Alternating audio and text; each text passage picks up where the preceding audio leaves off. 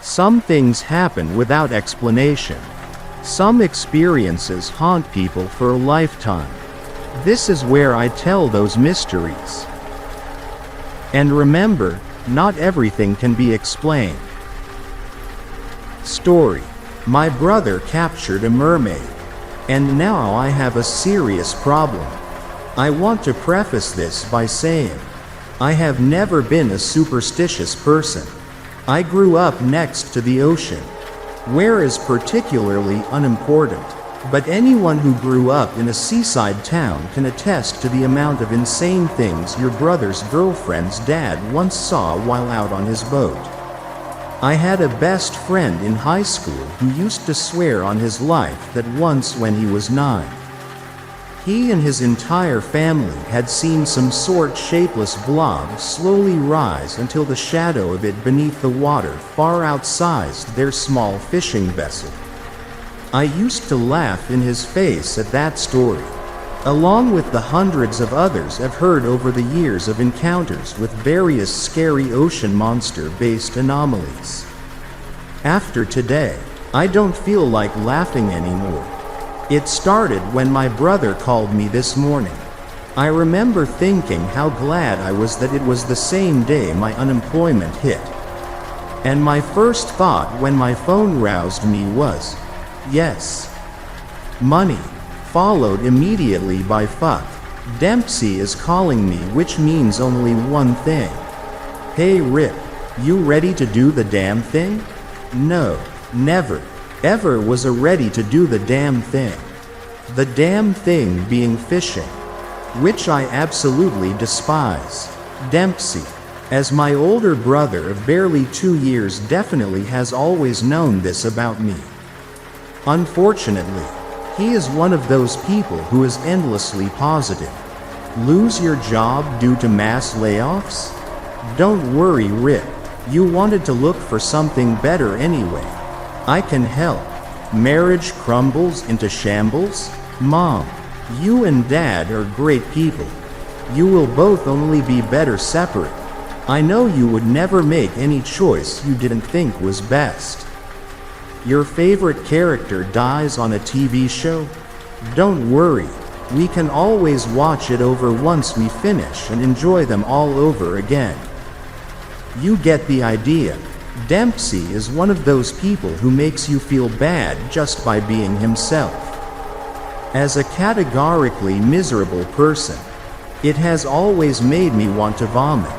I love my brother, but the exact things everyone loves about Dempsey I find annoying. Women love his sandy blonde, somehow perfectly disheveled hair, forest green eyes, and boyish grin.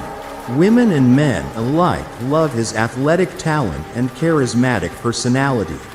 Then the guy has a nerve to become a semi-professional surfer. A surfer. He's a giant parody of himself and doesn't even realize it. Ripley?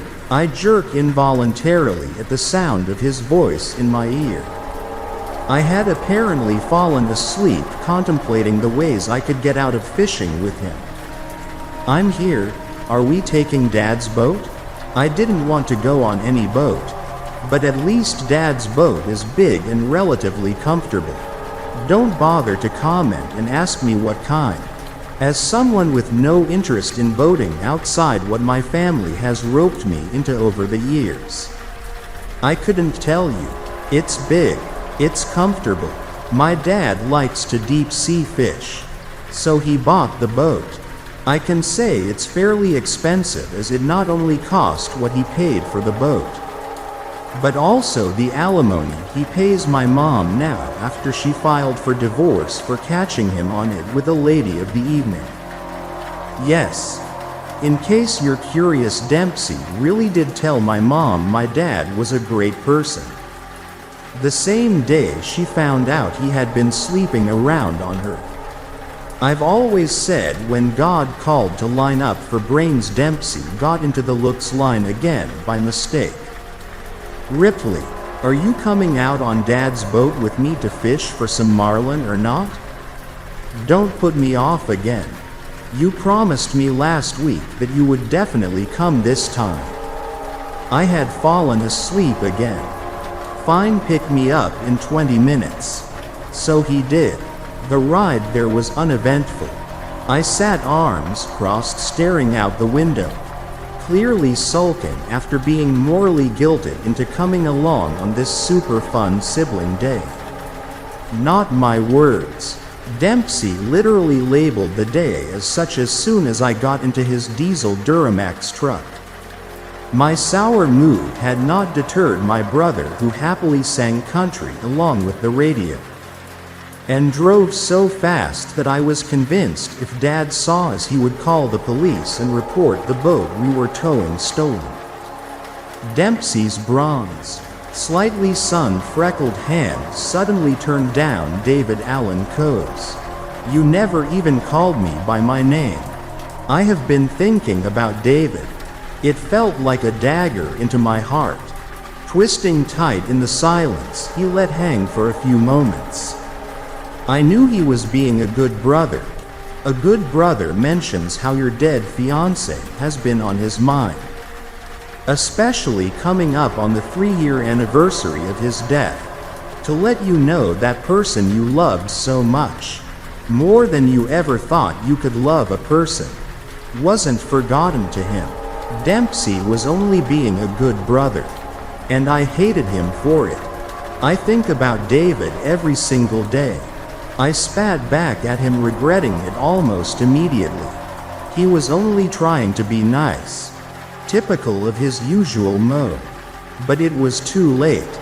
I had backed myself into a dark little corner and I refused to come back out.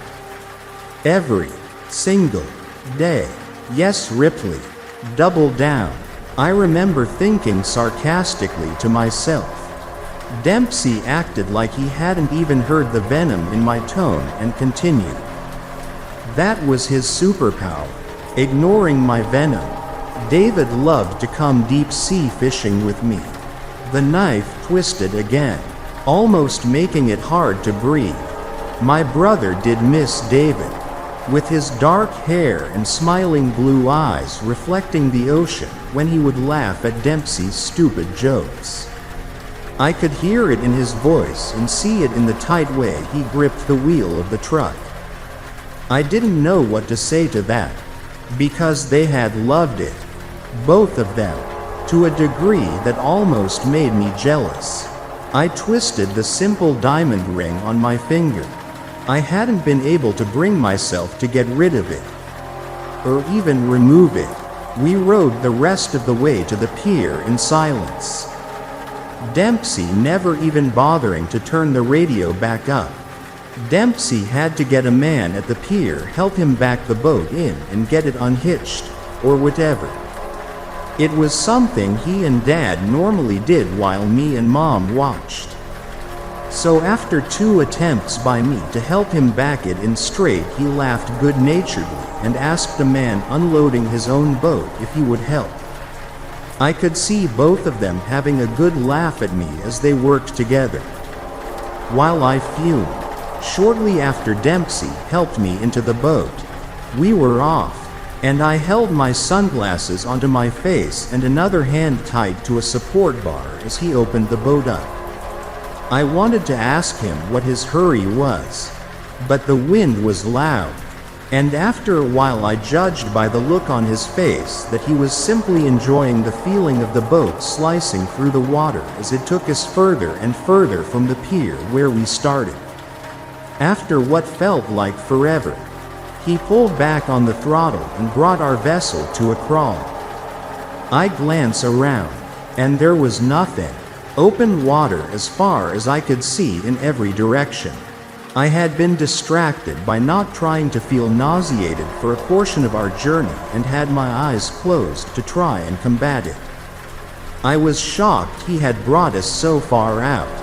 Usually we went far, but the pier would still be visible, albeit very small, in the distance. "You trying to catch a sea monster?" I said cynically to the back of Dempsey's head, and felt awkward when he didn't respond right away with something typical of him. "You would be no help if I was catching a sea monster." You probably wouldn't even touch it. Something lame along those lines. When he turned to face me, his face was eerily calm and yet hyper-aware at the same time. I had never seen him look that way. Demps? What is it? David and I used to come here. The dagger was back, the tip of it pressed against the wall of my heart. Primed and ready. The peculiar expression on his face kept me grounded in the strangeness of the moment. Okay, my voice was smaller than I wanted it to be. But I had never seen my brother act so mysterious. He always said what was on his mind. Every real job he ever had described him in references as honest to a fault. It was just for fun. At first, his voice sounded more normal than his face looked, and somehow that made me even more uneasy. David told me about a book his grandfather had let him read. It was just old book full of sailors' tales. David's grandfather had been a sailor and professional fisherman for many years. So, this far into Dempsey's weird account, I was following him. The book made sense. He told me one of the stories in there was instructions on how to catch a mermaid. So much for all this shit making sense. I opened my mouth to interrupt him. Complain about being dragged out this close to dark. I sleep late. Okay. To hear about some fucking story that David had told him about. He raised a hand to silence me, which normally would have done fuck all, but something about the callous way he did it had the exact reaction he wanted, and I closed my mouth. Officially creeped all the way out. I have been thinking about it a lot since David died, and I think I have figured out the reason it never worked for us. Worked for you? You mean you guys were out here trying to catch? It was the bait. It never had any power. I was creeped into silence again at this point. What did the story say, Dempsey? My small voice was gone, and instead I remember sounding cold and empty when I asked him this. Maybe out of aggravation over a lack of answers. Maybe out of disbelief. They love trinkets. Okay, so apparently, I was going to get a synopsis of the story. Fine by me, all kinds. But it's not like what you see in Little Mermaid. You know, my face must have been confirmation that I indeed did not know. Because we were talking about fucking mermaids. They love trinkets that have been imbued. Pain and suffering imbues energy onto the object, so we figured pawn store jewelry might work. People are really upset pawning grandma's heirlooms to pay their rent, right? I mean, you would figure that would leave some sort of bad juju on it. I still wasn't following him. So you and David used to come out here every single month to fish for mermaids? That's what you expect me to believe. But watching you carry that ring around after David died, the way you cherish it so much, like it's him. I see you touch it when you feel upset, almost like it makes him closer to you. That's what made me realize that loving energy is probably so much stronger. I felt like I was slowly being dipped into ice-cold water. Starting at my feet, the slow realization of what was going on dawned on me. Dempsey no fucking wah. Then it was dark. When I opened my eyes again, my entire body felt tight, like I had run a very long distance in a very short time. There was a throbbing pain right around the area of my left hip. Why you fucking tased me. I could barely talk. My mouth felt like it didn't want to work correctly, and I could tell my words were slurred. That was mostly because my face was still pressed against the boat deck. It tasted like salt. Dempsey had his back to me, standing at the edge of the boat. I could tell he was holding a very large fishing pole, mostly because of the angle of his body. I had to rip. You had to? Slowly I was able to force myself up off the deck to a sitting position. It was still daylight, though not by much, so I couldn't have been out for long. I had a feeling a good majority of the pain I was in was from dropping to the deck the way I had. My head felt like I had been hit with a hammer, and when I reached up I could only feel my thick auburn hair sticking out like a mad woman's after the boat ride and faceplant. No blood, thank goodness.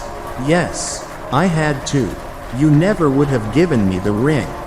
You're damn right I would never have given you the ring. I was managing to get to my feet, pulling on one of the mounted boat chairs to assist me. To do what? Tie it to a line and cast it out hoping to catch a goddamn mermaid? What the fuck is wrong with you, Dempsey? You don't understand. Insanity? You're right, I don't understand insanity because this is insane. You can't hear it. Ripley. For the first time since I had regained consciousness, he glanced back over his shoulder at me. And I was horrified to find he looked stricken. His handsome face drawn with sorrow and longing. His boyish hair limp on his forehead. Lifeless. Just like his eyes. I took a step back, frightened of this hollow thing that almost looked like my brother. The small voice was back. Hear what?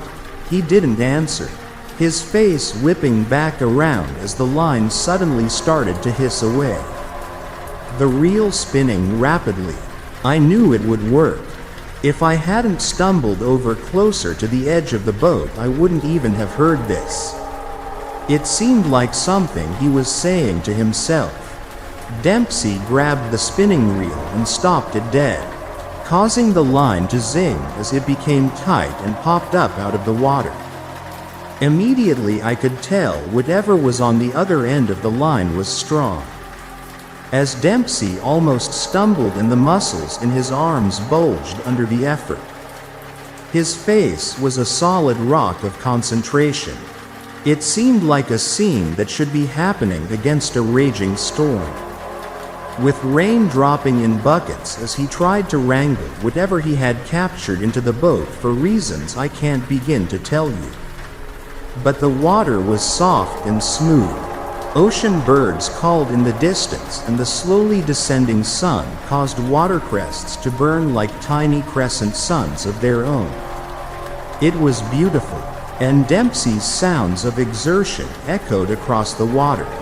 It took a very short amount of time before I realized not only could he not do it without my help, but that whatever he was trying to reel in was going to pull him off the side of the boat, and Dempsey was going to let it.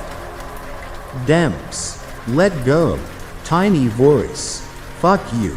I sounded to myself how I did at 5 when Dempsey grabbed the collar of a big dog trying to get our cat, and it dragged him all around the yard for 2 minutes before Mom noticed. I had wanted to yell then, too. Dempsey. Let go. Help me. He roared back, the force of his conviction causing me to run over and grab him around the waist despite my better judgment. Better judgment would have been to demand he release the rod before I helped him. But hindsight is 20/20. He felt like trying to help a tree his waist was so solid in my clenched arms. I wasn't sure if I was even helping. In tandem, we both stepped back a few times, losing a few inches of ground every so often to whatever furious thing he had managed to snag. Then, in a loud splash, it was over. When I look back now writing this, I'm almost 100% positive that she launched herself into the boat intentionally, because there is no way the two of us could have ever reeled her up. With no warning, the tension on the line was gone as she burst from the water and over the safety rails on the boat. She landed next to us with a disgusting wet plop as we fell over. Dempsey's full 180 pounds fell bodily on top of me, and for 2 seconds I couldn't breathe. The 2 seconds of breathlessness dragged into what seemed to be an eternity as I turned my face to see the creature laying on the deck with us. My brother had been right. It wasn't like the Little Mermaid. Her body was a listless gray-green, rubbery. She had no scales, and at first glance I almost thought she was a horribly disfigured dolphin. Until I saw that she clearly had arms, hands, a head and a face, if you could call it a face. Her eyes were small and black, again reminding me of a dolphin. Her forehead bulbous and vastly oversized, with no hair to distract from how oddly shaped her head was. No lips could be seen, so nothing concealed her mouth full of double-rowed serrated teeth. I only knew she was female because her chest had a strangely feminine shape. I know she wasn't dead because she pushed herself up onto her arms, the most human-looking thing she possessed, and looked directly at me. A look that can only be described as primal hatred. I was frozen, my entire body comprised of a solid block of ice. Dempsey had barely been able to dislodge his body off the top of mine in the time it took me to take in the mermaid and feel the full force of her gaze. This is what the single antelope feels, knowing lionesses have cut it off from its herd. My heart felt like a drum, pounding out a signal that only she could understand. I felt disgusted by her rubbery flesh making a squeaking sound as she dragged herself half an arm's distance towards me. But at the same time, there was something about her, something alluring. She's beautiful. Dempsey's voice cracked through my ice form like a whip, and I felt it dissolve. Once I had half a second to collect myself, I realized it wasn't because he had spoken, but because her face had cut towards him with unnatural speed once he spoke. Her expression changed, and I could see Dempsey's body relax as her face honed in on him. He had climbed off me now and seemed like he would reach towards her. "Dempsey, don't." Tiny voice reigns supreme. "Dempsey, don't you hear it, Ripley?" He continued to reach, his face entranced. I still don't know why I didn't grab him, stop him. I was so horrified by what was happening in front of me, it was like being outside of my body watching it happening. Screaming at myself to do something. Screaming at myself to make my limbs work. Make my hands grab him and stop him. "I don't hear anything," was all I managed to squeak out. I can only describe what happened next as, have you ever seen an alligator attack on a nature movie? The unbelievable way they burst out of the water and grab their prey? The supernatural speed they seem to be able to execute that moment when their dinner is just close enough to execute a killing strike. That was what it was like. It was like watching an alligator attack my brother, with more speed and strength than I could have ever imagined. She lunged at him with such force that it propelled her off the deck and straight into his chest, knocking him back over the top of me. The sounds she made while razor-sharp teeth and claws made short work of my handsome brother's dashing looks were unlike anything I think any person has ever heard. Unlike a human or an animal. I had never gotten up, and when she launched herself into him, he was propelled back off me, but a length of her body pinned me down as she ravished him. But more horrifying than any of the sounds she made, and then the feeling of her body writhing on top of me as she killed him, was the sound Dempsey made. He managed to say it 3 times before she had completely dismantled his face and throat. And he made no more sounds. "She's beautiful?" I never even realized Dad kept a laptop on the boat. I found it on accident actually. Trying to find the rudimentary med kit that I faintly remembered being on the boat somewhere. I don't even know why I bothered looking for the kit. I knew Dempsey was dead before she had slithered off the top of him. Over the railing and back into the sea. I knew I couldn't find the kit, but I found Dad's laptop. And my phone has a local hotspot. I have great service here. Actually, I'm stunned. I almost called the police, but what do I tell them? That my brother captured a fucking mermaid and she ate his face and ripped out his throat before jumping back into the ocean? They will never believe that. I'm soaked in his blood from trying to help him. You can all imagine what this looks like. What do you guys think I should do? Story. I used to work night security at a zoo. Damn. Dirty apes. Ronnie cursed into the radio. What's going on out there? I asked, giving his quote a chuckle. I could hear the shrieking of the baboons in the background. The storm came down worse than the pretty weather girl said on the television earlier that night. In fact, it was the complete opposite. The wind gusts blew through the zoo accompanied by torrents of cold, thick rain. She said it was supposed to become a drizzle in the next couple's hours, yet it was intensifying. They're really agitated tonight. I don't know what the fuck is wrong with them. Ronnie answered back, must be the storm. It's probably going to get worse before it gets better. Animals have a sixth sense about them. You know, they know when the shit is about to hit the fan. I said back to him and lowered the radio volume. Oh come on.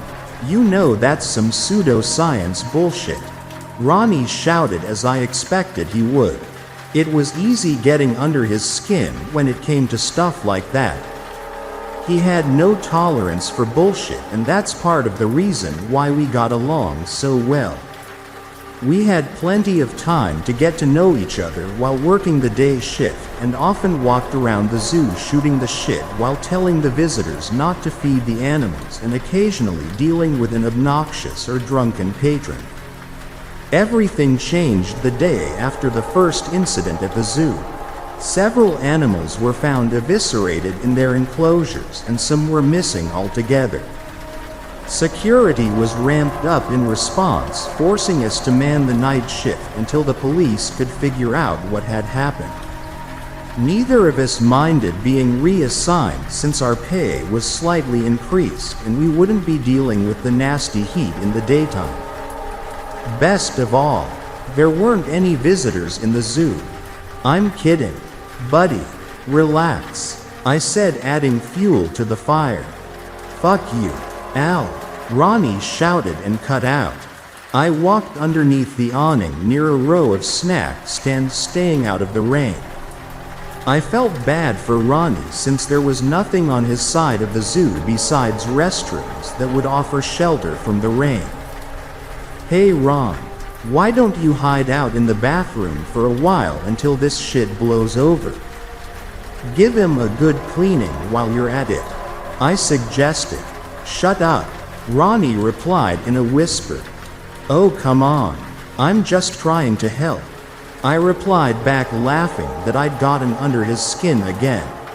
No seriously, be quiet a sec, Ronnie commanded in a serious tone.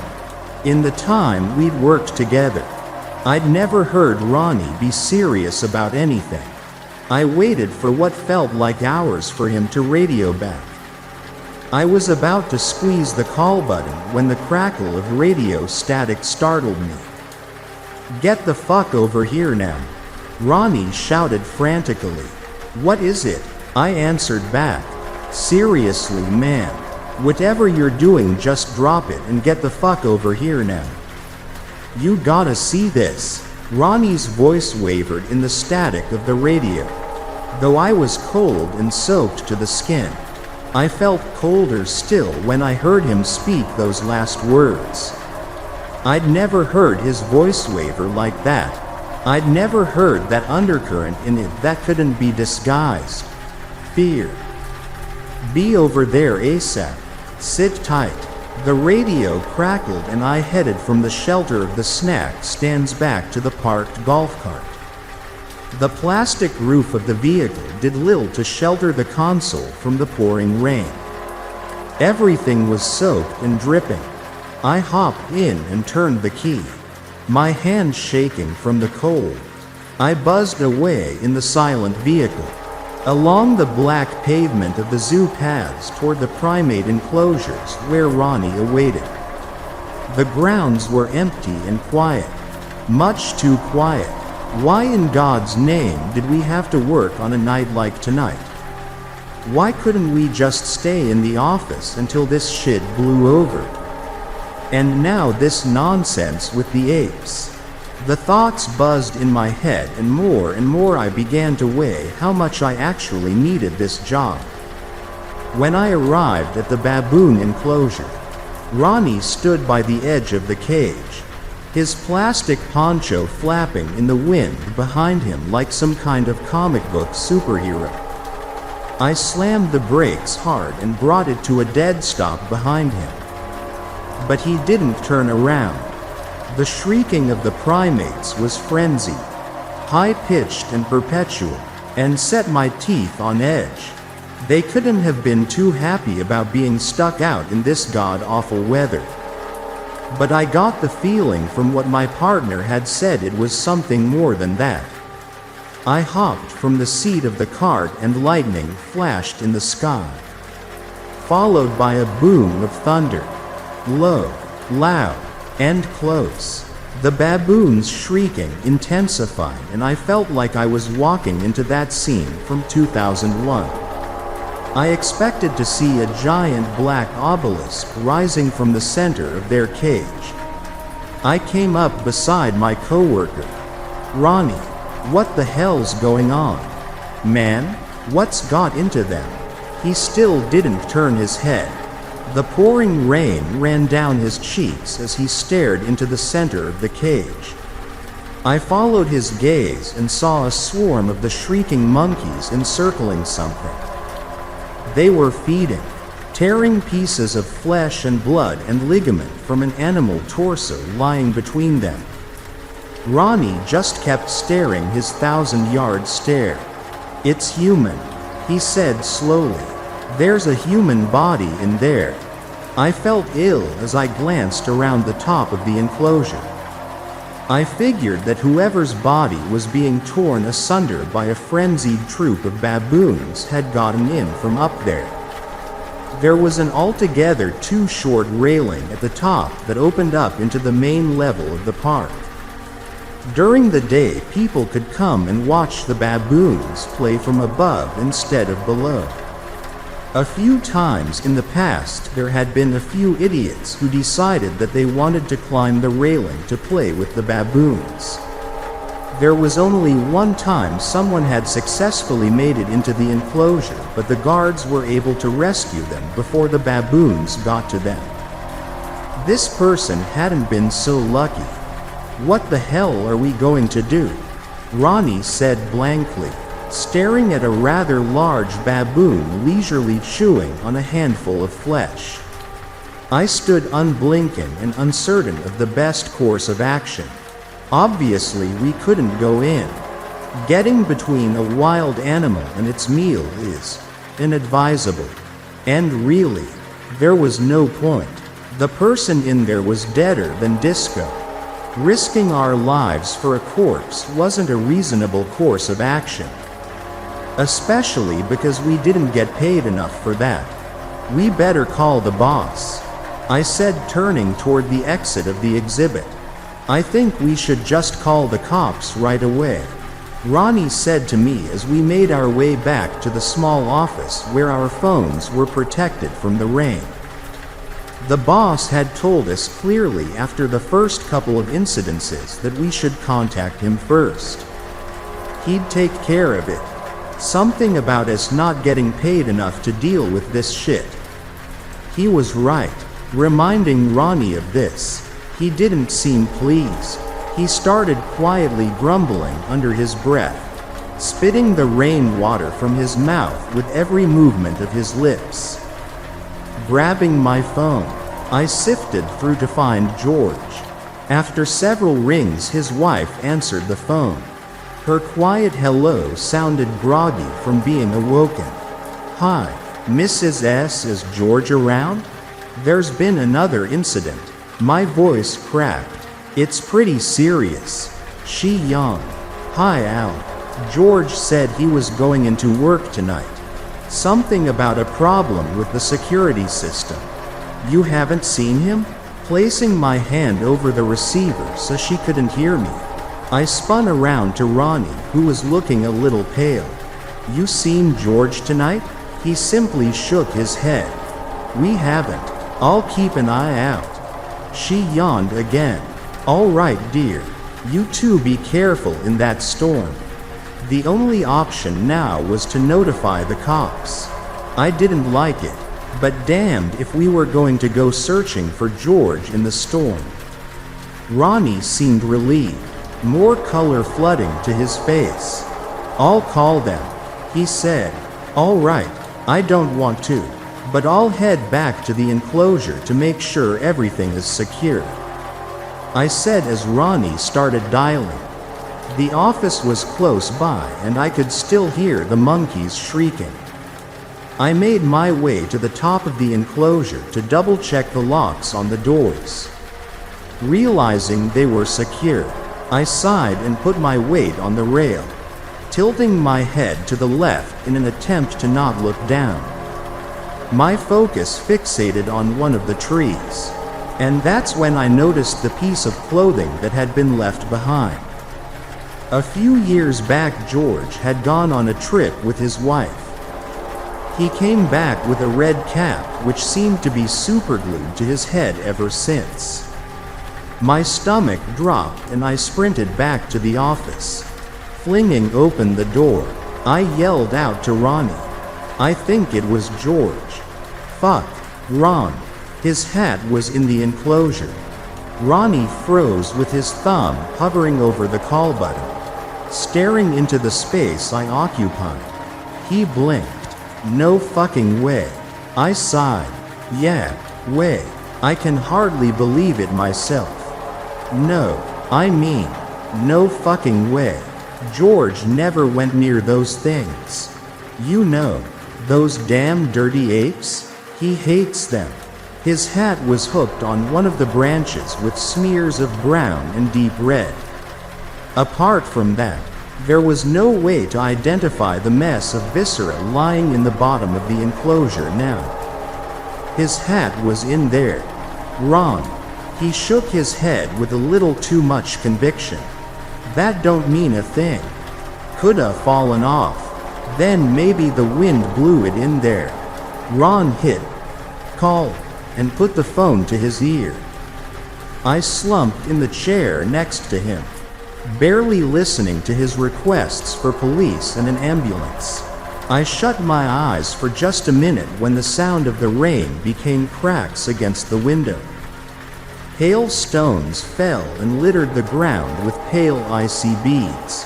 By the time Ron explained for the third time that we were on 5th and 8th, not 6th and 7th, the hailstones were as big as golf balls and slammed against the window, threatening to come straight through. The cries from the park changed from excited gibbering to panicked shrieks. The lemurs in the enclosure next to the office ran around trying in vain to hide under the trees. Hailstones crashed down against the bars, exploding into fragments. Some got through the gaps and hit the ground inside like grenades. The unlucky animals took direct hits, some reeling from broken ribs, some slumped to the ground with a bloody mess on their skull. The ones that found hiding places fought for the space, pushing smaller, weaker ones into the fray. Shit, Ron hung up. I could barely hear them on the line. The dispatcher didn't hear a word of what I said. This storm is seriously fucking with us. I think we're in here for the night. Ron. As the words came out of my mouth, there was a crash above us. It thudded heavily like it would break through the roof. The office shook with the impact. Then there was another one and another afterward. Ron and I both jumped out of our seats and stared up at the ceiling, expecting it to come crashing down on us at any moment. Those pieces of hail must be the size of freaking basketballs to make that noise. I said to Ron as we both went to the office door and into the administrative area. As we approached the window for a look outside, there are several more crashes on the roof. Neither of us said a word at what we saw when we looked out the window. Dozens of animal corpses littered the pavement outside the office as far as we could see. We couldn't tell what any of them were. Each corpse was a tangled mess of flesh and viscera. Broken bones ripped through skin and fur. They looked just like George's body in the baboon enclosure. Ron put his head down and puked. I was too in shock to do anything else but stare ahead and watch as animals continued to fall from the sky. It's fucking raining all creatures great and small of God's green earth. Ron looked up at me, his face pale, and wiped the vomit from the edge of his mouth with his hand. He stared at me incredulously. The pounding on the roof continued above us. A continual thump, thump, thump. I stared out the window and watched the rain of animal corpses hitting the pavement. Body after body rained from the sky with the hail. Giant fleshy sacks of muscle and blood and grizzled guts exploding against the hard wet surface of the zoo asphalt and splattered everywhere. I'm worried the roof is gonna come in, Ronnie said. His eyes were wild. This is some end times shit we're dealing with right now. Man, His proclamations were cut short by a sound coming from outside. It was a viscous, bone-rattling monstrous squawk that was deeper and louder than any boom of thunder I'd ever had. What the fuck was that? I said. We need to get out of here. No, Ronnie yelled. What the fuck's got into you? Man, it's fucking raining animals outside. I didn't care. I ran for the door and burst out into the cold insanity that was the storm. It was a wasteland of carnage. Animal bodies strewn everywhere, and the unrelenting hail and wind pounded me. Then I heard it again. That animal sound. That scream. Shaking me to the core and making a chill run up my spine. Ow! Ronnie yelled from behind and tackled me. We fell to the tarmac, and I looked just in time to see a giant hulking gorilla drop like a stone and explode into a puddle of gore right where we had been standing. Holy shit! I yelled over the thump thump thump of bodies hitting the pavement everywhere around us. Thanks, man. Ronnie was frozen above me, staring up into the sky. Ronnie? I followed Ronnie's gaze. At first I thought he was staring at the storm. Then lightning flashed and I saw what he was looking at. It was only for a moment, but whatever I saw was huge. Flying on massive wings. Now that I knew it was there, I could see it. Turning round and round in the sky. It was circling the mess of meat that had just splattered behind us. I glanced down at myself and realized that Ronnie and I were covered in the gore too. Ronnie, I choked out, trying to remain calm. Ronnie, we have to get back inside. Ronnie still had his eyes glued to the sky. He was whimpering prayers to whatever deity he worshipped. Ronnie, damn it. I stood up and grabbed his arm and began yanking him towards the building. We need to get back inside now. I heard the creature getting closer, the wings shaking the air, warning that death was only a few yards away. I could feel the beating of the wings in the shifting of the air. It squawked again, and I dropped Ronnie's arm to cover my ears. I looked at Ronnie again. He'd finally come around and was standing. The squawk seemed to shake him loose from his paralysis. I took that chance to bolt for the door. "Hurry up!" I shouted to Ronnie while he was still making his way back into the building. He slipped on the gore that covered the ground, almost falling over, but regained his balance as he bolted towards the door. A flash of lightning lit up the sky, and then there was the crash of thunder a moment later. Ronnie's eyes widened into pure terror. Another powerful squawk ripped across the air, making my ears' drums feel as if they were going to burst. Whatever it was that he saw gave him a second wind, and he quickly made it back inside.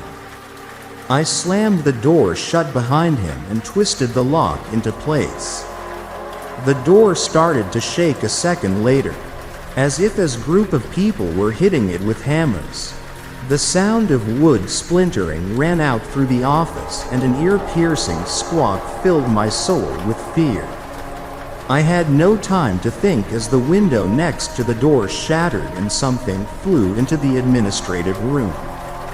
The impact must have dazed it as it fluttered around on the ground, trying to regain its composure. I felt a tug on my arm, and Ronnie dragged me away into the security room. "Did you see that shit?" I shouted, knowing damned well that Ronnie had seen it. There were 1,000,001 questions on my mind. My adrenaline rush wouldn't allow me to formulate the words that I was trying to say. I was hoping he would have some sort of an answer that would put my mind to ease as to what that creature was. "The sky, it's full of them," Ronnie replied through chattering teeth. I couldn't tell if it was from being cold or from fear. "I only saw the huge one and the one in the office," I said back, confused. "I saw them all when the lightning flashed. They're circling above us. Hundreds of them," Ronnie explained. A cold shiver went up my spine.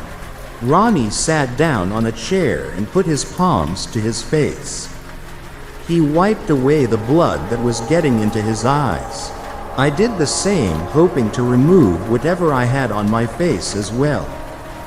"Coco," Ronnie said, as if figuring out the answer to all our questions in life. "What about Coco?" I replied. "Dude, that was Coco that splattered in front of us on the pavement," Ronnie answered with wide eyes, nodding his head in a daze. "Yeah, there were a lot of animals out there. The whole fucking zoo is splattered outside," I replied, still not understanding where he was going with it. "Coco is a 300-pound gorilla," Ronnie said, looking at me like I was an idiot. "I really don't know how that fun fact helps us right now," I said, feeling irritated. Whatever the fuck it was that dropped him from the sky has to be about the size of a goddamned bus to have done that. Ronnie shouted at me while tossing the chair to the side and pacing around the room. He opened the desk drawers and ransacked them until he found a can of mace and tossed it at me. "So what do we do now?" I asked, hoping to calm him down. "We barricade the door, hunker down, and hope to God that they don't break through," Ronnie replied while turning over the desk and pushing it against the door. I started to search the room for something else to add to our makeshift barrier and found nothing. We took our chairs and placed them against the door too. We both sat there listening to the thump thump thump and muffled squawks between the rumbles of thunder. Blank. Underscore. Blank. "Al, wake up," Ronnie said, shaking me out of my slumber. I didn't realize that I had fallen asleep. Between the sound of thunder and squawks, I didn't think I'd ever get to sleep, but my exhaustion must have won out at some point in the night. "What's going on?" I asked, wiping the sleep away from my eyes. The whites of Ronnie's eyes were bloodshot and there were bags under his eyes. He must have stayed awake the entire night. It's morning. The storm is gone. There hasn't been a thump on the roof in hours. I think it's safe, but I don't want to chance going out there without backup. Ronnie explained, pointing at the mace on the floor next to me. We made our way out of the security office, remaining as quiet as we could. Ronnie led in front, holding an improvised spear made from a broom handle we'd found in the closet. I stayed behind him with the mace ready to spray anything that came at us. As soon as we stepped out of the office door, the smell of rotting meat punched us in the face like we owed it money. I tried to hold back from vomiting, but the smell was too wretched. I tossed up whatever I had in my stomach, and then we continued onward with our hands over our noses and made sure to breathe through our mouths. It didn't make it any better. As we exited the hallway and entered the administrative office, we were met with the sound of squawking birds. That almost sent me running back into the security office, but Ronnie held my arm and told me to listen. They were nothing like the squawking we heard the night before. We tiptoed to the shattered window, crunching over the broken glass, alerting the birds to our presence. A few turned their attention to us, then immediately went right back to enjoying their scavenged meal. They paid no mind to us as we took in the grisly view that the darkness of the night had hidden away from our eyes. Thousands of birds from miles around had smelled the stench of festering zoo animals and came to enjoy the buffet of leftovers the creatures from last night left behind. Entire carcasses were left behind that looked like they had been torn apart, but none of the meat was taken. Only the bones seemed to have been removed. Birds of all shapes, colors, and sizes pecked away with blood-smeared beaks at the carrion. Before leaving the safety of the office, we searched the skies for any sign of the creatures from last night. Aside from a few birds circling above, there was nothing threatening. We made our way out to the parking lot carefully to avoid slipping on the gore that coated the ground. Once I got my phone on a charger, I called for the police and told the dispatcher about what happened. I couldn't believe my ears when they told me that they would get to us in an hour or two. The storm had wrought havoc across the state, causing traffic accidents and bringing down power lines, making travel very difficult. All officers on duty were busy. Ronnie took the phone from me and tried to berate some sense into the dispatcher, but apparently even if every animal on Earth was killed, the police would still be more worried about taking care of human life first. Looking back on it now, I can see their reasoning, but after spending the night in a security office worrying about being lifted into the air and then dropped to my death by some monster, there was no reason left in the world. We waited an hour before an officer showed up at the zoo. As he stepped out his car, he placed his hand over his nose and coughed at the smell in the air. It was beginning to warm up too. The smell would get worse as the day went on. The officer asked us what happened, and we had no choice but to tell him the truth. He didn't believe us until we offered him a tour of our newly renovated zoo. Once he finished puking, he called for backup. I imagine that the rest of the day must have been like that for everyone else that showed up at that horrific scene.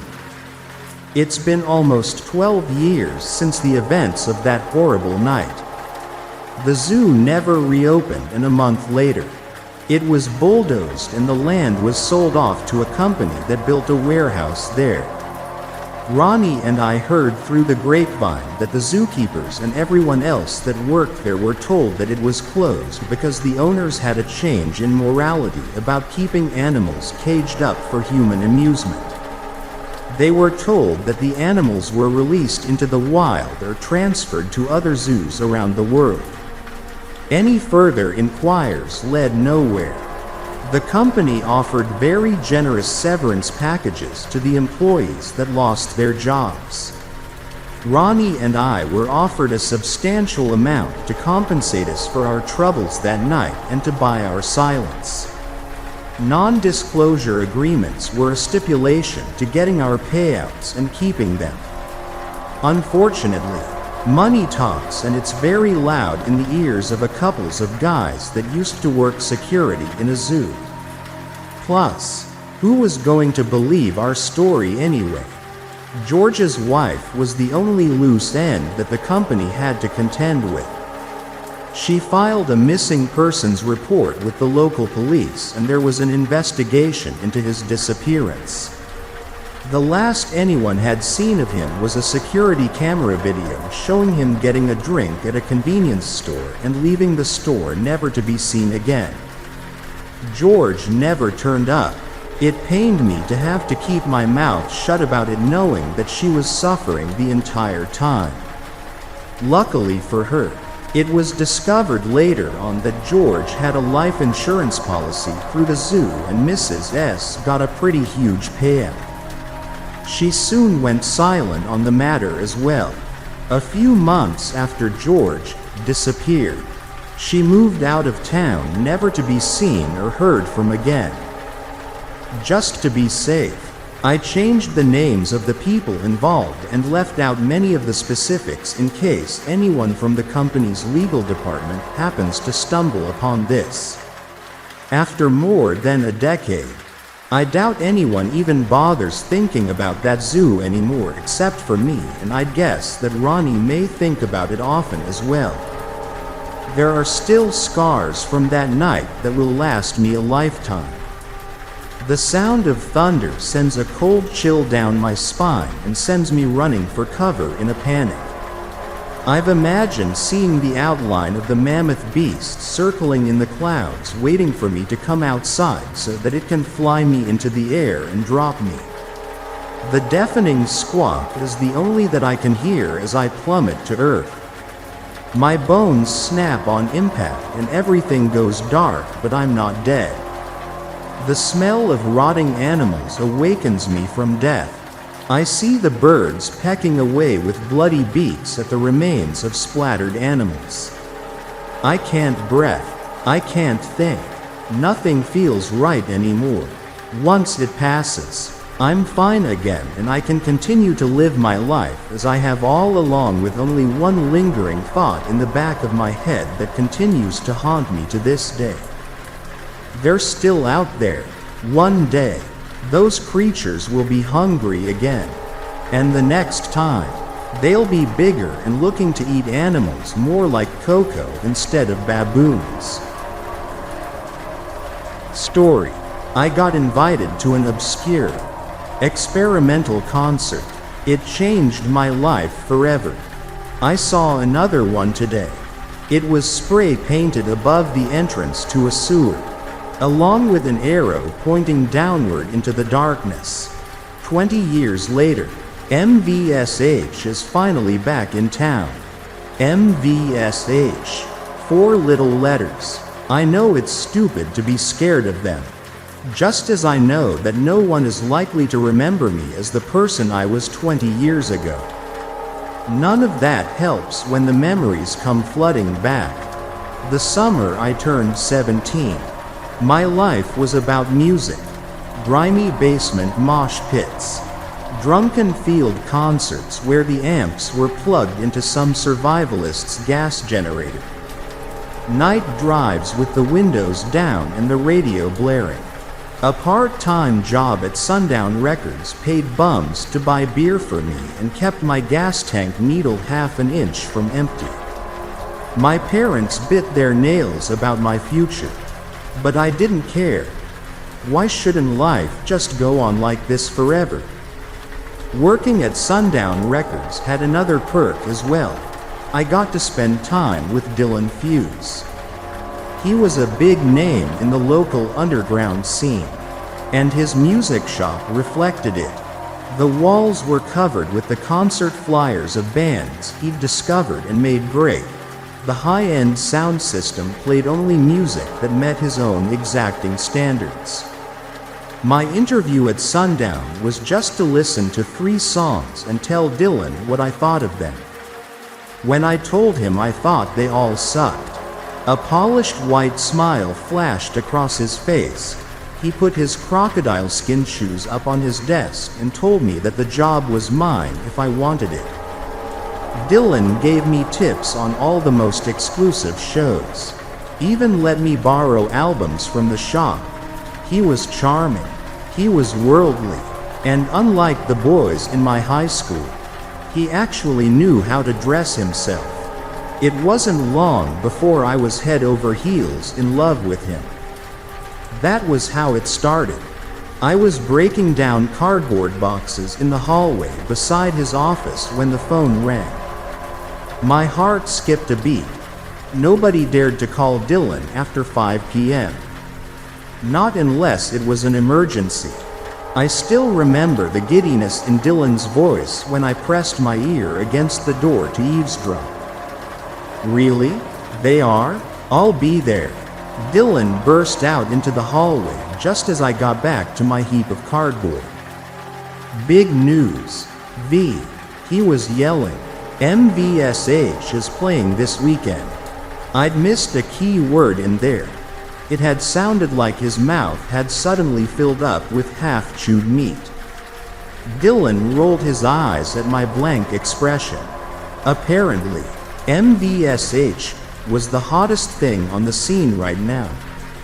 No one knew who the band members were, where they were from, or even how to pronounce their group's name.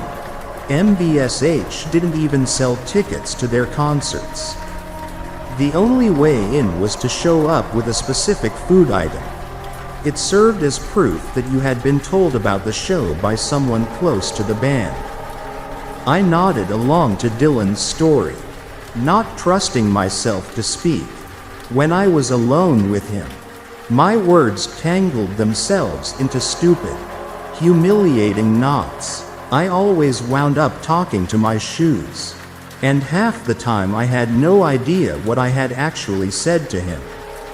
I was thinking about how unfair that was when I realized that Dylan had just invited me to go see MVSH with him. Sure, I guess. I finally managed to shrug. My boss must have seen right through my attempt to look careless. There was a sneer on his face as he peered out into the shop. He wanted to make sure no one overheard what he was about to say next. I got goosebumps as he leaned in close and whispered, "Well, then, there are a few other things you're going to need to know." I had it all planned out. I waited until my father had finished 3/4 of his coffee and reached the sports section of the newspaper before I asked him if I could stay over with my friend Sarah on Friday night. We had a biology exam on Monday. I lied, and Sarah wanted to study together. My father glanced up sharply, and I knew I was busted. I had been an idiot to suggest that I cared about school. He knew me better than that. He gazed out the window, brushed some crumbs off of his tie, and sighed. "Sure, honey, you can go, but you're bringing Raquel," trying to hide the horrified expression on my face. I gave him a quick hug and bolted out the door. This was going to ruin everything. The difference between my sister Raquel and I was clear just by looking at our notebooks. Hers were neat, detailed, each perfectly shaped letter contained inside the lines. Mine were jumbled and chaotic, filled with stickers, doodles, and my friends' phone numbers. If I tried to leave Raquel alone at Sarah's, she would rat me out for sure. My only option was to bring her to see MVSH as my guest and hope that I could convince her to follow Dylan's bizarre instructions. The afternoon before the concert, we raided the heaps of donated clothes in the Methodist church basement. We were searching for the ugliest, filthiest stuff we could find. Dylan said that MVSH didn't let anyone in unless they looked like they had been sleeping in a dumpster for a few weeks. I told Raquel that we could throw everything away after the concert anyway. Gross. My sister made a face. I took a deep breath and did my best to explain to Raquel that seeing MVSH live was a life-changing experience. Did she really think that Dylan Hughes would be wrong about something like that? If she did, she kept her mouth shut about it, finally settling on a pair of paint-splattered khaki pants and a greasy orange t-shirt. The jeans and tuxedo vest that I'd picked out for myself were in tatters. But at least they fit me and, sort of, matched. I was especially proud of a leather belt I discovered in a dusty corner beneath some trash bags. Its steel buckle was brick-heavy and handmade in the shape of a grinning skull. Now there was just one last stop to make before we caught a bus to the location that Dylan had given me. "What's with the soup?" Raquel asked later, when she saw me pocketing 2 packets of bouillon cubes at the mini-mart across from the bus station. I repeated Dylan's instructions. When you go to a MVSH concert, you've got to bring something that shows you know somebody cool. You know, like a password. This time, it's chicken soup cubes. We got lucky. Dylan says that one year it was oatmeal, and last time, it was pig's blood. Hey, Raquel hurried after me, whispering, "You're going to pay for that, right?" I got us a coin locker across from some broken down payphones. As we stored our stuff, I reminded Raquel that she couldn't bring anything into the show with her. No wallet. No phone. Nothing. For punks. These guys sure have a lot of rules. Raquel complained but handed over her shoulder bag anyway. When the bus arrived, Raquel sat in the front seat, her spine straight and her hands folded neatly in her lap. I lounged beside her, drumming my fingers impatiently on the windows and hoping she wouldn't realize how nervous I was. I had assumed that Dylan would be fine with me inviting one extra person, but what if he wasn't? Our stop was near the end of the line, its crazily leaning sign barely visible in the amber streetlight glow. I was expecting some gritty industrial club with steel shutters and a line of leather-clad hipsters at the door. But the sidewalk was empty. The factories and warehouses looming over us were either closed down or partly demolished. Mangy cats prowled through the weed-choked lofts. The only sign of life was a pair of white semi-trucks backed up against one of the decrepit buildings. For the first time, I found myself doubting my boss's intentions. What if Dylan was just toying with me? What if the whole thing was just some kind of cruel joke? Raquel and I slipped through a gap in a chain-link fence, then turned down a blind alley. At the far end, MVSH was spray-painted above a rusted factory door. A crowd had already started to gather. Their clothes were just ragged as ours. And there was a packet of bouillon cubes in every hand. I spotted Dylan's silky smooth hair right away. We had made it. As my boss approached, that feeling of relief vanished. Without his expensive clothes and soft lighting of the record shop, Dylan looked old. He licked his lips when he saw me, and suddenly I wanted to puke. I wondered what an adult man was doing inviting a teenage girl to an event like this. Then wondered why it had taken me so long to ask that question in the first place. The hungry expression on his face soured when he saw Raquel at my side. "Who's this?" "My sister Raquel.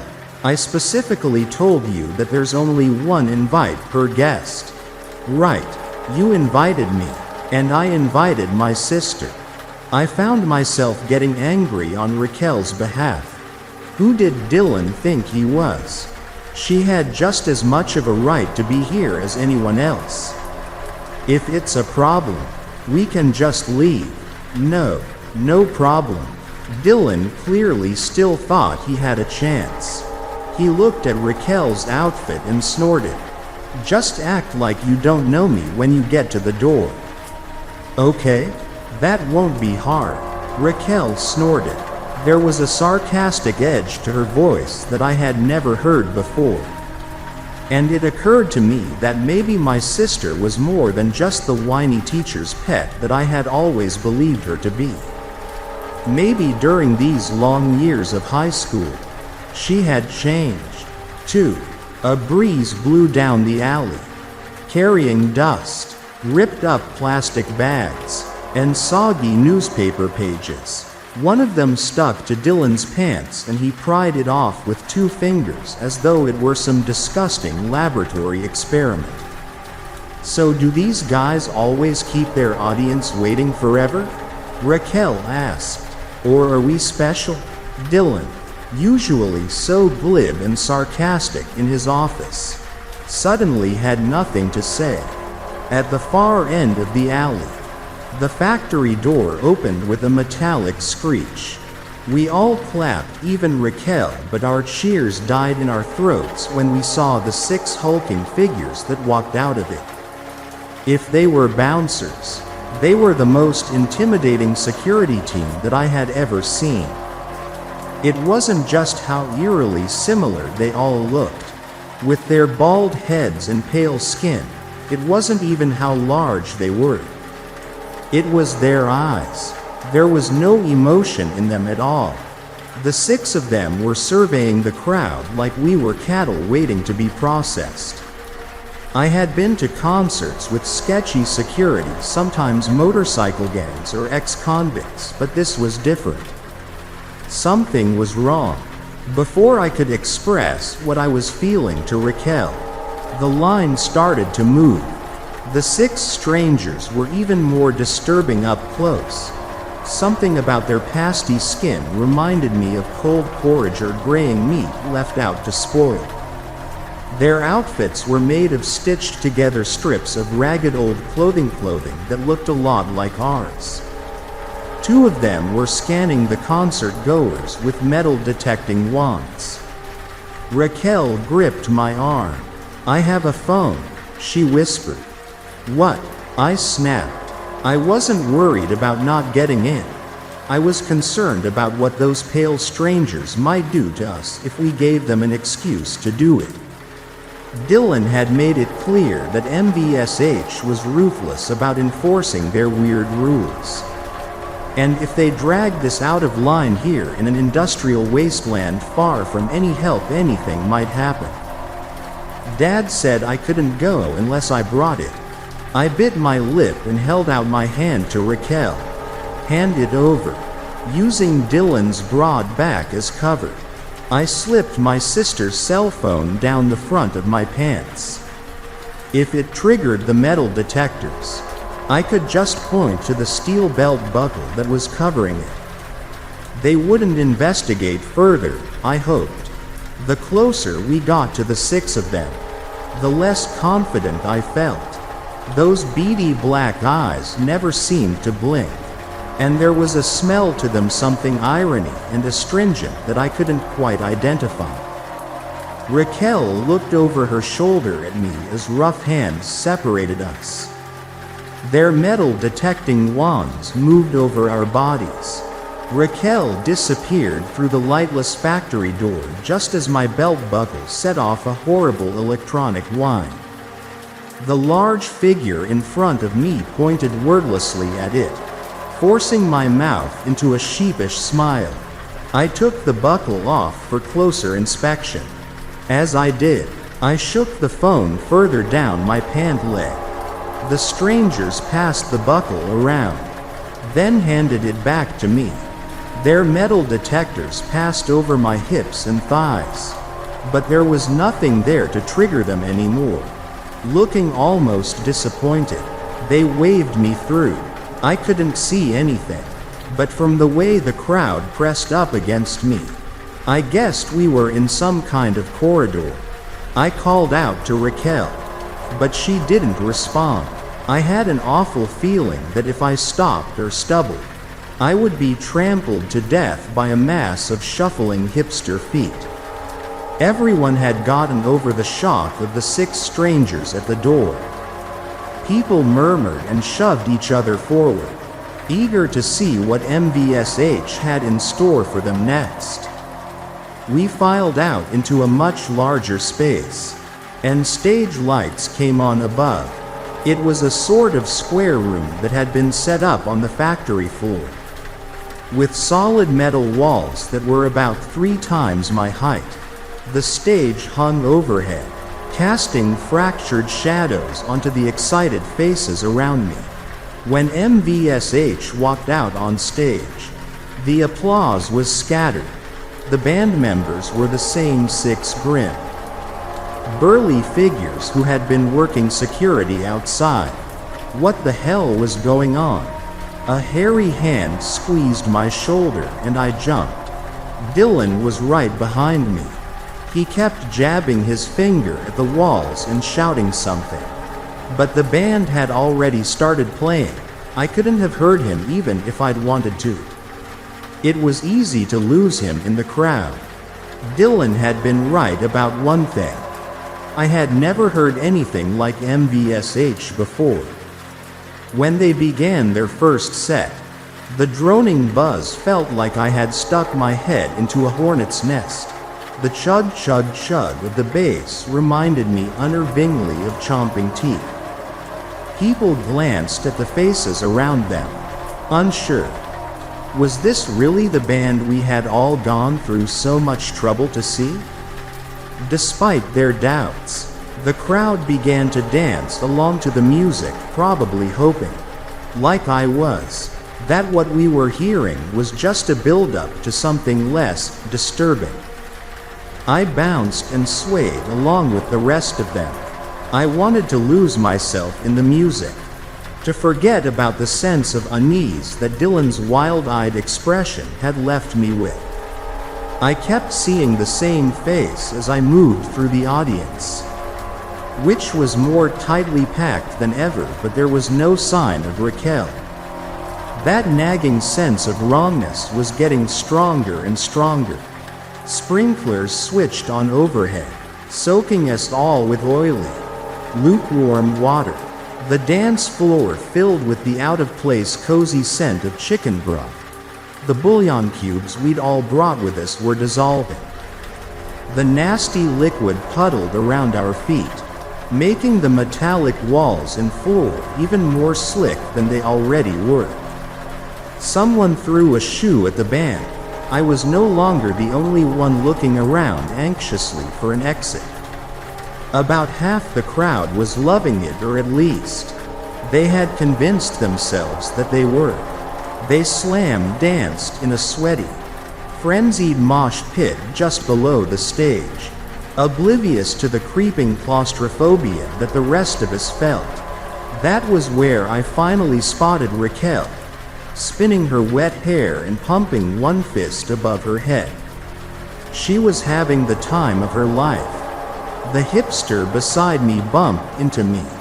He blinked, wiped water from his expensive glasses confusedly, then turned back to the band. It didn't make sense. We had both been standing still. No one had slammed into us or forced us to collide with one another, which left only one explanation. The room was somehow getting smaller. Was that what Dylan had meant when he had pointed to the walls? That they were moving somehow? Squeezing through all those slimy bodies to reach my sister probably took just a few minutes. But it felt like it took hours. Raquel threw her arms around me. I wasn't sure what she was screaming.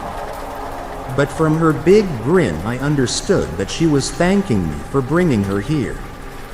Her smile faded when she saw the worried look on my face. The way I kept pointing away from the stage, I tugged on Raquel's arm, but her slick skin slipped right through my fingers. She shook her head, and her disgusted glare showed me exactly what she was thinking. She had spent all those years studying, all those years being the good daughter while I went out and had fun, and now I was trying to drag her away from her first night out. Raquel shoved me away and started dancing harder than ever. The soup-reeking water was almost knee-high and rising. Up on stage, MVSH hammered on their instruments. Did they even know how to play them? Or were they just making as much noise as possible to cover the rumble of the engines hidden inside the walls? By the time Raquel and the rest of the audience realized what was happening, it would be too late. Sticky flesh and wet clothing pressed in on me from all sides. The claustrophobic feeling made me want to scream. And eventually, that's exactly what I did. My shrieking became so loud that I could almost hear it over the music. But nobody nearby paid me any attention. They were convinced that this was what they had come here to see. No matter how much I squirmed, I just couldn't move. Only when the pressure had pushed my belt buckle so deeply into my skin that it hurt did I think of the phone I had smuggled in with me. I twisted my arm until I could reach into my jeans and pull it free. The rectangular screen glowed like a lighthouse beacon on the dim dance floor. The band stopped playing. An angry cry rose from all sides. I had broken MVSH's rules.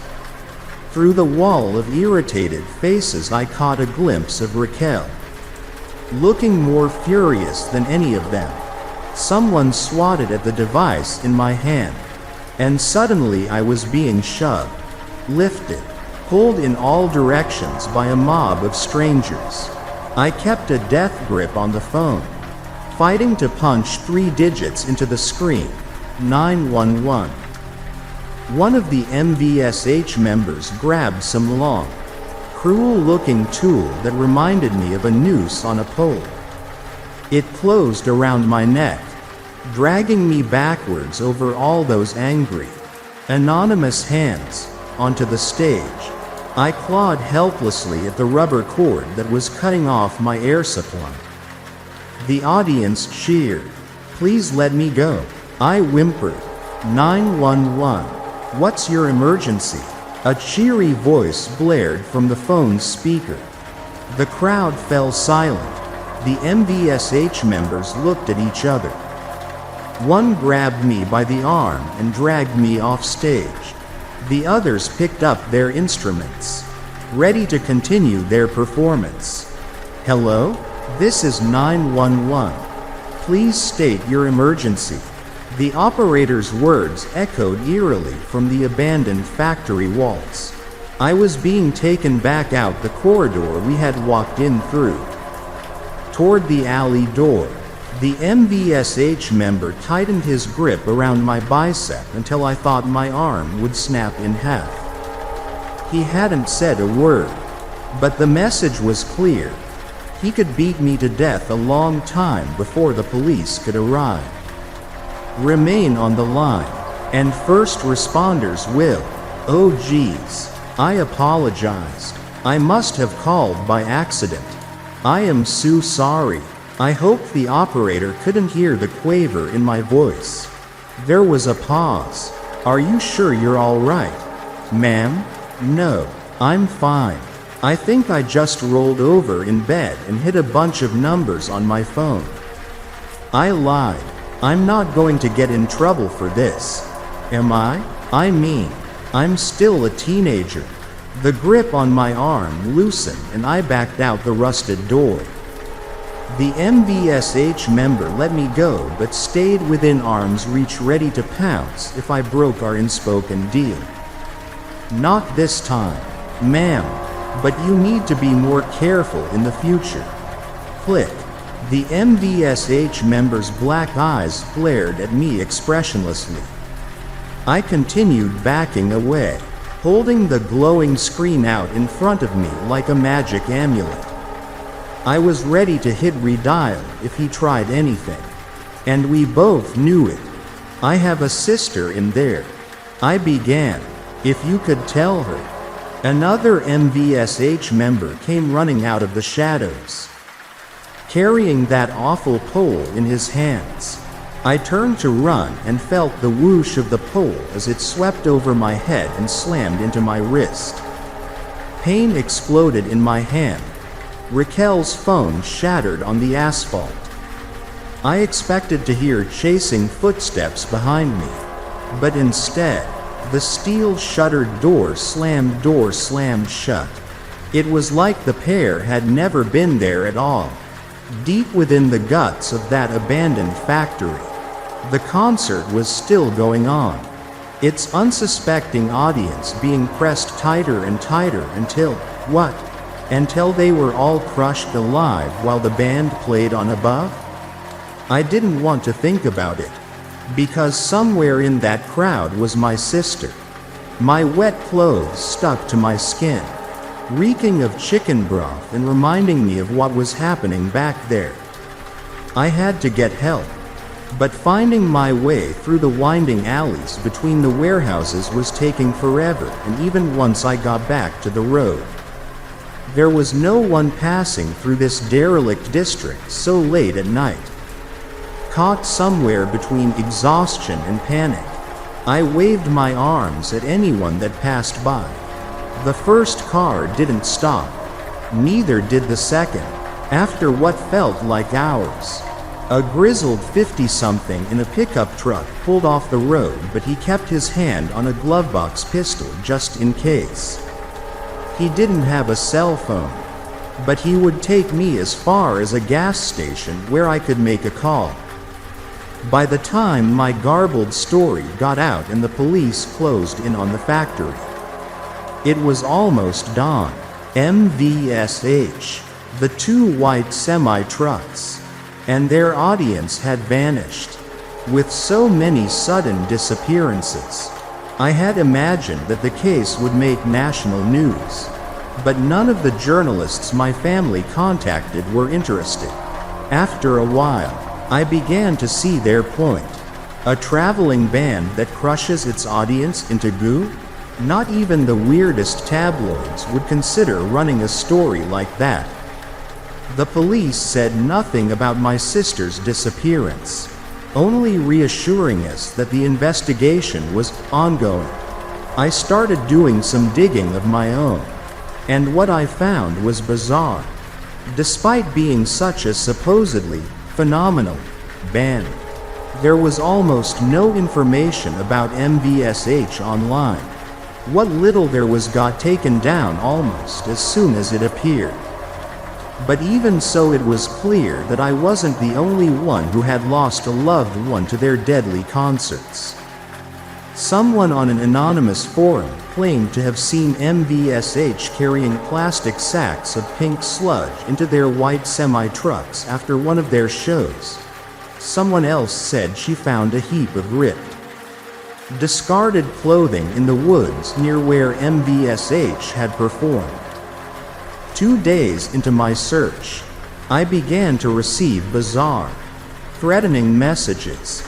They were nothing but a jumble of letters and numbers, but scattered inside the chaos were eerie details. The name of the drink I had ordered at the coffee shop that morning. The address of the friend whose apartment I'd visited the night before.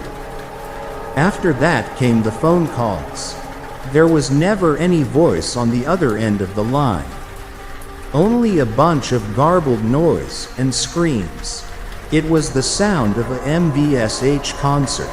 As soon as I stopped investigating MVSH, the messages and phone calls stopped. Did I want to know what had really happened to my sister? Sure, but not enough to die for it. I learned to live with the past.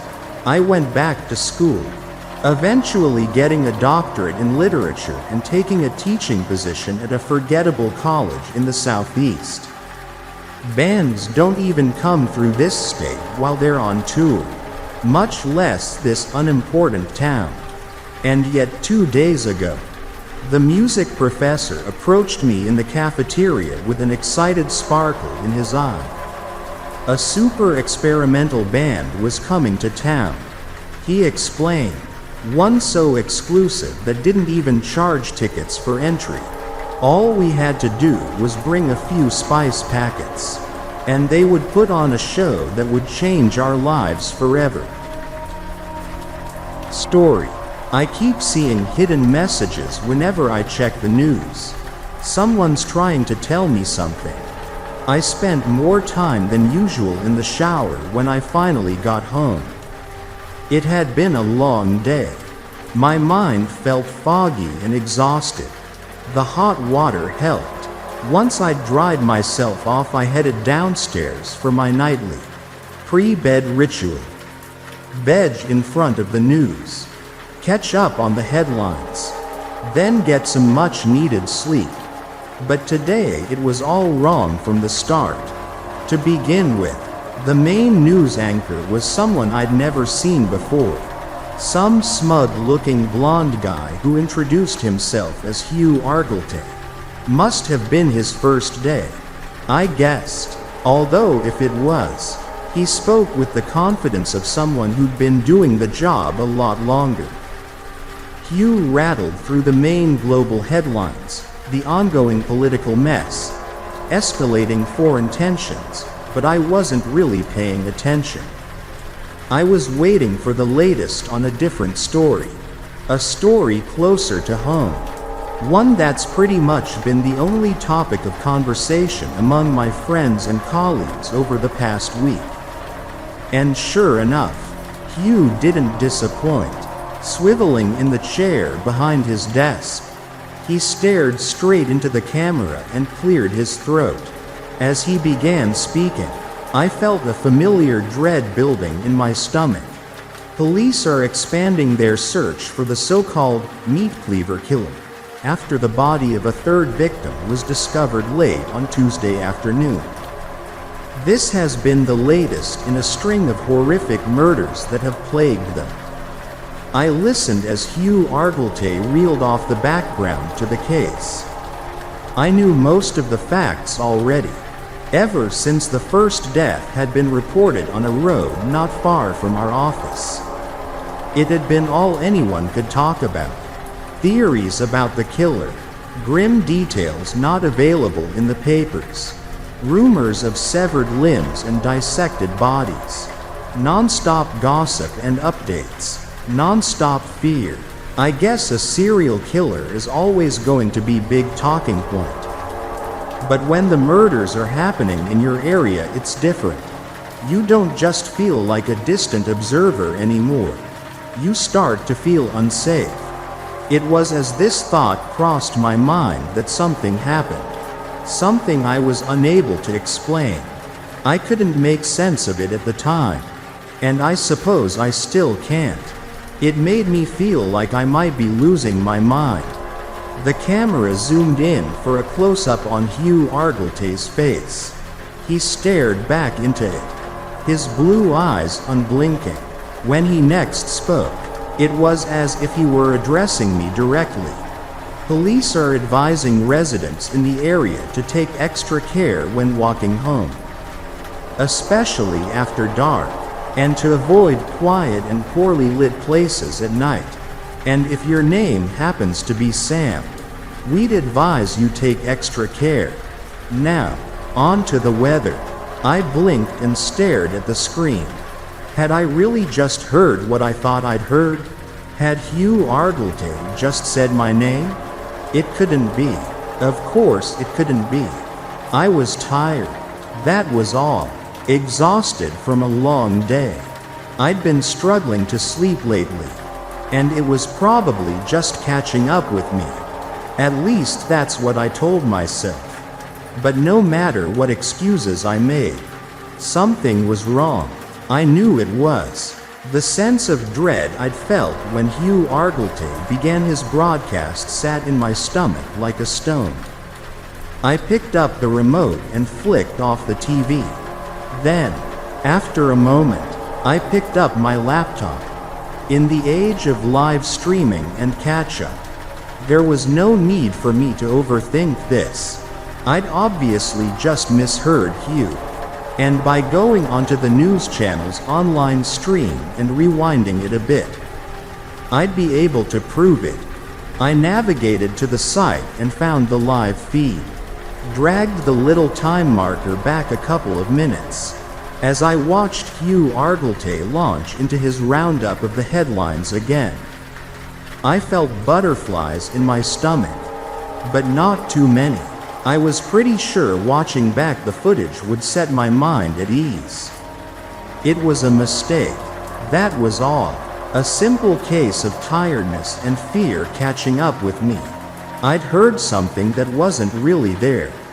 This time, as Hugh rounded off his segment on the meat cleaver killer, I leaned in close to the screen, watched as the camera zoomed in on his unsmiling face, and as he began giving his safety warning, I held my breath. Police are advising residents in the area to take extra care when walking home, especially after dark, and to avoid quiet and poorly lit places at night. And if you happen to be in the house on your own, then whatever you do, Sam, don't look under the bed. Now, on to the weather. I slammed the laptop shut, threw it on the sofa next to me. I was breathing fast, and I could feel my heart thumping in my chest. There were no excuses I could make this time. None. I'd listened carefully. I'd concentrated, and I was absolutely sure I hadn't misheard anything. Hugh's advice was different to the first broadcast, but it was clear enough. Whatever you do, don't look under the bed. From upstairs, I heard the soft creak of a floorboard. I froze. Every nerve in my body suddenly tingled. I held my breath and stayed as still as I could, straining my ears over the sound of my pounding heartbeat. Nothing. No more noises. No more creaks. You're imagining it. That's all, I told myself. All of it. It's just your tired mind playing tricks on you. But I suddenly found a horrible image pushing its way into my head. The image of a man upstairs, hiding in the darkness, his eyes and teeth glinting in the shadows beneath my bed, his fingers tightening around the wooden handle of a meat cleaver as he waited for the sound of my footsteps on the stairs. I shook the image off. My hands felt hot and sweaty as I picked up my phone in a desperate attempt to distract myself. My fingers slipped across its surface. I unlocked it on the third attempt. Had to wipe my right hand on my jeans before the thing would recognize my thumbprint.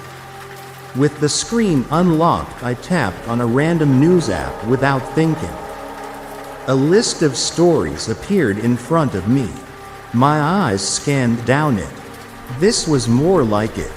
The top of the app was filled with entertainment news and celebrity gossip.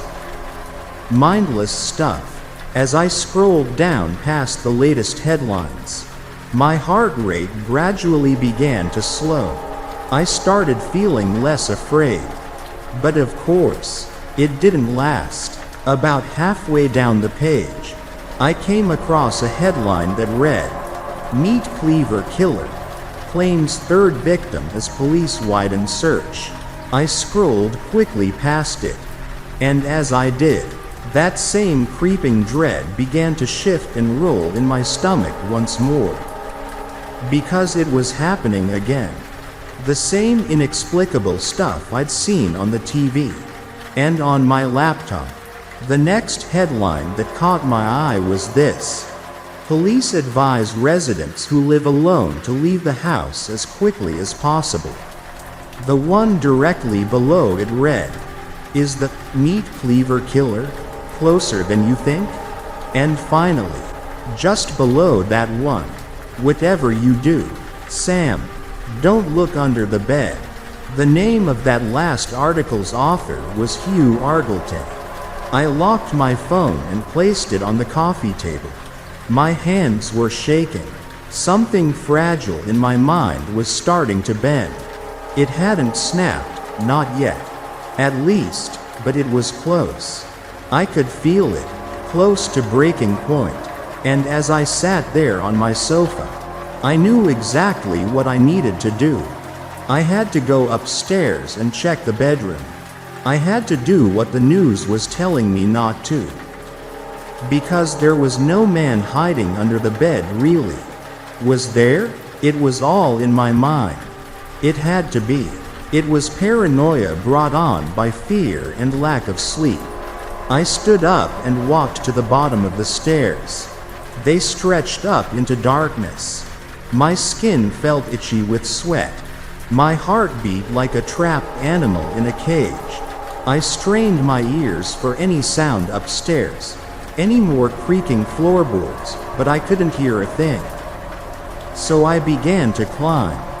The walk up the steps and down the hall to my closed bedroom door felt like a dream, a nightmare. I didn't want to go in that room. Not at all. I knew there was nothing to be afraid of, not rationally, but the thought didn't help. Dread consumed me, despite how I felt, though I couldn't see any alternative to confronting it head on. I took a breath and pushed open the bedroom door. It creaked inwards. My room was a nest of shadows. The curtains were drawn across the window, and the darkness made everything look sinister. My wardrobe and chest of drawers hunched in the blackness like monsters ready to pounce. I reached around the doorway, my hand shaking, and flicked the switch. Light spilled into the room. Its brightness made me squint. It banished most of the shadows, but not all of them. As I stood in the doorway, quickly scanning the area for any signs of movement, my eyes came to rest on the bed, at the slither of darkness just visible beneath it. My bed rested against the wall at the far end of the room. A nice big double. From my current angle, I couldn't see underneath it. Not properly. I knew I'd have to go in for a closer look. The floorboards creaked as I moved across the room. Each sound made me wince. The dread in my stomach rolled and churned. My mind continued to bend beneath an enormous weight of fear. And as I got closer to the bed, something started to happen. All the unusual things I'd heard and seen in the news began rushing through my head. A barrage of words and sounds. The longer it went on, the more a strange conviction grew in my mind that I was seeing the pieces of a puzzle I hadn't quite managed to fit together yet. A puzzle that it might be better if I didn't solve. If your name happens to be Sam, we'd advise you take extra care. Is the meat cleaver killer closer than you think? Whatever you do, don't look under the bed. The words whirled faster and faster in my mind. I was standing in front of the bed now. As the dread and terror inside me reached a crescendo, I lowered myself to my knees, and I peeked under it. Click. The final piece of the puzzle suddenly slotted into place. Hugh Argleton, the news anchor I'd never seen or heard of before. I said his name again in my mind, more slowly this time. Hugh Argleton. Hugh. A.R. Gle. Tay. As I spoke the syllables and peered into the shadows beneath the bed, I felt a fragile part of my mind tear in two. There was no man hiding in the darkness.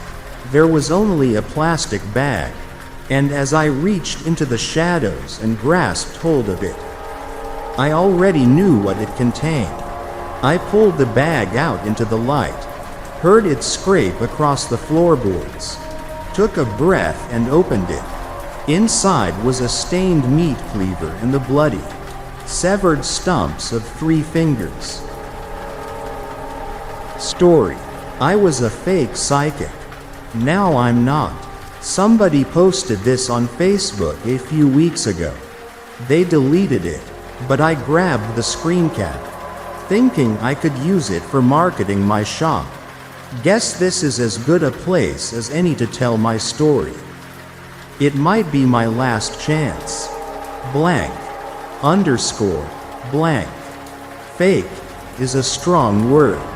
My abilities are real, just not supernatural. There's skill in being a medium. The way I see it, I provide a service of intimacy and peace. A quiet hour in a jewel-toned, candle-lit room. A sense of assurance in a shaky world. Clients come to me to seek insight when they're unsure of the direction their lives should take. Mourners want to talk to their loved ones. Or, my client wants an indulgence of her vanity. Was she a royal figure in a past life? Does she have a unique aura? A subtle read of their personalities and mood. An intense gaze into their eyes. A few theatrics, and my customers leave happy. They pay me well for it. Personally, I'm not convicted in any particular belief, but I like seeing the meaning and comfort religion brings to my customers. That's why I set up shop here on Main Street 4 years ago. The store is called Magical Treasures. Some word of mouth and a paper mill doctorate in parapsychology later. And I became known as the local resource for seances and readings. We cater to all things superstitious. The relics in the store are organized by belief system, Catholic candles and holy water near the cash register, Wiccan spellbooks in the middle, and chakra crystals toward the back. Our marmalade shop cat, Voodoo, has a bed near the front window. Selling meditation bells doesn't pay the rent, but when you factor in the psychic consultations and workshops, I've done all right. It started last weekend. My client was Lucia, an elderly Italian woman, a regular. In addition to questions about her neighbors and grandchildren, she'd often ask where her deceased husband was, and whether he was watching her. About 15 minutes into the 30-minute reading, I started to feel faint. The lights in the dim room started to brighten and expand, and just as I was about to excuse myself, I faded out. Suddenly, I was back, sitting in the same position I was in before I passed out. Lucia's brown eyes were wide, staring at me. I felt Voodoo's fur slither across my calf as he walked by. "Lucia, I'm so sorry," I said. "I don't know what just happened. I must have passed out. I need some water." I started to stand. Lucia looked pale in the candlelight. "How did you know this? Did Angelo tell you?" I paused and sat back down. "Know what? You just told me about the day Angelo died. How I didn't call the ambulance until he was already gone, even though he begged me." "Wait, what? Is that true?" My heart beat faster. Lucia looked down. Her voice weakened. "He was so old. We married when I was 16. He was mean, and I was very tired." I looked at the clock. 15 minutes had passed since the start of my episode, and I didn't remember any of it. Blank. Underscore. Blank. After my experience with Lucia, I looked over my calendar. I had 5 more appointments between Sunday and Wednesday. This month has been slow. I couldn't cancel them. I didn't understand this newfound clairvoyance. But maybe it was a blessing. Secretly, I entertained the thought of being a genuine psychic. Maybe I could leverage it. Somehow, it continued to happen. Halfway through the reading, the spirit would take over. My clients were shocked at the accuracy. I tried to act nonchalant, even though I wasn't sure what I'd told them. On the last appointment, this afternoon, I came to discover my college-age client was sobbing. I touched her shoulder. She recoiled. "You told me I'll die." She said, "You told me I'll die within 3 months. And that I'll deserve it. Why did you tell me that?" "No."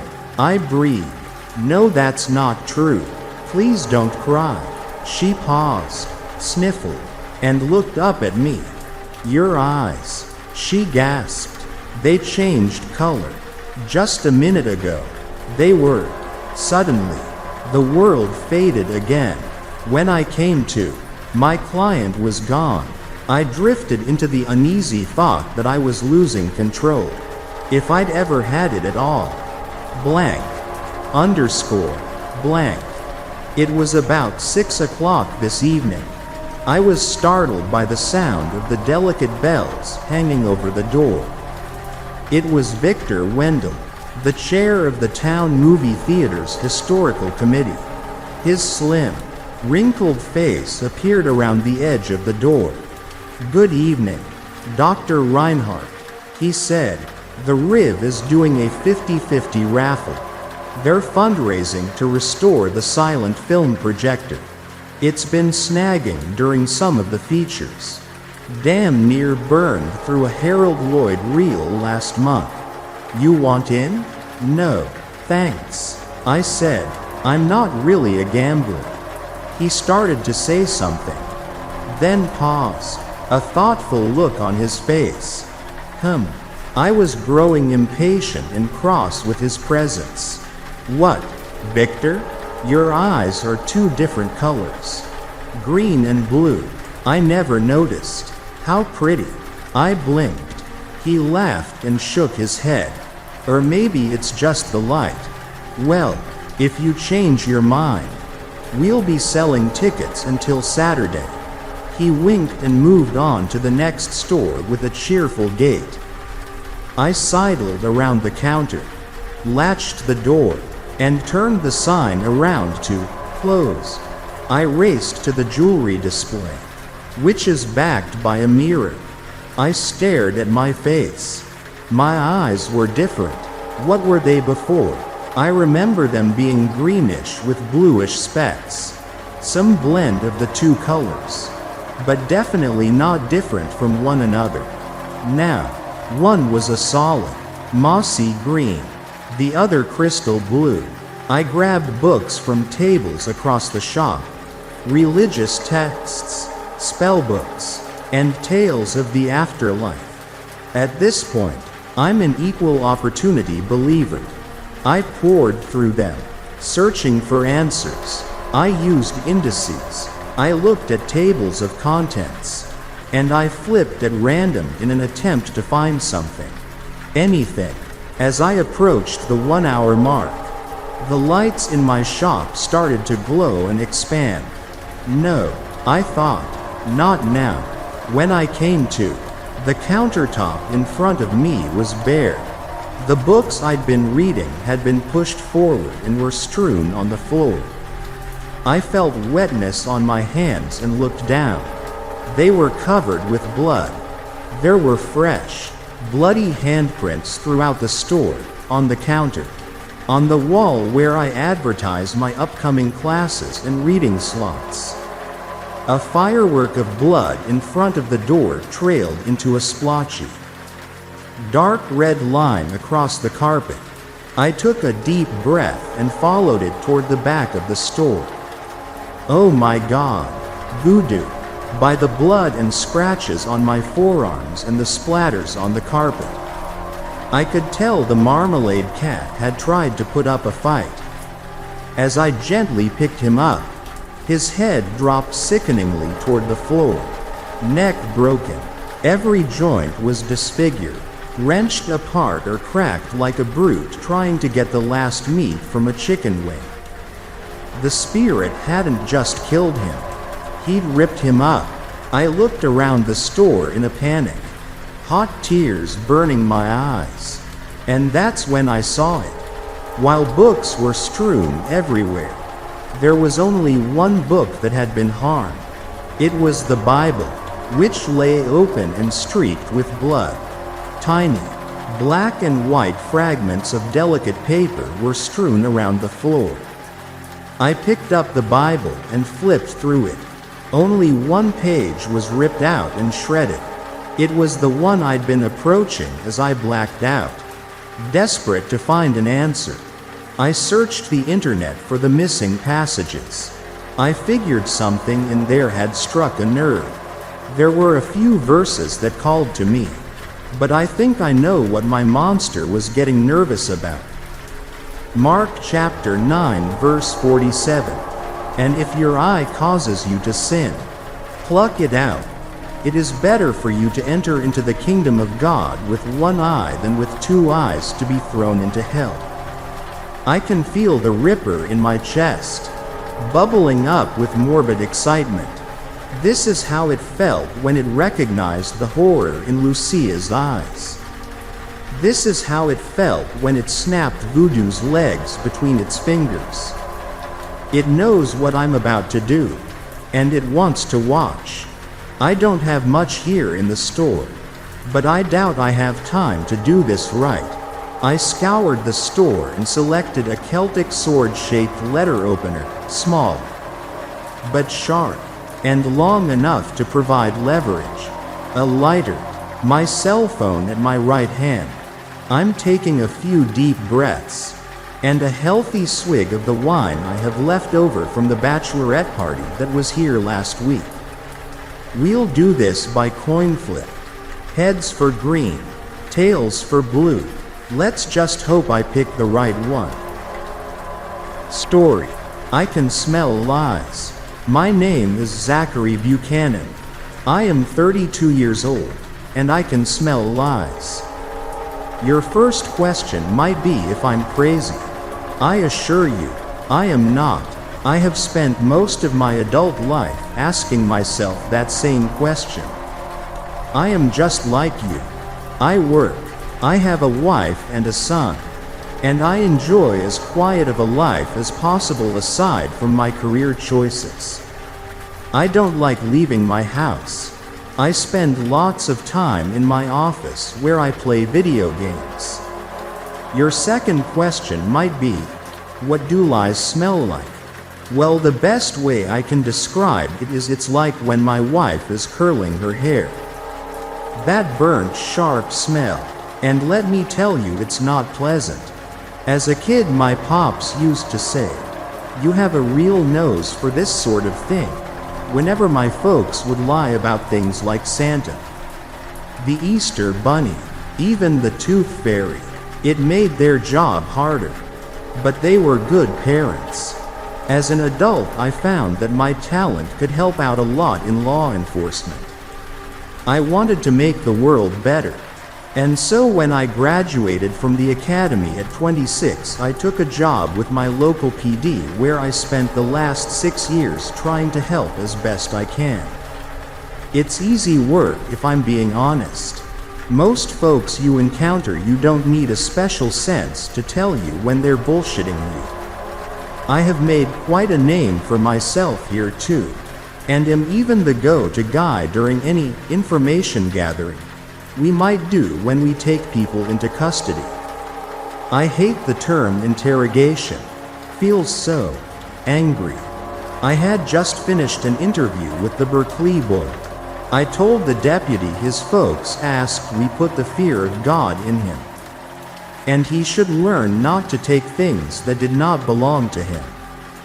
The convenience store owner said he wouldn't press charges, and as far as I could tell, other than paperwork, it was due to be a quiet night. I checked over the night shift's task list and swore at myself. We are accepting a transfer tonight. Well, there goes my hopes for a quiet night. The prisoner was one Claire Daniels, due to be kept under constant surveillance until she was transferred in the morning to Bedford Hills. I reviewed her file. Blank. That's strange. Must be an error with processing. I'll have to check with Lieutenant. No doubt he will be here if she's showing up tonight. Sure enough, his office lights were on. I stepped inside and gave the door a slight knock. L.T. Watkins was seated at his desk staring blankly at a glowing screen. He looked startled for a moment and said, "Oh, Buchanan. Just the man I wanted to see. Come on in. Have a seat." He gestured absently toward the chairs in front of his desk, not pulling his eyes from the screen. "Sir, I noticed we have a special guest tonight." Her file was blank though. I have to admit I'm curious. We don't get a lot of transfers, and certainly not ones that are making their way to Bedford Hills, I said in my professional voice, trying not to sound as curious as I was. L.T. hesitated a moment before drawing a short breath. Yes, Ms. Daniels. Not sure why her file is blank, but it's not much of a hassle. She will be gone in the morning. I'll have one of the admins backdate her file to reflect her stay with us. Then there it was. That smell. The burning that fills my nostrils. I took a moment to stifle a choke. I'm usually good with the stench unless I'm not expecting it. What could L.T. have to keep from me? Not wanting to make it too obvious, I decided to play along. "No problem, sir. Is there anything I can do to assist?" The L.T. finally gave his attention over to me. "As a matter of fact, there is. We were hoping you could ask her a few questions. The commissioner offered up your name. You have a very good track record with these sorts of things. We're hoping you could gather as much information about her crimes as possible." I stared back at him, confused, with my eyebrows scrunched high. "Sir, I don't even know what she's done. How am I supposed to get answers about what she hasn't done? If she's a transfer, that must mean she's been convicted, right?" L.T. Watkins scanned my face for a moment. Deep in thought. "I know these are bizarre circumstances, and I wish I knew more, but you have to understand. Orders are orders. The commissioner himself came to me to tell me you had to talk with her. I haven't been able to reach him or anyone else from the department leadership tonight about the blank file. Let's just make it easy. Go in there and ask the basics. Who she is, why she's locked up. In the morning, we will pass the report up saying our reference file was blank, so the interview yielded no results." The stench of burned hair seemed to fill the room. Whatever it was he was lying about had to be important. Not wanting to give myself away, and with my curiosity piqued, I nodded my head. Around midnight, my phone rang. It was L.T. saying she was in the interview room. He'd be watching. He told me to take my time, to give her time to get antsy. I finished filing away the report on the Berkeley kid, grabbed 2 cups of water and headed over. As I stepped into the room, the 2 paper cups fell from my hands as I took in what I was seeing. Claire Daniels was a small, frail girl with matted blonde hair atop her head.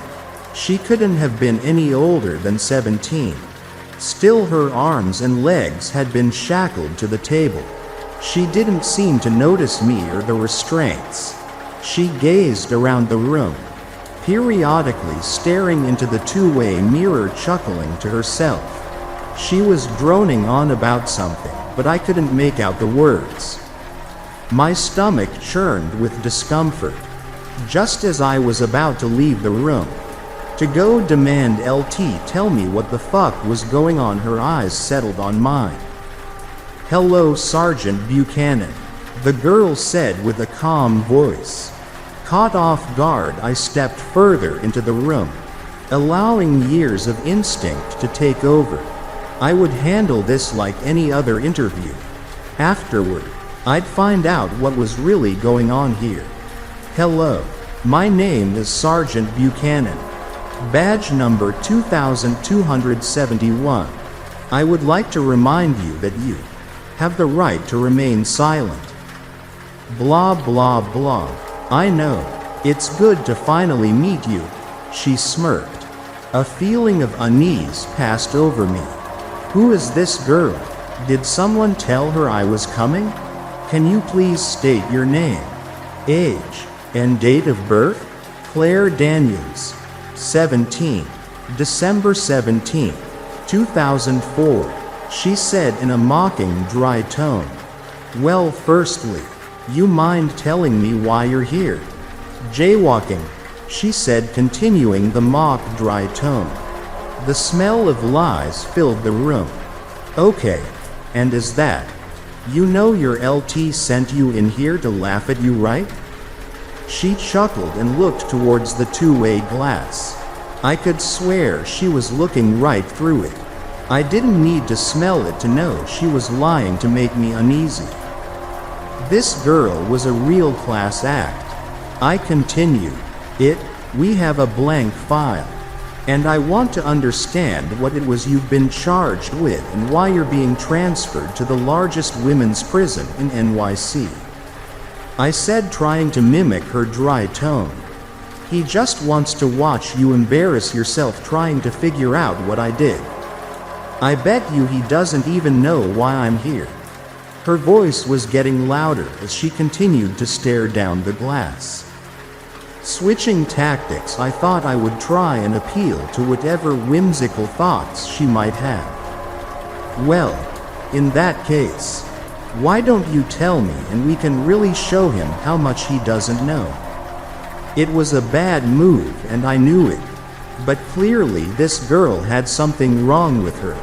She stared blankly at me for a moment and began to talk rapidly. It felt almost like a prepared speech, like she had rehearsed this. "Your LT hates you. That's why you're here. I heard some of the other people in here talking, whispering. They all want you out." The smell returned, heavy this time. Clearly I wasn't going to get anything out of this other than harassments and a bunch of made-up drama. "I know all your secrets. You can't hide them from me." The smell grew stronger. This kid was full of it. As I stood up to walk away, content that I could classify this girl as crazy, the smell dissipated. She said one final thing before I reached for the door handle. "Your family isn't safe." I turned around to see her grinning, wild eyes staring up at me. I waited again for the smell of her empty threat to hit me, for that burned stench to reach me from her lies. When it didn't happen, she nodded as if to say, "Got you." I own a journal written by a serial killer. When I checked it this morning, I found a new entry.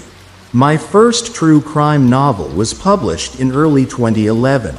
The book followed the 4-year career of a serial killer in southern Illinois, covering the grisly details of his murders and eventually ending with his arrest. The book was absolutely perfect. I poured hundreds of hours into research, interviews, and writing. I was convinced that it was a sure ticket into a life as a famous author. My publisher had other plans. They claimed that money was far too tight and that they had to cancel my marketing campaign. It was just a coincidence that they abandoned me just as they pushed hundreds of thousands of dollars resources towards another author. So of course, my novel failed. Of course, no one bought it. And if there's one thing publishers avoid more than unpublished amateurs, it's authors with a single failed book. I've spent the last few years trying to cobble something together that might convince them to give me another chance.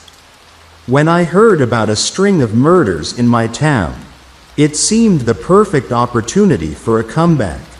I poured myself another glass of whiskey by the light of my computer monitor. My ice cube had melted 3 glasses back. But no matter. I couldn't slow my research into the killer's background. His victims. His method of murder. All of it. I took a sip as I reread another police report. The killer had used a fire axe to commit the crimes. Very gory. That was good.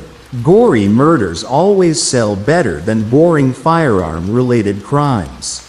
Even better was the fact that he'd killed families instead of single people. That was yet another angle I could exploit. I clicked on a news clip from the night he'd been arrested. The best part of this case was the fact that the lunatic had turned himself in. I drained the rest of my glass, already planning what I'd write about that. Family serial killer with a conscience? I made a list of names to contact the next day. The police raid on the killer's apartment had been highly publicized, so knew exactly where he lived. I looked up the landlord who owned the apartment complex and wrote his number down on a little notebook I carry around with me. A few well-placed lies might get me a tour of the killer's private quarters. I woke up the next morning with a splitting headache and nausea. But I didn't let that slow me down. I rolled over, took a shower, and went out to meet with the landlord of the apartment. He was a tall, portly man in his late 40s. He seemed friendly, and more than a little stupid. He unlocked the door for me and showed me a few of the rooms. The apartment had been almost completely cleared out by someone. I guessed first the police and then movers. I nodded along as the landlord continued the tour of the apartment, showing me the kitchen, then the master bedroom. I knew the killer had a habit of hiding bodies inside crawlspaces from my research, and was on the lookout for them. I noticed a vent in the corner of the master bedroom that looked to be pressure fit into the wall. Seems like a great place. Just the kind of thing I've been looking for, I said, wiping away the post-drinking sweats that were growing on my forehead. You mind if I use the bathroom before we finish here? The landlord pointed to the master bathroom. Be my guest. I purposefully spent a long time in there, hoping he'd leave the bedroom. I was rewarded when he called out, I'll be by my car downstairs when you're finished. I left the bathroom and crept up to the vent. I pulled hard on the metal, and was rewarded as it slid smoothly from the wall. Inside was a space about 2 feet wide and 1 foot tall. It extended back into the darkness for several feet at least. And there, lying in the dust on the metal floor, was a leather-bound notebook. I snatched it from the ground, hardly believing my luck. It was thick and well used, but I stuffed it inside my shirt for the time being.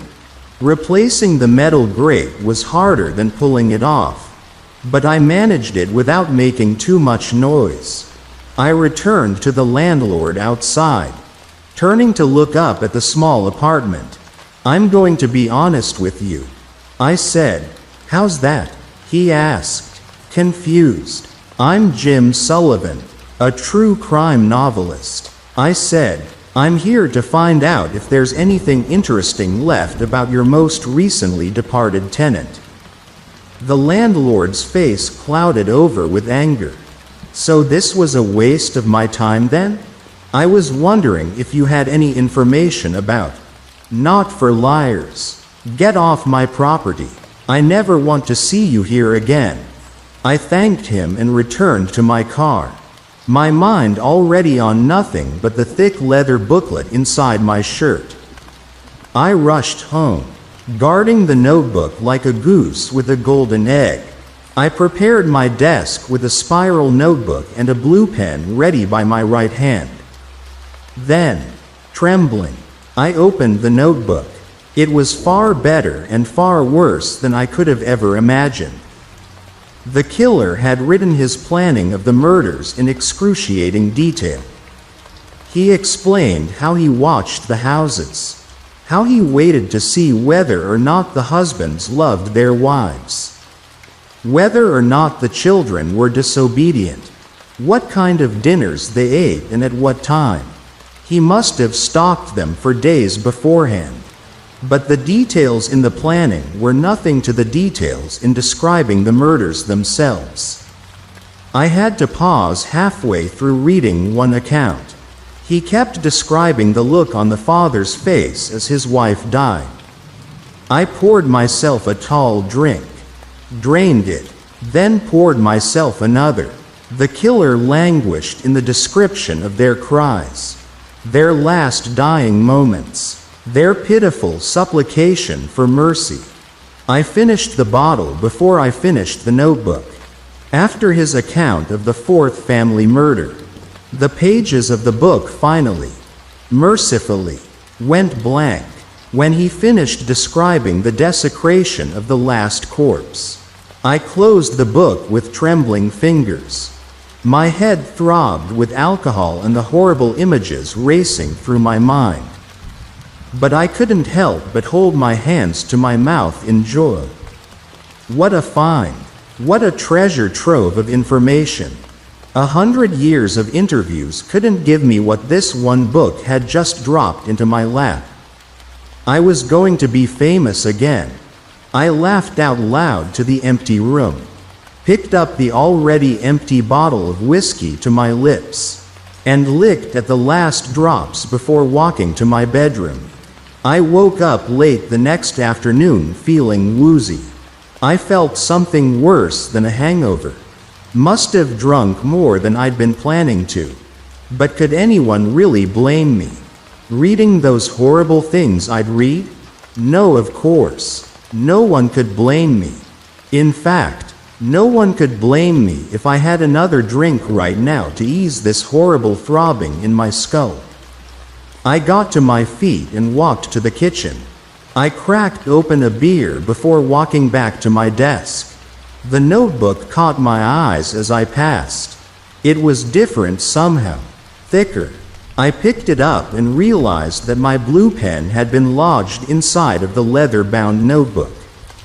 I opened it up and saw a brand new entry that hadn't been there the night before. I sat down at the desk, trying to make sense of this new entry, written in a different handwriting from the others. My blood ran cold as I realized what I was reading.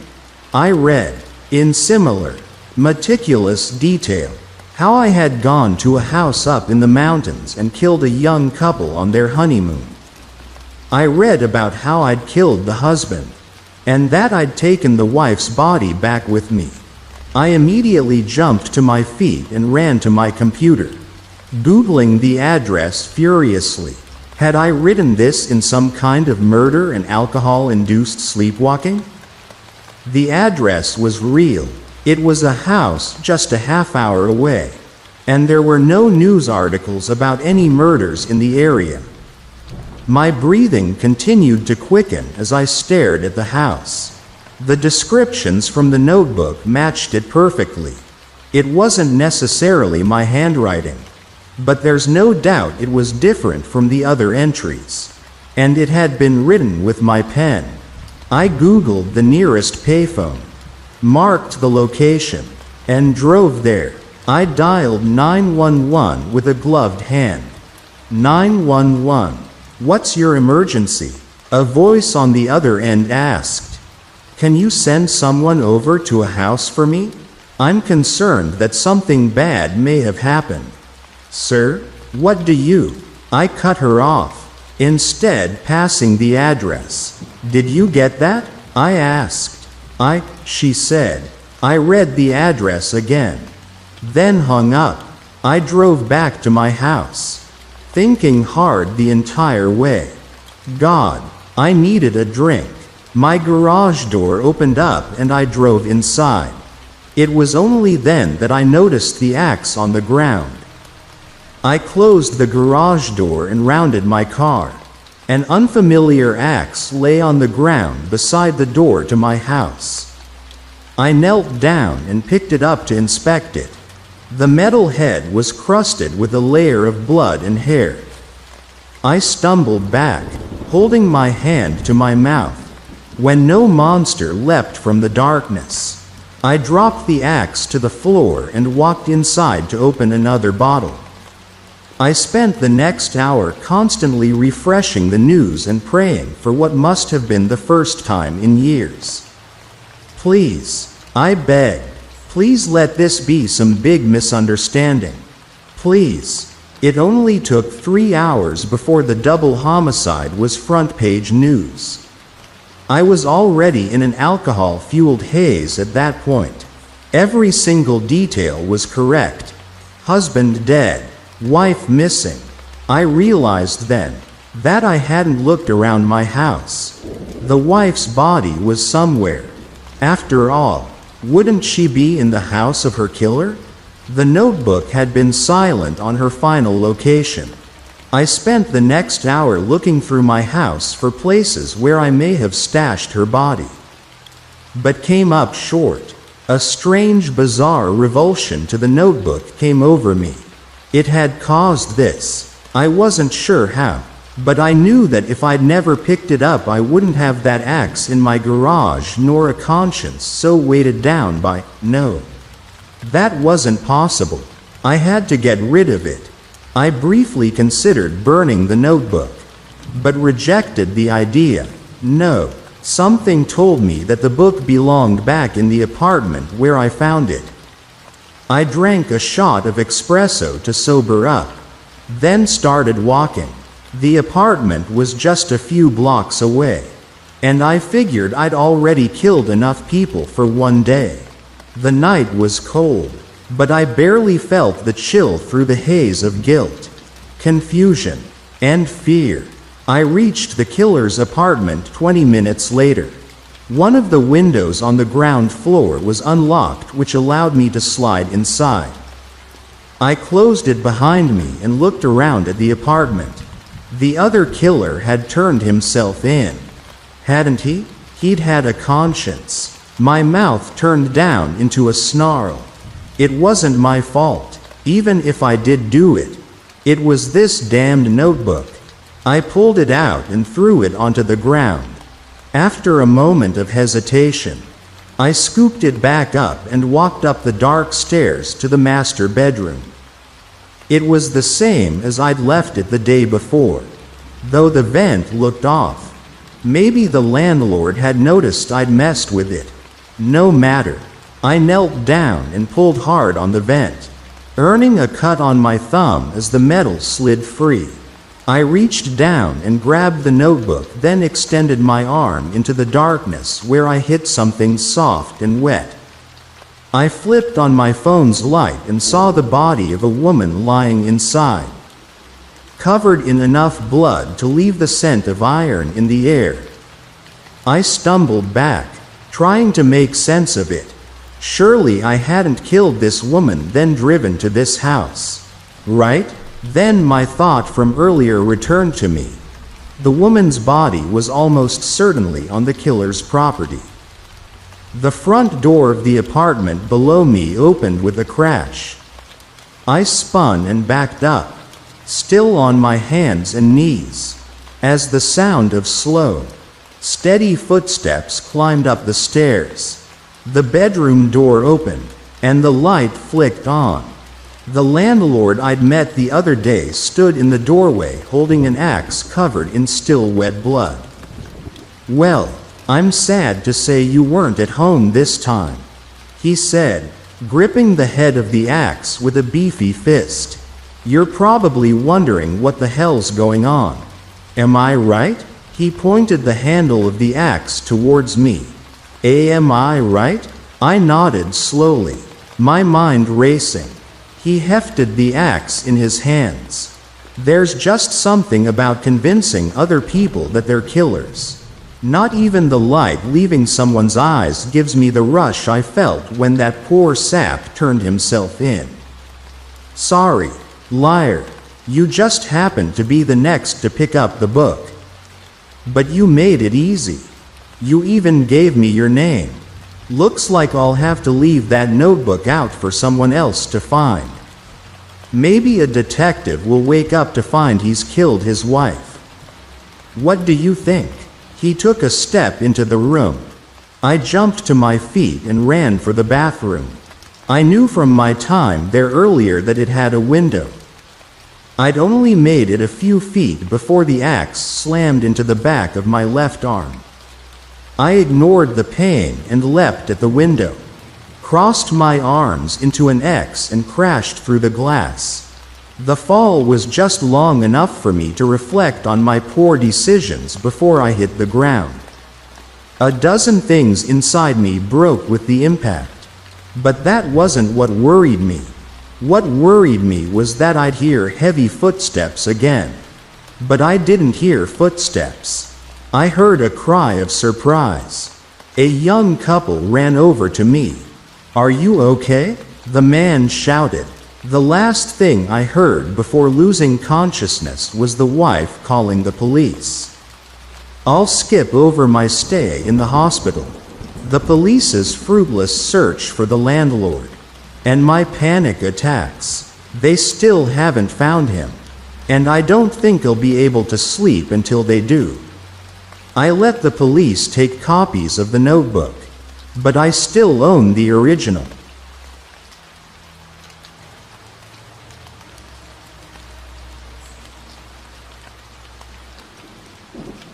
The Forgotten Murder at West Covina High.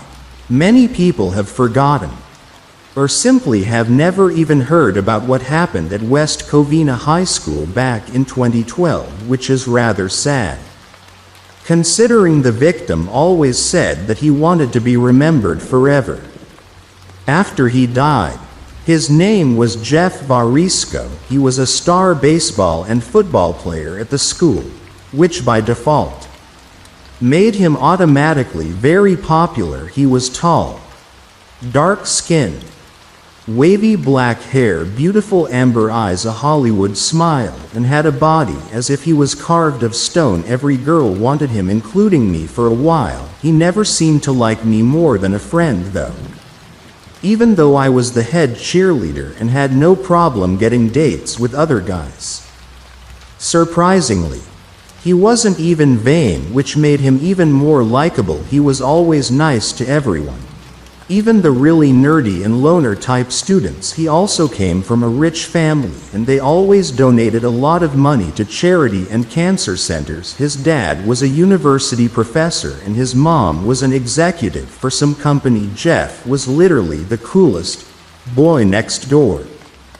One thing that many people did find a little strange, however, is that he seemed to be obsessed with being remembered and missed by everyone he knew and loved. When he died, he always brought it up to pretty much everyone he spoke to a few times a day. Nobody really thought much of it, though. But you can only imagine the shock and horror when word got out that Jeff was found with the back of his head bashed in, stomach cut wide open, hanging by his neck with his own instances like a noose from the goalpost at the school football field. Everyone was in complete shock and hysteria after it happened. Foul play was immediately suspected, and police interviewed everyone that knew him, from his parents all the way down to the school custodian, who was the prime suspect for a good while. But the police were at a complete loss. They concluded that the killer wore gloves, as there were no fingerprints detected anywhere at the scene. Nothing ever came from the investigation. The only real evidence they found was a bloody ladder in the school garden shed where the custodian kept some tools, which is why he was a prime suspect. His parents always had accusations and pointed fingers thrown in their faces. By many people in the neighborhood, they eventually moved away. Unable to bear it anymore, so many rumors spread around that his parents killed their only son for the thrill of it, that they knew they could get away with it because they were rich and perfect, and tried to put the blame on a school employee. All those rumors, of course, were ludicrous beliefs. The Variscos loved Jeff. I loved Jeff. That's why I did my best to make sure he would always be remembered like he wanted to be. I had to show him that I loved him even though he didn't love me the same way. That's why I called him at 1 a.m. on a rather cold morning, awakening him from his sleep. I had my gloves on, that I received from my dad from the previous Christmas, and asked him to meet me by an empty park to help me with my broken down car. He was always willing to help anyone who asked. He thrived on it. That's why I hit him in the back of the head with a crowbar while he was examining my engine. That's why I used all my strength to lift his unconscious body into my trunk. That's why I drove as fast as I could, passing through a few stop signs and red lights along the way, thankfully without being pulled over by cops. To get to our school football field where he once played. Before he regained consciousness, I had to drag his deadweight body from the parking lot all the way to the goalpost. I had to take numerous breaks to catch my breath during this part. That's why I promised him that he would be remembered as I pulled out my knife and gutted him as fast as possible. It would have been easier if that didn't cause him wake up. I thought for sure his scream would have alerted someone to come investigate what was happening, or worse, call the police. That would have ruined my way of showing Jeff how much I loved him. Thankfully it didn't, as his scream quickly became lighter until he fell silent and was only able to look up at me, barely managing to breathe due to the massive blood loss. He stared up at me with a look of hurt and betrayal in his eyes. I was pretty confused by this, and I knew I had the obligation to explain to him why I did this. You will always be remembered, Jeff, just like you always wanted. His eyes suddenly had a spark to them for a moment after he heard those words. He then managed to open his mouth to speak to me. Thanks, he responded in a weak whisper, before succumbing to his death. My eyes filled with tears of sadness and joy at the same time. I was sad that the love of my life was gone forever, but joyful that it was me who was the one who fulfilled his wish. I had to finish the job. I had to make sure people always remembered Jeff Varisco. I quickly made my way to the custodian shed by the school garden and picked the lock to retrieve a ladder. I rushed back to Jeff's body with the ladder gripped under my right armpit. Once I got back to Jeff's dead body, I set up the ladder to be able to reach the goal post. I once again had to pull his body up the ladder to the post, which was very challenging. It took me 4 tries to successfully do it. Once I finally managed to get his body to the top of the ladder, I pulled his intestines from his stomach, wrapped some of it around his neck, and then used the rest to tie around the goalpost. It was pretty hard keeping his limp body from falling over. I then climbed down the ladder and pulled it away from Jeff's feet so his body would dangle there from the post. My work was done. No one would ever forget him. But people have indeed forgotten. They all moved on with their lives. No one has spoken about the mysterious murder in years. I failed Jeff. He would be so disappointed in me. I needed to find a way to get people to remember the amazing Jeff Varisco, which is why I am posting my confession here. Please remember him. Please tell people about Jeff Varisco, the attractive high school kid whose promising future was cut short and was met with a grisly end. He never wanted to be forgotten.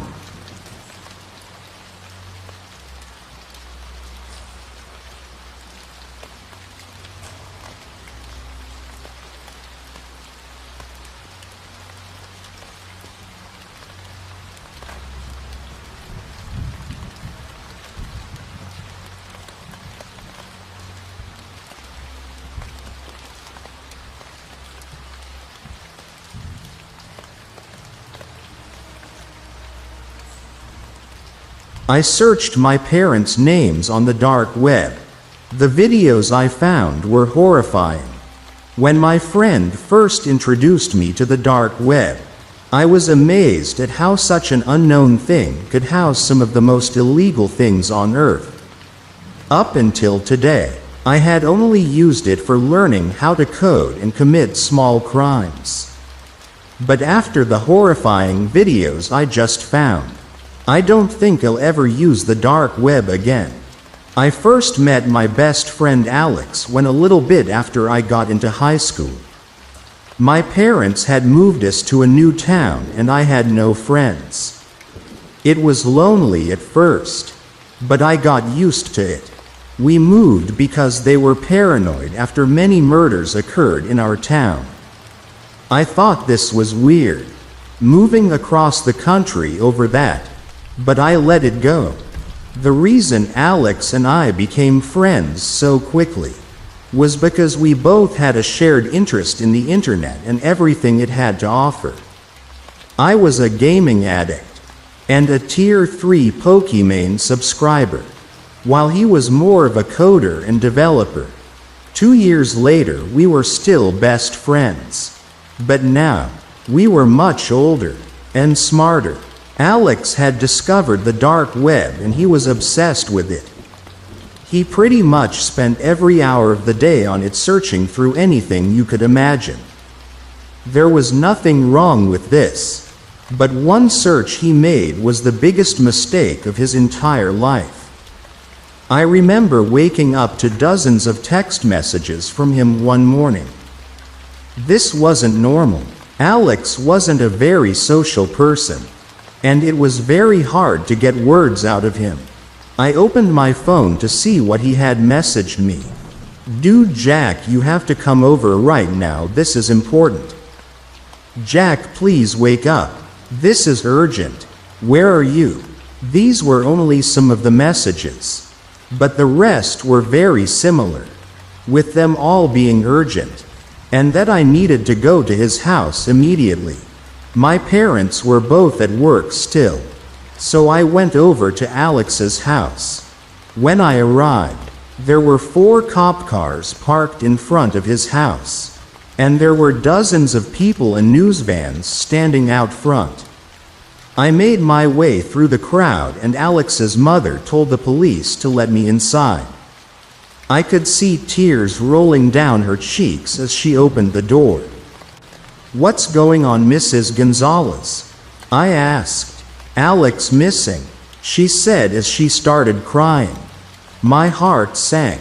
How could this happen? He had just texted me earlier that morning. That was when it hit me.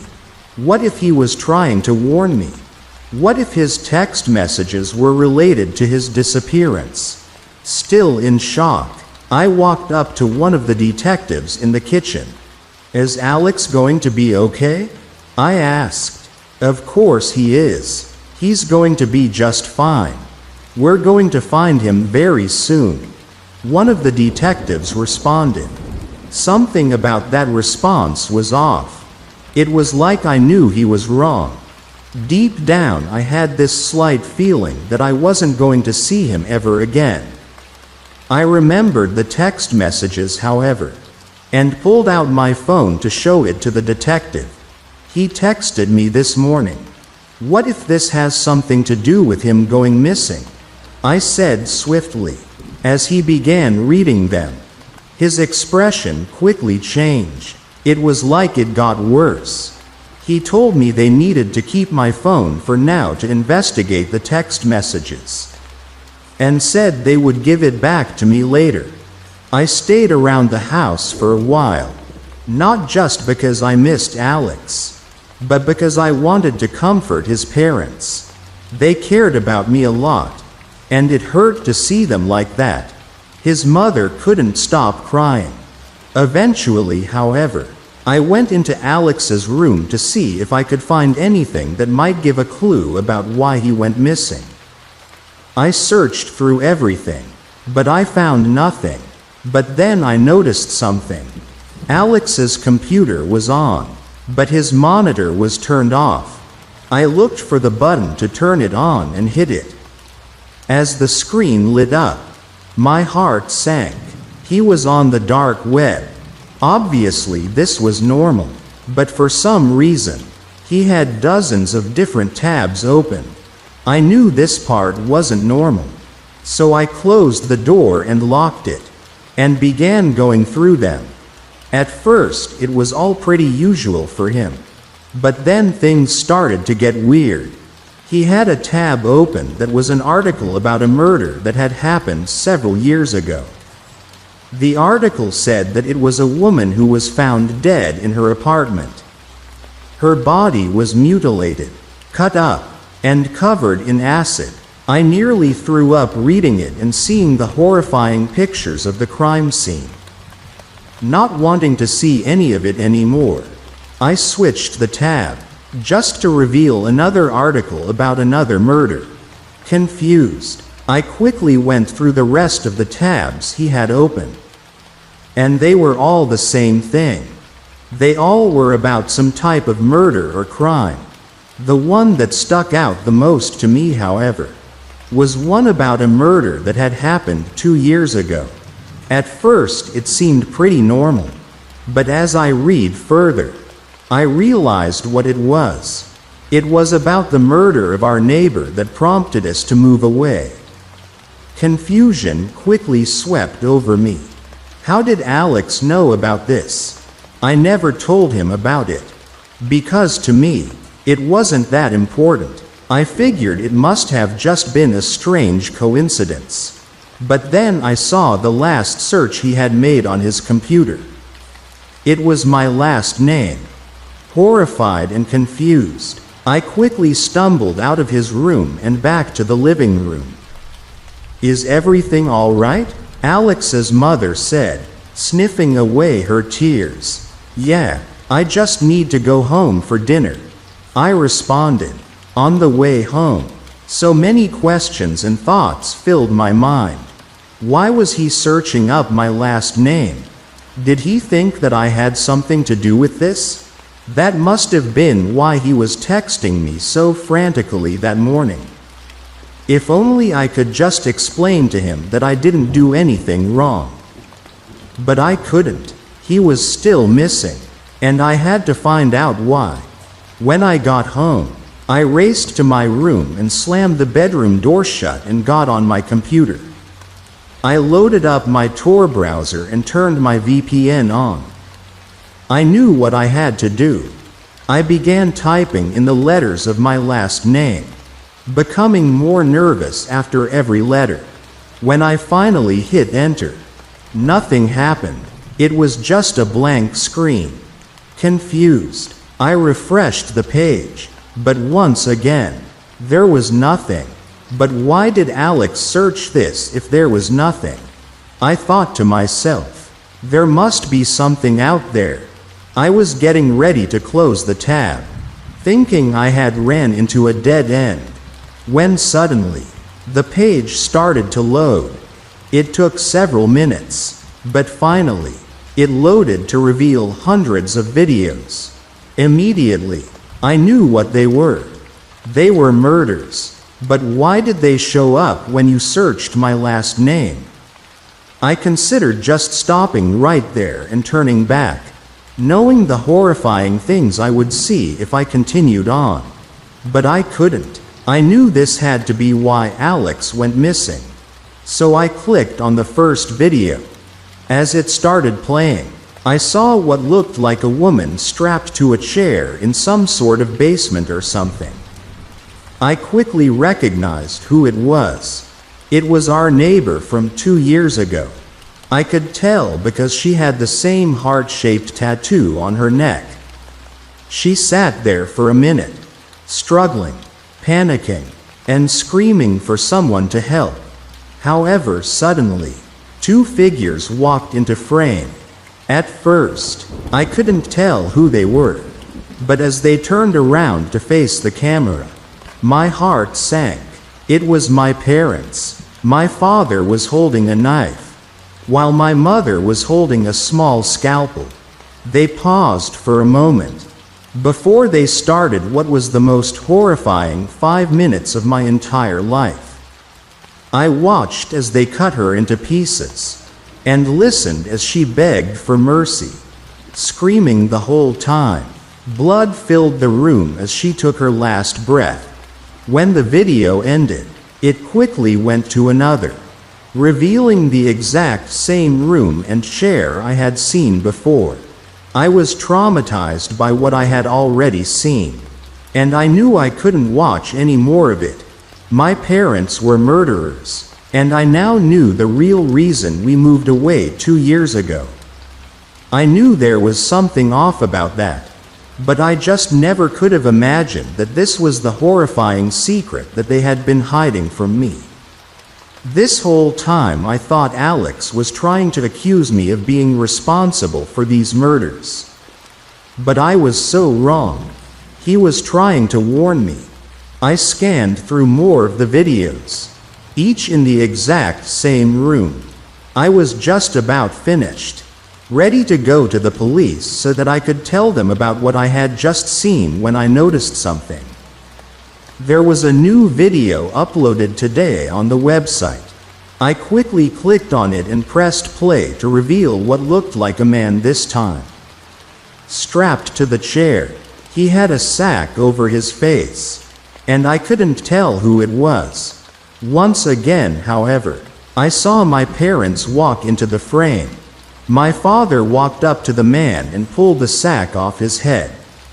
At first, I couldn't tell who it was, but then I realized who I was looking at. It was Alex.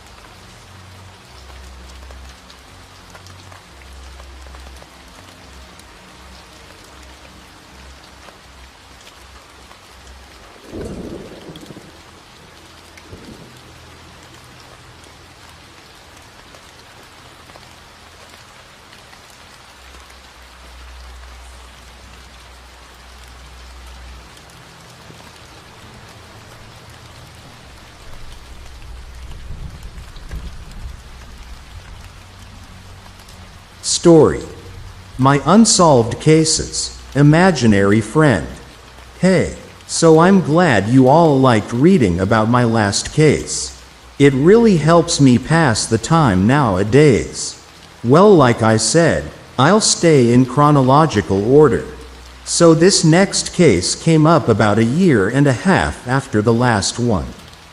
At this point, I've been on the force for about 5 years. So this case is unique for 2 reasons. This is the only case I will write about that has, legally, been solved. But I'm not so sure, and this was my first case that I could actually respond to in real time. Because it was called in to my local department. Anyways, I guess I'll just hop right into it. So I'm just drinking coffee passing the time.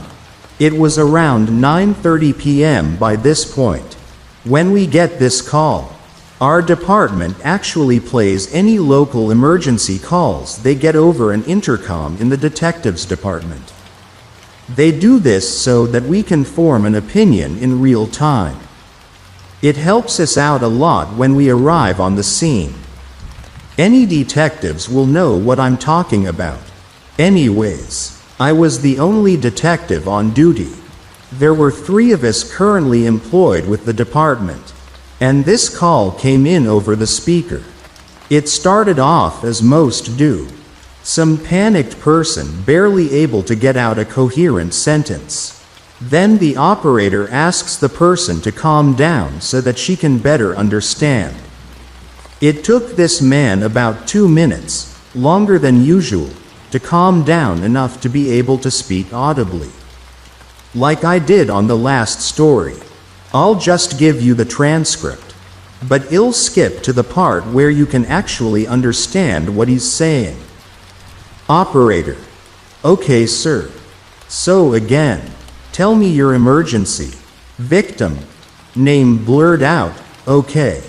Okay, I can do this. He breathes out heavily. Okay. So I was just making sure all of the doors in my house were locked before I went to bed. But when I got to my back door, I saw a shadowed silhouette of a man. I was in disbelief. I thought it was just a tree's shadow that I was looking at funny. But I went upstairs to take a look, just to be sure. When I got upstairs, takes another deep breath. His voice was trembling this whole time.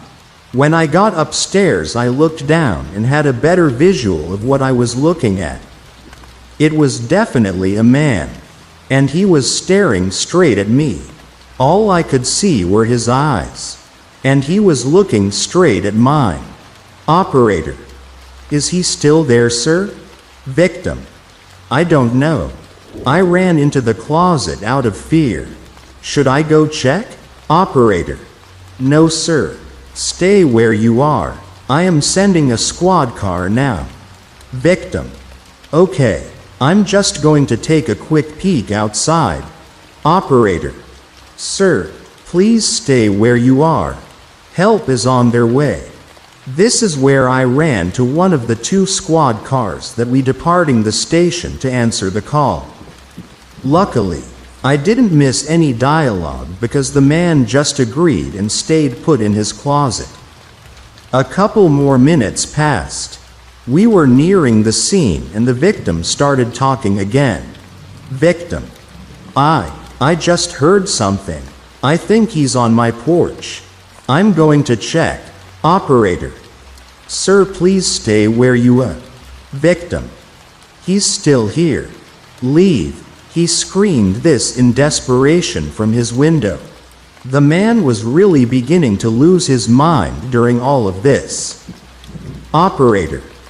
Sir, get back in the closet. Victim. Okay, I'm back. I'm back. He was still in the same spot. He hasn't even moved. Why hasn't he moved? This is when we arrived. The only reason I was allowed to answer this call is because the department recently allowed it after we pressed our chief because of the value of real-time evidence. We walked upstairs and found the man trembling in his closet, clutching his cell phone for dear life. He began screaming, "Did you find him? Did you find him?" We had 1 cop searching the perimeter, and he radioed in saying he found nothing. We asked this man to show us where he had seen the intruder. He hesitantly took us out to the backyard where we proceeded to find nothing. This was typical of an intruder call. We could never find the criminal on the initial call. But this was different. It was different because the man who made the call started screaming bloody murder. He began yelling, "Do you not see him? He's looking right at me. Arrest him, please." We looked at him baffled and asked him what he was talking about. He responded louder than before, "Do you not see him? He's looking right at me. You're right next to him." This proceeded for another 5 minutes, and it eventually led to us taking him into the station to be evaluated. This was the first time I was able to witness a psychiatric evaluation. The interview was eerie. You could tell this man had been shaken to his core. The unusual thing about this guy was that, unlike every other mentally insane person brought in for questioning, this guy had no past to make us suspect he was insane. Like I said, this was my first time witnessing this with the force. so I didn't know the difference. Anyways, I'll just paraphrase how their conversation went. Psychiatrist: so tell me, name blurred, what exactly did you see? Victim: well, sir, He takes a deep breath. I saw a man. He was just looking at me. His eyes were much bigger than a normal human's. Psychiatrist: normal humans? Victim: yes, unless he was wearing a mask or something. I don't think this man was human. He didn't have a nose or mouth. Just eyes, and they would come off of me. Psychiatrist: okay, son. What else can you tell me? Victim: well, when the police came to help, they walked all around this man, and the man didn't even acknowledge that they were there. He just kept eye contact with me.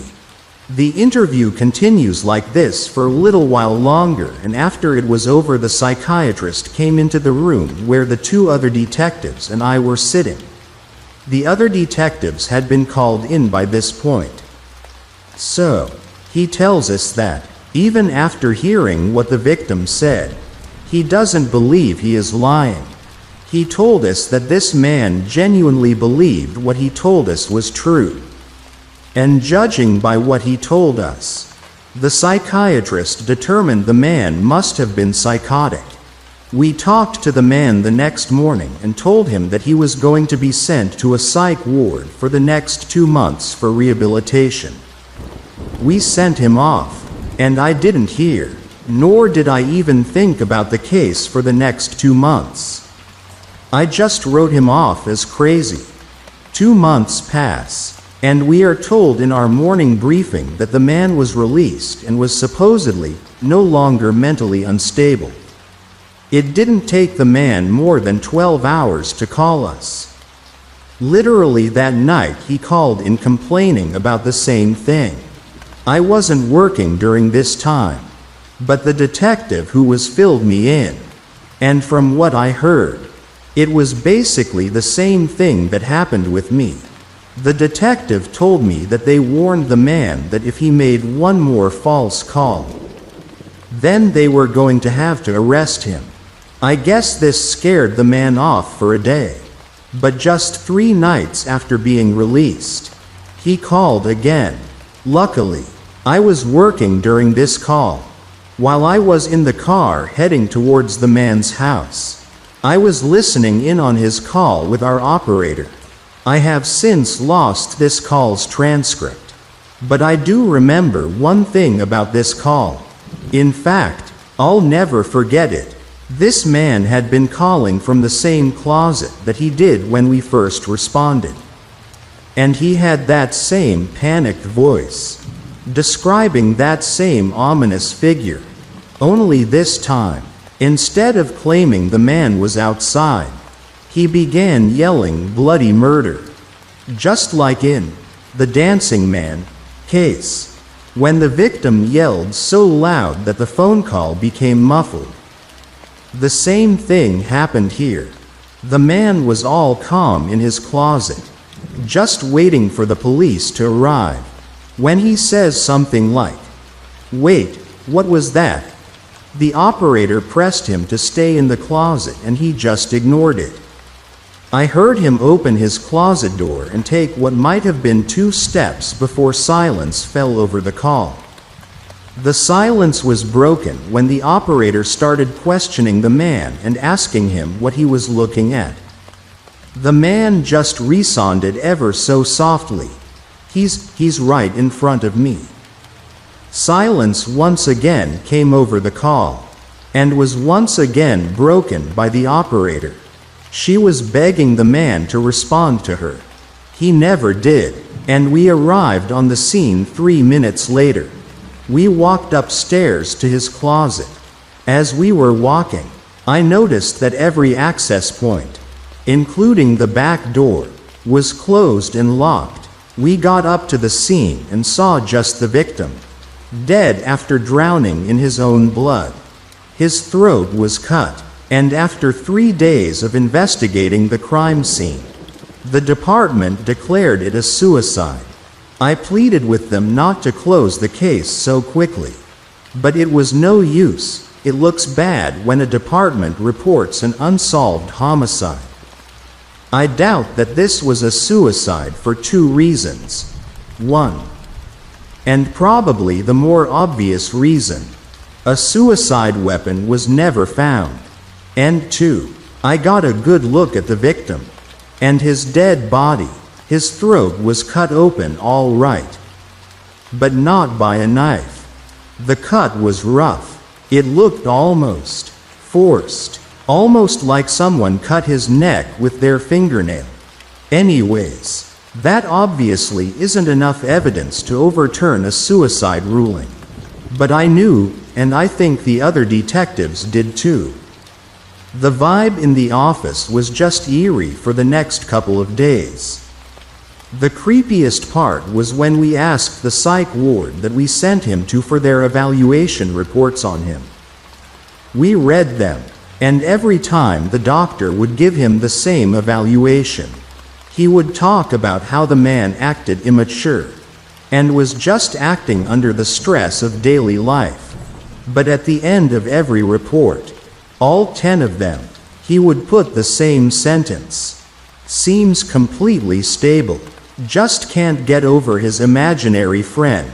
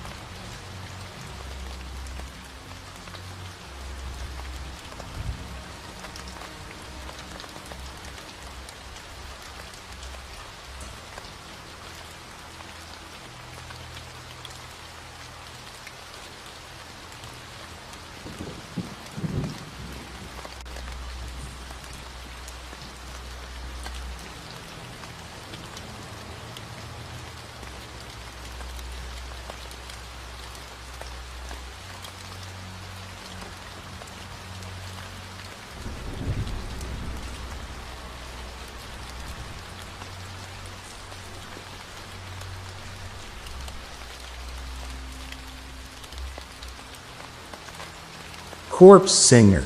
I first met Jerry DuPont in 1986. I was a beat cop and new to the force, while Jerry was a mortician, or rather the assistant to one. We didn't have much in common, apart from our love of stories and our proximity to death. Despite that, we became friends and often met at the Rose and Crown to have a drink after work, and regale one another with largely exaggerated stories. DuPont had grown up fairly well off. You could tell by the way he carried himself. He was stylish, always opting to dress up for the occasion rather than to dress down. And no matter how straight and rigid his posture was, Jerry always managed to look more at ease in a suit jacket and tie than I ever did in a t-shirt and jeans. One of the first stories Jerry DuPont ever told me at the Rose and Crown was the story of his life. And I was deeply interested in the family history he told me. His parents had died early, and all that was left was his trust fund, and a gold ring with a black onyx face that he wore on his left-hand pinky. It was the perfect detail to punctuate the tragedy of his youth. It wasn't until his teenage years when the narrative lines he'd laid before me began to cross over one another and I saw the nature of the game, and the rules he'd set between us. I was suddenly less than certain of the accuracy surrounding the death of his parents and the origin of the ring. But the light deceit wasn't off-putting. Instead, I found it freeing. Jerry and I were able to express ourselves to one another with far more candor, when the truth was tied in and around hyperbole. His willingness to sit and share his mind with me was a balm to the machismo of my day job. And I felt like sparking a friendship with him would be worth more to me than the overtime I was sacrificing by meeting him semi-frequently at the Rose and Crown. And so we began to meet more regularly. We spent those evenings talking, laughing, and drinking well past my bedtime. Unlike me, Jerry was naturally inclined to love the night, and would often invite the chance to extend our time together well past the closing of the pub. Sometimes we'd continue our discussion, or the continuation of a tall tale, but often we'd just revel in the company of one another. I soon began to notice that Jerry had an analytical, almost cold, and calculated mind. Sometimes, I would describe to him a case I had heard about or was working on, and presented it to him as if he were the detective to be, and not myself. Exercising that part of his brain thrilled him. You could see the pleasure it gave him plaster on his face. More often than not, he was able to spin the puzzle in such a way as to find the solution with an ease that was almost elegant in its nonchalance. When I asked him on one of our late-night walks after the pub had closed how he managed to deduce the solution with such eerie accuracy, he stated plainly, "You look for the why above all. You always have. How could you not? You arrive at the scene of the crime, and are confronted with all angles and aspects of the case. You see the corpse as a human, someone who lived in the home they were killed in, comfortably and only hours before. I only listened then, and didn't speak a word." We continued to walk as DuPont left me without resolution to my question. He let me ponder his criticism quietly, before stopping suddenly beside a large maple tree, with our feet buried beneath the fallen leaves, and continuing, "I arrive at work, and put my vulcanized rubber apron on. I put my gloves on. I arrange my tools, my saws, and scalpels. I turn on my tape recorder, and begin to dissect. I see the plain truth of a person laid out before. I open the window of their soul with a sternal sob, and I peer inside. I can see all there is to someone. From above them, they can't lie to me, just like they can't lie to God." I was left wordless, as he seemed to ponder the truth of his own words, as if he had never asked the question of himself that I had. DuPont shrugged, and sighed before quietly stating, "The corpses sing to me." The words would have been poetic, had they not chilled me to the bone. He looked away from me, staring down the barely lit street, peering into the darkness. His eyes looked empty, and lost in some near-forgotten memory. I saw him for the first time. The duality of DuPont, a person who could coldly put things together, and another who just as coldly took them apart.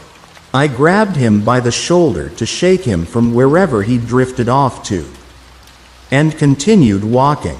It took a moment for him to follow, and the rest of the night drifted from one topic to another.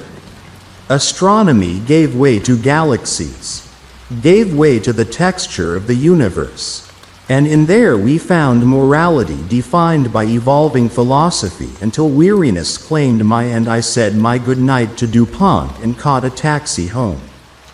By 1991, I had become a detective, with no help from DuPont, I might add, as I surely could have done so sooner had I relied on him more. But I wanted to achieve the rank on my own merits. DuPont had taught me much about the impartiality of deduction, and I was grateful for it, although sometimes I found myself envious of the inhuman ease his mind moved around murder. I only wonder now, if it was because of Jerry DuPont or in spite of him that I became a detective. One morning in the early morning dews of October, DuPont came to me with a newspaper rolled tightly and tucked under his arm. He had a skip to his step as he met me uncharacteristically for coffee. As he sat, with no foreword, he pulled the newspaper between us and pointed his fingers to the headline. It read, Vancouver, British Columbia, October 8, 1992. A cloud of fear and uncertainty has descended upon the residents of a rundown social housing apartment building called Rue du Chagrin in Vancouver, as a shocking and unsolved murder case continues to baffle both residents, as well as local law enforcement. The incident, which occurred last week, has left investigators grasping for clues in the aftermath of a brutal and possibly premeditated crime. The victim, a 53-year-old divorcee named Anna Stillwater, was discovered in her unit on the 13th floor by a concerned neighbor who had not seen her for several days, and noticed a foul odor emanating from the apartment. The gruesome scene that awaited the neighbor was one of chaos, with the apartment tossed about, broken glass littering the floor, and chairs overturned. Ms. Stillwater lay on the floor in a pool of her own blood, with her throat slashed. More alarmingly, the assailant had made off with valuable jewelry, suggesting a possible motive of robbery turned deadly. What makes this case even more confusing for police has been the lack of any discernible entry point for the assailant. As stated anonymously by someone close to the case, the apartment's door was found locked from the inside, and investigators have yet to identify any signs of forced entry, leaving the possibility that the attacker was already inside when Anna Stillwater arrived home before the crime was committed. Despite the apparent lack of forensic evidence pointing to an intruder, the local police force remains resolute in their pursuit of the truth. Detective Sarah Reynolds, who is heading the investigation, stated, "We are exploring every avenue of investigation and are committed to bringing the perpetrator to justice. This case presents unique challenges, but we will leave no stone unturned." Intriguingly, the victim's landlord, John Miller, when asked to comment on the situation by local reporters, expressed his sympathy for the victim and their family, but also hinted at a possible motive. Miller stated that Ms. Stillwater had been consistently late with her rent payments and often had to seek loans, leading to some speculation that financial troubles may have played a role in the tragic events. Authorities are taking Miller's statement seriously, and it is now an integral part of the ongoing investigation. Detectives are delving into Ms. Stillwater's financial history and potential connections to determine if any debts or conflicts may have contributed to her untimely demise. As the investigation continues, the community remains on edge, struggling to comprehend the violent incident that occurred within the confines of their modest and tight-knit apartment building. Local residents have expressed shock and concern for their own safety, with many calling for increased security measures in the building. For now, the shadow of this unsolved murder hangs over the neighborhood, and the search for answers is ongoing. When I finished reading the newspaper's account of the event I already knew too well, DuPont said nothing. There was a tension between us. That was new to me, and as I looked at him, he stared back at me with that faraway, calculating inhuman look, his mind working busily in front of me, while his gaze peered through me to someplace far away. Finally, he asked me what I thought, knowing, somehow, that I was assigned to the case. I told him I agreed with my superior, Detective Reynolds, that it was a complicated and unique case, unable to say much else. "You're wrong," he said flatly, his eyes snapping into focus. I'd be lying if I said I wasn't more than a little insulted by the tactless assertion he'd made plainly to my face. I rested back into my chair, my coffee sending swirls of steam between us, as I crossed my arms, trying as best I could to not get defensive as my ego withered inside me. All credit due to DuPont. He let me stew, and gave me ample opportunity to assert myself. But I didn't, as much pride as I took in my job as a detective. I knew that he had uncanny abilities that I simply wasn't born with. I gave him a terse nod, and he spoke. Ms. Stillwater slashed her own throat. He said, and no more. I was as perplexed as I was disappointed. I had come to know DuPont as a person with a mind as sharp as a razor. And yet there we were, sitting before me, dashing all illusions I'd had of him until that moment. "No," I said. "The jewelry was missing and the apartment was ransacked. Not to mention the difficulty she would have had sawing through her own throat with a serrated steak knife." I thought to myself. Like a little boy, his eyes lit up, and I realized now I'd taken the bait. Already on edge, I didn't appreciate the frivolity and joy DuPont took in that moment, and felt the hair on my neck raise as I smelt the same psychosis in him that I saw in the many murders I'd investigated at that point in my career. Resting his elbows on the table and crossing his fingers, he began once more to outlay his theory in more detail. Ms. Stillwater frequently missed rent payments. This must have been frustrating for the landlord, Mr. Miller, so he gives her a final ultimatum: pay your rent or get out. She has few belongings, save for the jewelry she received as gifts from her husband before they separated. It's her safety net, in fear she's going to lose her place. She pawns them off to make rent, and pays Mr. Miller, but is just short of the total amount owing. So the landlord changes the locks without her knowing, but she returns home early and finds Mr. Miller outside her apartment. She's unaware he's just changed the locks.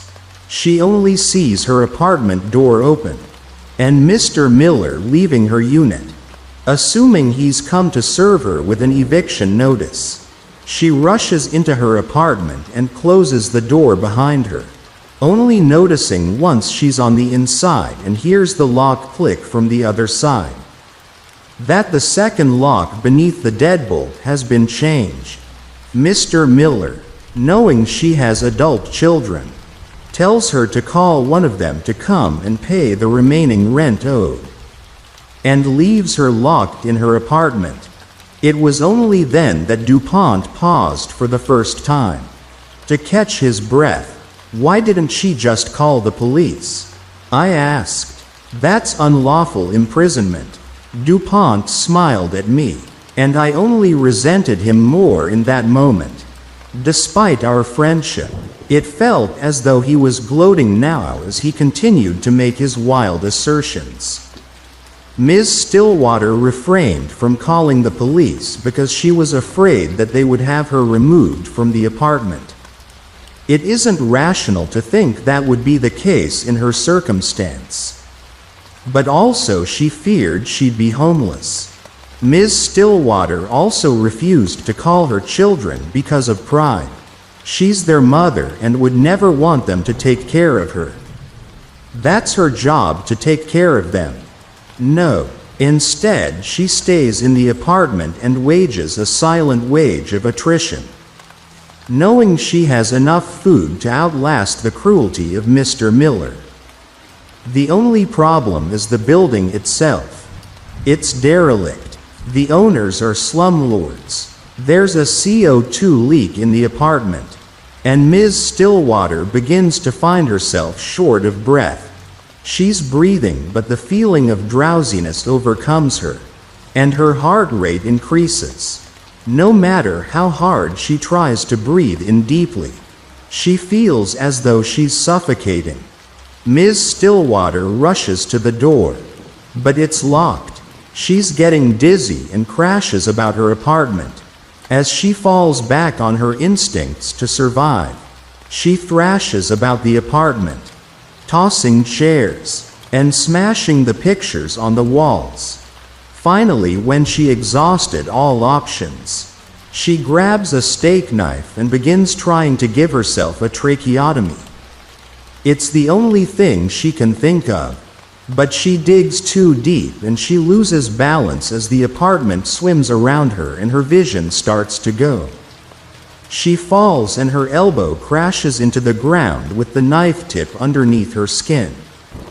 The force drives the serrated knife through ligaments and tendons and is sent skittering across the floor away from where she lies bleeding out on the floor. It would have been impossible for him to know any of what he claimed to be certain. There were simply too many assertions being made, but at the same time I was unsettled to know that somehow my friend had been aware of case details we had kept under tight wraps and away from the press, such as the fact that a serrated knife had been used. Could my friend, Jerry DuPont, the sharpest mind I'd ever met, be the killer? I'd known him so long, and yet there was always the underlying lack of humanity. Could he be toying with me? I thought to myself at that moment, using our standing rapport to set our sights away from himself and make her a victim of circumstance and cruelty? I countered then, trying to shake my mind free of the suspicion. Her fingerprints weren't on the knife, I said, feeling the tension loosen from my shoulders as his version of events crumbled before me. Then, without a pause, he said, "The cat licked it clean." But there was no cat. The building was pet-free, and I felt a burst of laughter ripple through my chest at the absurdity of the claim. DuPont looked at me. I could tell he didn't take kindly to my reaction, and wasn't used to my dismissal. I'd never once in all our years questioned his deductive mind. He slammed his hands on the table, startling me as I fell quiet, before quickly placing them in his lap, ashamed at his own out-of-character burst of emotion. Mr. Miller came to check on Ms. Stillwater, unlocking the door and letting the scent of her bloated body out into the hallway, alerting her neighbors. And in the process let her cat, which she was not allowed to have, out of the apartment. I simply shook my head. It was too ridiculous. I offered my friend an olive branch, suggesting he needed more sleep, or that he was perhaps bored with his own work and had begun daydreaming, and that he should pick up a hobby not centered around death, I suggested. Once again, in a dismissive tone, I look back on with shame. Check the pawn shops in the area. Ask the neighbor. Check the keys in evidence they won't match the door. Talk to her friends and see for yourself that she had a cat," he said in a huff as he stood up, pushing his chair over in humiliation due to how I was treating him. I was stubborn in that moment, refusing to assuage his hurt feelings, remembering the tall tales we used to tell one another at the Rose and Crown.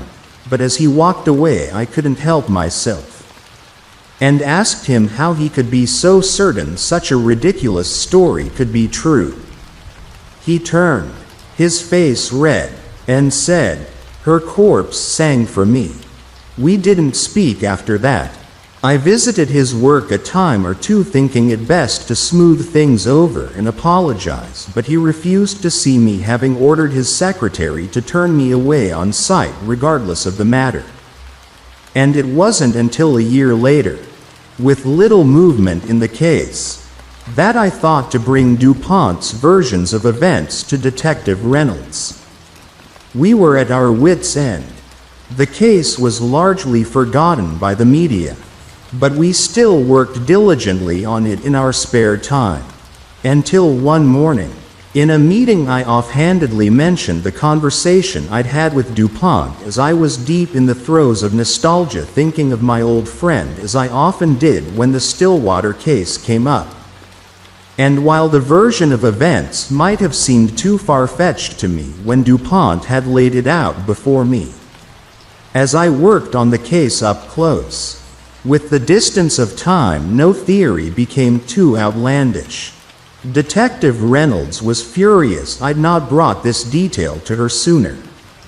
But I explained just how insane it had seemed.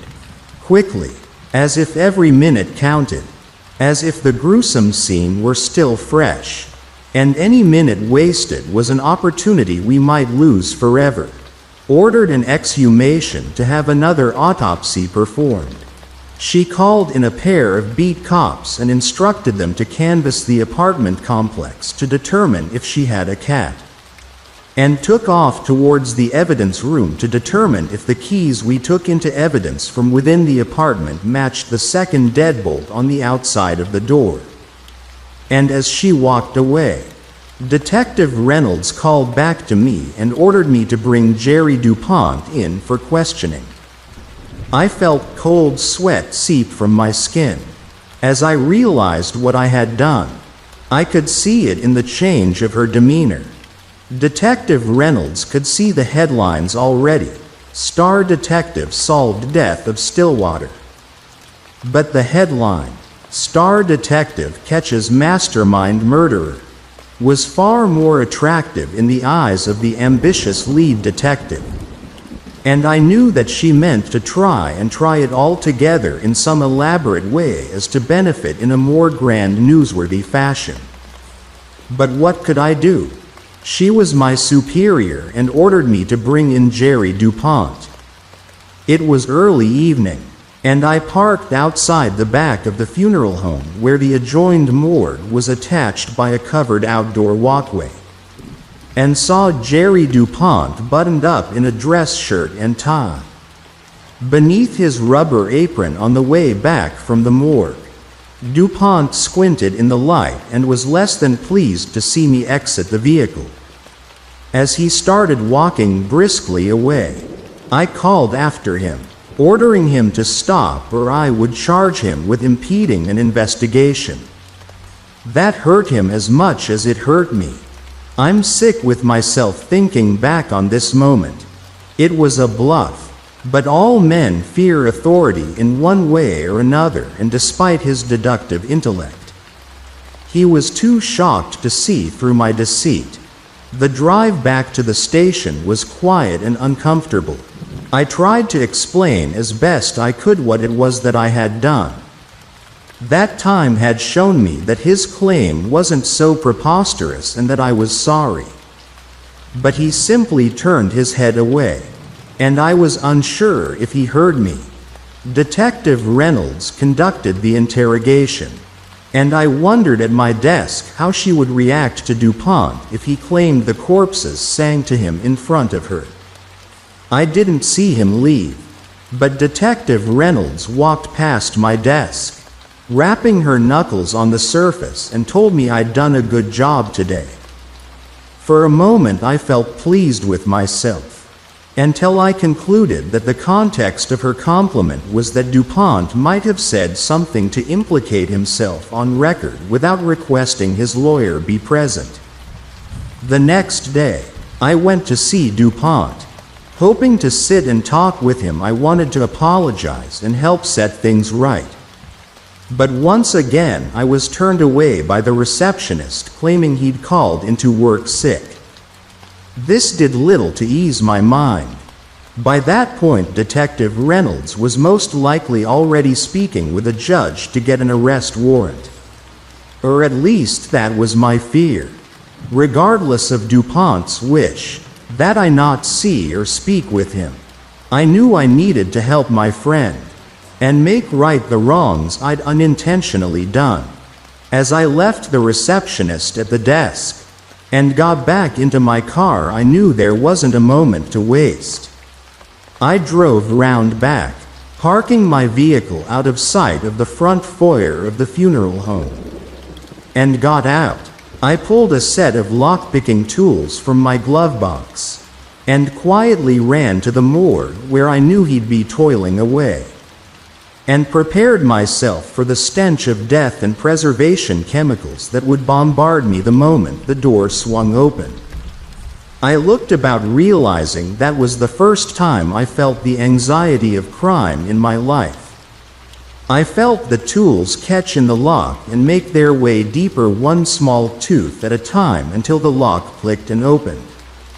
The room was dark save for a single light that hung over a stainless steel table in the middle of the room. DuPont wasn't there, but it was also the first time I'd ever stepped inside of the morgue. It felt odd to me that although DuPont had taught me so much about myself, I knew little save for that brief family history he'd once told me. I walked around and examined the blood and bile-encrusted drain at the foot of the steel table. The curiosity was simply too much, and although I knew this was an invasion of his privacy, I was not there as part of the police but as a friend, and so I excused myself. His tools, the saws, and pipes, and scalpels all sat on a table pushed against a wall. They were meticulously ordered and cleaned, gleaming under the harsh overhead light. I could feel the cold of the polished tile floor seep up through the bottom of my boots, and my breath hung in the refrigerated air. And that's when I heard a whisper, small and faint, hardly louder than the hum of the fluorescent light.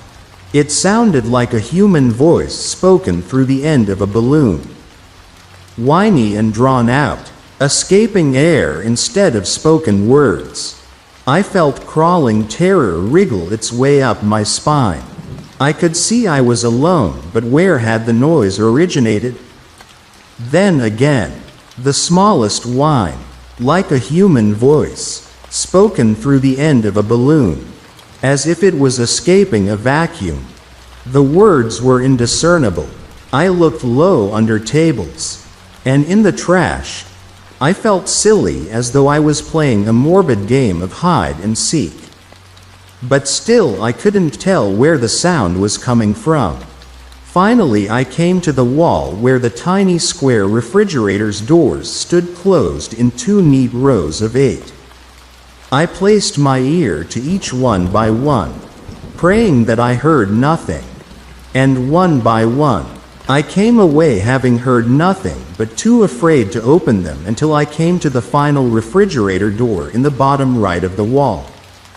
I felt bile burn the back of my tongue and the insides of my teeth, leaving them raw and gritty, as I heard the whine from inside. And a little squeal of fear escaped from my throat. I knew I needed to open the door and see what was inside, but fear kept me from doing just that. I'll admit I'm a coward, because in that moment I found I didn't naturally have the courage to face my fear. Even worse, my mind would not make heads or tails of what it was exactly that I was afraid to confront. I was shaking by then, and I'd love to say it was from the cold of the refrigerator room. But it was not. It was only with the brief invasive thought that DuPont might be trapped inside, that I found it within myself to grip the handle tight and yank it open. It opened soundlessly, and a gush of flesh-infused air gushed out at me. I could taste the body rotting slowly within, and had to stop myself from gagging.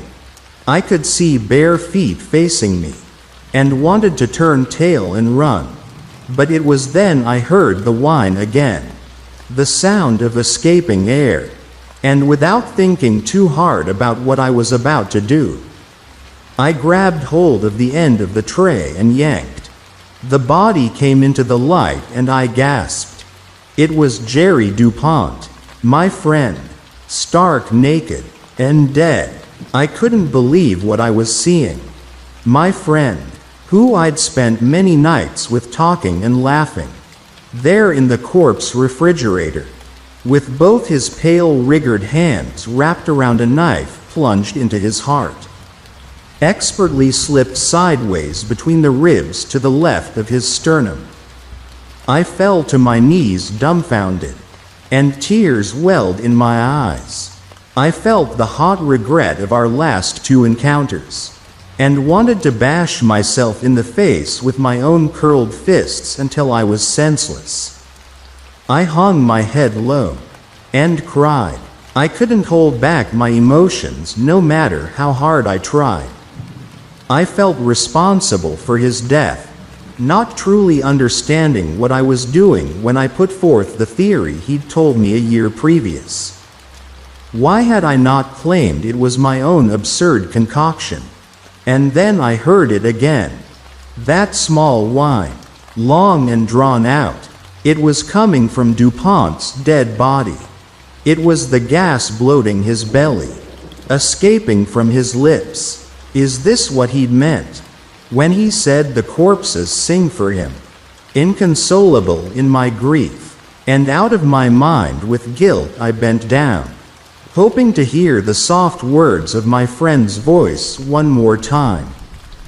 I stayed like that, frozen in place for an indeterminate length of time, until the gas from his body broke free once more, escaping through his throat and past his lips. R R R R R E Y Y Y Y N O L L L L L D S S S S S S. I fell back, shocked and breathless. I knew I must be past my wits in shock. But I could have sworn I heard him speak a name. I know it seems odd and macabre, but I sat there a little while longer, hoping to hear the gas whine and run past his lips once more, resolved that what I heard was merely a trick of the mind. But his body now lay quiet and deflated. DuPont was simply dead. I walked slowly to my car and radioed the station, alerting them of DuPont's death. I chose not to wait for them to arrive and instead returned home in a daze. I called in sick to work the next day, unable to face the reality of the situation. I was grief-stricken, unlike anything I'd ever felt before. But I did turn on the TV to see Reynolds giving a press conference in regards to the Stillwater case. It played out much like I had suspected. But only Detective Reynolds held back no punches. With DuPont dead, she was free to make whatever claims fit the narrative, as he was no longer alive to refute them. He was the murderer, and he'd confessed to a friend on the force a year earlier, according to Reynolds. As she put it, the absurdity of the case made it impossible to solve with rational minds. And the culprit, Jerry DuPont, was as insane, sick and twisted as he was brilliant. At least he got that. Knowing the cops were closing in, he opted to take his own life in as dramatic a fashion as his elaborate murder of Ms. Stillwater had been, in order to escape justice and the consequences of his actions. I was disgusted listening to her on the television, and was glad for the 2 weeks paid vacation I received for my trauma. I don't think I could have stomached the lies when they were fresh, and I'm ashamed I tolerated them at all. I'm a coward. I feared losing my job, a job I'd worked hard for and was proud of, but I let my friend's good name be tarnished. Upon returning to work, though, Reynolds called me into her office one last time, before she was promoted and transferred to a national position for the RCMP. I think she was congratulating me, or telling me to keep my mouth shut. I couldn't tell. My eyes were transfixed on a small gold ring with a black onyx face sitting innocently among the stacks of papers on her desk. Detective Reynolds was as capable as she was ambitious, and I needed no convincing to know what she had done.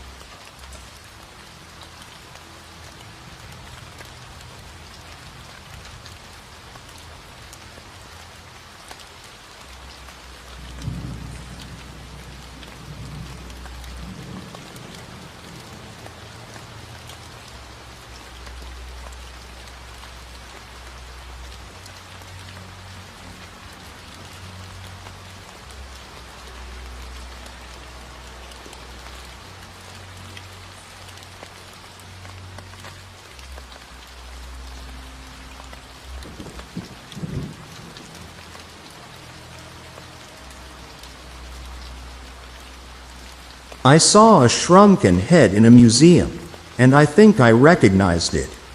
I never knew my mother. I was only 8 months old when she died. Well, when she was murdered.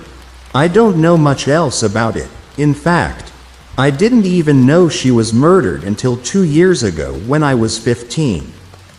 You see, my dad doesn't like to talk about her at all, and so he never discussed why she was no longer with us. I have seen photos of her, and so I know what she looks like. But I wasn't told much about her. I always thought that she died of a sickness or maybe in a freak accident. So I was very surprised when I found out that she had been murdered. I wish that my father would talk about it more though, because I want to know how it happened. I have heard a few rumors at school about how she died. I overheard one kid say that she was kidnapped and held for ransom before being killed when my dad didn't pay. Another kid told me that she was decapitated, and her head was never found. So I really didn't know what to believe, and I couldn't ask my dad to fill in the details. Ever since I found out about my mother's fate, however, I have become overly interested in true crime, and I especially enjoy learning about unsolved mysteries. That's how I found out about the strange museum that suddenly appeared in my town. My friend, Ellie, had first told me about it. "Have you seen that museum that opened in the old library?" she asked me one day at lunchtime. I replied that I hadn't seen it and that I didn't know anything about it. So she went on to explain what it was. "I heard that it is a museum that is all about famous murder cases and has a lot of exhibits that feature real crime scene photos and even a few items that were taken from murder sites," she explained. "I'm going there on Saturday. Did you want to come?" I thought about it for a moment, but then remembered that I had planned to spend the day with Dad. So I had to tell her that I couldn't make it, which she seemed disappointed about. I thought about this museum for the rest of the school day, and I begun to wonder what crimes would have exhibits.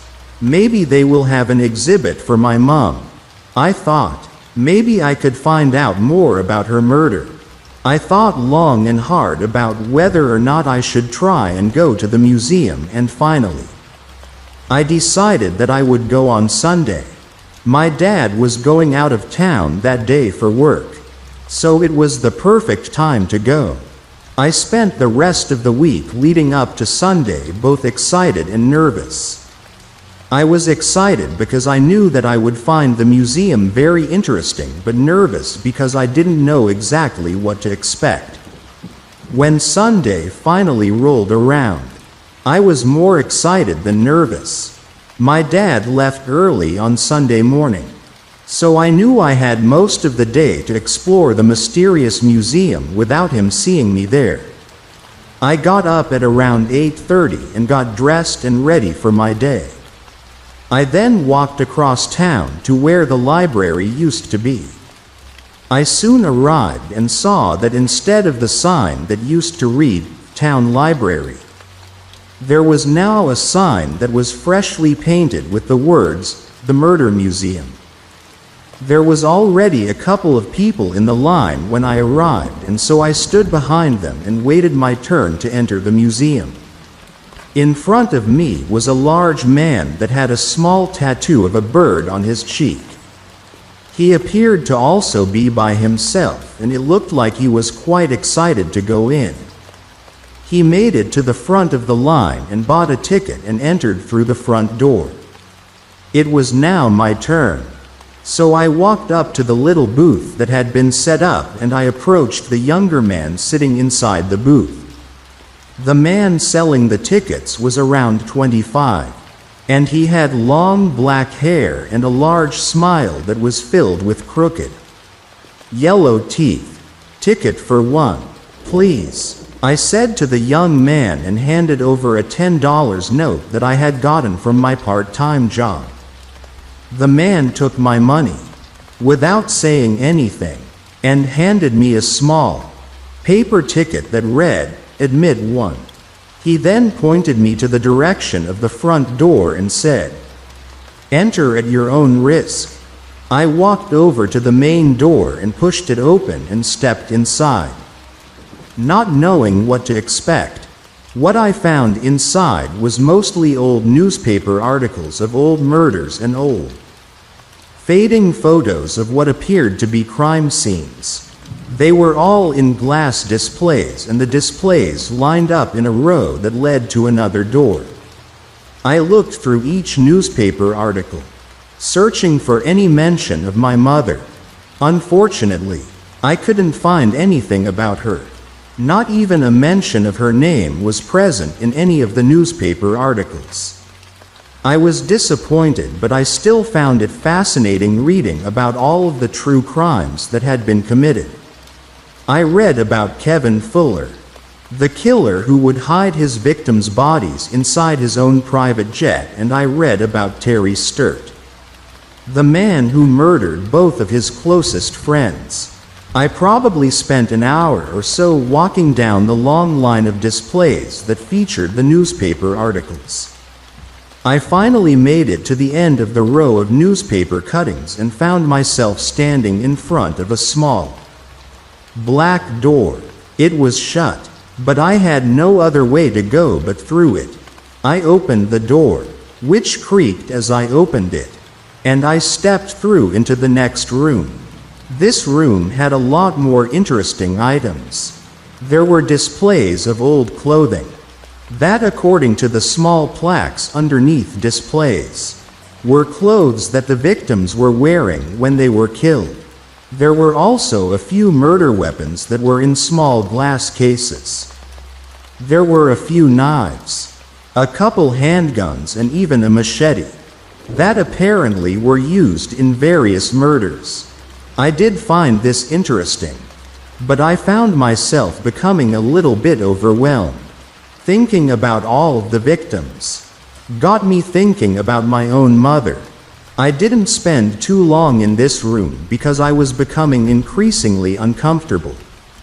I moved through the large number of display cases, trying to avoid looking at what was contained inside, and I moved to another door. This one was a bit larger than the previous one, and it was painted a dark red color. I opened the door and stepped into the next room, worried about what I might find. I walked in, and the first thing I noticed was the large glass case that stood in front of me.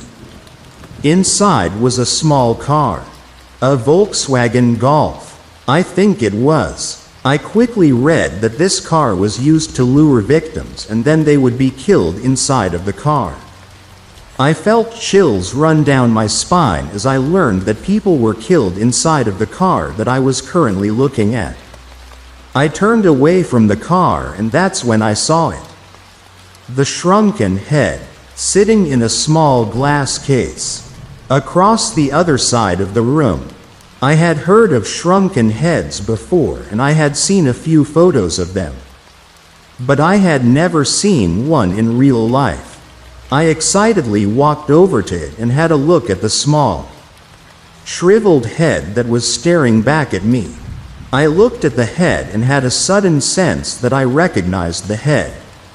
I looked closer, and even though the head was a lot smaller than usual and it was shriveled and it was hard to make out any facial features, I could still tell exactly who this used to be. It was Ellie, my friend from school, who told me about the museum. I knew that she had come here yesterday, and I hadn't spoken to her since.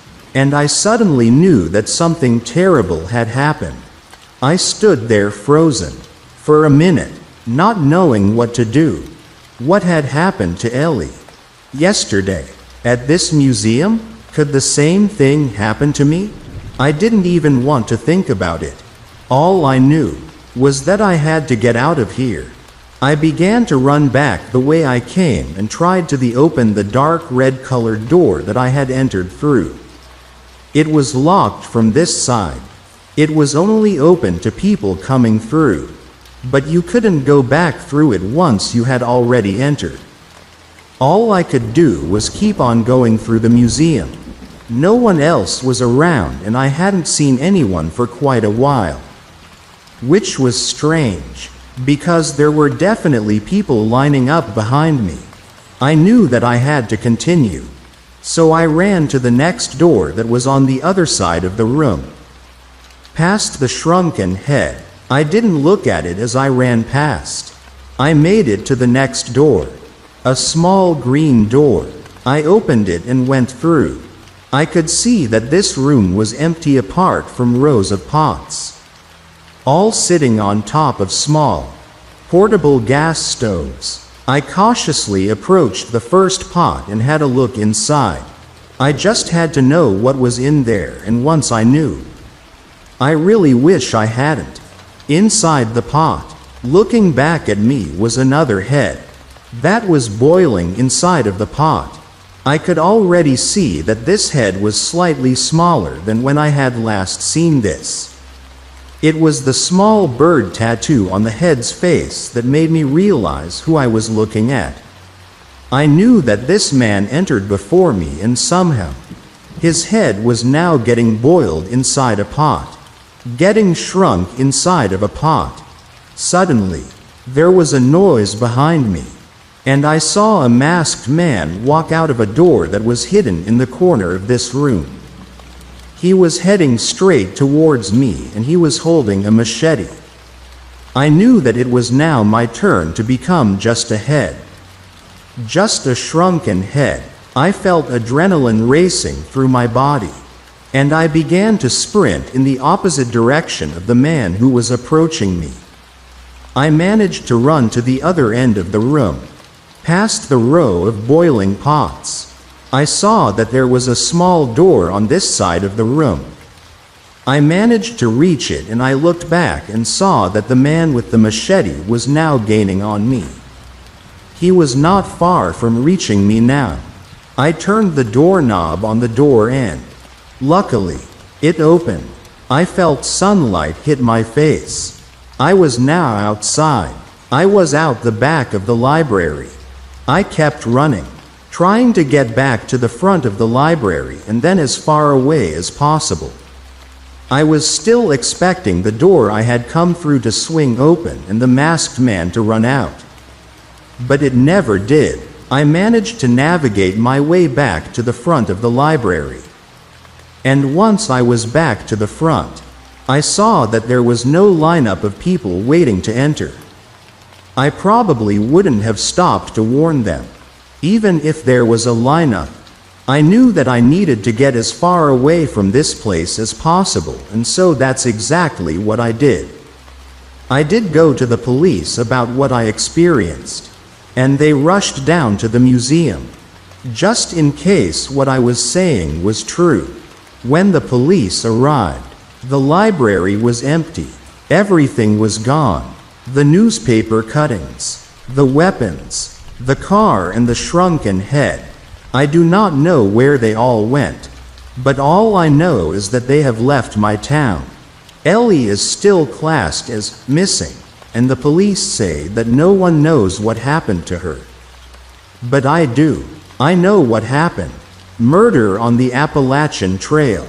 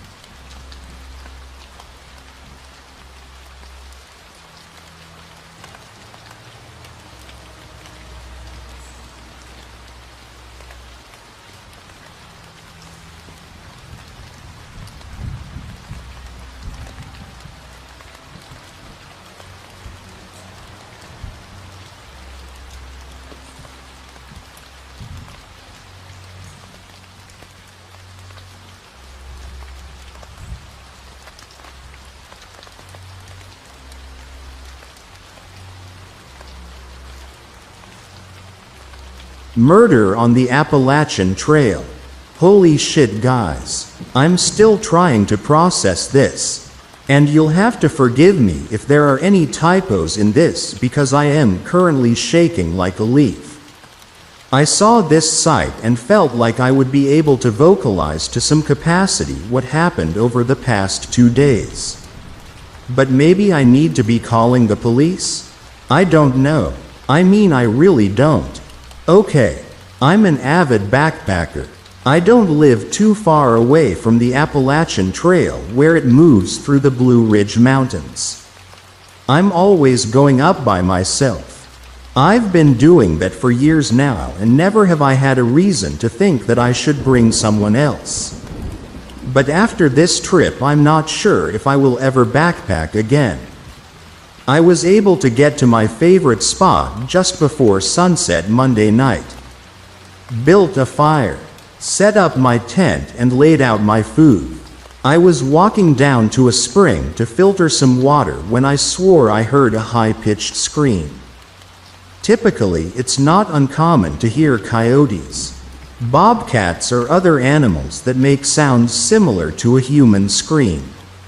So I just kinda thought that's what I was hearing. But it was still a little unnerving. Something was different about it. Filtering my water and then walking back, I saw a man coming from the east along the At. We were eventually going to cross paths as I had to cross over the trail to head up to my camp. Slowing down his pace, it was obvious he had noticed me. For the most part, encountering other backpackers isn't a big deal. Everyone you meet is friendly, and if you find another solo packer, they welcome a little conversation. So when we did in fact meet up, I offered a smile and said, "Good evening." He said his name was Bradley, and I told him mine. He looked like he had been on the trail for a long while. Black military-style cargo pants, gray t-shirt, black combat boots, and a badass backpack that looked as if it was loaded with everything a person would need to survive in the wild. His hair a reddish-brown, shaggy, and unkempt, which turned into a nearly full beard on his face. Super friendly, though, greeting me with a large grin. Bradley seemed like one of those guys that you instantly become buddies with. We chatted a bit about how long we had been on the trail and whatnot. As I suspected, he had hiked for nearly a month. Said he was taking a month off from life before heading back into reality again. He seemed so genuine. I have to admit I was taken by his charisma too, and I felt like we had been old pals for ages. Asking if he could camp with me, I felt no reason not to let him. Watching him unpack his tent and equipment, I realized how efficient he was. It almost seemed military in a way. Everything organized and neat as he laid out his belongings in a way that appeared mechanical. As if he had performed those motions hundreds of times. After he completed his setup, which really only took moments, he made himself some coffee over my fire and we chatted about typical things. As the night progressed, I noticed him becoming less talkative, staring into the fire or gazing up at the sky, all the while sipping his coffee. Eventually, I decided to turn in and he said he would do the same. It was about 3 a.m. and I heard his tent unzip. It was a little cold, and I remember specifically the sound of the laces on his boots being tightened. But after that I didn't hear him walking around. I assumed he had to relieve himself after all that coffee. But all I could hear was the night breeze sweeping over the highlands. Thinking about it now, I am literally feeling sick at my stomach. Fuck me. Okay. So I'm laying there nearly on the verge of sleep again when I hear far in the distance what I know for certain now was the sound of a man screaming. In absolute horror, the scream echoed throughout the forest in one solid cry, and then it was silenced. In the moment though, in my near sleep state and with the sound of wind, I wasn't sure what it was, an animal or something. But I sat straight up in my sleeping bag and reached for my flashlight. Just silence though, just the wind, the sound of trees and the feeling of every hair on my neck standing on end. Took some time, but I eventually went back to sleep. At the time I reasoned it had to be something else. That morning Bradley was already up and had his coffee brewing over a newly made fire. After waking myself up a bit and starting my own breakfast, I asked him if he had heard anything last night. He asked what I had heard and I described it to him as I did just now. He said something like, "Oh yeah, I did hear that. It was loud, wasn't it? We talked about what sort of an animal could make a noise like that and neither of us could come up with anything." He even said, "To be honest, it sounded like a man screaming for his life." He asked if he could continue on with me, and at that moment I was glad to have someone with me for a while. Honest to God, he was such a nice guy, and I swear I never felt unsafe around him. Sometime during the day we passed a group of hikers. 3 women and 2 men, all carrying packs. They were heading in our direction, but at a slower pace, and asked us if we knew where a water source was. We both started at the same time to tell them, so I let Bradley finish. I've hiked this trail for as long as I could walk, and listening to his description of the trail ahead, one would think that he had too. But I noticed early on Bradley had an impeccable memory and sense of direction. For the rest of the hike, he asked a lot of questions about myself. By the time we reached a place to camp for the night, I felt like I had told him my entire life story. He seemed so honestly interested though. I felt like at the time that I was making a new best friend or something. That night was when I noticed for the first time the Bowie knife he had tucked on the side of his backpack. He pulled it out and expertly sliced an apple, nearly keeping everything but the seeds. I was kinda wondering where the apple came from, considering that last night he had told me that he was getting low on rations and that he intended to jump off the trail and hit a store before getting back on. But I didn't ask as he tossed me part of it. He talked a little about his family, specifically his younger brother who he said I reminded him of. He mentioned more than once that I would have got along with him. He's not backpacked in years though. John was his name, he had said. After John had went away, Bradley didn't have a partner to hike with, and so he had been going at it solo for the past 4 years. I started to feel bad for the guy as I realized there was a part of him that was lonely, I think. I dunno. At this point I have no idea what to think. Shit, okay, I have to focus. So that night I couldn't sleep.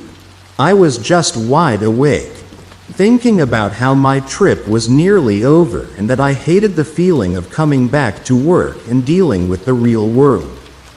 I had to pee, so I put on my shirt, boots, and tried to unzip my tent so as not to wake up Bradley.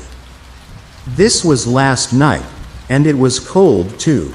Standing in the woods, I could hear just barely over the wind the sound of talking.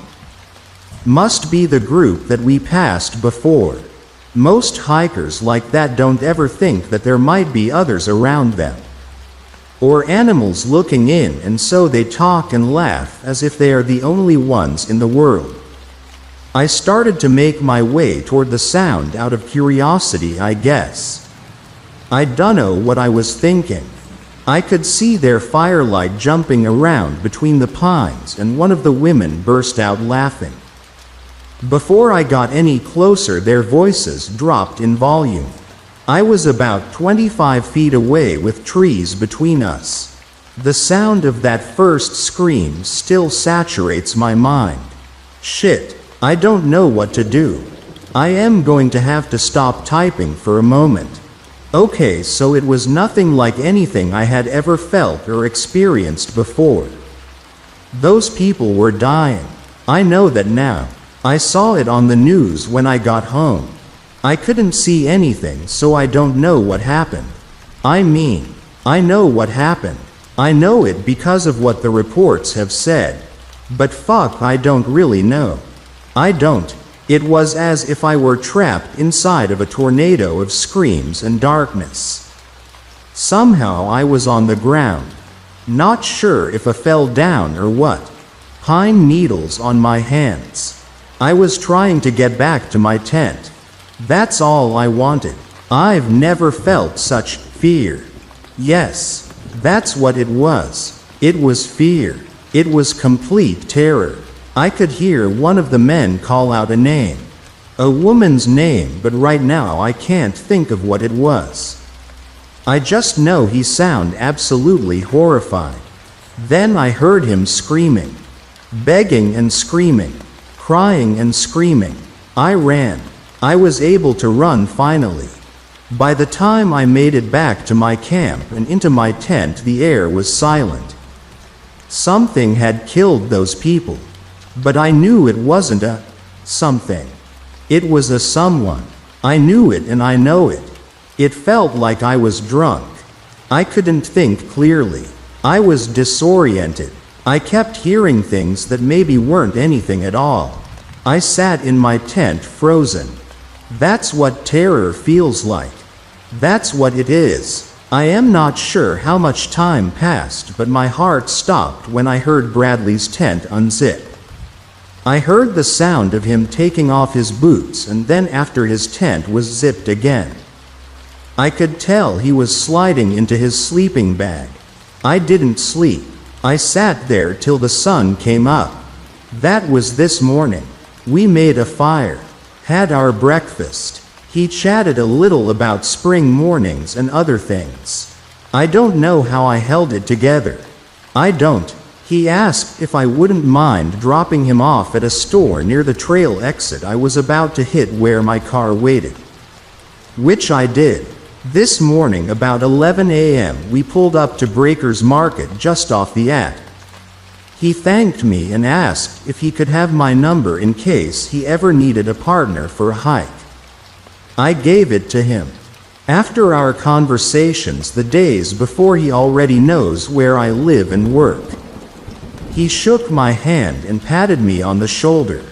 I jumped in my car and got home this afternoon. I think I slept for about an hour maybe. The local news just reported people missing on the trail where I was. Also, I just heard that 5 people have been confirmed dead in what appears to be an animal attack. What do? I know why those people are missing. They're all dead, most likely gutted and butchered, screaming to be allowed to live. God knows how many more are laying out there in parts right now. Their killer is still out there too, and I gave him my phone number. My neighbor has been paying me to spend time with him. There's some weird stuff happening at his place. I had known Farmer Ben long before I started working for him. Every Saturday morning, he could be found ass naked on top of his barn, screaming louder than his lungs should have allowed him and shaking his fists at the sky. Sometimes he'd be shouting obscenities. Other times it'd just be high-pitched howls of both joy and fury. On the plus side, for me who lived right across the street from him, he made for a solid replacement for my alarm clock, since my bedroom window was facing the barn, and therefore Ben in all of his glory. The first thing I'd do would be drawing the blinds, in case I hadn't the night before. On those days, I would often wonder about this odd man. For example, I would have loved to know how exactly he'd gotten up on top of that barn in his obviously intoxicated state, and how he always managed not to fall off. Had I not observed him do this over and over again, I would have been a lot more worried for him. That was all though. For the rest of the week, he'd keep a fairly low profile and I'd often encounter him outside. He'd greet politely, lifting or tipping his ball cap each time, and bid me good day. Sometimes, we would talk about small, random things, like how my aunt was doing or how business was getting on for Ben himself. But it's not like we really knew each other. As for me, I lived with my uncle back then. My parents had separated and I knew I had to find somewhere else to stay being in my mid-20s. I figured it was high time for me to move out either way. While my other relatives' places weren't what I'd had in mind, I had always gotten along very well with my aunt and uncle. So when the former fell ill, I agreed to come over and help her husband take care of her. I quit my job to move in with them, but that wasn't too tragic of a loss. I took up work in the area here and there, enough to earn some good cash but nothing stable. That was until Lucy, my aunt, passed away. The day of her death was one of the saddest of my entire life. But I can't even begin to imagine how it must have been for my Uncle John. He was never quite the same afterwards. He became a husk of his former self, going about his day in an almost trance-like state, his eyes always glazed and the look on his face apathetic. I tried to be somewhat of a comforting presence, but despite my best efforts, I hardly ever managed to lift his mood. Sure, there'd be better days occasionally, but I suppose the loss of his wife was simply too much for him. While I understood that, it hurt seeing him this grief-stricken.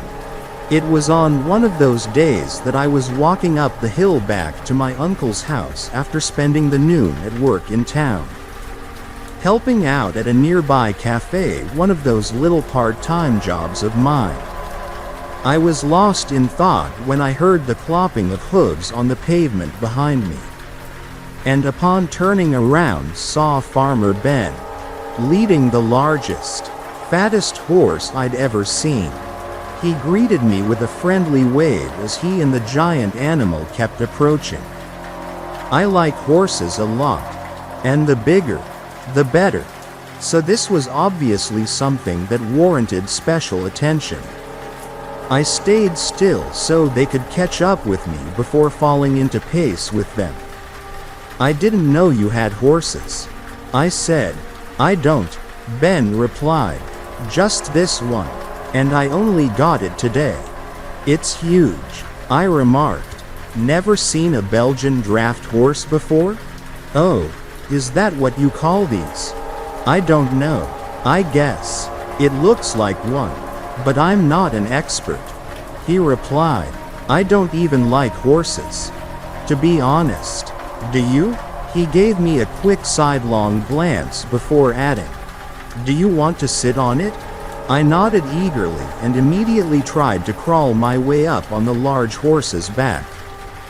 Ben ended up having to give me a bit of a lift, but eventually I managed to climb on top.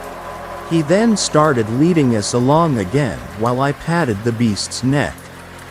I'm not hurting it, am I? Since it doesn't have its saddle on.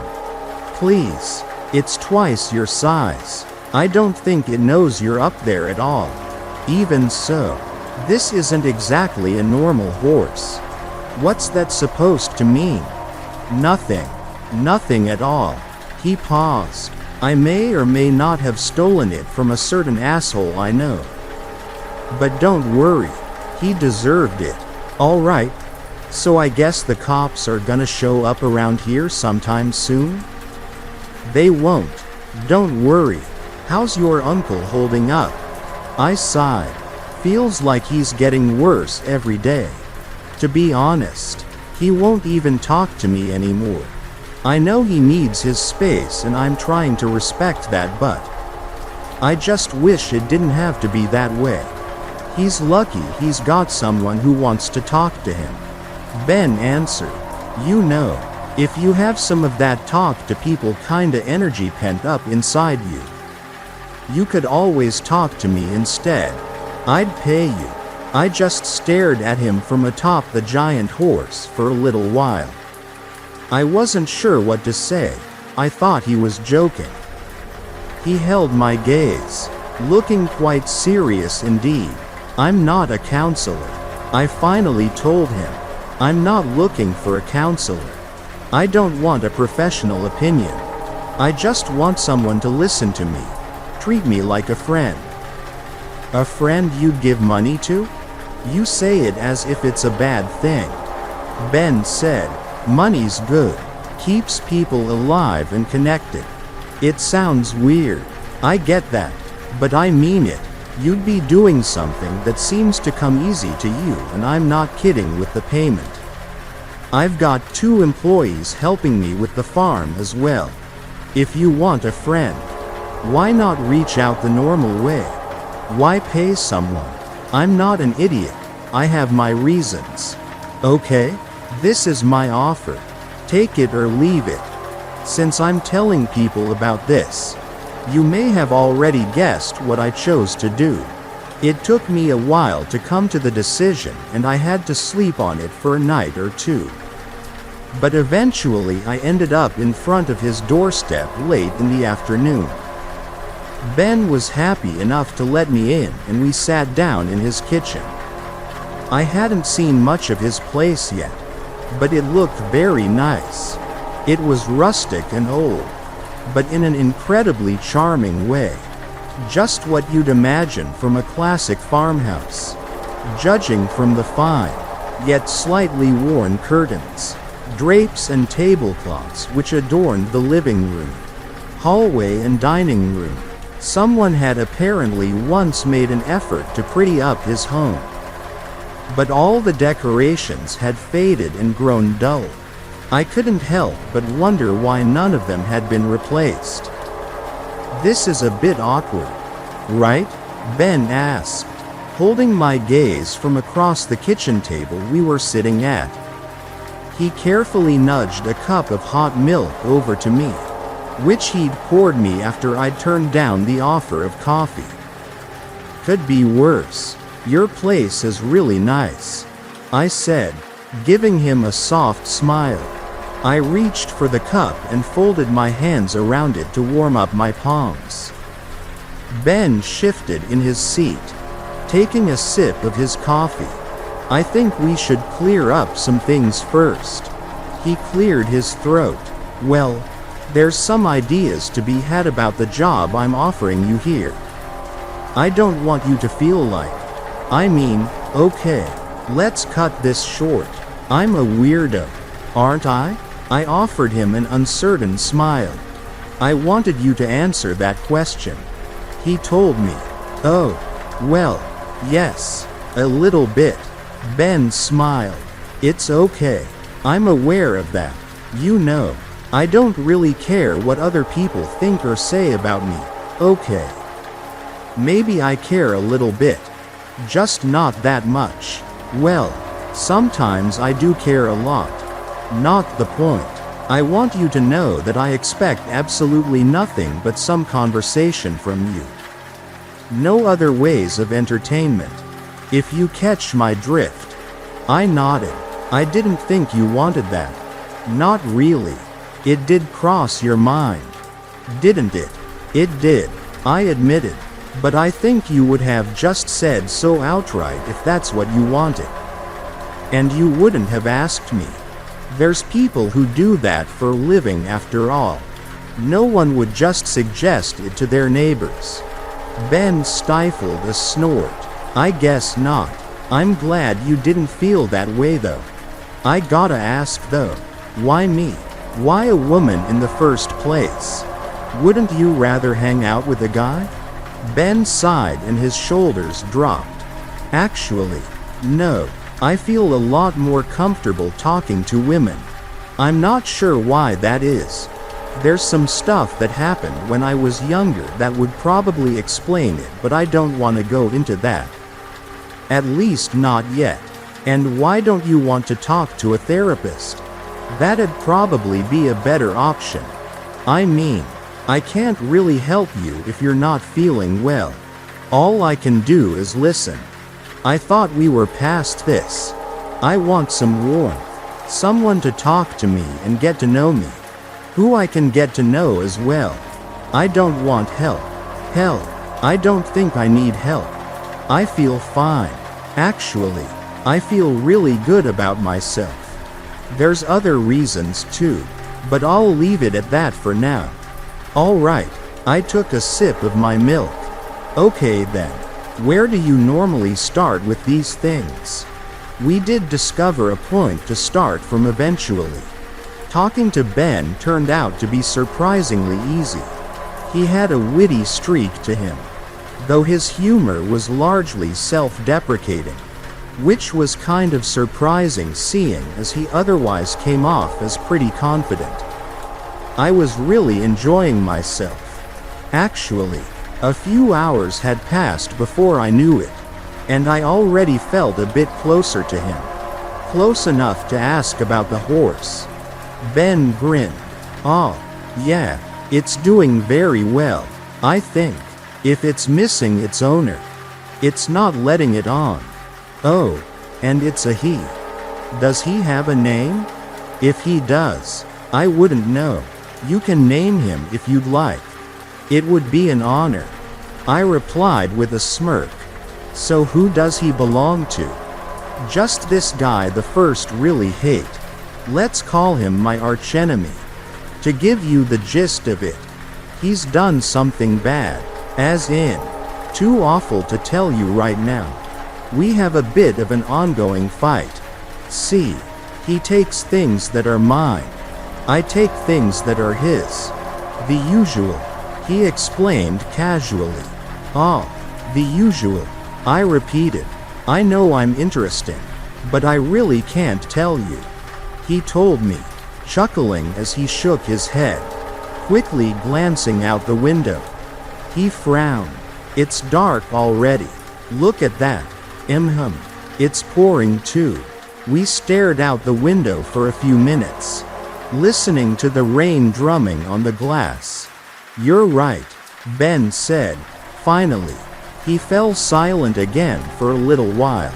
I really don't want to send you out there. I know it's right across the street, but you'll catch death. If you'd like, I've got a bunch of spare rooms here. Guest rooms. I keep them clean just in case some of my obnoxious kin decide to pop over unannounced. Why don't you pick one for the night? I'd like that, I muttered. The weather really did look nasty. Ben led me up the stairs and into a very nice, well-furnished bedroom. I took note of the old-fashioned striped wallpaper, the large floor lamp in the corner and the folding screen in the back. It was almost a bit like a hotel room, but a very expensive one. After saying our goodbyes, Ben trudged back down the stairs and I heard a door slamming shut, followed by the sound of a lock clicking. I found the key to my own room atop the drawer next to the door, and I figured I'd better lock up as well. I had never spent the night at a stranger's place before, though I couldn't really call him that anymore. Still, it was odd, though I can't say I was uneasy in any way. Actually, I felt kind of at home. After partially undressing, I dropped down on the bed. The sheets were clean and smelled lovely. There was a window right there by the bedside, so I could look out at the moon as I drifted off to sleep. It was all rather peaceful. I fell into a deep, pleasant slumber after what could have hardly been more than 20 minutes. I was startled awake by a loud bang. I jolted upright, my heart dropping to my stomach. The banging continued, noisy and incessant, and in my haze, it took me a second or two to realize where it was coming from. Out of the corner of my eye, I saw something bright, something moving, and I slowly turned my head to the window beside me. There was a face staring back at me. Right there, right outside. It was that of a young woman. Her fist was raised up to the glass as she kept on slamming it against the window pane. She held my gaze with bright blue eyes. They were so wide and big they almost looked unnatural, and the look within them was one of utter horror. Suddenly, her mouth twisted into an open grimace and she began to cry out to me. "Let me in," she shrieked, her voice as high as the howls of the wind outside. "Let me in," I gasped, backing away from the window and falling off the bed in the process. The voice of the girl outside rose to an even higher pitch and the banging grew louder and stronger, almost as if she was trying to smash in the window. How was she even standing at the window? We weren't on ground level. Either she was incredibly tall or she was clinging to the wall outside. Both options I found highly disturbing. "You're in my house. My house," she wailed, now sounding furious. "Let me in." By then she'd lifted her other fist to the glass as well and was basically throwing her entire upper body against it. It took me way too long to pick myself up from the floor and step up to the door. I began fumbling with the key, my heart pounding in my chest even faster than the woman was pounding on the window pane. Finally, I flung the door open and burst out into the hallway, calling Ben's name over and over again. He was already up, the stranger's cries having roused him as well, and he was on his way up the stairs as I jumped up and down at the top. To my surprise, he looked like he was utterly unfazed by the noise. There was not a trace of confusion or fear on his face as he gently nudged me aside and boldly strode into my room, myself following cautiously. "What's going on?" I whimpered, trying to sound less scared than I actually was. "Hush," he said softly. He leaned over the bed, staring right at the woman's face, and proceeded to tear open the window so forcefully I thought it'd break right out of the frame. "Fuck off," he roared at the top of his lungs. His voice was so deep, throaty and ear-piercing that for a few moments, it seemed to drown out all the sounds of the wind and rain outside. It took me a second to realize that I hadn't gone deaf. Ben cleared his throat, stepped away from the window, shut it and pulled his dressing gown a bit tighter around his shoulders. The woman had disappeared. I took slow, deep breaths, trying to calm myself down. Ben came up to me, giving me an apologetic smile. "I'm sorry you had to see this. Don't worry, it's not gonna happen again for the rest of the night, so if you'd like, you can just go back to sleep, or pick another room, or get dressed and come watch TV with me. I most likely won't be able to go back to sleep. I never manage after this happens."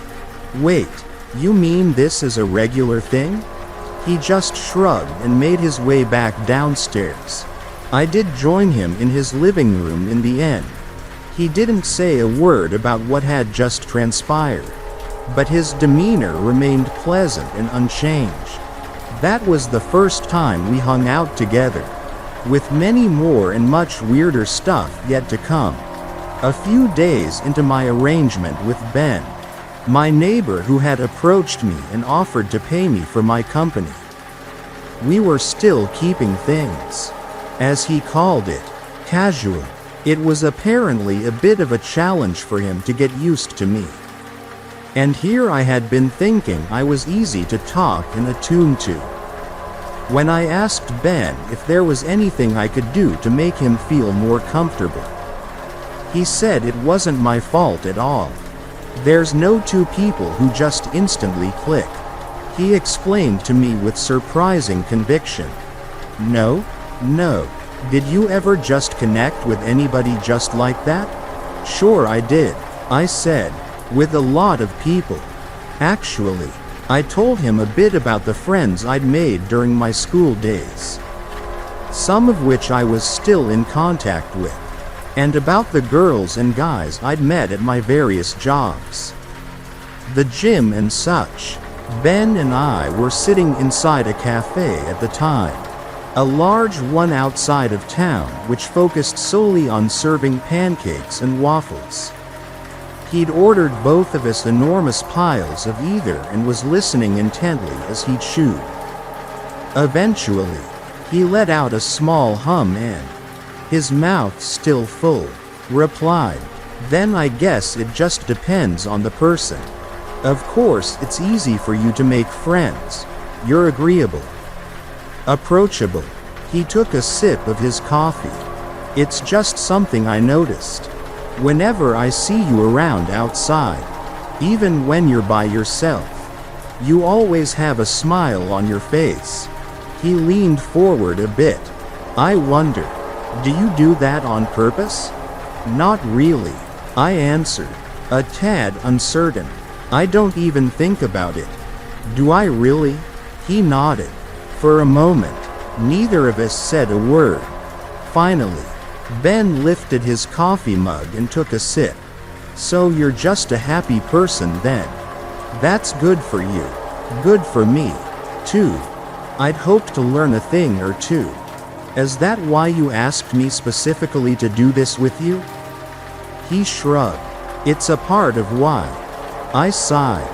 I was already starting to get used to not getting my questions answered, but it was still a bit irritating. Upon informing Ben of this, he simply laughed and said he was a generally irritating person. At that point, I'd already taken somewhat of a liking to him, but I couldn't deny that his self-assessment was perfectly accurate. I was just thinking about this when from the side, an older woman came walking up to us. She was in her late 40s or early 50s, slender and attractive in a stern, handsome way. She looked like a spokesperson for office supplies. She was certainly wearing the clothes for it. "Mr. Benjamin Cox," she said steadfastly, Her voice was strangely soft and gentle, but in a cold, impersonal way, aloof. I felt myself recoiling at the sound of it. It instantly put me off. Something about her wasn't right. Perhaps it was that empty, joyless smile of hers that made my skin crawl. She looked like a living human mannequin, giving me the impression that she acted out friendliness instead of meaning it. Ben looked up at her, his formerly pleased expression quickly changing into a similarly distant one. "You," he replied, his tone matter-of-factly. "Didn't I tell you to call me on the phone if you want anything?" "Sure you did. I wasn't planning on meeting you here. It's quite shocking to see you have company," the lady told him, a hint of condescension in her monotonous voice. "And who's this, now?" She gave me a curious look. "Caradwin," I answered, reaching out to shake her hand. For some reason, I felt like I wasn't supposed to give her my last name too.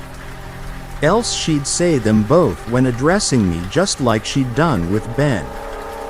Plus, she really gave me the creeps. She pressed my hand instead of shaking it. "Enchante." Turning to Ben, she added, "I hope I wasn't interrupting anything." "What do you want?" he asked curtly. "I need you to get something done." "As usual. Then tell me about it on the phone." "Later." The lady smiled mirthlessly. "Will do. I can take a hint. I didn't want to be a bother.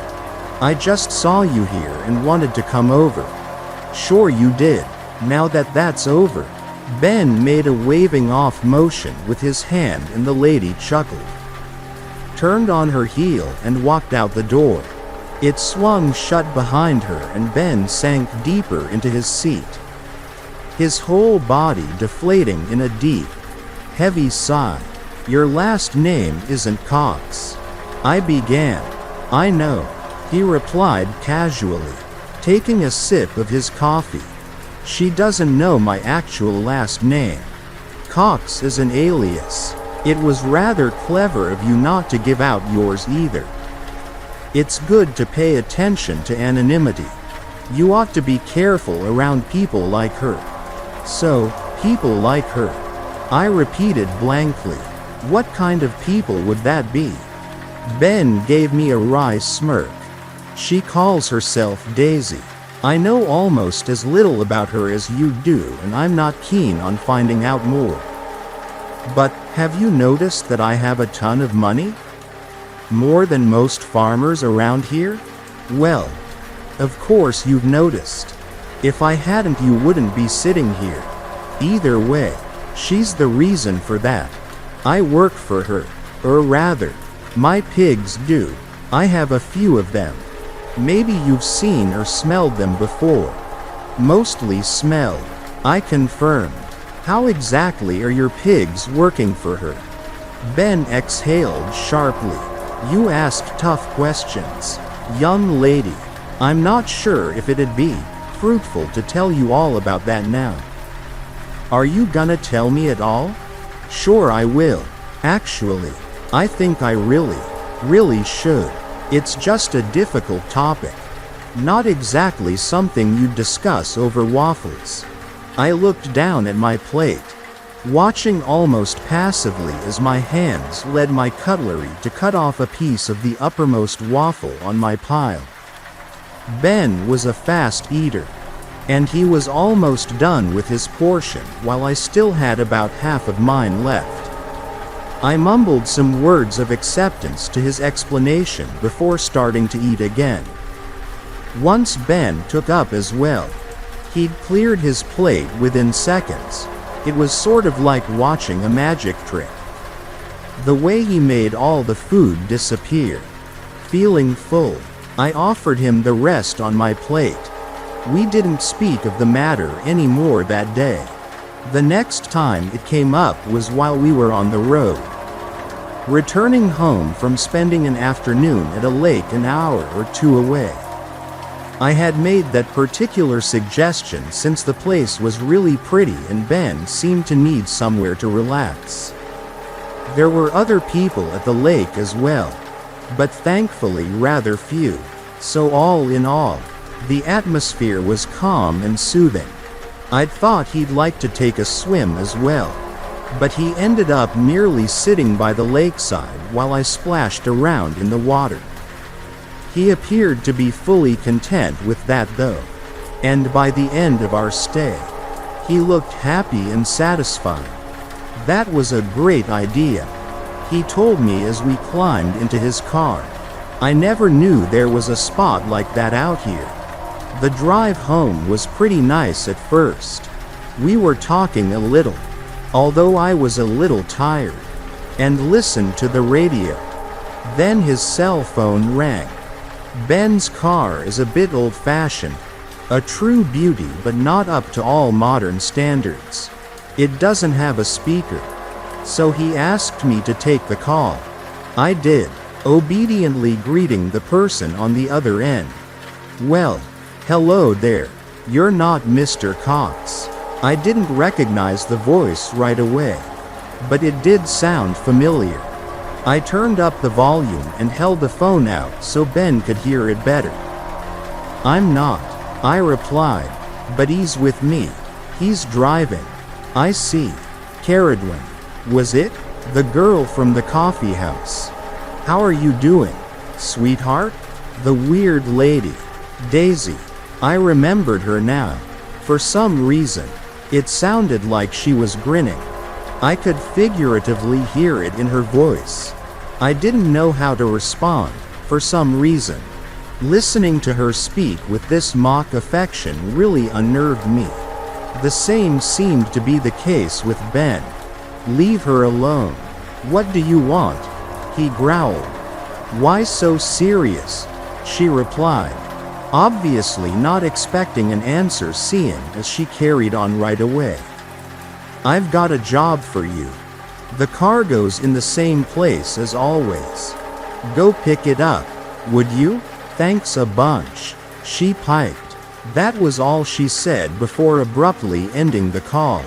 I set aside the phone, turning to Ben with a look of utter bewilderment. He let out a deep sigh, drumming his fingers on the steering wheel. "We're taking a detour, it seems," he eventually told me.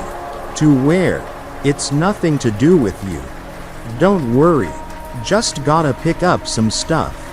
You said you were tired earlier, if you want to sleep." "I wouldn't mind." He briefly reached into the back of the car and pulled out a little pillow from right behind his seat. He handed it to me with an encouraging smile. "Go ahead if you'd like. I'll drive carefully." I was still confused, but there was no reason not to take a nap. I knew Ben did some odd jobs, but who was I to judge, let alone interfere? I didn't really want to think about it either. I simply figured it was none of my business, seeing as this lady was really freaking me out as well. I wasn't eager to put my nose where it didn't belong. I placed the pillow beside me and rested my head on it. Seeing as I was exhausted from swimming, I drifted off to sleep rather quickly. I don't know for how long I'd been out for, but I woke up to the sounds of the car slowing down, rumbling and groaning as it pulled up somewhere. I heard Ben clear his throat, muttering to himself as he got out and gently shut the door behind himself. I really wanted to fall back asleep so I didn't alert him to me being awake. It's easier to nap when you're pretending to do so already. There was no way I could overhear or ignore the noise of something heavy being lifted into the trunk though. Ben let out a muffled grunt as the car seemed to sink down a little before he closed the trunk. He climbed back inside and buckled up again. Before starting the car, however, he quietly said my name, like he was checking if I was still asleep. When I replied with a curt, "Yes," he almost jumped in his seat. I thought you were sleeping. He panted once he'd finally calmed down. Was that necessary? Yes. I grinned a bit. Okay. Well, sorry for the detour. I'm sure you're about ready to go home. I am. Looking up, I found that we were parked out front of a gas station. A dingy, crusty old thing that looked like it hadn't attracted any customers in years. Why so nervous? Where are we anyway? This is the normal pickup site. Not many people coming here.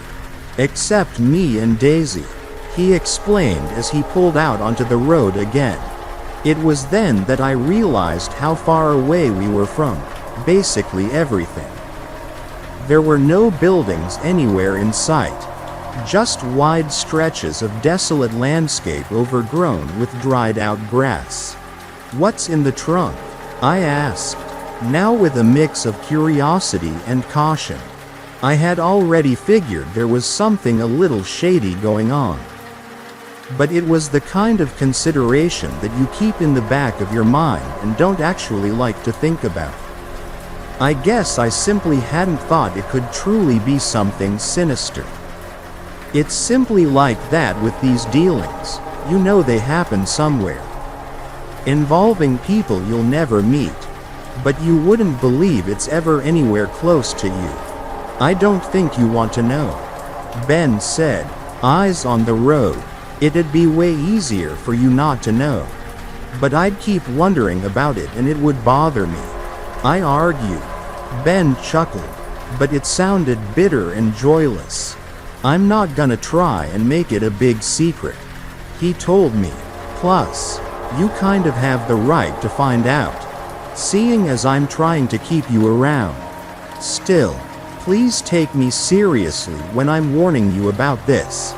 I do take you seriously. And you're sure you want to know?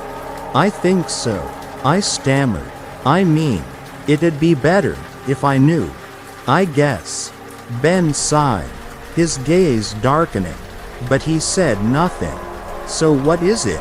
He shrugged, suddenly pulling over to the side of the road.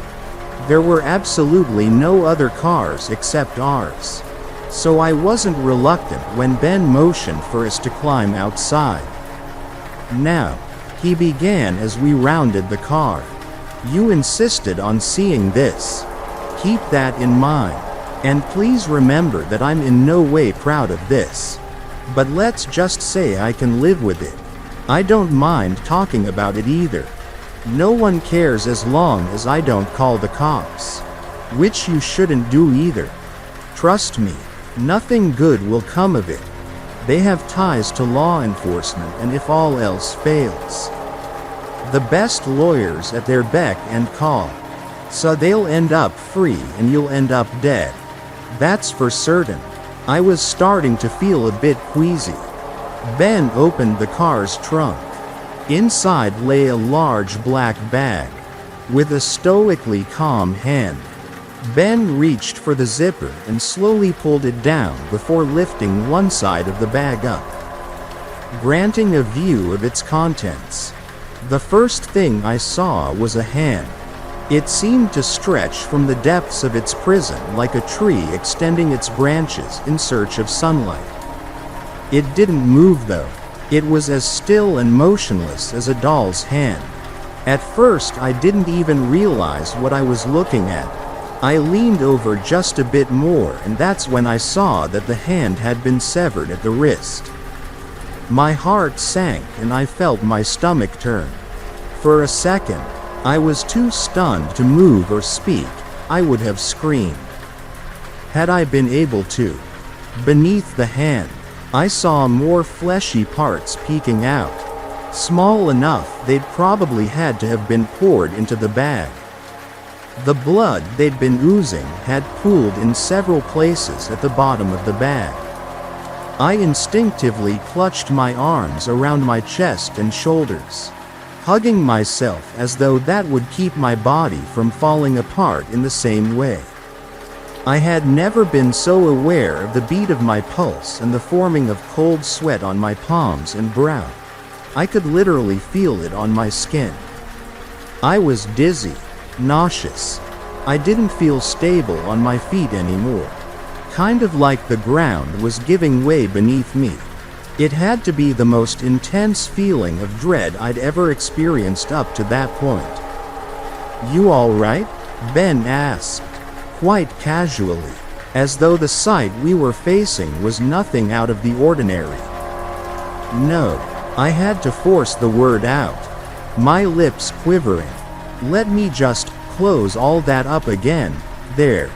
Out of sight, out of mind, right?" "Not quite," I muttered, now staring blankly at the outside of the car's trunk. "Never seen anything dead up to now. Have you?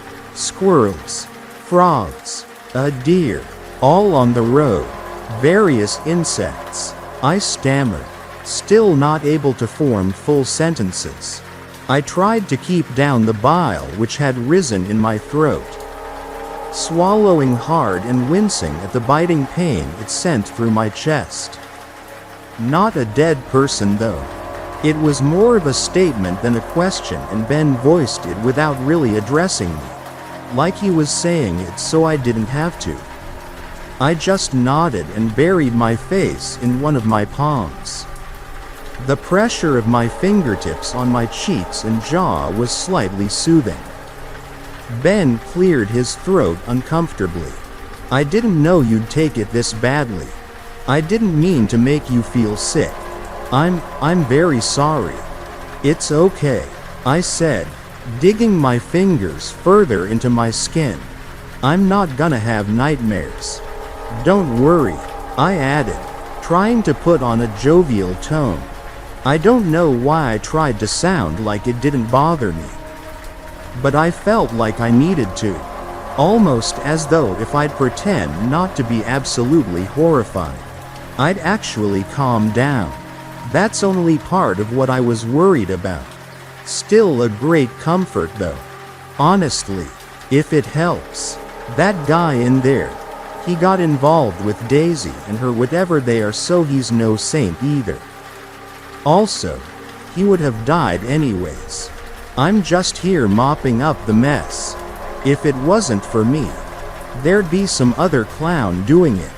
So, if you're wondering if you should feel bad about this, or guilty, just don't. It'd be pointless," he explained. It sounded more like something he was telling himself though, not me. I wondered if he actually believed it. "This is bad. This is really, really bad," I muttered, more to myself than him. I perceived a sudden sting of panic as another terrifying thought crossed my mind. "Does she know where you live? Daisy. I mean, what if you do something wrong?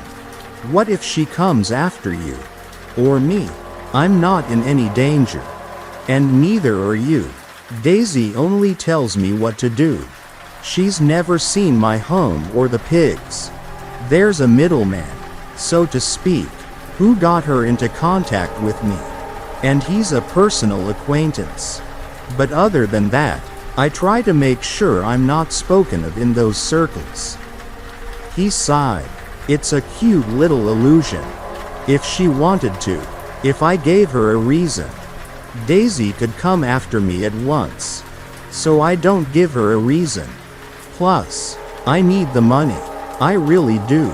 "Why?" I inquired sharply. "Why the fuck would you do this? You do have enough money, right? Like, even without them, enough money to live." "Yes, but I need more. Way more." "What in the world for?" Ben let out a sound that, when typed out, borders on illegible. Something like NJEESH. I could only interpret it as him letting me know that he wasn't ready to tell me yet. "It's a good reason," he eventually told me. "It really is. I promise. I don't like doing this. And if I didn't feel like I have to, I wouldn't. Please don't think otherwise. Not for 1 second. But my reason, it's a level of crazy you're not ready for yet. I'm getting you there. Slowly, one step at a time, Ben somehow manages to look a lot older than he actually is. He has this air of exhaustion around him, and the bags under his eyes make him look like he never sleeps. On some days, he'll look younger and more lively, and on other days, he'll look even worse, so I know it's a fluctuating thing. I used to consider him to be in his mid-40s, and for that he'd be faintly handsome. But as it turned out, he was 36 at the time of me bringing up that subject. I was 28, and very apologetic. I swear I didn't mean that.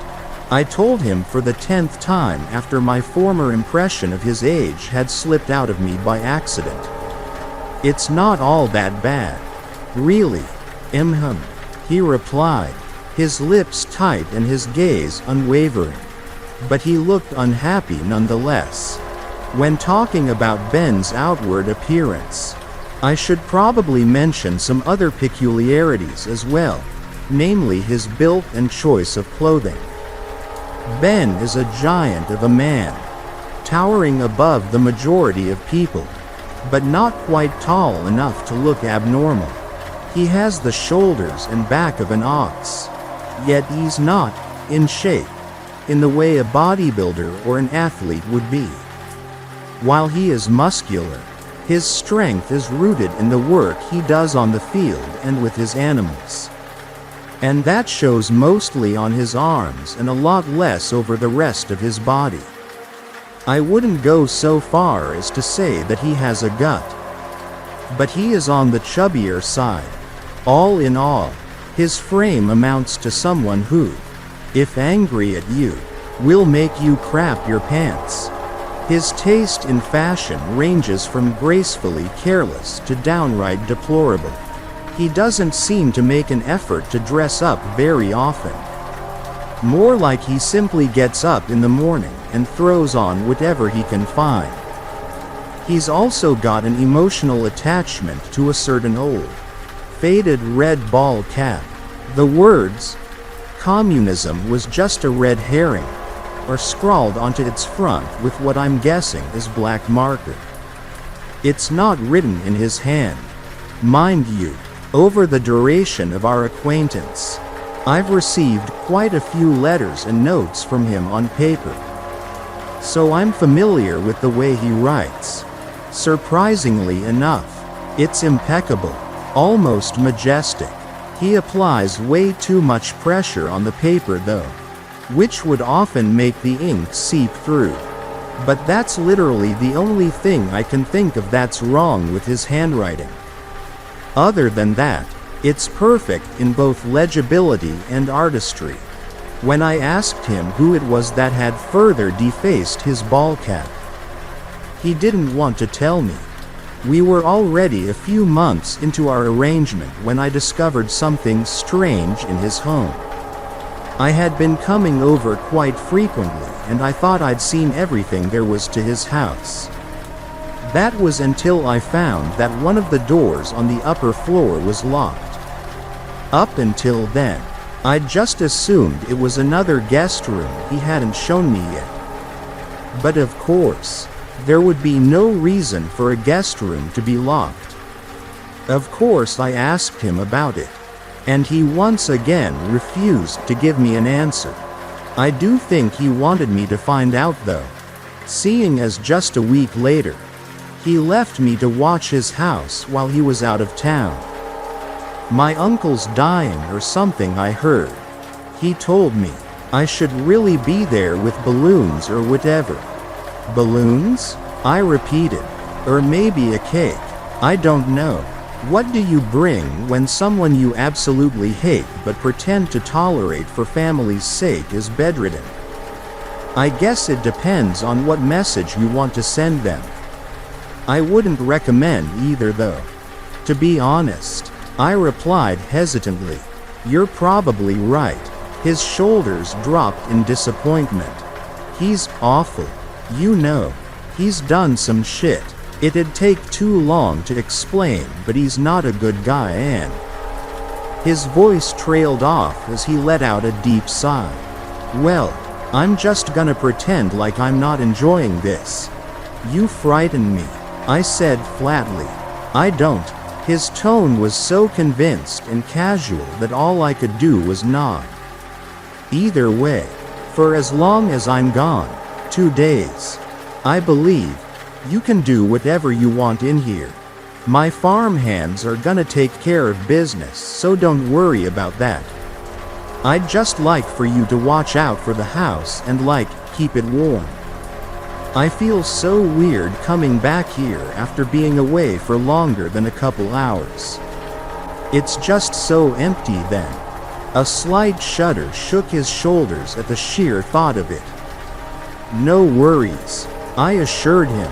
"All right, you know where everything is, so help yourself to whatever you'd like. No locked doors or cabinets either. What's mine is yours. Go ahead and make a mess. I literally don't care.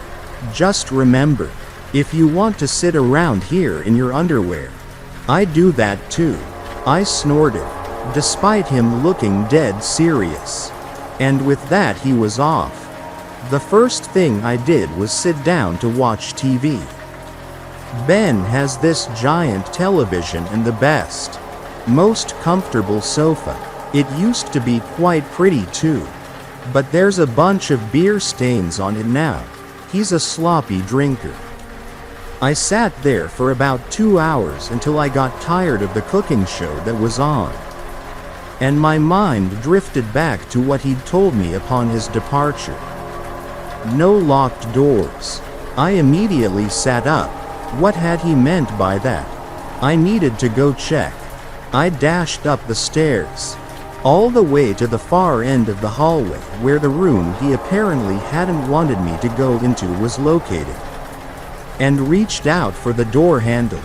I pressed it down, pulled, and the door swung open. My heart almost jumped in my chest.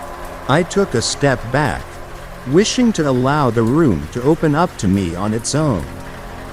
Bit by bit, flashes of rosy, pastel colors were revealed. I spotted a well-made bed with flower prints on its light pink sheets. Large pillows and a few plushies neatly lined up between them. There was an ornate armoire in the corner, one of a rich, dark brown color, and a bookshelf right beside it. It was slightly bent, probably due to the enormous weight it was holding. There were dozens of books stacked in varying layers on top of it, much more than it was meant to carry. Still, it was bravely hanging in there. A striped, soft carpet covered the better part of the floor. The desk leaning against the wall to the right was laden with even more books, and the chair in front of it was decorated with fairy lights that had carefully been wrapped around it. The whole room looked unreal in its daintiness and fragility, like something out of a dollhouse. This was most certainly not a guest room. It had personality. Someone had used and lived in it. Someone with a distinctly feminine taste and touch. Definitely not Ben. There was something about this room that put me off. I couldn't figure out what it was exactly, but I was overcome by the sudden and intense notion that I wasn't meant to be in there. It felt like I was intruding upon someone, or not giving the owner their deserved privacy, despite there being no one around. The sensation sent a shiver down my spine, but at the same time, something else seemed to figuratively pull me further inside, like there was something I was supposed to see or do in here. I just didn't know what it was. I cautiously took another step inside, then another. I kept looking back over my shoulder to see if the door was still open. For some reason, I felt like it was going to slam shut all of a sudden and trap me inside that room. Of course it didn't, but the thought was still enough to make me nervous. I didn't know what to investigate first. I hurriedly examined the covers of some of the dozens of books lying around on the desk and shelves. To my surprise, they appeared to be textbooks on medicine. Some were about the history of specific hospitals, others about anatomy, and again others about medical practices in times past.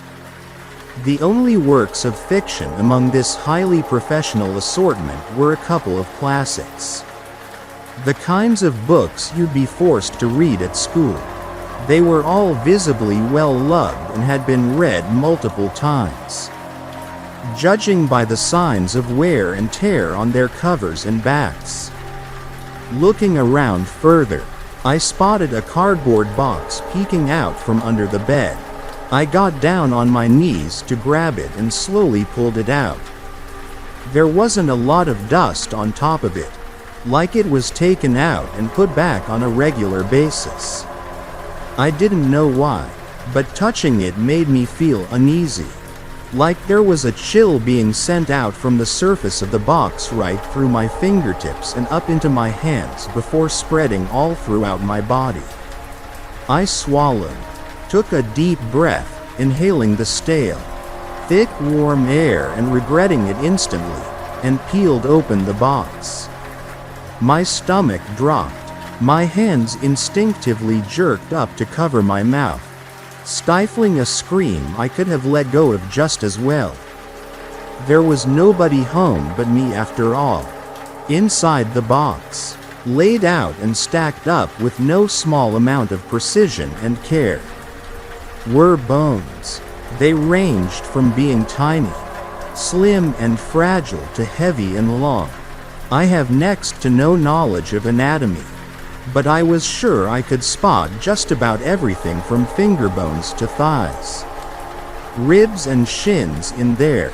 A single skull thrown atop the pile, its empty sockets staring back at me kind of like it was watching me from its place on that morbid podium. For a few moments, all I could do was sit and stare at the contents of the box, frozen in place with my hands still clasping my mouth. My mind raced. I had seen a dead body before, or at least parts of it. Ben had shown me the one he'd been supposed to destroy. This sight was enough to send my head reeling, despite the first one being arguably worse. Don't get me wrong, I hadn't forgotten about Ben's part-time job. I had simply decided that it was not healthy to get involved. Call me heartless, but I felt little guilt not reporting him. I did feel bad, very bad, but I had a good reason to stay as far away from this side job of his as possible. I didn't want to stop associating with him. Mind you, that part one can't even explain to myself after all this time. It's really the sort of thing that'd make you turn your back on a friend, even if that meant passing up money, which in my case at least was very much needed. Why I wasn't as appalled as I most likely should have been, I'll never know. Anyways, it sucked knowing that he did these cleanups, but sticking my nose where it didn't belong could end up curing me of life in this case. That I was sure of. And yet these bones were different. They didn't belong to anybody, or anybody Ben had been hired to get rid of. The way they had been set aside in that box, all carefully, almost lovingly, just screamed that there was something else going on. Spotting another small object in the corner of the box, I reached out and picked it up. It was a flat, gray stone. To my surprise, there were words carved into it. The letters were neat and clearly legible, making me wonder how in the world someone had managed to squeeze them into such a hard and small surface. The writing read, "Little Benjamin is a rotten boy." I eyed the stone as I held it. It was oddly heavy to me, and despite feeling a strange, sickening sense of unease at the sheer sight, I couldn't help but read the message on it over and over again. I finally managed to get my trembling hands to put everything back. Shut the box and slide it back under the bed where I'd found it. My heart was still pounding in my chest with a strength that suggested it wanted to burst out from inside it. I made my way downstairs, not before gently pressing the door closed behind me. I needed to go see Butler. That's what I'd named the giant stallion Ben had stolen from this mysterious archenemy of his. There were a couple stables at the farm which most likely had been in use before Ben took over. They had been intact enough to harbor the horse in. Anyway, it had a striking coat coloring I think can be referred to as snowflake. It was of a dark gray. Black in places, but covered with tiny white spots. I had come to grow very fond of Butler. Perhaps because I'd been the one to name it. I had gladly been helping Ben take care of it. Sure, he'd abducted it and I was probably implicating myself somehow by supporting that kind of behavior in him. But I just couldn't help it. Butler was adorable. Besides, he really didn't appear to care all that much that he was away from home and in the hands of a bunch of strangers. I think he might have even liked it. We made sure he was always well fed, groomed and happy, and I'd begun to practice riding him. It worked very well. He carried me with an almost knowing reverence, like he was used to having inexperienced riders on his back and wanted me to be okay. Long story short, Butler was amazing. A freaking good horse. That's also how I came up with his name. His attention to manners just struck me as peculiar. He was also really good at calming me down. Maybe petting him was good luck. But either way, I would always feel better after. So I went down to the stables where Butler was resting at the time. I'd taken an apple as a snack for him which he carefully ate right out of my hand. Afterwards, I let him out, feeling confident enough to lead him on my own without Ben or one of his workers to help me. Butler's presence was comforting. Petting his enormous neck, I walked along beside him, talking partly to myself and partly to him. I felt like Ben's life was way too complicated for me to understand. There was so much he wasn't telling me.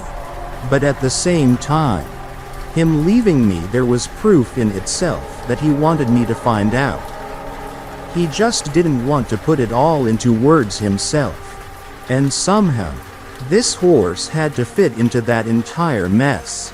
When Ben came home from visiting his family, he looked exhausted. Not the kind of exhausted you are after driving for hours on end, but more like all the life had been sucked out of his body. When I opened the door for him, he made a show of collapsing into my arms, the sudden pressure of his weight on my shoulders making me stagger. "I'm dying," he said into my neck. Really, I struggled to hold him upright, trying not to fall over. "Yes," he croaked in a pitiable tone. "Look at me. I'm done for. Bury me beneath the tree behind the stables. You're crushing me." I gasped as he shifted even more of his weight onto my upper body until I eventually pushed him off. He grinned. Okay, no more being dramatic? For real though, that was hell. A very special, personal kind of hell. My kin is obnoxious. Worse yet, get this. The old fart still hasn't died. He took off his ball cap and raked a hand through his hair before placing it back on top of his head. Very distressing. That is not what I came out there for. They made me eat with them. Carrie, at the same table and everything. And even with her husband literally about to die. My aunt has the nerve to give everyone a dinner wine but myself. And do you know what she said? She said she wanted to avoid any further tragedies. So no drinks for me. In this, really haughty tone as well. I had half a mind to leave right then and there. Well, to be frank, you do get a bit weird when you're drunk, I remarked, looking up at the ceiling as the many times I'd seen him naked on the roof or on top of his barn came back to me. I'm sure she didn't mean anything by it. Oh, so you're on her side? You haven't even met the woman. She's terrible. Besides, I only came to see my Uncle Croak. Not to get lectured. How's he doing, by the way? Much better, Ben growled, his voice both carrying disappointment and contempt, as he trudged on past me and flung himself onto his couch. I took a seat beside him and looked at him, waiting for his face to soften. I know how to read a room, and it's always best to talk to Ben when he isn't pissed already. Granted, it doesn't take him long to calm down at all. If he gets angry at you, he'll stomp around and huff for a moment. But if you don't provoke him further, he'll be right back to normal. You just have to give him 10 seconds to cool off, and after that, he's as good as new. Finally, Ben's shoulders dropped and his narrowed eyes widened again as the frown on his face faded away. He gave me a slight smile, and I moved a bit closer to him, pulling my feet up on the sofa and turning over to him so we could talk. So how was it? He gave a dismissive wave of his hand, like watching paint dry out. Nothing much happened at all. All my other aunts and uncles were there with their kids. Not really kids though, most of them are either grown up or in their teens. So I had a lovely evening listening to a bunch of dumb wisecracks. Absolutely insufferable. Why don't you like your relatives? Why don't they like me? That's the real question here. Believe me, I've tried it the nice way. But they never give me a break. They make me out to be this black sheep. Something between a total clown they can laugh at and a dangerous criminal to tell scary stories about. He rolled his eyes but avoided my gaze. Kind of like he was worried I'd agree with them and he'd see it on my face. You're neither, I assured him. Not as far as I'm concerned at least. I cocked my head to the side. Sure, what you're doing is highly illegal, I hurriedly added, upon which Ben let out a soft sigh. But I don't think anybody you know ought to be scared of you. You're damn right. Well, I hope you really do think so. I did say some nasty stuff about my uncle. And yeah, sure I'd kinda not be sad if he'd bite the dust. But I'd never do any work on that front myself, if you catch my drift. I nodded eagerly. I didn't think you would. I said, I meant it. Good. He muttered. That's good. He paused, giving me a sidelong glance. He looked pensive, deep in thought. I could almost hear the question before he voiced it. In fact, for a moment I was even tempted to say it at the same time as him. Were you in the pink room? I was, I answered quietly. And I saw the bones. You did you? Ben's mouth was a stiff little line. What did you think? What did I think? I repeated blankly. That's some good-looking bones. My friend's nervousness broke out of him as a mirthless chuckle. Once he'd gotten himself together again, he let out a low groan before turning to face me again.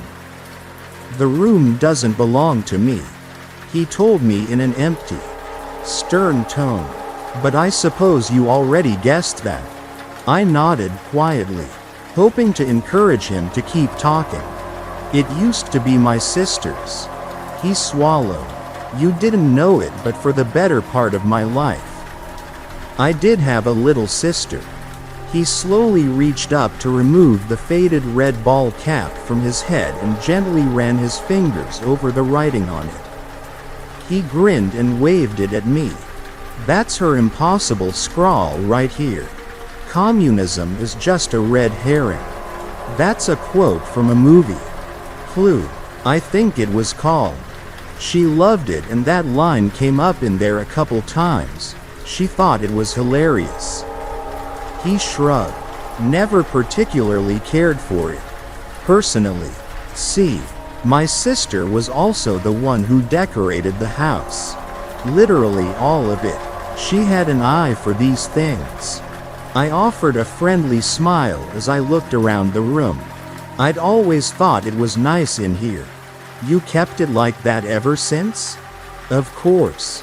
I'd never change a thing about this. It's all her. It is hers, and she'd be livid. No doubt. Sure, she's not around at the moment. But still. Ben tipped his head back to look up at the ceiling. Her name is Pearl. That's a very pretty name. I think so too. I was the one to name her. Actually, when she was born, I was 8 years old already. He spoke in such a soft and regretful way that I nearly forgot I was talking to the same man who had gotten into a fistfight with one of his friends over a turkey race. He rarely allows his emotions to seep into his voice when talking, and hearing this really caught me off guard. What came next was even more startling. Do you believe in things that aren't from this world? He asked me, sounding almost dreamy. Like, there's us. There's humans. But do you think there's more? Such as ghosts? I offered, my mouth oddly dry. For example, do you? I don't really think about that kind of stuff. I confessed, crossing my arms nervously. I don't like it. Then I won't press on this matter. But what I'm getting from your reaction is that you're afraid of believing in it, so you choose not to. Is that right? He stared at me with a sudden, unfamiliar intensity. Maybe, I replied. It might be. To level with you. As it happens, these things do play a larger role in my life. I understand if you want no part of it. I won't bother you with the details if they'll end up frightening you. For the very first time, I didn't insist on an explanation. I'm a very comfortable person. I'm comfortable with my own life, my views, my beliefs, myself. And while I, as many people do, often feel like this and that could or should be improved, when it comes down to the essentials, I'm extremely happy with my outlook. The thing Ben was suggesting to share with me right then, however, was something that would have been able to utterly mess me up. In short, I hate being frightened. I don't even like to think about things that could frighten me. I push them all down until they're so far gone that there's no chance of them resurfacing. And that's how I keep myself free and unworried. But it was not to be. For one, I did regret my decision. It felt like I was distancing myself from Ben. Plus, I had tried for a long time to find out what he was all about, his need for money, his abducting of large animals. Basically everything. And now that it all seemed to be coming to a head, I was too nervous to see this through. I was frankly ashamed of myself. I'd always thought my curiosity would prove stronger than that. It wasn't by choice that I eventually did get involved after all. Mind you, so this was 3 days later. It happened while I was at Ben's place. Because of course it did. There was a thunderstorm raging outside and the two of us were watching TV. Or at least we tried to as best we could. The weather caused quite a few disturbances. Still, we were having an alright time. Ben was drinking. as per usual in the late hours. But not enough to get tipsy or anything. He only gets hammered once a week. Namely on the night of Friday to Saturday morning. But I digress. There we were, sitting and either looking at the flickering screen or chatting to each other. When all of a sudden, a loud cry pierced the relative silence. I jumped in my seat, alarmed by the sheer volume of this ghastly noise. If the scream had in any way startled Ben, he wasn't letting it on. An eyebrow raised at my reaction. He took a sip of his beer. "Relax," he said casually. "That's just outside." "Oh, right. That explains it," I told him, hoping he'd detect the sarcasm in my unnerved tone. "It does, actually." He leaned back, tracing the rim of the can in his hand with his fingers. "If it's outside, it's none of our business. We're in here and it's out there and it can't bother us." It really sounded like somebody got hurt though. If that's what you're worried about, I can safely assure you that it's not the case. How do you know that? It's a thing. Remember the face in the window? It's like one of those things. It's not real. Write that down somewhere if you have to. Or do you want to go out and check? "Maybe," I said, sensing a hint of sarcasm in his tone. "Oh ho," he replied, now barely containing his doubts anymore. "That would be the brave thing to do. Well, I can assure you you won't be hurt, but you will get wet and scared. And you're gonna come back none the wiser. But if that doesn't bother you, by all means, go ahead." I suddenly felt very insecure. But not the kind of insecure that makes you nervous, but the kind that makes you want to prove something. "Are you implying that I couldn't handle your weird house illusions?" "Implying?" I thought it was obvious. Now he sounded downright bitter. "You didn't even want to talk about them, or the reason they happened. So that's what this was about." He had told me he was all right not talking about it. But he wasn't. Now that I knew, there were three things I could do. I could bite my lip and shut the old trap. I could reason with him before this would turn into some kind of fight and we could handle things the normal way, like adults. Or I could walk my ass out there into the rain to prove that I wasn't a scaredy cat. Two of these things ended with me finding out more than what I'd bargained for, and the third would be incredibly unpleasant on top of everything else. And yet it would make me look brave, which I was not. Still, for some reason, this was important to me. I should probably mention I'd had a bit of wine earlier, and that might have played a role in the making of said poor decision as well. But either way, I got up and strode over to the door, fully determined to go out there and face the storm and check if there was anybody calling for help. "What are you doing?" Ben asked, completely bewildered as he watched me stumble around trying to get my shoes on.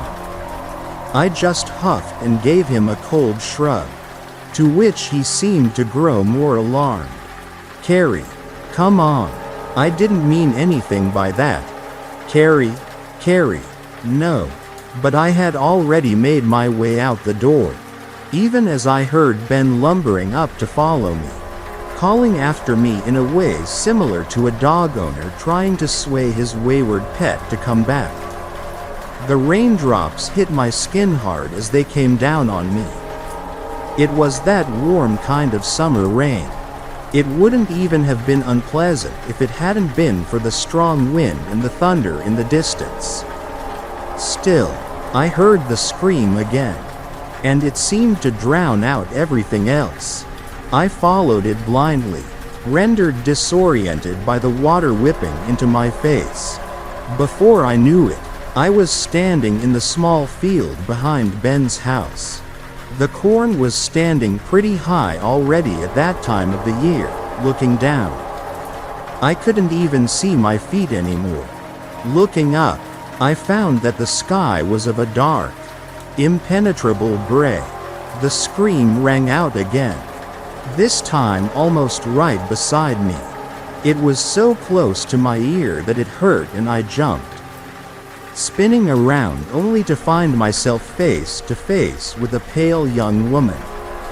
Her mouth was still open, even though her scream had died down.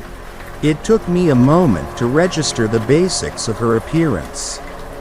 She had dirty blonde, almost brown hair, large blue eyes. Her lips, though chapped and dry-looking, were full and heart-shaped, and despite her hollow cheeks and exhausted appearance, one could see youth and grace in her features.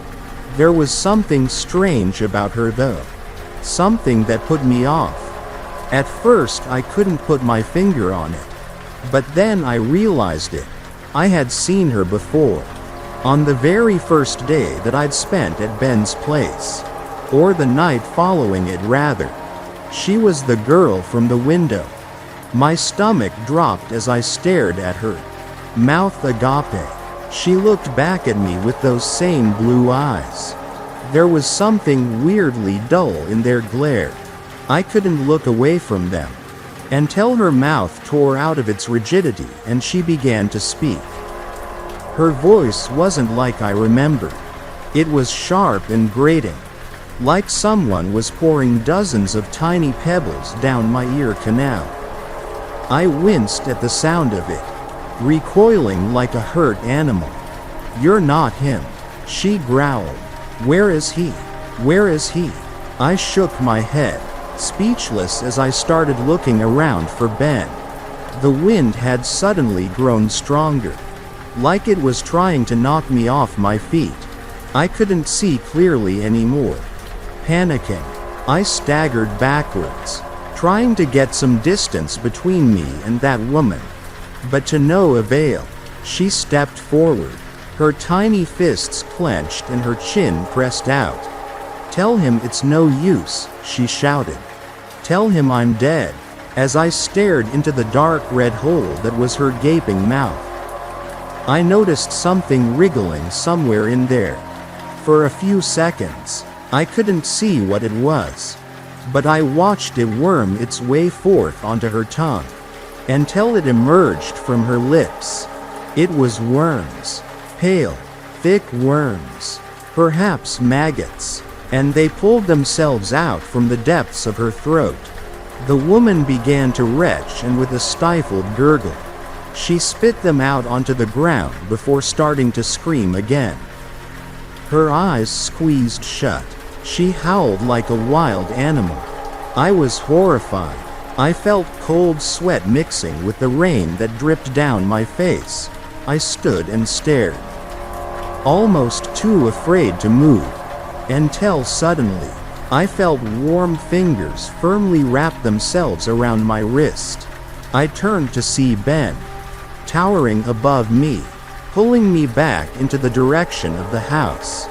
I followed gratefully, eventually collapsing onto the dry floor covered by carpet, the heated air of my friend's comfortable home enveloping me. I heard him slam the door behind us. He didn't comment on my poor, drunken decision to run out into the fields. Instead, he took his shoes off and went upstairs to return with a bunch of towels. It took me a while to calm down, and even longer to get dry and warm again. All things considered though, I caught myself rather quickly. And when I did, I knew that by having done what I just did, having seen what I'd just seen, I'd crossed a line. It didn't matter what I'd believed in before. I would never be able to look at things the way I'd used to again. So now, my half-assed measures to protect whatever peace of mind I had left didn't matter anymore. Now, Ben could just as well tell me everything. It's not a good idea to ask someone like Ben to pick you up from the airport.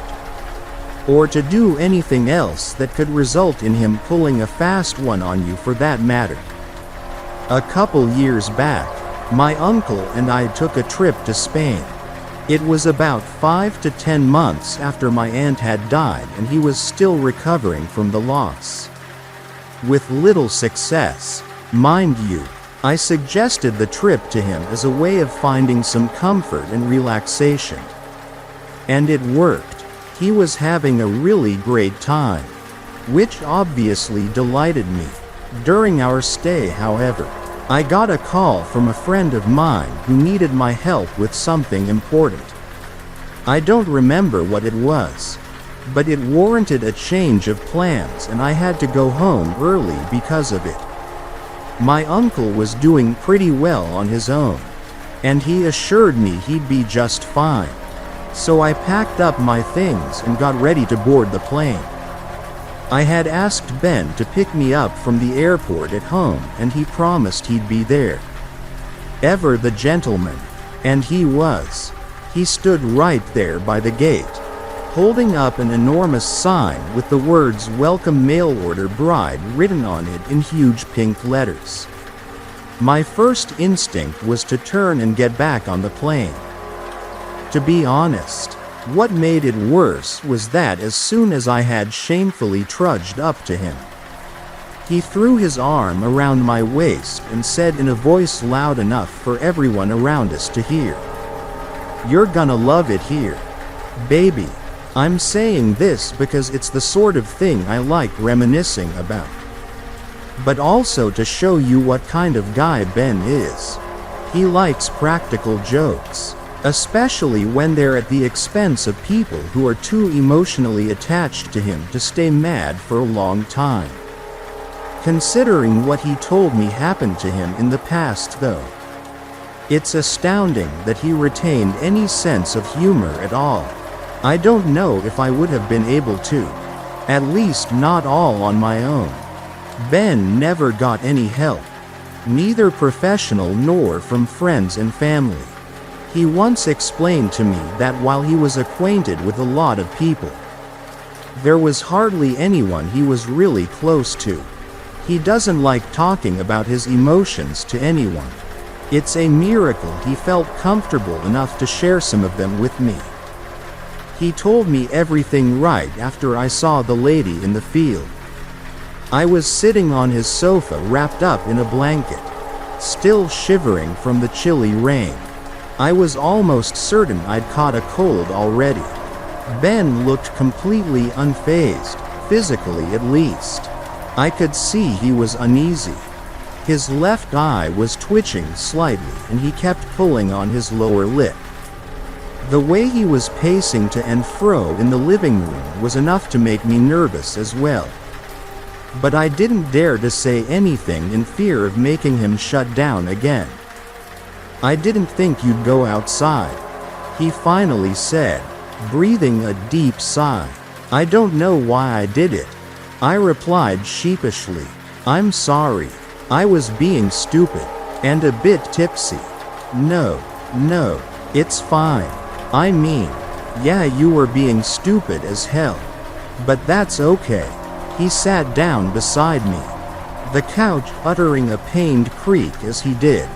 He was facing away from me, looking straight ahead at the dark, silent TV. "So I suppose you've already had some ideas about the girl?" I nodded quietly. I admitted, "It doesn't make sense to me, but I feel like, I took a deep breath. That was your sister, wasn't it?" "Yes and no. First off, what you saw out there was not actually Pearl. Just something that looked like her. Or tried to look like her. In case you remember the face in the window you saw the first time you stayed here.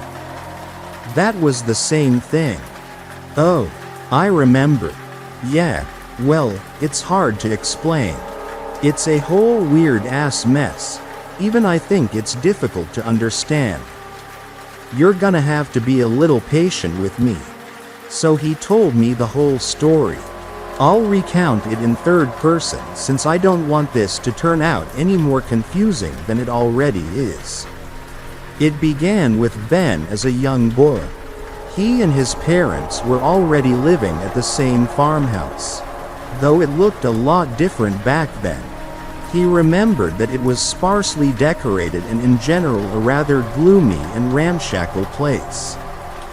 Ben's mother and father weren't on the best of terms. According to him, it was doubtful they were ever truly in love, and all he ever saw them do was fight. When he was very little, it used to disturb him, but after a while it stopped and he became strangely attuned to it. He simply didn't care anymore. Ben was not the most obedient child, having been way ahead of his age in terms of size and strength.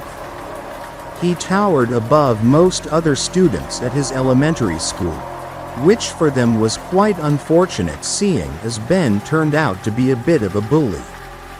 Knowing him as a grown-up, that last part is a little hard to imagine for me. Then again, it wasn't hard to see where all his anger was coming from. Ben said himself that he suspected he took the pent-up frustration from home to school with him and unleashed it upon anybody who dared to come into an arm's reach of him. Needless to say, he often got into a lot of trouble. His teachers described his aggressive behavior as severe and unprovoked. However, things began to change when his mother gave birth to a baby girl. Getting a little sister had been the last thing on Ben's mind. It came completely unexpected, and it baffles him to this day, to his knowledge. His parents hardly ever did so much as hug or kiss, let alone do either of these things with no clothes on.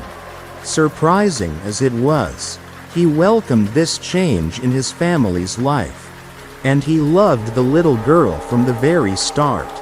Finding his enthusiasm sweet, Ben's mother asked if he had any suggestions for a baby name. To her surprise, he immediately had an idea at the ready, almost like he'd given the matter some thought before. So that's how they ended up calling her Pearl. Ben adored Pearl. He liked his role as the big brother, and the sheer existence of his new siblings seemed to take away from his temper. His short fuse turned into an air of repose. It was an excited, jumpy sort of calm, but it was calm nonetheless. He learned to compose himself for her sake. He felt that he needed to protect her, and in doing so, he'd need to become a little more like an adult. Still, he retained parts of his rougher personality, and that might just have been how all the madness that would come down on his home and family took root in the first place. One summer afternoon, he was playing in the garden by himself. Pearl was still just a baby, so she was not outside with him at the time. He had a big plastic toy truck which he pushed around on the grass almost listlessly. He was deep in thought when suddenly, he noticed that there was someone standing beside him. It was a man with dark hair and freckled skin, and he'd appeared seemingly out of nowhere. Little Ben hadn't even heard him walk up or come in through the garden gate. And yet, there he was. "That's a nice thingy you have there. What is it, a car?" the man asked with interest, a bit taken aback but feeling it necessary to respond in some way. Ben nodded his head yes. "I have a little son too. You know, he's younger than you though, I'd say." The man carried on. "How old are you, little man?" Ben was a bit frightened at that point, and certainly very suspicious. After all, there was a total stranger standing in the garden with him, seemingly having grown straight out of the ground, seemingly trying to make conversation with him. His parents may have had their differences and shortcomings, But they hadn't neglected to warn their son of weird grown-up people who could approach him unexpectedly and chat him up. He knew nothing good could ever come of that, which was why he decided that there was no need for politeness or any other show of obedience in this situation. "What's it to you?" he replied with all the sharpness a preteen kid could muster. The man's look almost instantly changed into one of strong disapproval. He glared at the young boy like he'd just kicked him in the shin. "That's not a nice tone there, young man," he said. "What's it to you?" Ben repeated, hoping to convey that he didn't feel he owed this creep any sort of niceties. The stranger got the point all right. His frown deepened and his mouth opened slightly, releasing a powerful exhale that came out as something of a hiss. He soon regained his composure though, straightened up and forced something of a smile onto his face. "My son doesn't have any toys at all," he told him. "He'd like this. Would you give it up for him?" No. Ben didn't think he'd need to elaborate on that. He'd be really happy though. "I'd be happy if you'd leave. Tell you what, give me your toy and I'm good as gone." "No," Ben repeated, more firmly this time, looking over at the house. He found that, to his dismay, neither his mother nor father were anywhere near or even standing at a window to watch him from inside. He'd have to take care of this himself. So he thought, and he employed a verbal weapon to do so. He'd heard his father swear before. That always seemed to get the point across. "Fuck off." The man recoiled, looking beyond insulted. "Aren't you a disgusting little shit?" he muttered, apparently feeling it necessary to respond in kind. "If you don't get the hell out of here, I'm gonna scream for my dad," Ben said flatly, staring up at the stranger with stern resolution before turning back to the toy car. Deciding to simply ignore him until he'd leave. He couldn't stand it for very long though, and his curiosity forced him to turn and check after just a few seconds. The stranger was gone. He wasn't walking off or anything. It was like he'd simply disappeared. Ben was a relatively reckless child. He never liked telling his parents about basically anything. It wasn't as though he had much of an opportunity to do so anyway. Seeing as they were mostly busy fighting all the time, this had gone so far that Ben had even developed a sort of distaste for them. He felt neither love nor trust for either of them. They weren't exactly a comforting presence, and he preferred being apart from them. His true link to the family was and had always been his sister. Even though she was still a baby at the time, he would have told her about his encounter with the weird man if she'd been able to understand him talking to her. But seeing as she wasn't, he decided to keep it to himself entirely. That wasn't the last he'd see of him though. The very same night, he was lying in his bed, as per usual still awake even though it was way past midnight. Ben used to have a lot of trouble sleeping as a kid. Restless nights were a common occurrence. He'd found that it was best to simply shut his eyes and breathe steadily. Pretending to be asleep would quite often lead to the real thing. His toy truck was standing atop the desk in the corner of his room. Right below the window, the curtains weren't drawn, allowing the young boy to look outside at the dark sky. The night started off uneventfully. All was silent, his blanket wrapped tightly around him. Ben's eyelids grew heavier and heavier. He welcomed the calm, almost ready to give himself over to it, but not quite shutting his eyes just yet. That was when, even though he could hardly see anymore at all, he spotted something at the window. Movement. His eyes fluttered open, but he didn't sit up. There looked to be nothing there. The night sky behind the glass pane remained unchanged. At first, he thought he had simply seen a bird or a bat pass by the side of the house. And he was confident enough in this explanation. Once more, he closed his eyes, only to be startled again by a quiet, high-pitched squeaking noise. It sounded kind of like someone rubbing at glass. Carefully opening his eyes, he now became aware of a dark spot outside, visible down at the very bottom of the window. It somehow stood out against the rest of the darkness that was to be seen there. Something wasn't right about it. Deciding to observe the situation the stealthy way, he rested his head on his pillow once more and proceeded to shut his eyes halfway so he could still watch the window while outwardly appearing to be asleep. This was a difficult feat, seeing as it took a while until anything else happened and Ben had to be very careful to not actually drift off to sleep. Then suddenly, just as he had been about to give up and call it a night, he saw the dark spot rising up from its position at the bottom of the window. As it rose, its outline became clearer too, and Ben could finally tell what it was he'd been looking at, a head of hair. And attached to said hair was a familiar face. Even in the darkness, he recognized it. It was the same man who'd accosted him in the garden earlier. Peeking in through the window with an indiscernible look in his eyes, Ben could feel his heart begin to race. He was terrified, even though he tried not to show it. After all, he wasn't planning on letting on that he was awake at all.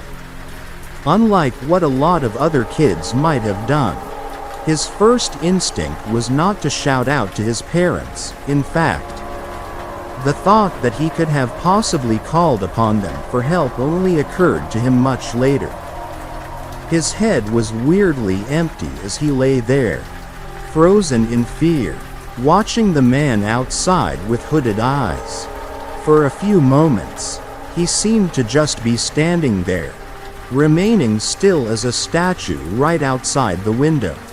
The only thing about him that moved being the wind blowing aside strands of his hair.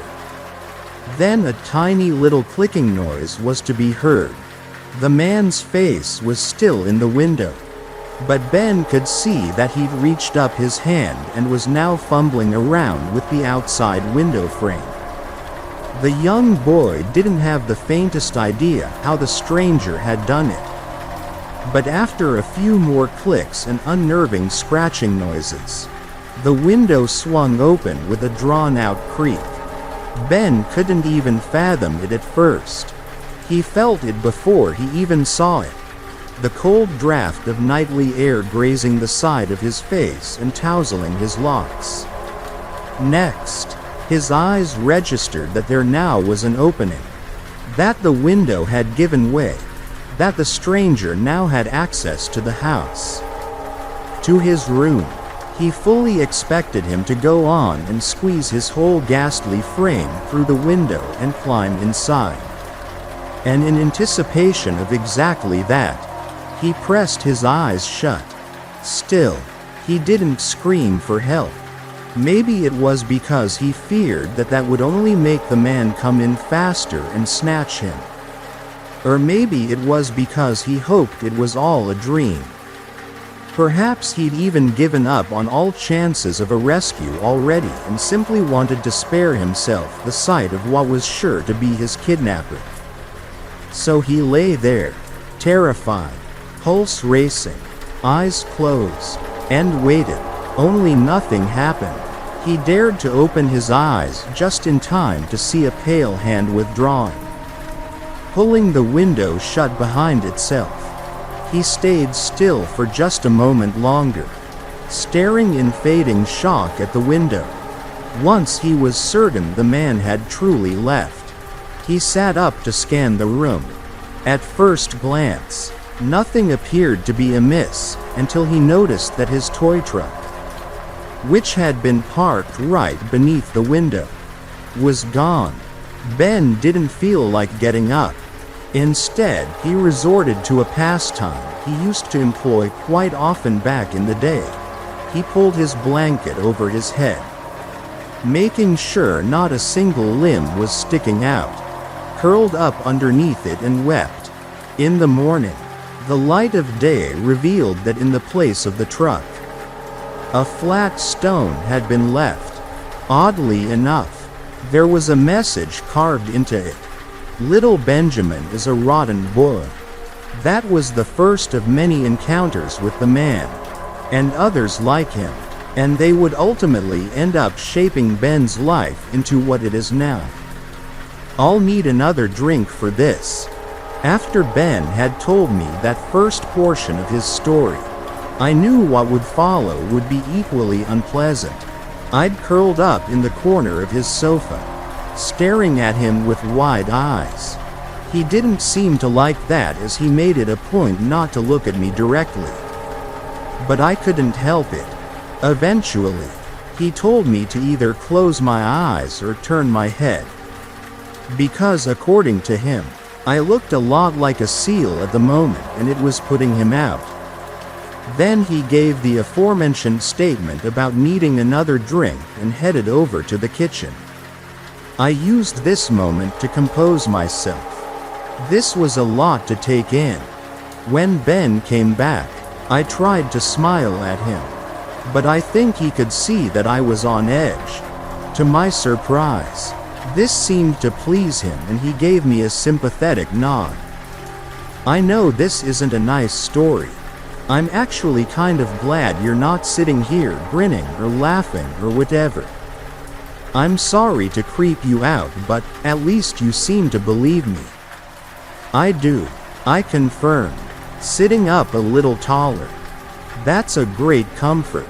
I wasn't sure," he said, plopping down beside me once more. He offered me one of the 2 cans of beer he'd brought, but I declined with a wave of my hand.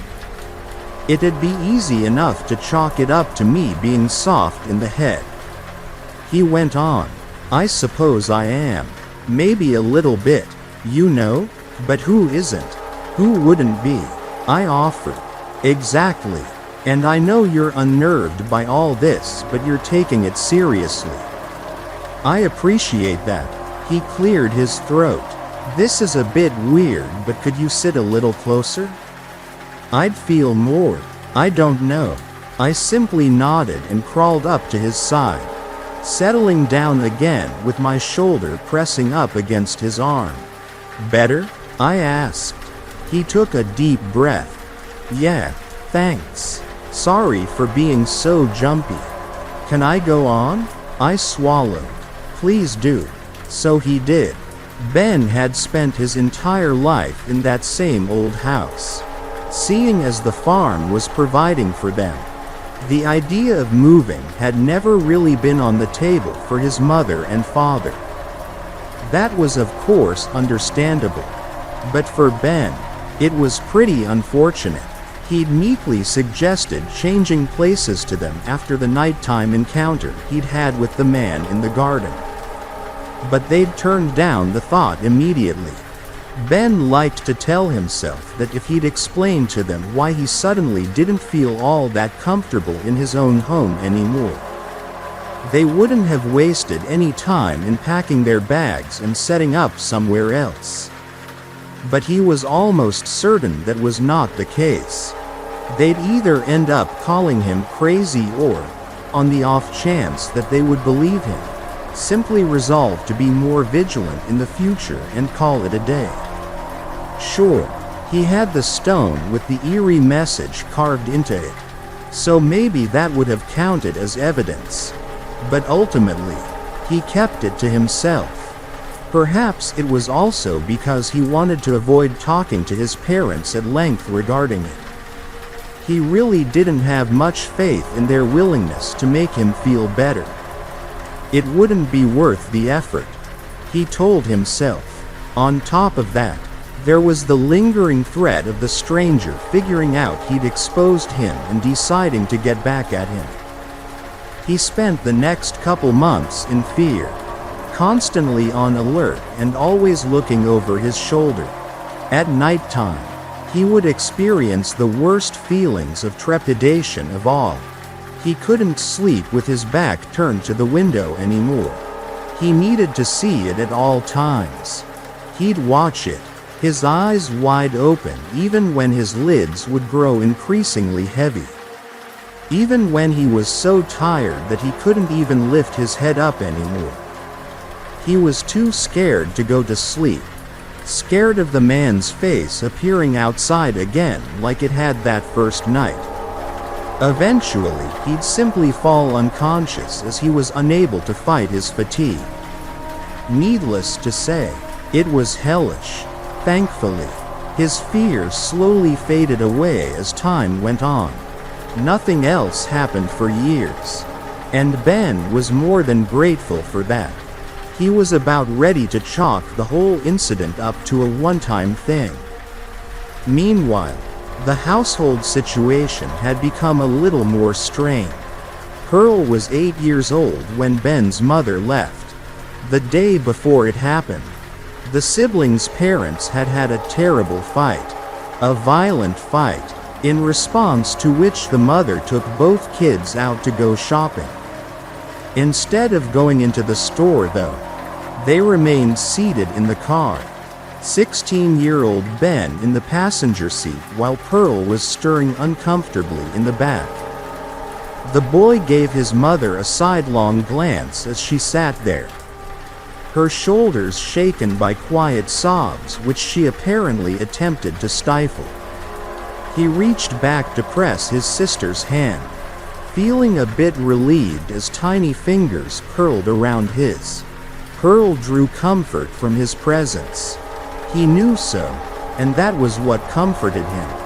The mother wiped her tears away, sniffing loudly as she turned to face her daughter. "I'm sorry you had to see me cry like this, sweetie," she said softly, her voice faltering and cracked. "You should never have to see Mommy cry. And you shouldn't ever cry yourself. You ought to smile, sweetie. Always smile." She was gone the very next day. Her daughter didn't take her lesson to heart. Pearl cried a lot when she realized her mother wouldn't be coming back. Ben tried to comfort her as best he could, but it was a difficult time for either of them. He was sad too, but not as much as he felt he needed to be. In fact, he was feeling oddly disconnected from the entire thing. To him, it was worse that his father's way of coping appeared to be throwing temper tantrums and smashing glass bottles, plates and cups, breaking just about everything in the house. For 5 more years, Ben and Pearl had to endure his screaming and weeping and the seemingly endless tirades about his wife he'd shout in slurred speech. It all stopped when one night, he drunkenly climbed on top of his barn and threw himself off it. It was Ben who found his father's body in the morning. He didn't scream. He didn't wince. He didn't shed a single tear. Not even as time went on. He simply turned around, went back inside and called the police. An ambulance wouldn't be necessary. He didn't bother waking up his sister. It had only upset her and he figured she might take the shock better if he didn't fling it right at her after ripping her out of a good night's sleep. Seeing as he was up already, he decided to simply start working. His father had introduced him to farm work. He'd showed him everything he needed to know, and they'd done it side by side. There had never been much of a bond between the father and son. But when Ben went to look after the pigs that day, he caught himself chatting away to the air beside him, pretending like his father was there, looking over his shoulder. "Am I doing this right, Daddy? No, don't worry. I've got everything under control here. I've got this. Sure, Pearl's gonna miss you, I guess. Of course I'll keep sending her to school. She's gonna be a doctor or something someday. Don't you think? So you got really drunk last night. I heard you. You know, I heard you go outside. I was in bed though. Are you mad I didn't go after you? I'm curious. Did you jump or did you fall? If you fell, congrats. That was really dumb. If you jumped, you're an asshole. I mean, why in the world would you do that to Pearl? You made an orphan of your daughter.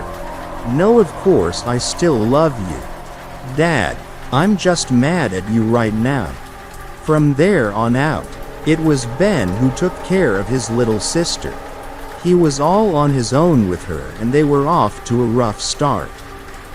The first thing he did was call up his uncle, his father's brother. He'd already heard of the accident and assured Ben he was deeply sorry for it. When Ben asked whether he would come over for a little while, however, he declined. Are you sure? I'm worried about Pearl. I think if she'd see her little cousins for a day or so it'd help her a lot. Ben prodded hopefully. No can do. Son, we've been busy as hell over here. Ben gritted his teeth at the tone of his relative's voice. He sounded almost casual. Busy how?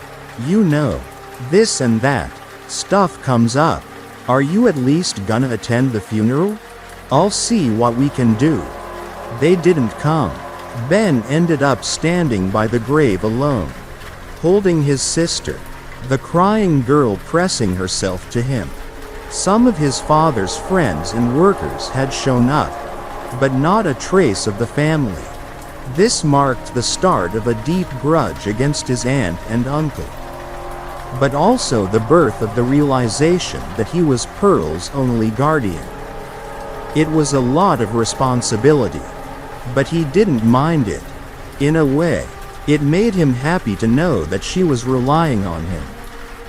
He felt needed and appreciated, and he did his best to show her that she was in no way a burden.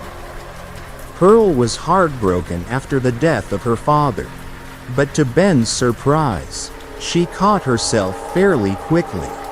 Both siblings soon got used to the way it was now, and as cruel as it made him feel to admit it, Ben almost liked these new circumstances a little better. The house was always quiet now. Nobody was cursing or yelling anymore. He started fixing up the place, beginning with a couple loose floorboards, then the small hole in the roof, then the old, crooked fence in the garden.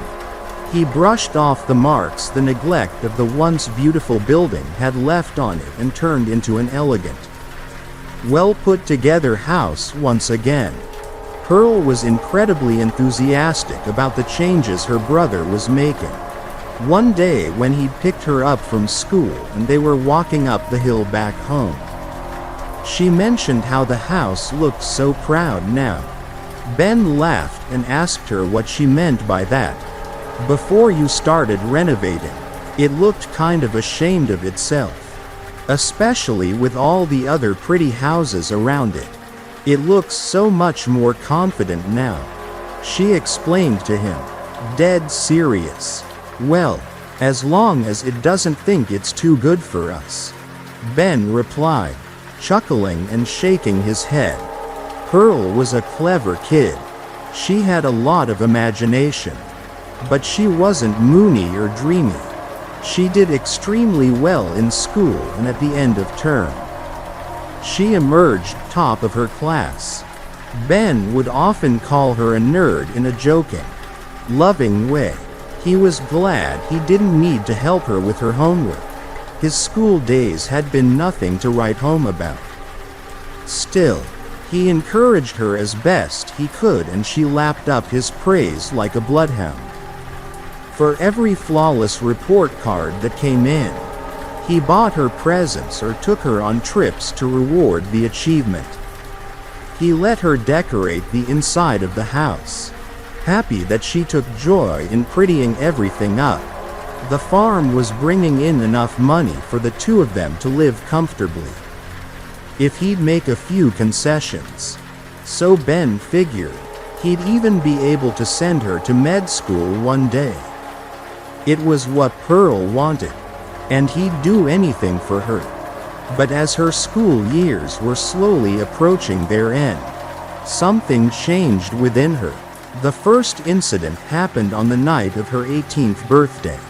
She was up before her brother, a rarity in itself, seeing as Ben always woke up before the first rays of sunlight made their way into the windows.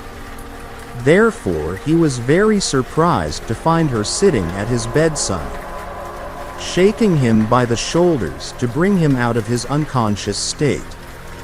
His eyes fluttered open and he rubbed his face as he groggily sat up in bed. "What's going on?" he murmured. "There's a man outside," Pearl whispered.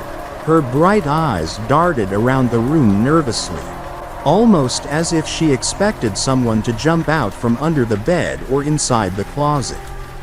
"I was excited. I couldn't really sleep. I kept waking up. Then I looked out the window and there was a man on a horse out in the field. He was riding up to the house and then the horse jumped the fence and now he's in our garden. He's just standing there. He's been there for like 10 minutes already. I think he saw me in the window." Even in Ben's foggy, clouded mind that sounded absurd. "Are you sure that wasn't a dream?" he suggested, stifling a chuckle. "Yes," she insisted. "Come look if you don't believe me." And before he could respond, she'd already grabbed him by the arm and begun pulling him to his feet. She dragged her older brother into the living room, where she crouched down in front of one of the windows facing the garden. "Look," she repeated, her voice little more than a nervous whisper. She was right. The shadowy silhouette of a man was distinctly visible by the fence, next to that of an enormous horse. Ben swallowed and cleared his throat. He rubbed his eyes a few times, blinking and looking up again. But the two figures remained. "Okay, yeah, they're real all right," he told his sister, and she hummed in agreement. "So what now? They're freaking me out. We can't just let them stay there, right?" "No," Ben confirmed, feeling nervousness and anxiety rise up in his gut. He didn't show it though. "For Pearl's sake. Can't have that. So what do we do? You stay right here and keep your eyes open. If something goes wrong, call the police. I'm going outside," her brother replied, his tone calm and unwavering. He started looking around for something to take outside with him until deciding that his father's old hunting rifle would do. After removing it from the locked cabinet it had been inhabiting for what must have been the last century. He quickly got it loaded and made his way outside. He had barely taken the time to slip into his boots. So there he was now, wearing only shorts and a t-shirt. Trudging up to the fence the stranger was leaning against. The cold early morning air chilled him to the bone, but it was easy enough to ignore in the light of the situation. The first thing he heard of the man was his whistling. The tune on the stranger's lips carried softly through the garden. Strangely enough, it sounded quite nice in an eerie, ghostly way, but Ben wasn't going to stop and listen to it. His knees were weak already, and they grew even more wobbly the closer he got. The horse let out a soft snort upon noticing the young man approaching. It was larger than any other animal of its kind he'd ever seen before, and almost completely black. Its rider stood beside it unmoving, not reacting to Ben's presence in any way until he eventually called out to him.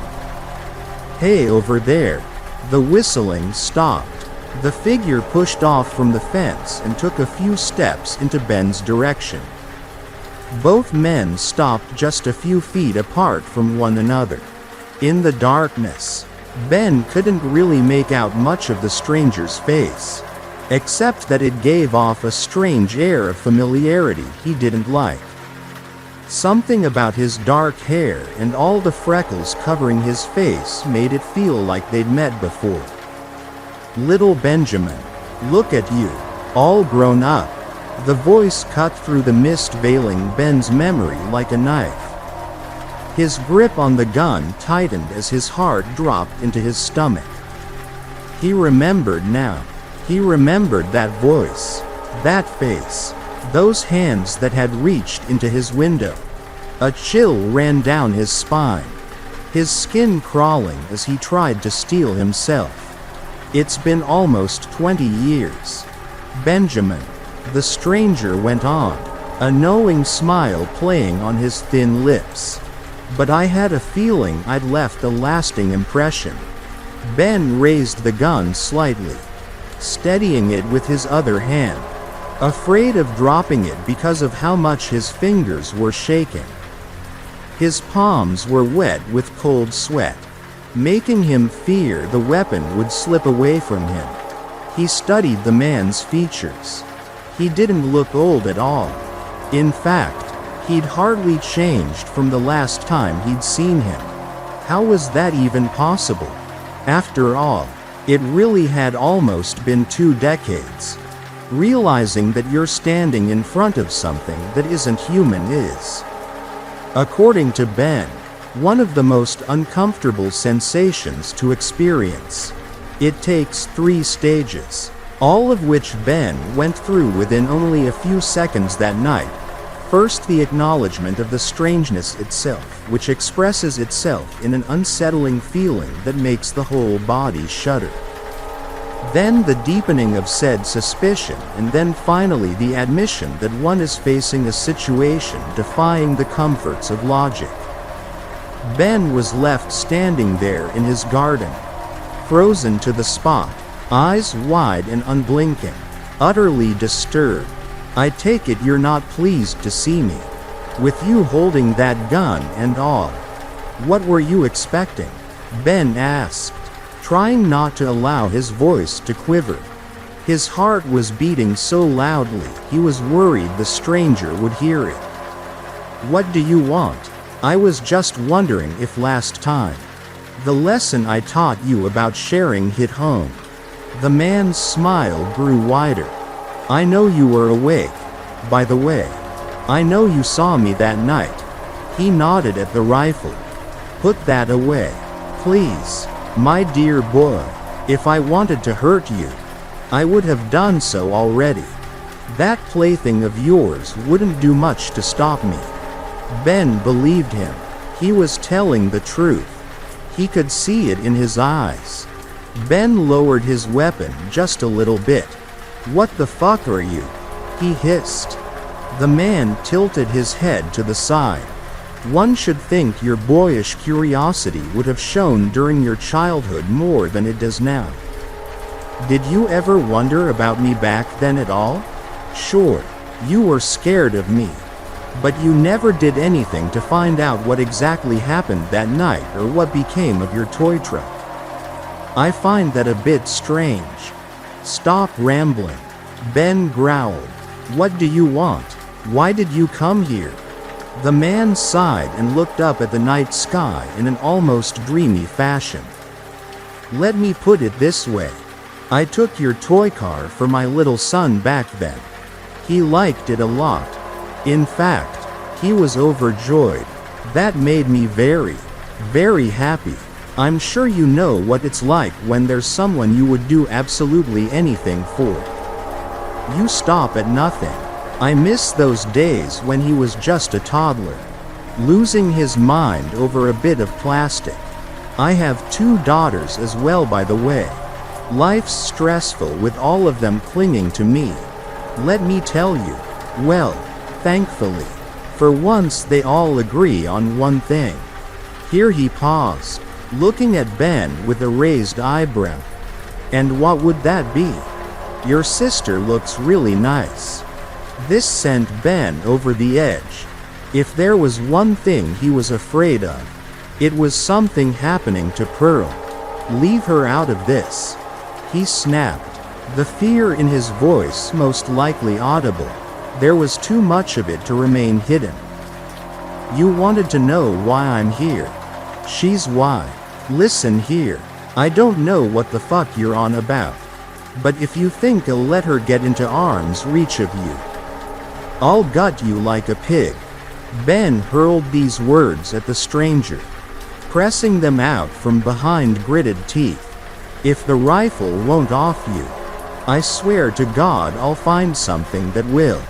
I'm inclined to believe you'd try." The man gave him an almost gentle smile. With that, he swung himself up onto his horse with no difficulty whatsoever, pressed his heels to its side and practically raced it over the fence, back into the field and into the direction of the woods behind it. Without thinking twice, Ben raised the rifle, took aim and fired a shot at the retreating man. But it didn't yield any results. Whether it was because he'd missed or because bullets really did leave the stranger unfazed, he didn't know. I should probably preface this by reminding you that Ben recounted this entire story to me within the span of just one night. Of course, what I'm posting here is a slightly condensed version. When he told me everything, there were a lot more pauses involved, a lot of fumbling for words, a lot of breaks to compose himself, and during certain parts a little crying as well. He tried to avoid the latter, quickly wiping his tears away as soon as they appeared, stifling his sobs and forcing his hands and shoulders to stay still. I noticed it right away. I didn't want him to feel any more pressured or stressed. He already was both of those things. And stopping himself from crying only contributed to this tension. The next time he raised his fingers to his face to keep his tears from reaching his cheeks, I carefully placed my hand on his arm and gently guided it back down. Ben only looked at me for a few moments without saying anything. Then he let out a soft, trembling sigh, shaking his head as he averted his eyes. "I don't like it when people see me bawl," he said, clearing his throat. "Not even you. Sorry. Why does it bother you? You know me," I reminded him, keeping my voice low and mild. "Doesn't it hurt to keep your eyes dry? Whenever I try to force back tears, it feels like something's pushing against my eyes from all sides. Isn't it uncomfortable?" "It is. Very much so. Actually." He tipped back his head and let out a little groan. "I don't know why it's bothering me. I really don't know. It shouldn't.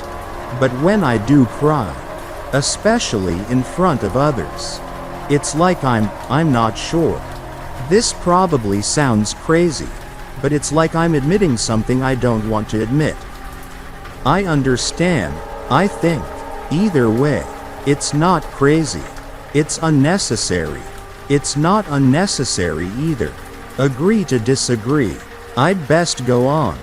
The night that Ben met the dark-haired man again marked a change in his and his sister's life. Mostly his sister's. Pearl had been watching the entire encounter go by from the window. When Ben came back inside, he tried not to show how shaken he was. He shut the door with shaking hands, locking it behind him before sinking backwards against it with a quivering sigh. "What's wrong?" Pearl asked, nervously staggering up to him. I don't get it. Who was that? What just happened?" "I'm not sure," he confessed, going over the encounter he just had in his mind. He tried to get a grip on himself and sort out the details. We might have a problem. That was all he really knew. And all he could tell her at the moment. Once he'd finally collected his scattered thoughts, he told her everything, starting from the first time that he'd met the strange man. How frightened he'd been of him as a child and how he was dreading that he could do something to her after what he'd said. Pearl's reaction, however, was not what he'd expected it to be. Of course, she didn't believe it all at first, or rather she did believe it. Seeing as it was her brother whom she'd relied on and trusted all her life, she was hearing it from. But it was difficult to fathom. It would have been for anyone. But what followed wasn't the fear and concern Ben had braced himself for. Pearl's eyes had grown very wide, almost looking like two blue saucers, and there was a strange twinkle within them. "That's incredible," she breathed, her voice odd and almost adoring. This is crazy. I can't believe you never said anything before. We've got to write this down somewhere or something." Like, wow, you realize we're in danger, right? Ben asked sharply, a bit taken aback. Whatever these fuckers are, they're up to no good. And this creep, he asked for you. Like, specifically you. I don't want to scare you, but we're gonna have to watch out for you very carefully from now on. I think. She waved a careless hand at him, like she hadn't listened at all. What do you think he could be? If he was a spirit, oh. Just to say that out loud, she gave a tiny, gleeful giggle. This is so insane. I can't even, we need to look into this. What do you mean? Her brother inquired cautiously. Well, we've got to find out what that man is. You said he can't possibly be a normal person. This is exciting, right? Ben swallowed. I don't think so, he said slowly. This doesn't excite me. It freaks me out. Who cares what he is? We need to keep you away from him. That's all that matters. I know, but think about it. How many people are there who ever get to witness an entity like that? Something that's not human. A spirit. Maybe. This is incredible. It could be like, our shot. At what? Getting killed? At finding out about something that can't be explained by, well, rationality, science. Ben shook his head, not knowing whether to laugh or get angry at her. That has to be the stupidest thing I've ever heard. Since when do you even say stupid things?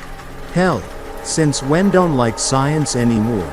I thought you and science were best friends. Don't you think it's at least a little intriguing? Pearl asked. Ben's shoulders sagged as he let out a small groan. You can think of this whatever you'd like. But I'm worried you're not realizing that this might be a threat.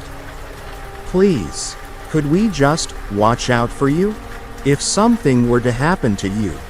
I know. Her voice was soft and quiet, but something still told him she was simply brushing everything off. Having her agreement, more or less. At least.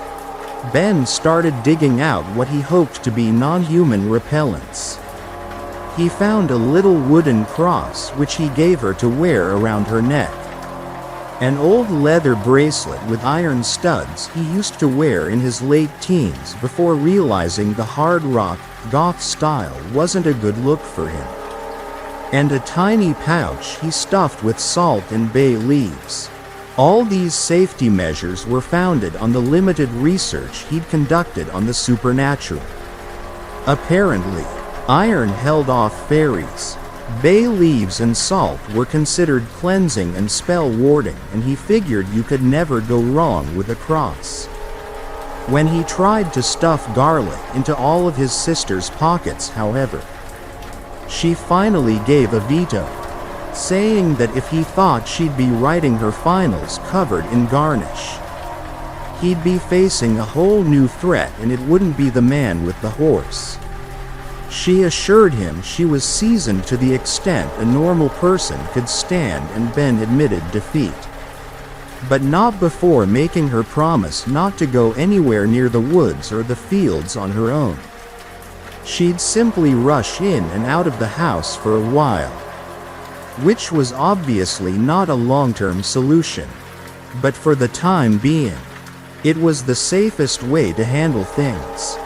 Ben was a bit worried it'd have some sort of emotional effect on her. But she assured him it was fine.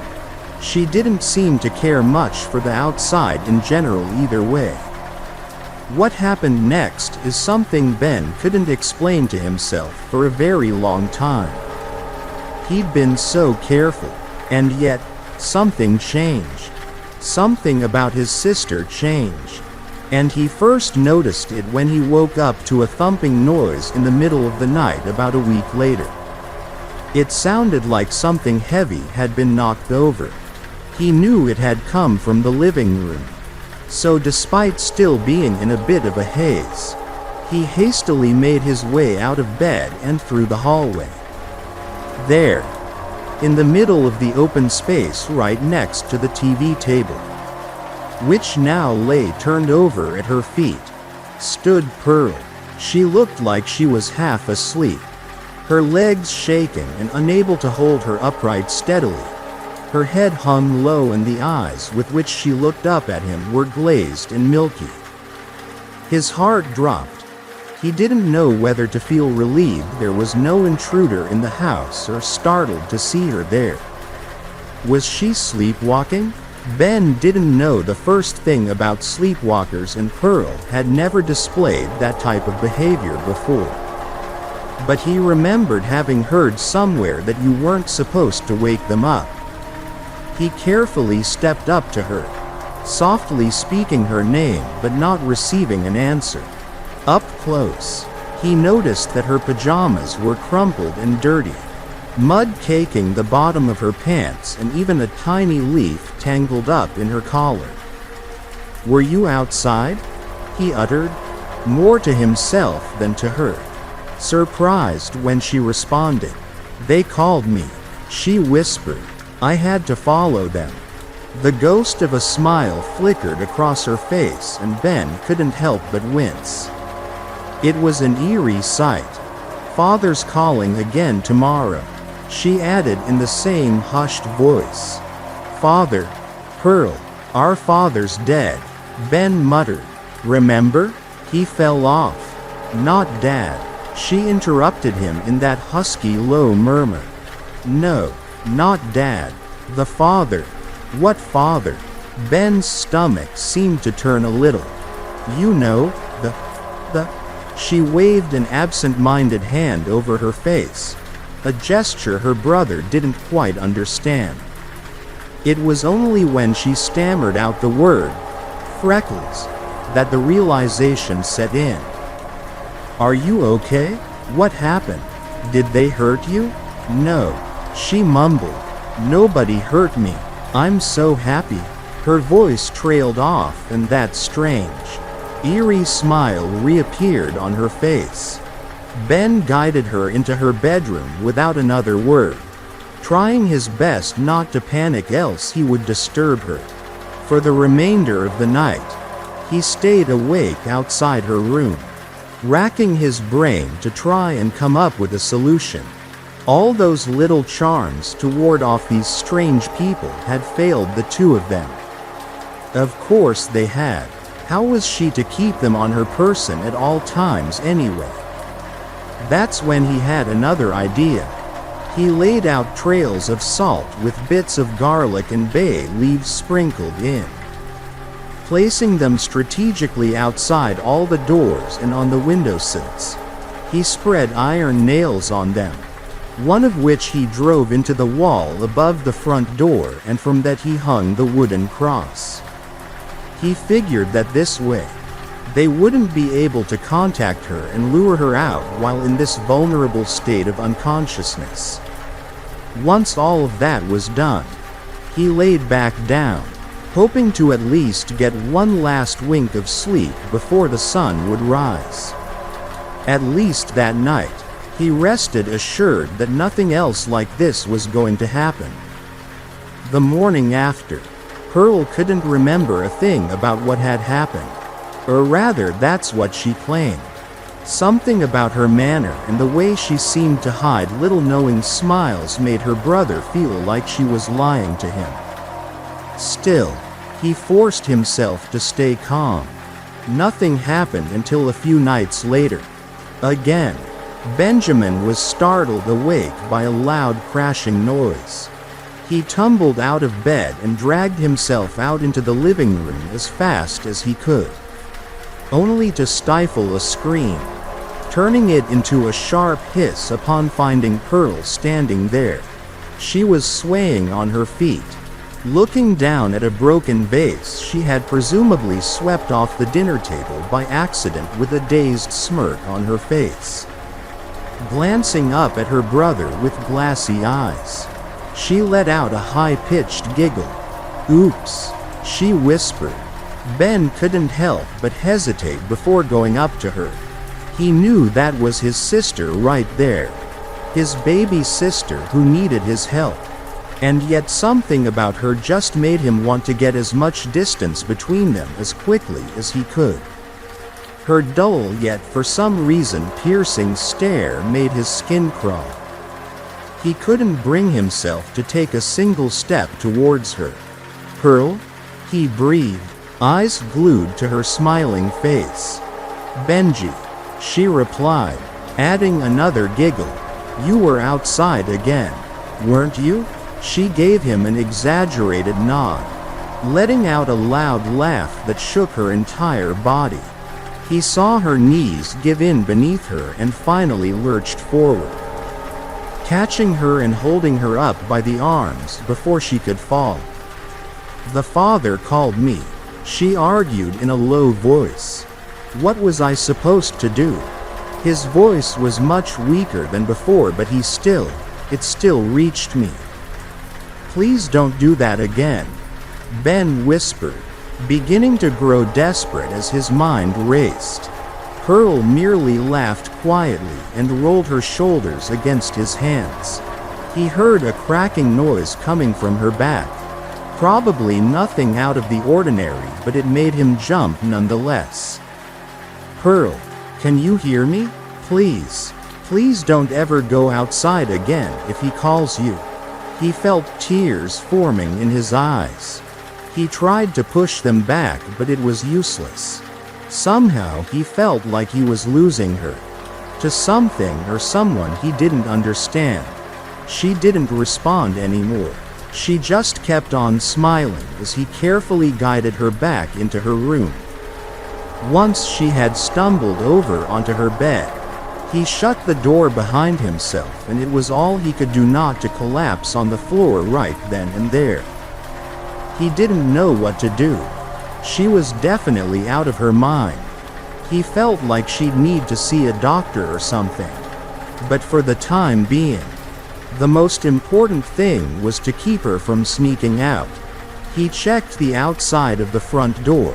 All the protective materials had been scattered all over the place.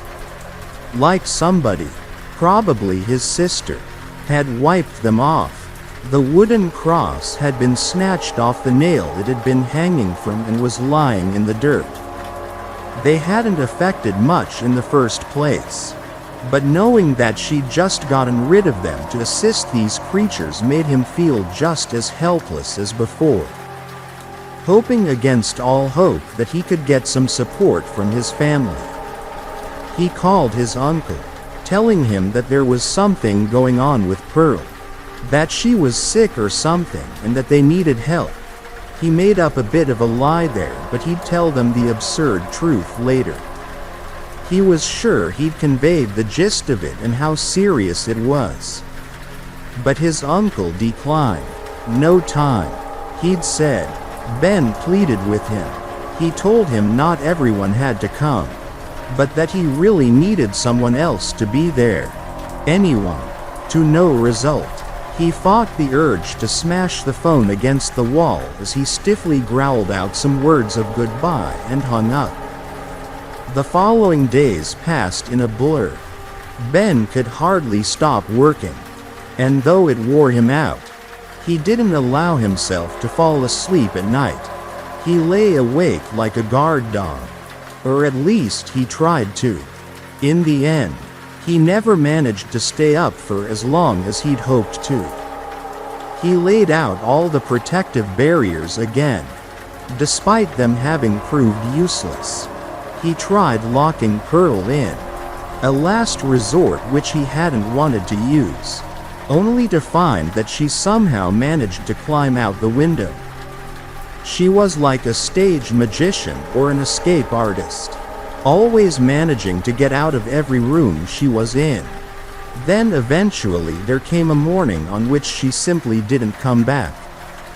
Ben had fought his fatigue as best he could but had succumbed to sleep in the early hours of that same day. And while he'd usually find his sister somewhere around the house whenever that happened, this time his search yielded no results. Pearl was gone. He went outside to look for her, in the fields and in the woods, but she was nowhere to be found. First, he panicked. Then he called the police to file a missing persons report. Of course, he couldn't tell the authorities that he suspected his sister to have been abducted by some supernatural entity. He did tell them that she'd been going out at night quite frequently but would usually return in the mornings, and that he was incredibly concerned now. They tried to ease his mind by reminding him that she was basically a grown-up and had probably just gone off somewhere by herself. Of course, that couldn't convince him, as he knew what had really been going on. But he tried not to let it on. Not much of an investigation ensued, and of course it brought up nothing. Ben didn't give up though. He kept looking all over the woods, wandering them every day and eventually going so far as to drive iron nails into trees or mark them with crosses which he scratched into the barks. The weird thing was that a few days later, he would often find that the nails had been removed in his absence. And even the crosses would oftentimes be covered up by additional scratches. He definitely seemed to be bothering somebody by doing what he did. So he decided to keep it up.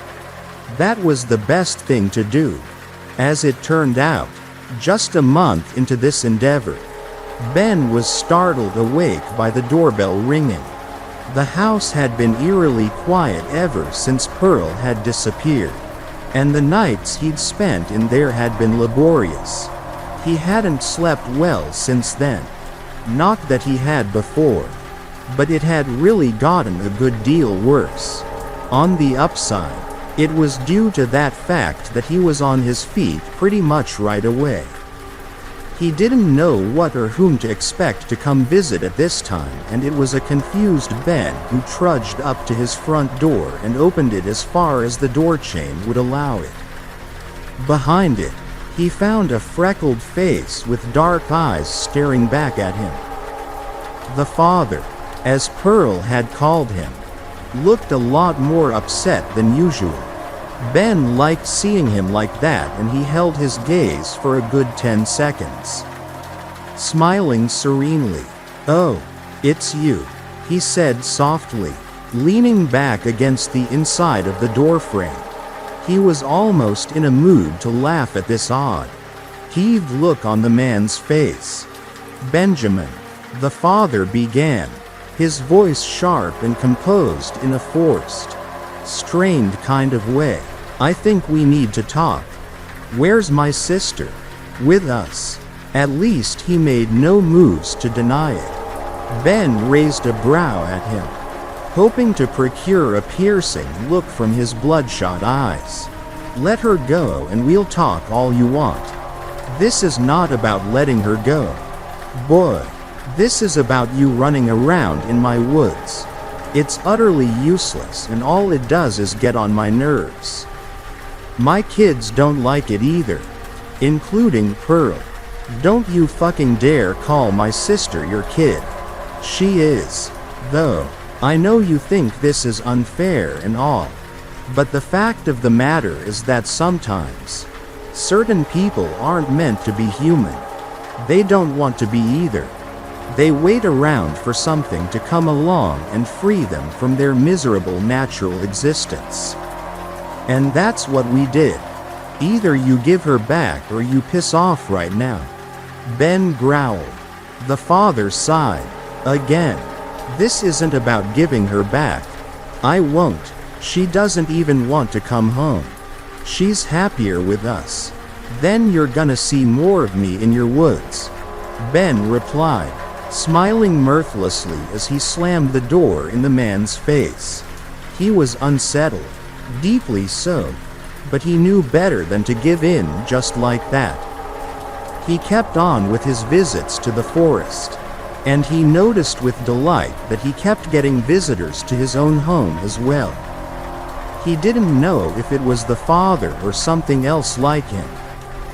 But he could see figures rushing past his bedroom window at night, sometimes. He could even hear them whisper. Occasionally, there'd be knocks on the front door. But he didn't go to open it after that first conversation with the creep. Then one morning, he found that they'd deposited a few bones on his windowsill. The morning after, there were a couple more bones. And after that a skull, and even more bones still. He collected them in a cardboard box which he stashed away in Pearl's old room. He put the rock he'd kept from back when he was little in there as well. He knew what they were trying to tell him. They wanted to make him believe there was no saving his sister. He didn't buy it, and he soon saw that he was right not to. A week later, he saw the ghostly apparition resembling her at his window for the very first time. She screamed at him to leave, but he didn't. The real Pearl would never tell him to go, and he'd never let her down. She was everything to him, and he'd always been there for her. That, he told himself, would never change. Finally, the father came through. He came to visit Ben in broad daylight, and he told him he'd let Pearl go. But that he wanted to be paid in return. A ransom. Basically, only that he wouldn't have it in money, but in everything else that was valuable, precious stones, silver, gold. He told him exactly how much of that he wanted. But Ben wouldn't relay that information to me. Only that he was quite close to having gathered all that was required. I'm guessing he thought I could never make it. He told me as we sat on his sofa. But, well, as you can see, I found a way. Sure, I take some of the extra money I make and spend it on what I need. Or want. 'Cause I think I'd go crazy otherwise, but yeah. I'm almost there. This is gonna be over soon. Carrie. Ben and I both got a little upset after he'd finished sharing his story. I swear I hadn't meant to aggravate him. He was having a difficult enough time as it was. After he'd explained everything to me, I was kind of dumbstruck. All I could do was sit beside him in silence for a little while. I wanted to tell him how sorry I was for everything that he'd been through, and that I was honestly kind of amazed by his perseverance. Instead, I just patted his arm. For a while, neither of us said anything. You know, he suddenly spoke up. His voice was a bit hoarse and he paused to clear his throat. Sometimes I really regret not going about this any differently. Back when she kept leaving at night, I could have followed her. Maybe if I'd seen where she'd been going off to, I would have known where to look after she vanished. There's some truth in that. But I doubt you would have gotten very far. Ben snorted. Oh wow. Thanks. No. What I'm saying is I don't think you could have stopped it. Those things aren't human and they work in weird ways. So if you ask me, it would have happened either way. They wouldn't have let you come after them. So you couldn't have helped it. Ben let out a soft sigh. You've got a point. And you shouldn't beat yourself up about this. I carried on. Don't blame yourself for what you might not have thought of back then. No need. I'm trying not to, emphasis on trying.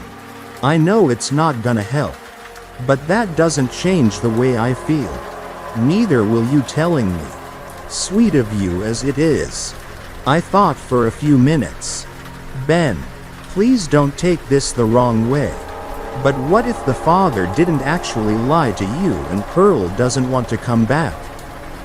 Ben recoiled so strongly that I could actually see him tremble. Why would you say that? He asked, looking like a kicked puppy. I'm sorry.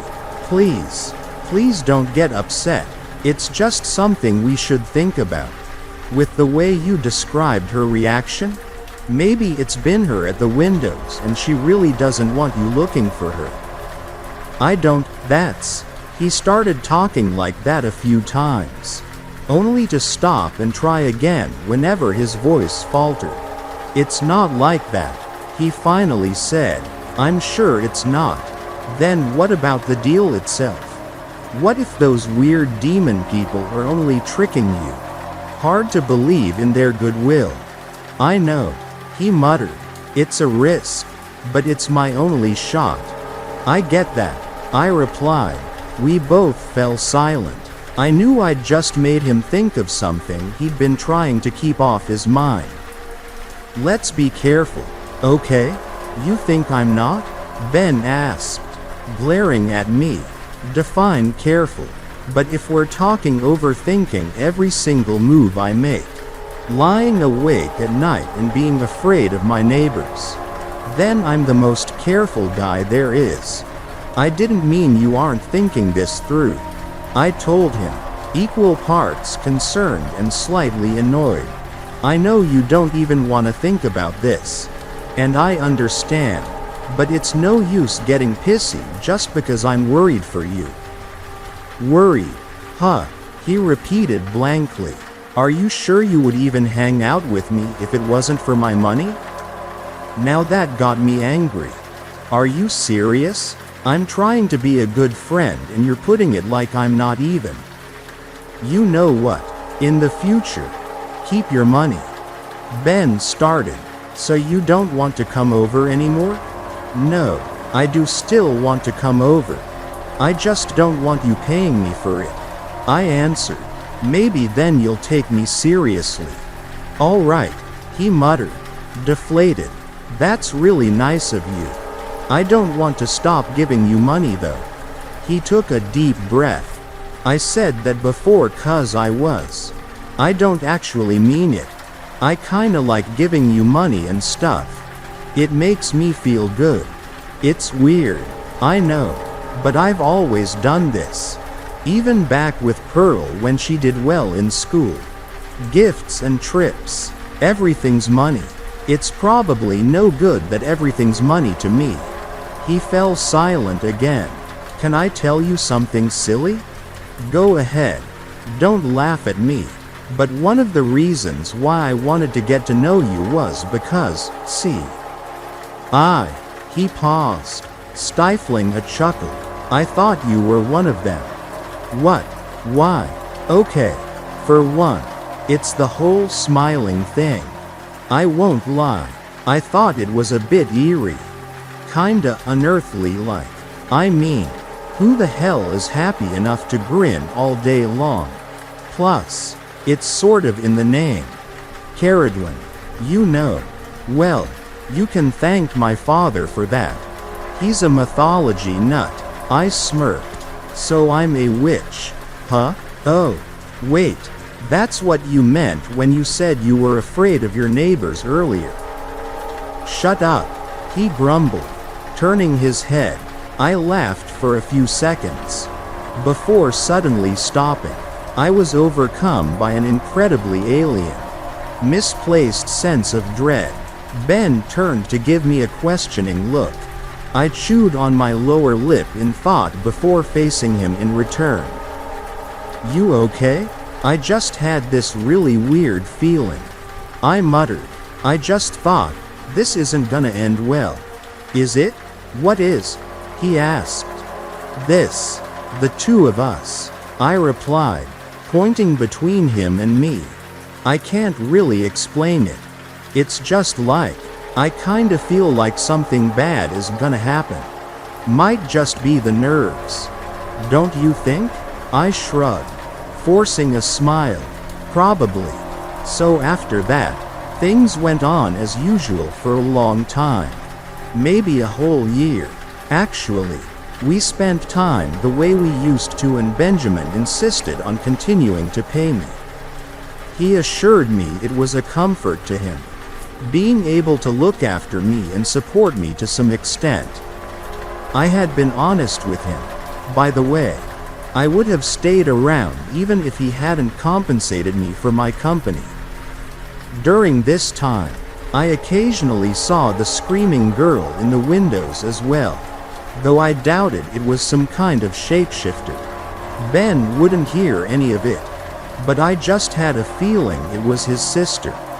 Then again, my thoughts on the matter didn't really change things. I also got used to the sight of Ben coming home with Daisy's special pig food, even though it was still something I hated thinking about at length. Butler stayed with us, or rather in Ben's stables, and despite his eerie origins, I'd come to think of him as a cute pet more than anything else. We also tried to figure out what kind of horse he actually was. We never figured it out for real since we both aren't experts, but we think he could be a Shire, Clydesdale or Percheron. Perhaps he really isn't any normal breed though, considering who he used to belong to. The possibility of him just being a weird demon horse is not far-fetched. Is it? What I'm about to tell you happened while I was outside with him. I was riding him over the wide, soft earthy path running alongside the fields. It had been a pretty normal day thus far, and other than the sky being clouded heavily enough that no bright rays of sunlight could come through, the weather was unremarkable. Butler carried me along at a casual pace, mild and calm as always. That's also why I started when he stopped abruptly. We'd gotten fairly close to the woods and he seemed to be staring off at the tree line. "What's wrong, boy?" I asked. No answer, of course. I patted his wide neck, then got off to take a closer look. His ears were tipped forward, stiff and attentive. His nostrils flared. He looked nervous somehow. "You seen something?" I added, turning to face the tree line like he was to figure out what he was staring at. I didn't see anything at first, until my eyes met with the figure just as it drew back and disappeared in the darkness. I frowned. Had it only been a trick of the light? Butler exhaled sharply and swung his head around to nudge my shoulder, like he wanted to get my attention. He turned on the spot, appearing to feel like going home, but stopping to wait for me. I knew I couldn't get back on top of him, or at least not on my own. I didn't waste any time scrambling up there, especially since he was really uneasy. Instead, I proceeded to lead him back down the path we'd come from at a brisk pace, glancing over my shoulder from time to time. I had only seen this person, if it really was one, for a split second, but something about it had unnerved me. Knowing what went on around the farm, I didn't want to take any risks. Butler himself seemed very eager to get back, and I had trouble keeping up with him and his long legs. Eventually we both went, "Fuck it," at the same time and broke into somewhat of a sprint. Butler thankfully being kind enough not to run along at full speed. He would have dragged me through the dirt behind him before long. It's not exactly easy jogging with a huge horse at your side. But at least we both knew where we were going. Arriving at the stables, I got him inside and remained there for long enough to make sure he was doing all right. He had visibly calmed down and returned to his normal, tranquil self. Reassured, I headed inside. Ben wasn't home at the time. He'd asked me to housewatch while he was gone visiting some relative whose wife had just given birth. Or at least that's what I believe he told me. I never did get the hang of that complex web of family members he was on the outskirts of. I was mildly shocked that he insisted on being there for every major event in their lives, after not having been there to support him in his hour of need. You'd think he'd stay as far away from them all as he could.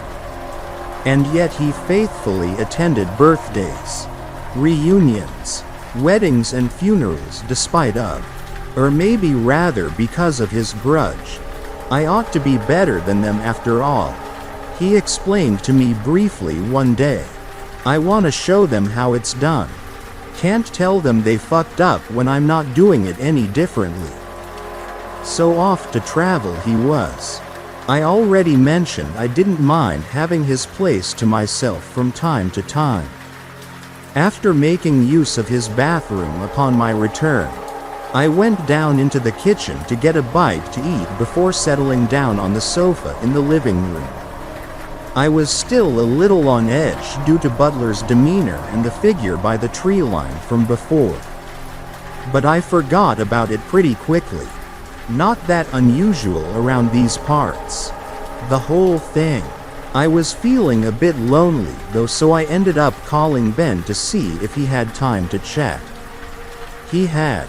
Apparently he was in his room at the inn where he was staying at the time and didn't have much to do.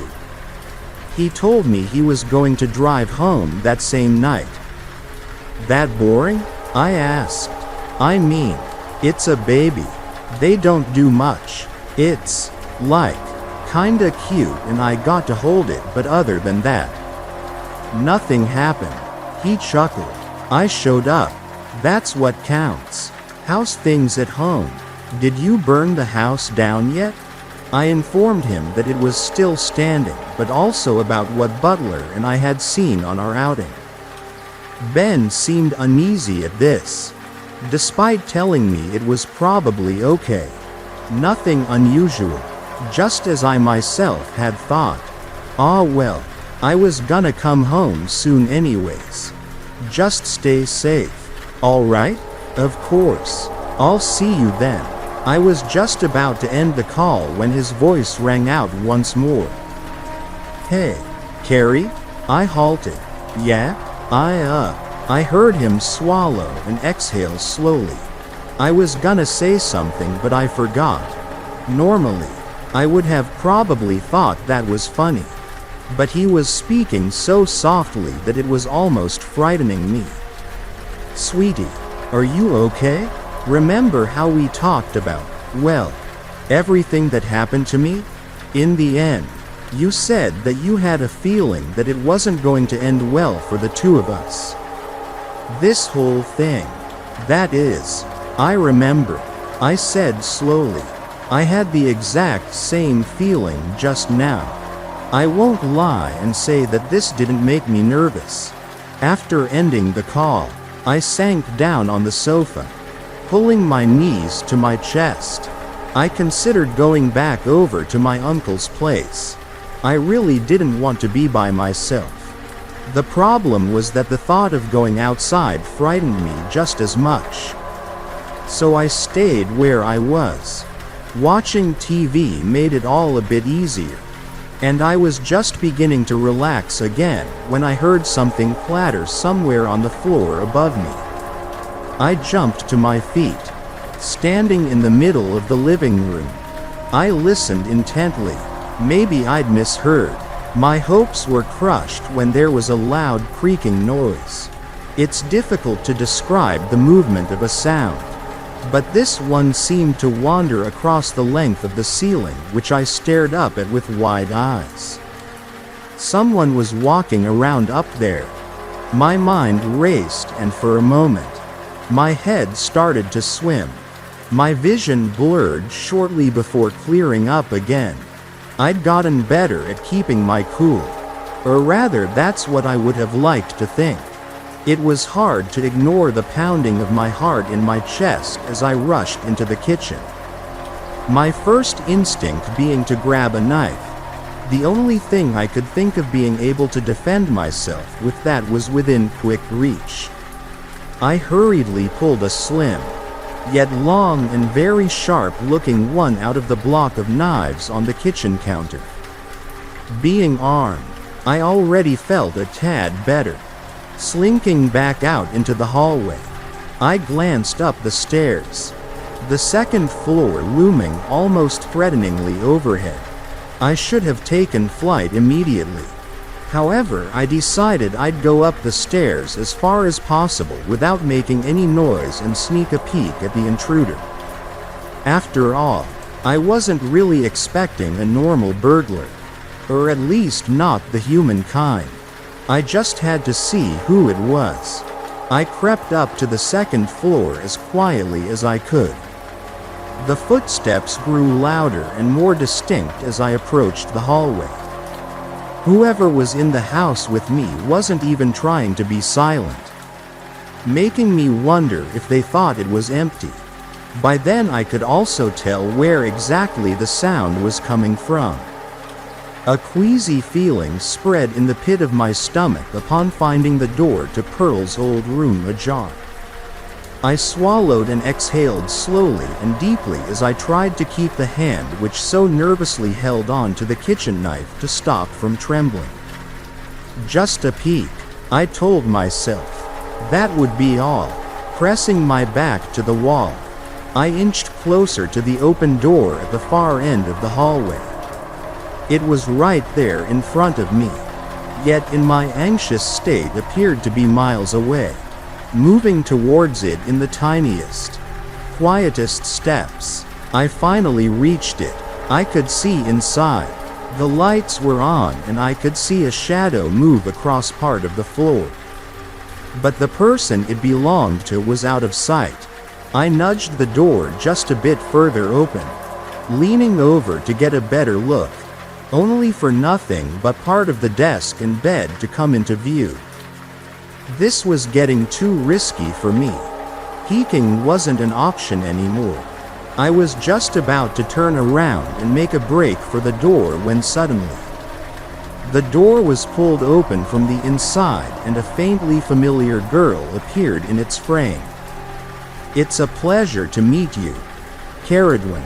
I jumped, stifling a scream but allowing myself a sharp inhale which caused me to choke on my own spit and start coughing.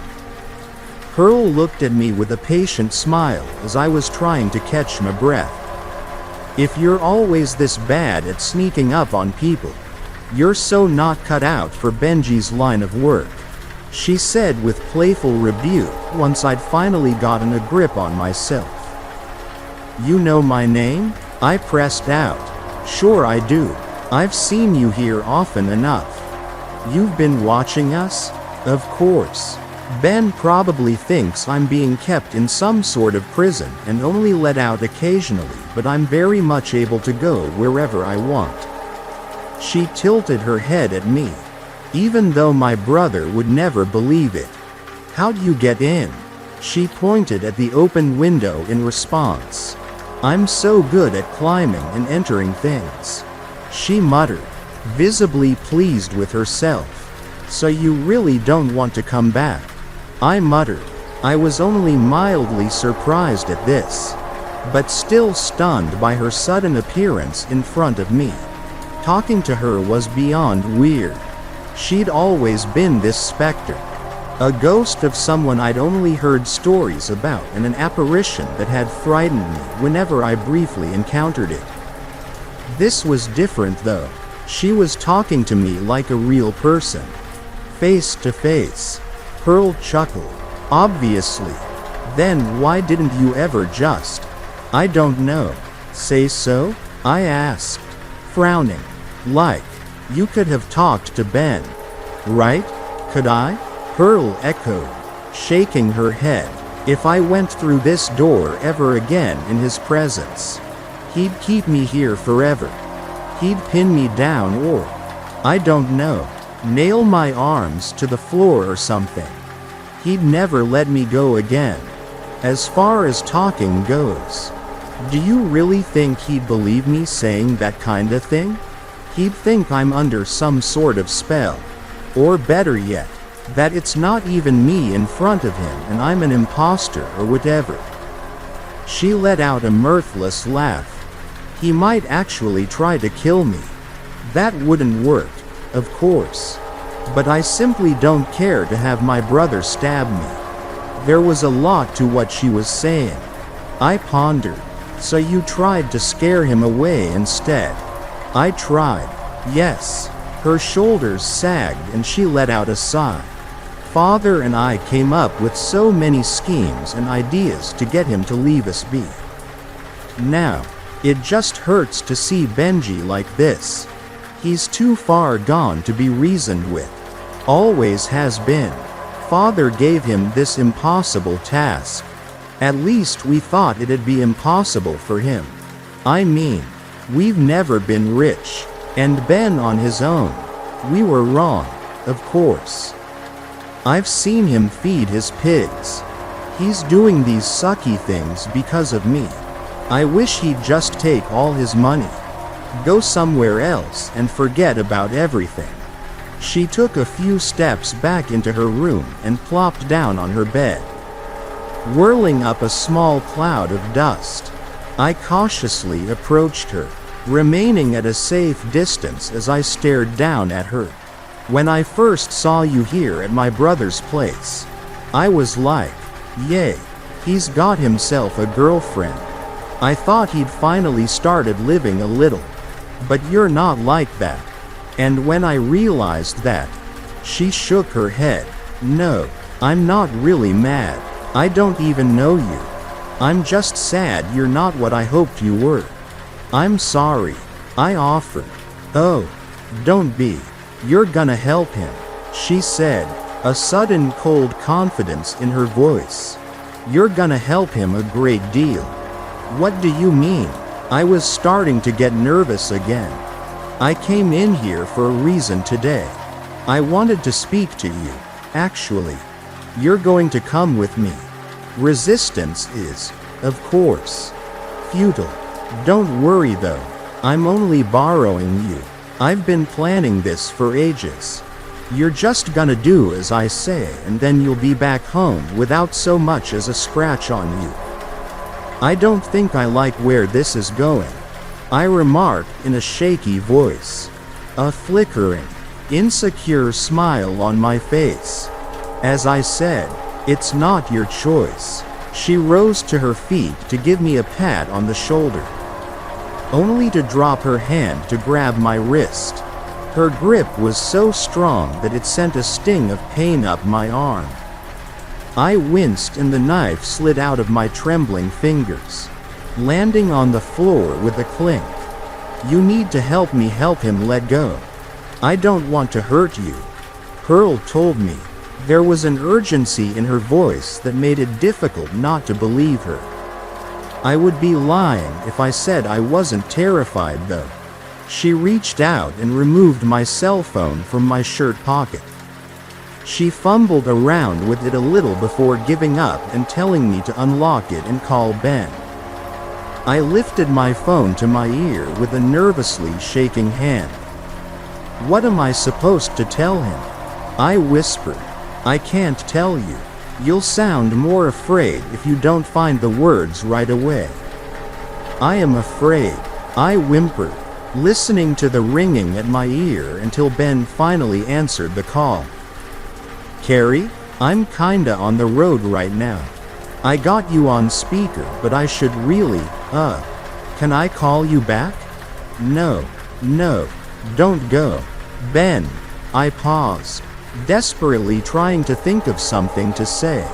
How was I to explain that his missing sister of all people had broken into his house and was now more or less violently forcing me to do something I still didn't understand?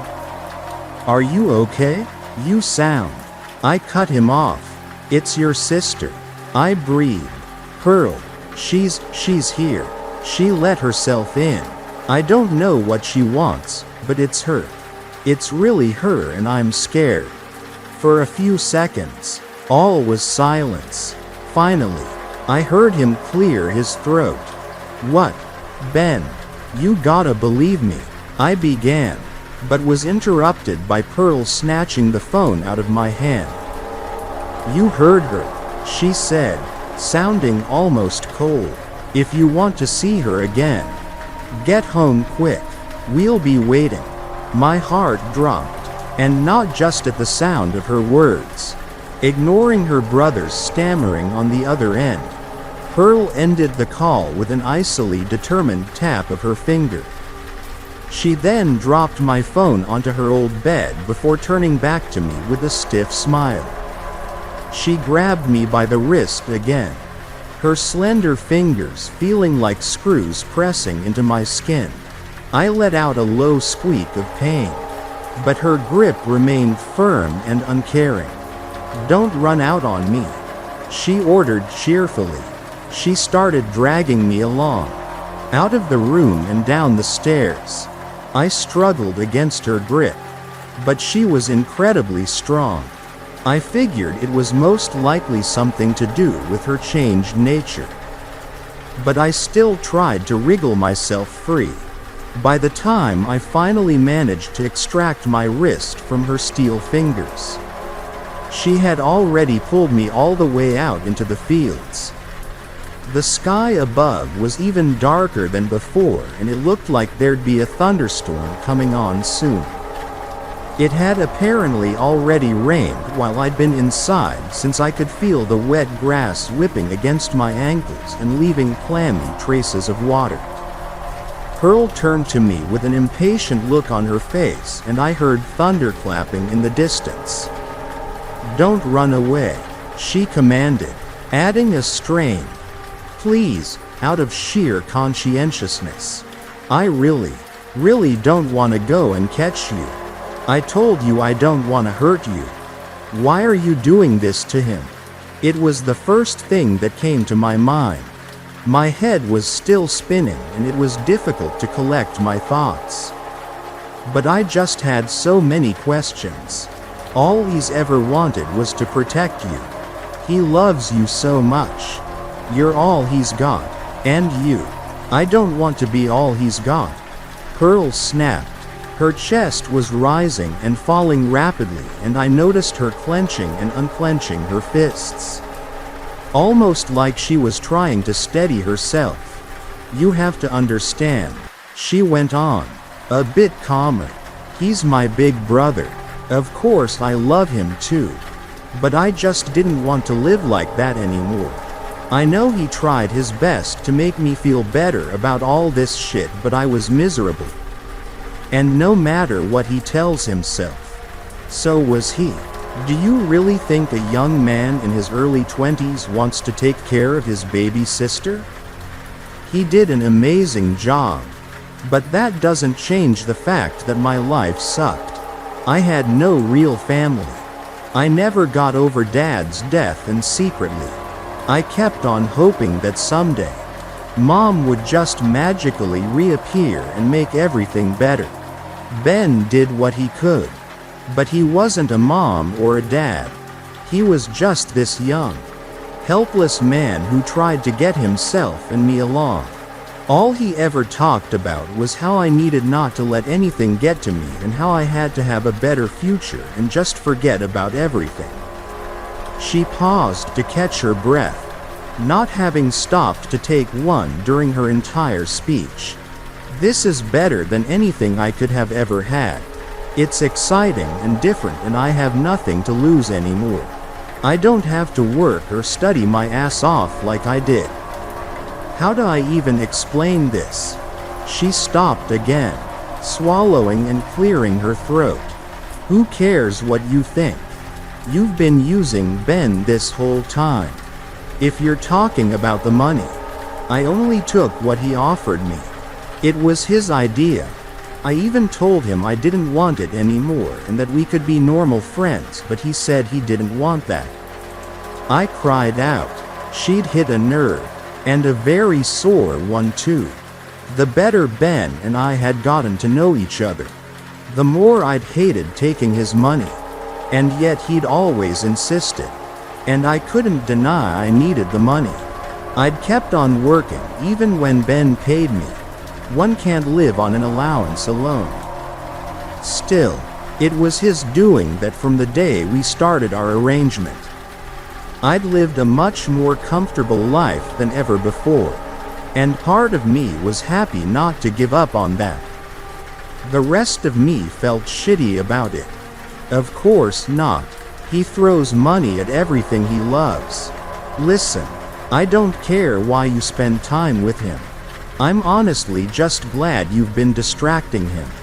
He clearly enjoys your company, and ever since you've been around, he just seems so much more, I don't know, happy, hopeful. So this is what we're gonna do. Father will make it look like we're holding you hostage. You are kind of holding me hostage, I interrupted her, and we'll give Ben the choice. Either he leaves you to rot or he gets you back unharmed for no precious stones or other valuables at all. But in exchange he gives up on me forever. My jaw and stomach dropped at the same time, and for a second, I just stood rooted to the spot. You'll what? I uttered. Isn't it obvious? Pearl asked, raising a brow. He's gonna choose you. Once he's given up on me, he'll be free. Sure, he'll be sad at first, but he'll get over it. It'll be the best thing to ever happen to him. I shook my head rapidly. This isn't gonna work, I pressed out. He's never gonna choose me. He will. And don't worry, we'll let you go either way. Father says you wouldn't be fit to live with us. So why waste time on you afterwards? Even if he does, he's not just going to move on. I insisted. Pearl, he's been trying to get you back all his life. If you can't convince him you're happy this way, which you say you can't, then he's not going to get over it. Ever. After something like that, nobody would just shrug and go on with life. Especially not your brother. But it's the only way. Pearl answered, her eyes wide and regretful. After he's given up, you can tell him everything I said to you. You've made him feel better before. You'll do it again. I shook my head. This is a load of crap. It's not gonna work and you'll break his heart. I'll have no part in this. Pearl's expression darkened. Then this is on you. Before I could do so much as blink, she'd lunged forward, and the last thing I saw before everything turned black was her fist rushing towards my face at an unnatural speed. I don't know how long I was out for. When I finally began to fade back into consciousness, the first thing I registered was the soft, cold, damp ground beneath my body. I was lying in a patch of tall, wet grass. It felt like the turf was giving me a very frosty hug. I then became aware of the throbbing pain in my head. Lifting my eyelids was arduous, and for once I was grateful that there was no bright daylight to greet me. We were still on the meadow beside the fields. From the looks of it, I groaned as I heaved myself up into a sitting position, letting out a meek, startled whimper when I took note of a person approaching and kneeling down in front of me. I squinted at the blurry figure, trying to see through the veil of dizziness. And then, the face before mine suddenly came into clear view. I let out a sharp scream which turned into a low croak as my voice broke off. I had never met this man before, but Ben's stories had instilled within me a fear of him which I had thought up to that point to be unfounded. I was never going to meet him, I figured, yet there he was now. His dark hair framed a calmly smiling, mature and almost nice-looking face, the skin of which was covered with freckles. "Good evening," he said in a soft, deep voice which was every bit unsettling as it was oddly soothing. He reached out to grab my hand and give it a light shake, clearly not minding the fact that I hadn't offered it to him. "It's Caradwin. Yes? A pleasure to meet you.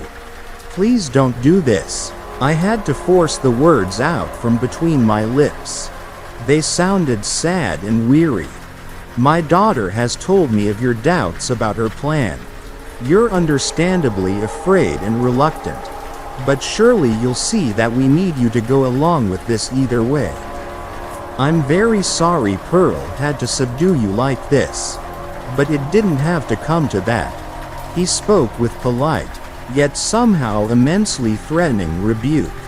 His voice sent a chill up my spine. "How is my horse doing?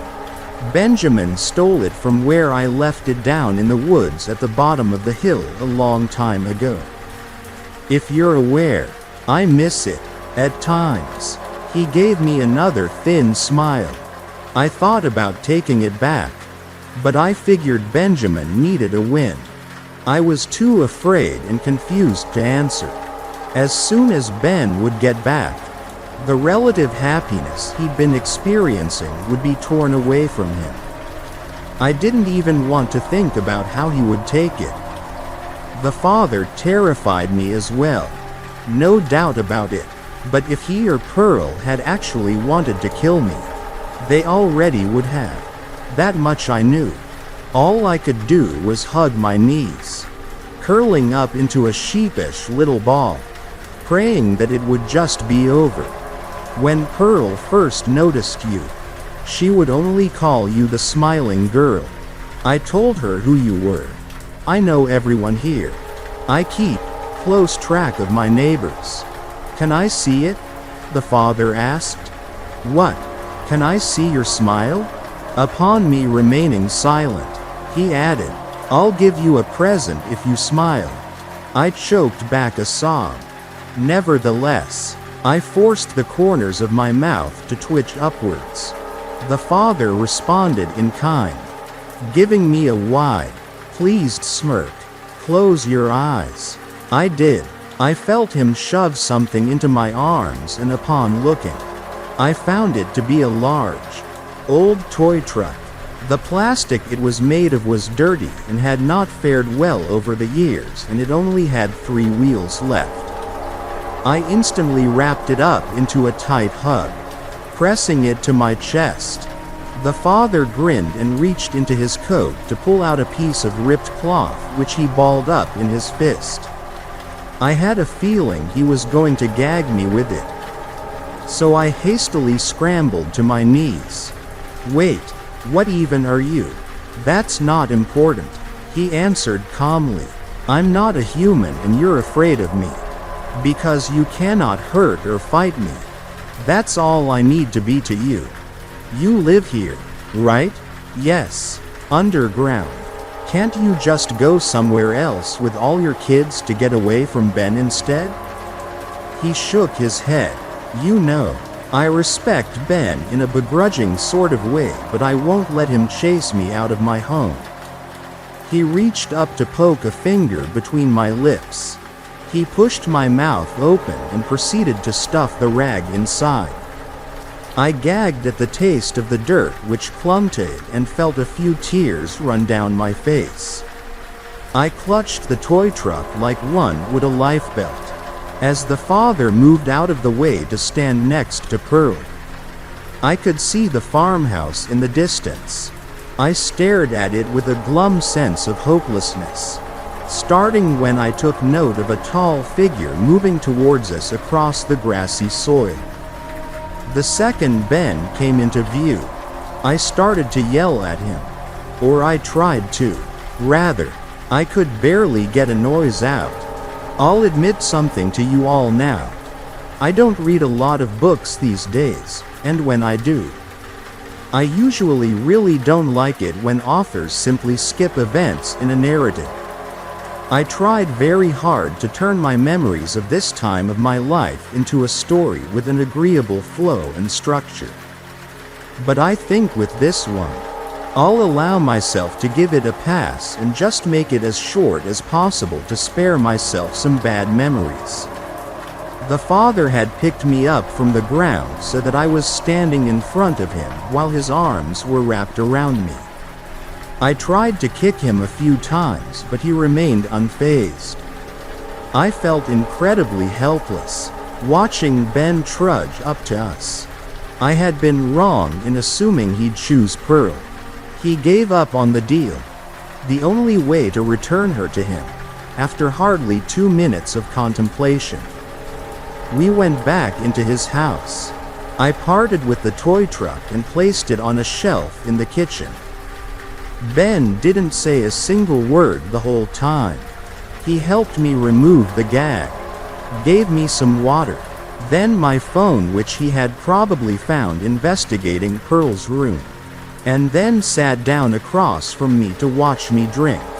He looked kind of torn, and there was a trace of something in his eyes I'd never actually seen before: contempt. Eventually, he stood up and went back outside, rounding the house to get to the stables. I'd followed him even though he hadn't asked me to, and watched as he opened Butler's box and let him step outside. It's hard to tell when a horse is confused, but I'm pretty sure that Butler, at that moment, really didn't have a clue what was going on. Ben pointed at the fields. "Go back to where you came from. I don't want you anymore." Butler nudged him with his large snout. "Get lost," Ben repeated, mustering up a bit more command. Butler trotted over to me, looking first at Ben and then at me like he was saying, "What's gotten into him?" I reached up to pet him.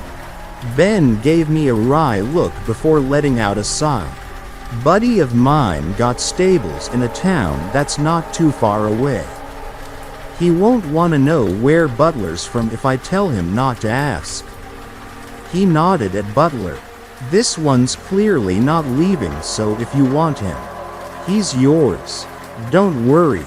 I know you're broke. I'll pay. I just want him off my hands." In a way, I was glad he was at least talking to me again.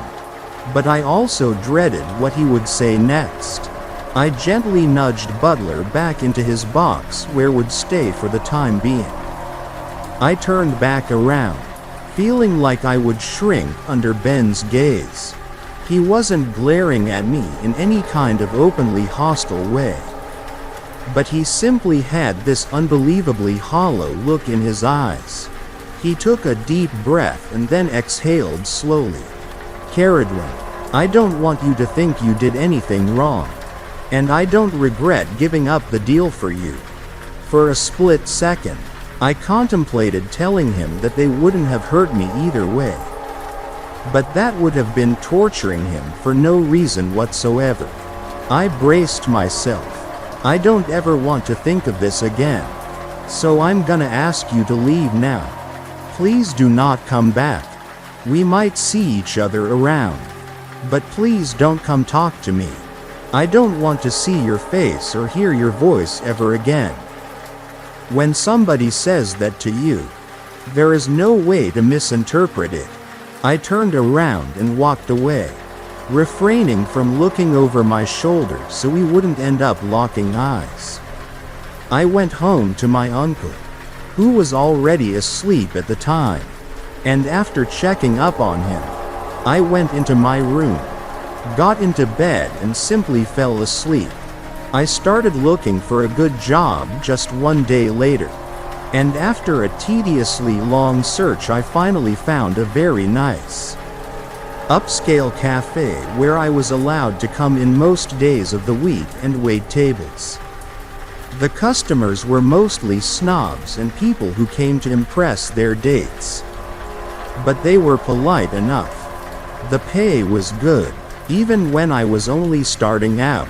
I liked it there and I still do. Seeing as I work there to this day, I found another place to live as well. I felt like I was done with the countryside for a while. The cafe was closer to the city as well, so moving was actually a pretty logical thing to do. I assured my uncle that I'd call him every day and that I'd visit twice a week. Both things I never failed to do until he died late last December. I remember standing there at the funeral crying, yet at the same time thinking how glad he must have been to be reunited with my aunt. There was one thing I regret though. Before I had moved out, he'd sat me aside and told me that he hoped I would be happier living elsewhere, and that the new job in place would restore some of my old spirit. When I asked him what he meant, he gave a glum nod into the direction of the farmhouse across the street and said, "I don't have to know what happened there, but ever since the last time you came back from that place, you haven't smiled as much as you used to." I had never noticed that I'd stopped smiling. Whenever I went to visit my uncle, I tried to look as happy as I apparently used to. But I don't think he bought it. I wish I could have been a little brighter for him. At least the butler situation worked out splendidly. Ben appeared to have gotten the whole matter sorted with his friend behind the scenes. And all of a sudden, I had a horse. The stables aren't far from where I live now either, so it's easy. Butler is his happy and gentle old self, and it's always a comfort to be around him. Like I said, he has a way of cheering me up. Finally, here's what happened a month ago. It's why I'm writing this. I was at work, bringing people coffee and whatnot, when I noticed that at this one table I was serving, there was someone I recognized. It was Jay, one of Ben's farmhands. I had only seen him a few times, but I still remembered him. He was sitting there with a lady who I assumed to be his girlfriend. And upon noticing me, he waved me over. "I can't believe it's you," he began with zest, only refraining from grabbing my hand because I was still holding a tray. "It's been what, 3 years? I don't even know anymore. How are you?" "I'm all right, thanks," I replied, giving him a genuine smile. "Are you still working for?" "Oh, no, not anymore," he replied, his face darkening. "You didn't hear what happened?" "I'm sorry. Dumb question. How are you supposed to know?" "Benjamin died." I nearly dropped my tray but caught it just in time. Jay gave me a sympathetic nod. "It's awful. I know. He and I weren't close or anything, but he was a good guy. It's a shame." "How did it happen?" I stammered. Jay hesitated. "He jumped off the top of his barn late at night sometime last week. A friend of his found him. He'd been driving by and wanted to come to visit him. I don't know the guy, but I don't envy him. Must have been quite a shock." As for Ben, well, he'd been pretty down for a long time. He used to have quite a bit of energy and a good sense of humor, but sometime during the last couple years, he changed. I was worried. Told him so too. "You coming to the funeral? You think that would be okay?" "Sure, I'll take you." So 2 days later, he picked me up and we drove over to the graveyard back in the old town. It was a cloudy, muggy day. There weren't a lot of people and I didn't recognize most. So I stayed aside with Jay, not wanting to intrude, but I did cry. I kept wondering if Ben would be angry if he knew I showed up to his funeral. He'd never wanted to see me again. After all, at one point, Jay told me he'd be right back before going off somewhere, and I was left alone with my thoughts. Suddenly, I felt a large hand on my shoulder. At first I assumed it was Jay and was about to turn around to him when I heard a voice right by my ear telling me not to. I started. I had heard it before, but I couldn't tell where. The stranger's tone was warm but commanding, so I stayed where I was. Despite my confusion, "Benjamin thought you'd forgotten about him," he said softly. "I knew him from work. He talked about you a lot." "From the farm?" I asked carefully, stifling another sob. "No, not the farm. From feeding the pigs." I almost let out a tiny shriek. "Almost." The man carried on. "Between you and me, Ben didn't stop feeding the pigs. But a while ago, he asked Daisy, I'm sure you know who that is, if she had some more work for him. Stuff that would pay better." "You mean he?" The stranger didn't sound distressed at this in the least. "If you ask me, after everything he'd been through, he lost track of his moral code a bit. He just didn't care anymore. I think his death had something to do with that." He let out a chuckle. "Who knows? Maybe he's still alive and it was all a low-profile fake. It would be easier for him to follow through with this new line of business if he'd just disappeared." My stomach sank at his words. I considered screaming but resisted, only allowing myself to take in a very sharp breath. I remembered the voice now, too. At this point, he slipped a tiny piece of paper into my hand. "If there's any way you can look past what I do for a living, call me, just in case you'd like to talk about Ben, or yourself, or anything else. I need to go." "Don't," I whispered, reaching up to feel for his hand only to have him pull it away.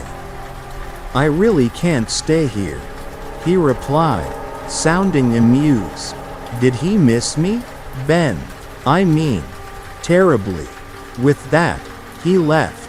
By the time Jay returned, he had already disappeared. Nobody had seen him talk to me. He'd come and gone without drawing any attention. I unfolded the paper only to find, as promised, a phone number, written in a majestic hand, with the name Tegged F. Cox beneath it. I tucked it away inside my pocket. I must have looked quite mad, but I simply could not stop smiling during the entire ride home. Story: the weirdest website I've ever found. I really don't know how to start this post. I'm really not sure of much anymore. I can't give you my real name, but you can call me Joseph. Forgive me. I know I am being rather obtuse, but I really don't have much of a choice. Allow me to explain. I'm a computer engineer and I've worked with computers for many years. For both work and play, I know my way around the internet pretty well, both the surface and deep web. I tend to focus a lot of my free time on the deep web. As most of you are probably already aware, you can find some rather shady stuff there. Criminals, lunatics and hackers abound there. So you have to watch your step. Cyber step, that is. It kind of goes without saying at this point, I guess. You can find some pretty messed up stuff on there. No doubt about it. A strong stomach is a must for it, because it is all but inevitable that you will stumble into a place you were not prepared for. It's happened to me on several occasions. But after a while you kind of learn how to navigate a bit better. Little hints and details within where links are found can be used to at least guess what's on the other side. Kind of hard to explain, but that's not really why I'm here. In a strange kind of way, I find it all fascinating. The deep web allows you to get a completely uncensored view of humanity's darkest secrets. It allows you to get a small glimpse into the mind of the psychotic and the depraved. Now I am not a person who is easily unnerved. At least not usually. As stated before, I've stumbled upon many sick things on the deep web.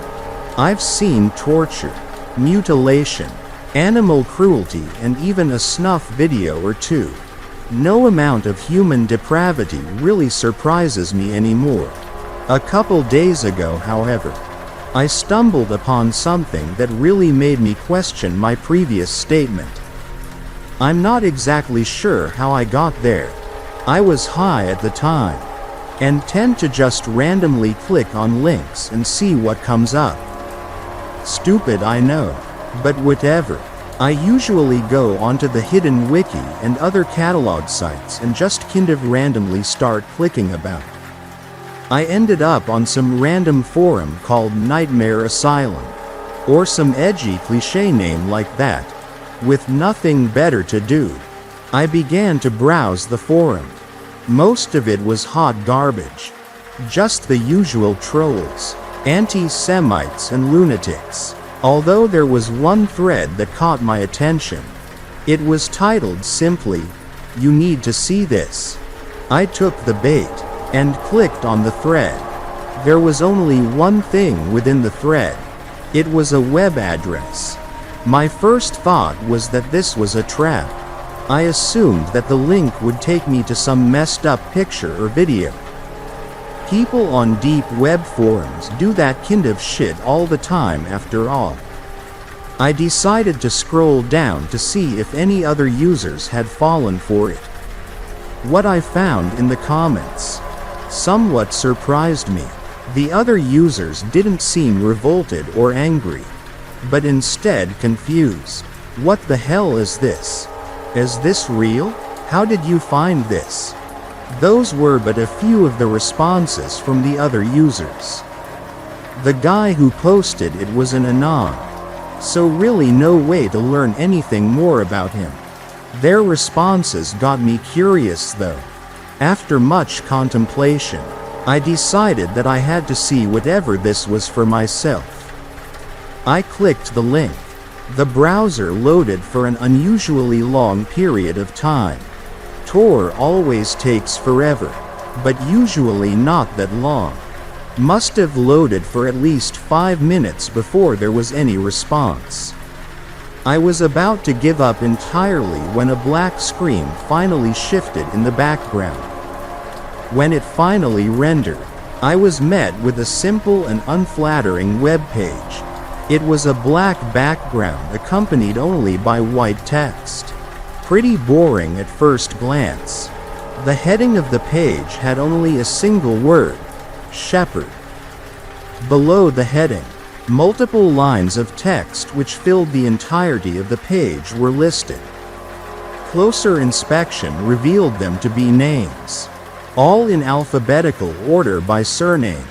I scrolled down and immediately realized just how massive this archive truly was.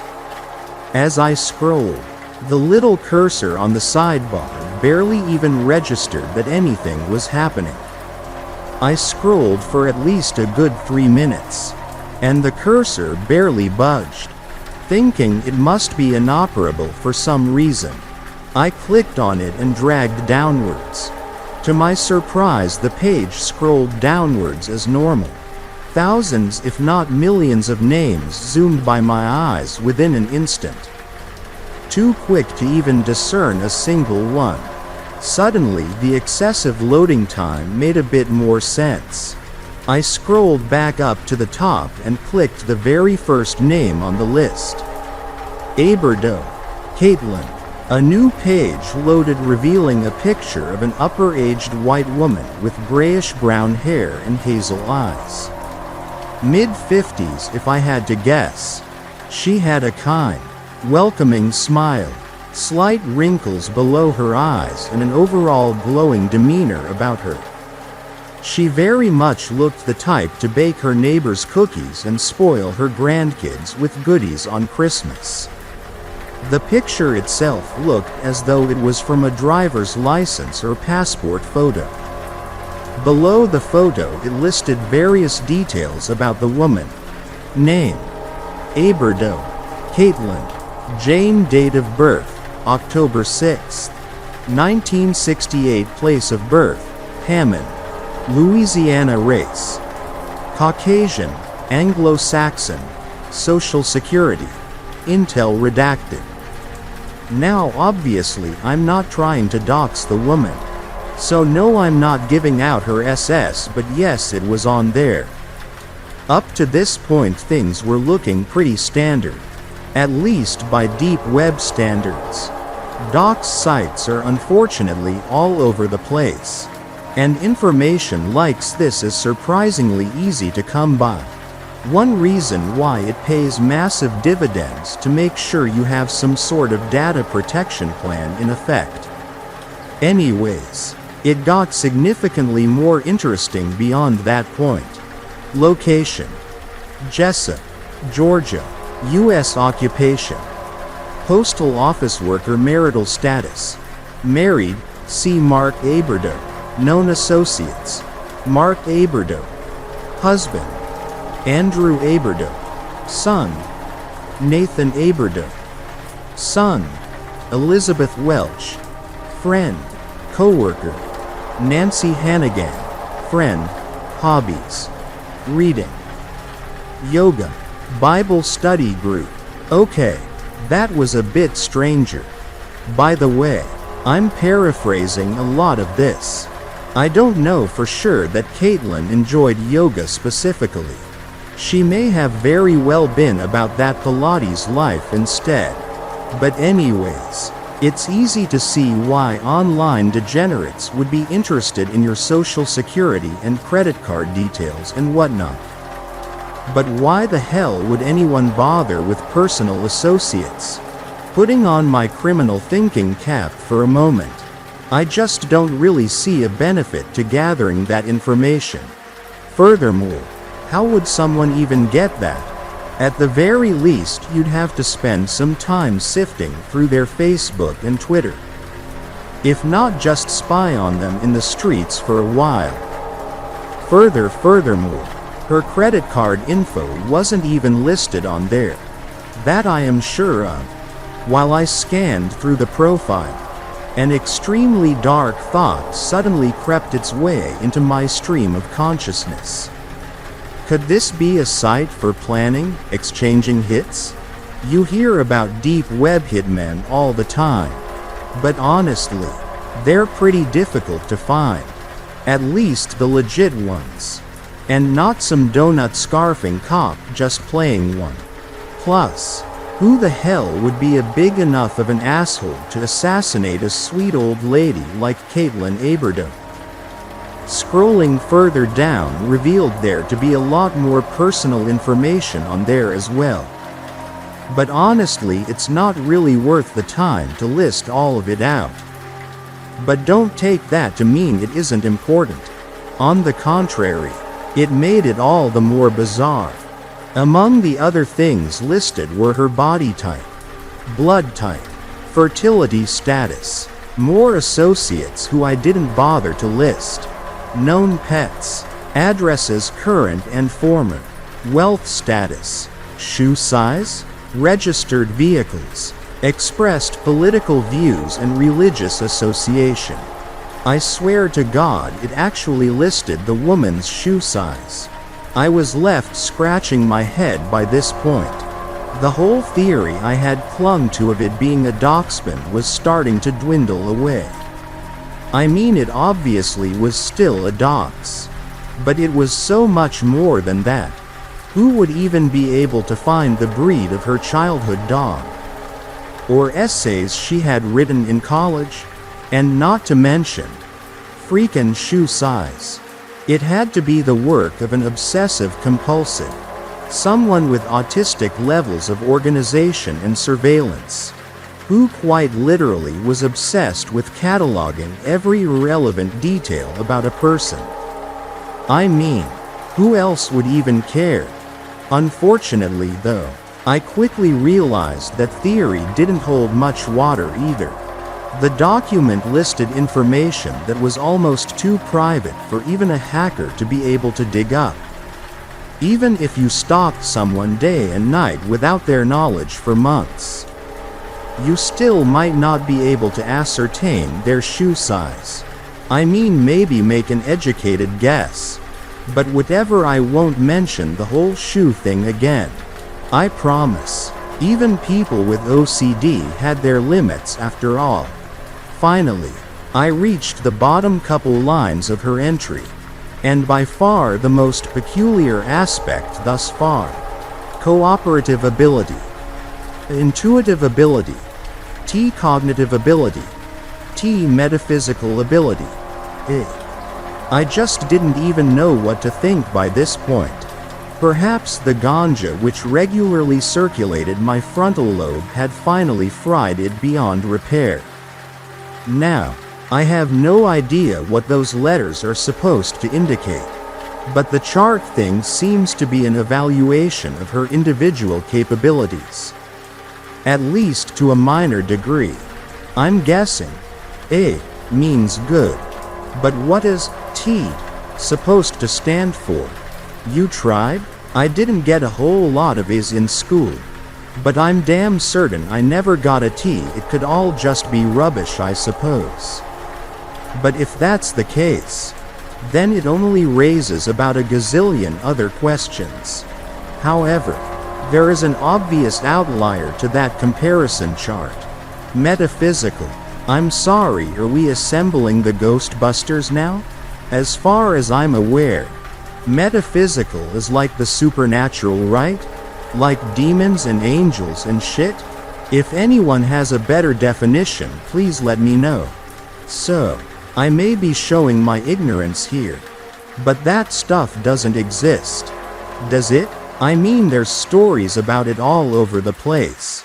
But I always thought that they were just that. Stories. Don't get me wrong, I love reading and listening to them. But I've just never bought in or experienced the whole supernatural phenomenon firsthand. Finally, I came to the end of the document. And read the final line. Conclusion. U-T-shirt. I thought the spelling was a typo at first. But a quick Google search revealed it to be a word of the long-dead Latin language. The word most closely translates to wear or utilize. Utilize? Utilize for what? Was all of this an attempt to find someone for a job or something? If that was the case, then it was by far the most unnecessarily extensive job application I've ever seen. Why wouldn't they just call her? It didn't make sense. None of it did. I spent some time trying to mentally assemble the pieces, while simultaneously rolling myself another joint. Any theory or educated guess I could possibly surmise was quickly debunked due primarily to a single reason. The massive size of the archive. I'll be honest, by the time I read the last line of the profile, I was a bit unsettled. Perhaps it was just the reefer-induced paranoia. Or perhaps it was the mystery of the whole thing. Either way, I had to know more. I decided to continue digging around and see what else I could find. God, what a mistake that was. I returned to the main page and sifted through more of the names listed. After several minutes, I ended up clicking one at random and a new bio popped up. Name: Chen Fuhui Leng. Date of birth: March 19, 1982. Place of birth: London, Ontario. CA race: Oriental, Chinese. Location: Scarborough, Ontario. CA social security.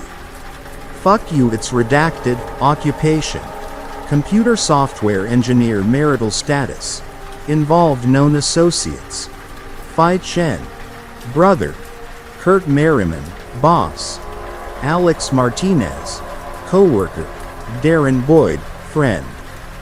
roommate, Midori Aikiko, friend, love interest, hobbies, online gaming, web development, much like the last bio. This one also revealed in-depth details of Mr. Chen's life.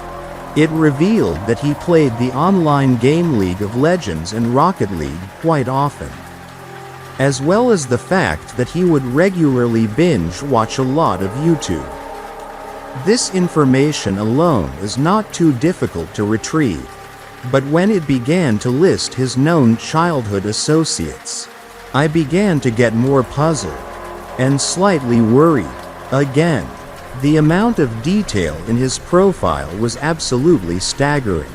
I didn't mention this before, but the entry also listed really private stuff. Criminal convictions, health statements and sexual fetishes were also on there. Now Mr. Chen's sexual tastes were admittedly pretty vanilla, as was his criminal history and bill of health. I mean, everyone likes a good spanking every now and then, but that's not really the point. I began to wonder if perhaps it wasn't the people themselves who had written this information. I mean, who else could possibly know them so well?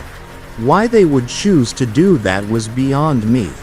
Blackmail, coercion and sheer stupidity could explain some of it, I suppose. But it still didn't really add up. And yet again, my theory was incinerated within moments of conjuring it up. After I had read the last few lines. Cooperative ability, intuitive ability, T cognitive ability, S metaphysical ability, B conclusion, elucido. Ah, and yet another Latin word, I thought. My assumption was proven correct moments later after a Google search substantiated the thought. Elucido translates roughly to light or to enlighten something. So, someone wrote this information about themselves and then concluded they needed to be enlightened. I mean, I guess it could work. I guess maybe they could be trying to attain more knowledge or something, and this was their application. It didn't feel right though. And the term enlighten always brings up a certain foreboding aura of cultish fanaticism. Maybe that's what it all was. Initiation into some sort of abstract cult. Then again, maybe the term enlighten was not the best translation. Perhaps education, or further education, or re-education is more accurate. I can't be sure, but the term re-educated always gives me the heebie-jeebies. Too many Orwellian vibes from a word like that. Either way though, I had two new letters to now work with. S and B. Now, judging by Mr. Chen's profile, I now suspected that S is a pretty high ranking. The dude is a computer engineer after all, so he has to be pretty smart. I assumed that in turn would give him a high cognitive ability ranking. I think A is relatively high as well, but not as high as S. Both he and Mrs. Aberdo scored an A on cooperation. When you think about it, a computer engineer and a sweet old woman would likely be relatively cooperative and agreeable people. At least I would assume that is the case. I suspect that B is lower than A, but admittedly that's only because of their respective places in the alphabet. Plus doesn't go too well with the whole ST dichotomy. Still no real idea on what T is supposed to mean. Aberdo had T's in both intuitive and cognitive, while Chen had a T in just intuitive. I really don't know one way or another what that is supposed to indicate. My brain was beginning to throb by that point, so I decided to get myself a drink and take a quick smoke break before returning. When I got back, I sifted through dozens of other profiles, this time with a freshly stoned mind and can of Red Bull in hand. Through my exploration, I was able to uncover several more details which I think are pertinent to this mystery. 1. All profiles I viewed seemed to retain the same or similar amounts of detail to the two I have previously mentioned. 2. The profiles did not seem to discriminate based upon country of origin, as I found profiles from people all over the world. 3. I found 3 additional types of rankings with you, he, and E in the order in which I discovered them. U was relatively common and seemed dispersed widely to many different profiles. There were few common denominators, but those given the rank seemed to be on average of working class. At least that's the only real detail I could positively identify. He seemed clustered in people who were unemployed, had multiple criminal offenses or severe health complications. I'm guessing P is not a good rank. E, on the other hand, was extremely rare. In fact, I found only one instance of it. The man who it belonged to was a janitor at a college, and had the ranking in, of course, the metaphysical. As if things were not complicated enough already. The man had an interest in fishing, backpacking, and reading. He seemed relatively healthy, although he did have diabetes, but all in all seemed fairly average. This made guessing upon the significance of E rather difficult, especially due to the ranking coming in the opaque category of metaphysical. I want to say E is a good ranking, but honestly it could go either way. What is clear is that due to its rarity, it is likely that it indicates either really good or really bad. 4. Several profiles I witnessed had a large X imprinted across the details. Further analysis quickly indicated that these people who possessed the X'd out profiles had all since deceased. This may seem insignificant, but hackers are very much capable of utilizing the info of dead people for their benefit. At least for a while. You'd be surprised how long it takes credit card companies to realize the person with the account has died. For a hacker who's trying to sell people's private information, there really is no reason to disclose the fact that they have died. 5. There seemed to be no age requirement or limit for details listed on the site. I found people well into their 90s, as well as kids less than 5 years old. 6. This is probably the most troubling detail of the lot, and as you may have guessed, it involves the conclusions. As stated before, there were 2 possibilities as seen with our friends Aberdo and Chen. Utisher and Elucido. But I found 2 more. Messes and Abyssiendi. Both were also Latin words. Messes translates to harvest, and Abyssiendi translates to throw away or dispose of. Now I don't pretend to know what harvest is supposed to mean. And honestly, I'm not even going to guess. I think we've proven thus far that my theories aren't exactly Nobel Prize worthy. But I'll admit that makes my heart quiver in my chest when I think of possible implications. However, I think dispose is pretty self-explanatory. The thing that truly disturbed me about it, though, was the frequency in which it was used. It seemed that 3 out of every 4 profiles I checked ended in that dreaded conclusion. Abyssiendi. By the time I took a break from sifting through the logs, it was almost 3 a.m. My eyes watered from hours of staring at the faux screen, and head pounded from overuse of logic and speculation. I think I knew what it was by that point, though.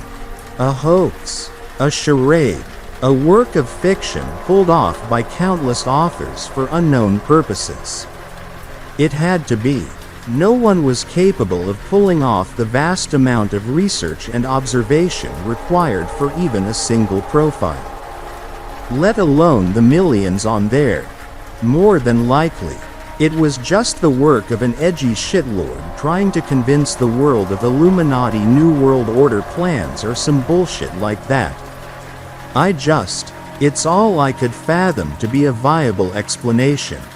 I tried looking around the site more in depth, but found a severe lack of any explanation. No FAQs, no forums, no mission statements, no sources, no vague project hints, no taglines. It was just a massive collection of personal details from millions of people all over the world. The whole experience gave me a subtle feeling of dread, as if I had stumbled upon something I really wasn't supposed to be seeing. It was like a lost massive repository of deadly secrets, though why and how it was kept the way it was still eluded me. Again, I circled back to the hoax idea. This had to be a joke. Some kind of troll super allegiance had to have made this right. There was no way that anyone could possibly know that much about so many people. And in addition to that, there was no way that whoever was behind this was really planning to annihilate all these seemingly innocent people. Hell, they probably weren't even real people. I thought to myself, just characters fabricated in order to baffle and entertain. But then, who would go to all the trouble of listing literal millions of different fake names and people? Who would even have the resources and time to do all that? The more I thought on all of it, the less sense it made. Again, I found myself asking why? It had to be some kind of fiction. It was just the only thing that made sense. I wish I could have believed that. I wish I still believed that. I wish I would have never found that site, and that I could have continued on blissfully unaware of its existence forever. But everything I know now contradicts the hoax theory and makes denial impossible.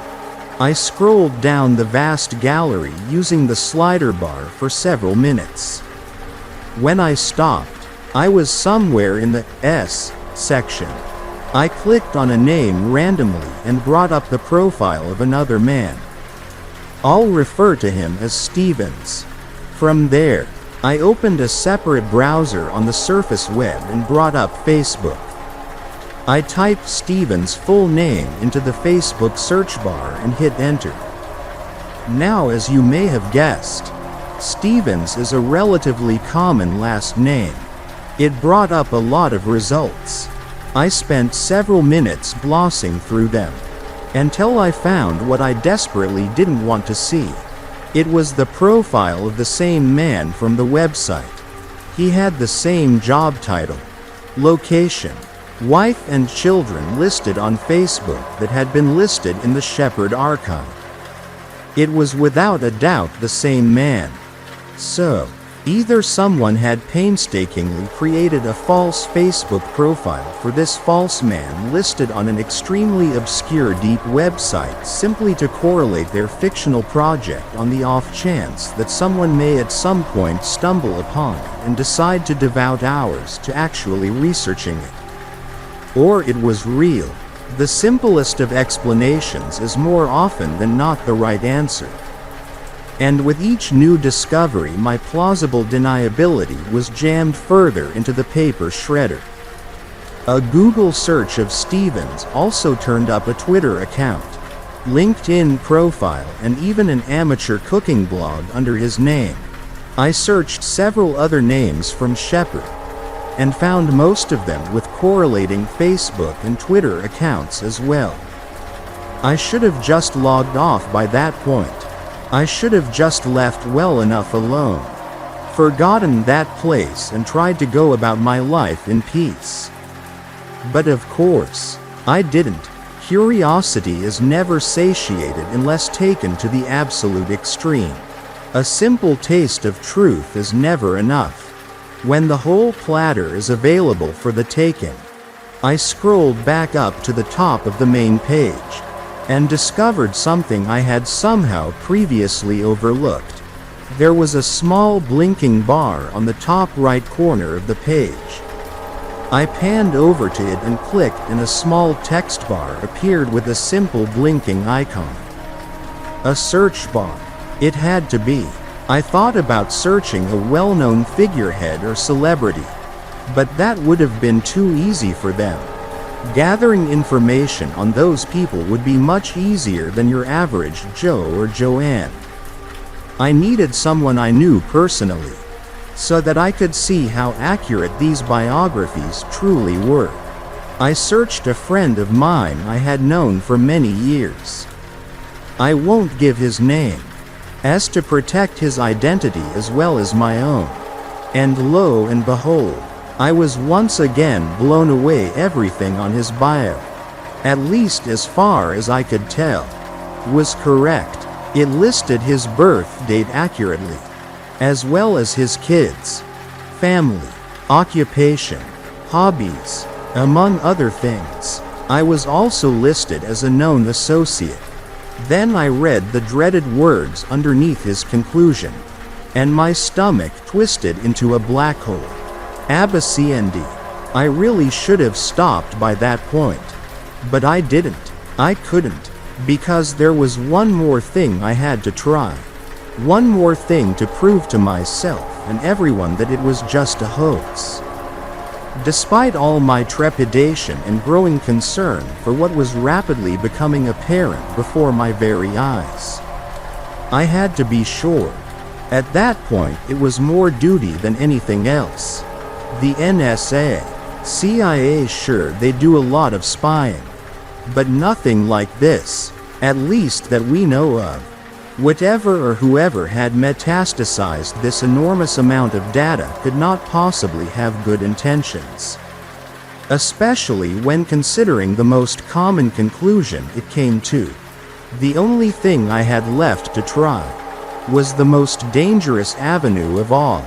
I had to search for myself. I typed my name into the blinking bar and hit enter. The website loaded for its usual extended time, and after a minute or so, the page changed. I was met with a familiar sight, that being of my own mugshot staring back at me. All the usual substance was there, and it was all accurate. My job, my address, my hobbies, my friends, my family, all of it. They knew things that no one could have possibly attained by just hacking. They knew about when I was 13 and got caught smoking weed by the police. I was a juvenile at that time, and that event was expunged from my record. No one, not even the courts, have the ability to look that information up now. The level of extraneous detail again took center stage. My profile contained old medical prescriptions from over a decade ago, the likes of which I had not used in years. It even made note of a scar on my right knee, a scar I had not gotten from a medical procedure, but from playing on the park when I was 10 years old. There was no way they could have possibly known that. And yet there it was in black and white.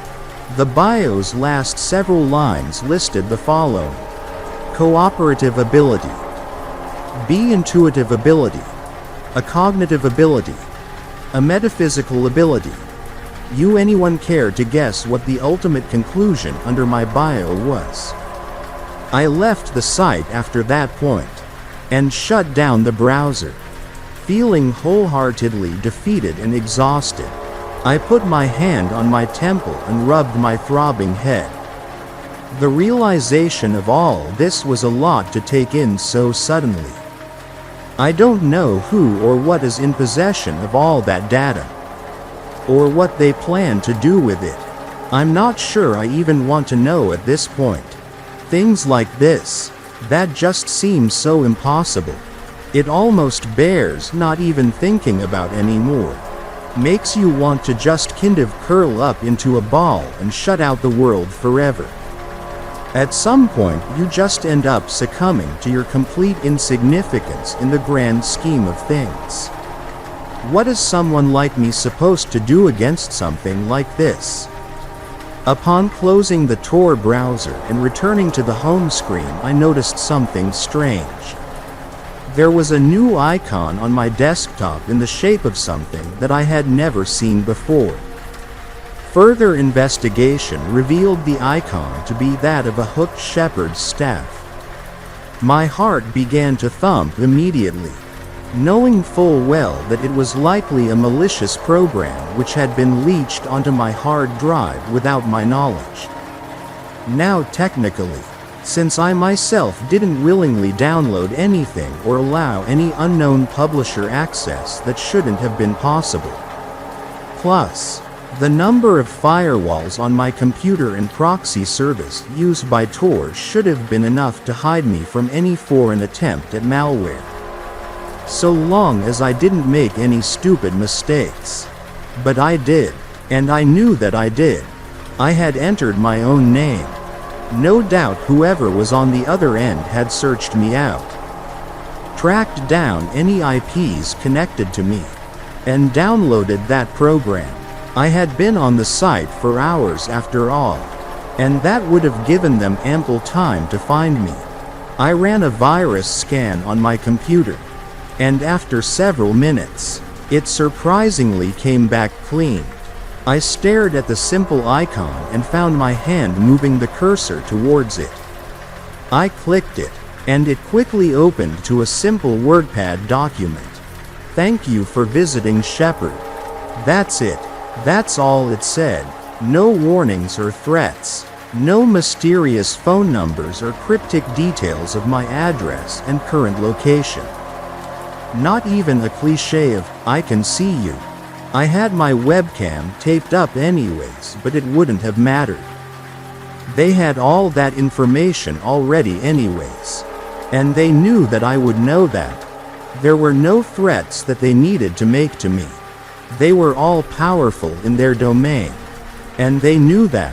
They knew everything about me. Everything about all of us. I wouldn't have believed it had I not seen it for myself. Their simple message was only an added condescending remark. A final parting word, to remind me to stay in my lane. Message received loud and clear. For those of you who have read this far, I suppose you're naturally skeptical of this account. That's good. You should be. You should be skeptical of everything in this world. For nothing is ever as simple as it may appear. Trust no one, especially those you meet on the internet. Skepticism is a must to survive in our world. But just know that by embracing your skepticism, you may mark yourself as one who will not fit their diabolic new agenda. Whatever it may be, that is what I believe that site is. I've never been one who necessarily believes in conspiracies or any of the superstitions regarding elites of the world. But this site has made me question a lot of things. They know so much more about us than anything I would have ever believed possible. Who they are is still a mystery to me. But it's clear what they want: control. And they are well on their way to achieving that goal. For those who demand proof, well, I'm afraid I can't give any. The screenshot feature on my laptop has seemed to inexplicably have stopped working. Wonder why that is. I've tried accessing that site again, but it only displays an error message every time I do. Deep websites often change domains, so it's not entirely unheard of. Nightmare Asylum or whatever it was has also vanished, and any attempt I've made to locate it has since been fruitless. I don't know what it all means, but I don't sleep much anymore. I've become paranoid, locking myself indoors even more so than I am used to. I hope it's all a hoax. even though every sense within me says otherwise. I'll leave you with the links for both sites, although I doubt it will do any good. If anyone has any information about this, please enlighten us. I feel as though troubled times are ahead, and so I think now is the time to prepare yourselves in whatever way you are able. Sometimes I wonder whether or not it was all just a vivid hallucination of some sort, like some nightmare scenario my mind concocted while under the influence of too much cannabis. However, every time I look at my computer, I am reminded that it is not the case. That single last message is still there. Thank you for visiting Shepherd. Story. I recently moved to a small town. I made an awful mistake. I'm not 100% sure why I'm making this post. I mean, do I just want someone to tell me I wasn't in the wrong? Or is this out of some sort of moral imperative? Like, given what happened, the very least I can do is record what happened and send it out. Who am I kidding? It's the former. Through and through. That's right. Tell me I was right to do what I did. Otherwise, the guilt might kill me. For the past few months, I've been living in this small town. I don't want to say the name because this is the internet. Don't want to dox myself or anything. Plus, I'd like this to fly as under the radar of the town's other residents as possible. I don't think they're very online, but better safe than sorry. Am I right? Anyways, I've sort of settled in here. For context, I'm ostensibly here because it's cheap as hell. So I can save up money this year without spending money, which would sort of defeat the purpose. I mean, get a high-paying job somewhere with high-paying jobs, and then you've got to pay for a high-earner's lifestyle. I'm against that, so getting to live dirt cheap is the ostensible reason. But there's another reason I chose this place. And it's not just the fresh air or whatever. Don't get me wrong, this is a nice, picturesque little place. It's a change of pace for me, who's lived in a city all my life. I didn't expect to like it as much as I did, but I really do love it here. It feels like home, even though I've only been here for a few months.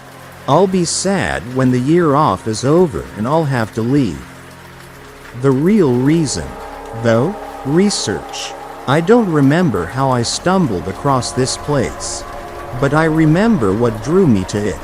A strange, ominous ritual and a belief accompanying this ritual. Every 6 months, without fail, one man and one woman will vanish.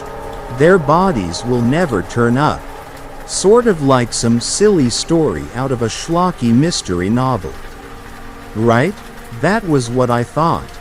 But then I looked more into the town, saw that this for sure wasn't some sort of tourist attraction. Saw that this was a genuine sort of pagan belief. I realized this was the place I needed to go. I had already been looking for a place to stay for the gap year, and this was perfect. Checked all my boxes. I was antsy, and everywhere else I was considering had too obvious downsides. So I packed up and came out here.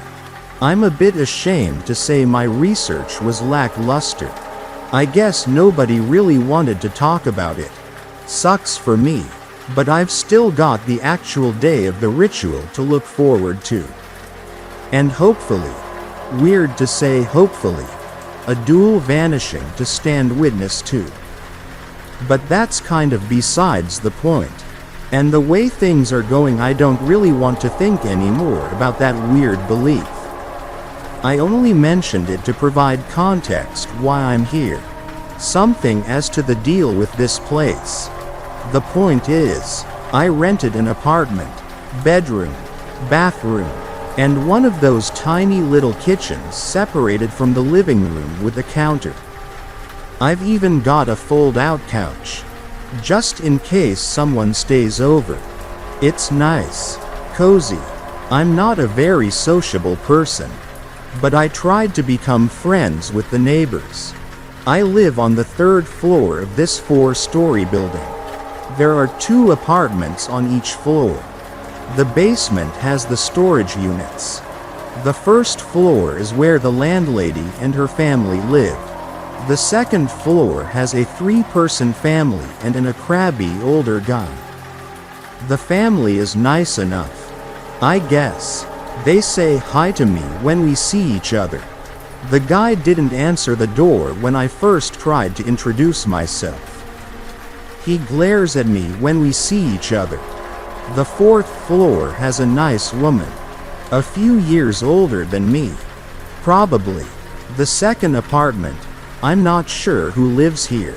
If the landlady hadn't told me otherwise, I would assume it was unused. I've never seen anyone enter or exit. And my floor, the 3rd floor, had me and this guy, Noah, about my age, I think. This nice, considerate guy, not a malicious bone in his body. I got along well with him. He's a bit of a cook. To be totally honest, he's obsessed with the eccentric and the paranormal. Believes in ghosts. I have no idea what his real job is. I think he might be some sort of trust fund baby, living off his parents' money. And somehow I guess I let my guard down hard not to. For a guy like that, and he found out my real reason for choosing this place. "Why didn't you tell me earlier?" he had complained. Face all lit up. "I didn't realize you also were into that kind of stuff." I didn't have the heart to say. "I didn't tell you because I'm not as into it as you. I don't want to go on treks through the wood looking for werewolf prints or whatever. It's academic for me." Not when he was so excited. I guess I didn't think it was very important. I said, honestly, though, I think he already had some sort of idea that I was into that kind of thing. He was always telling me about his new find, the tail end of some deeper conspiracy, and it was always with a knowing smile, like he knew I would be into it, and I was into it.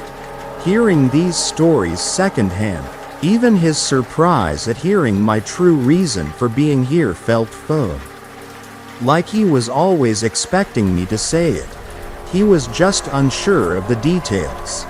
And to interject briefly, I'm trying to be 100% candid in this. Right? And my inner monologue tends to run a bit mean. But I swear to you I'm not a jerk in real life. Or not that much of a jerk. Noah and I were friends. I swear I wasn't making fun of him or anything. Not to his face or behind his back. Not even when the father from downstairs made a very leading comment, and I'm sure it's hard living near someone so strange. Isn't it? I defended Noah. Told the father that the 2 of us were friends and I really was glad with who I got as a neighbor. That I had won the lottery with him. Not that I say this to try and make you think I'm some saint. I wouldn't be writing this if I was. Just so that you understand. For all my skepticism and inner mockery, all right. It's mockery.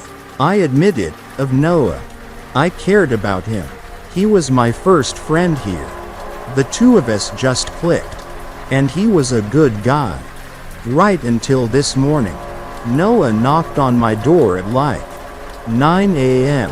I'm not a morning person and was pretty groggy when I opened up. He, for his part, was frantic.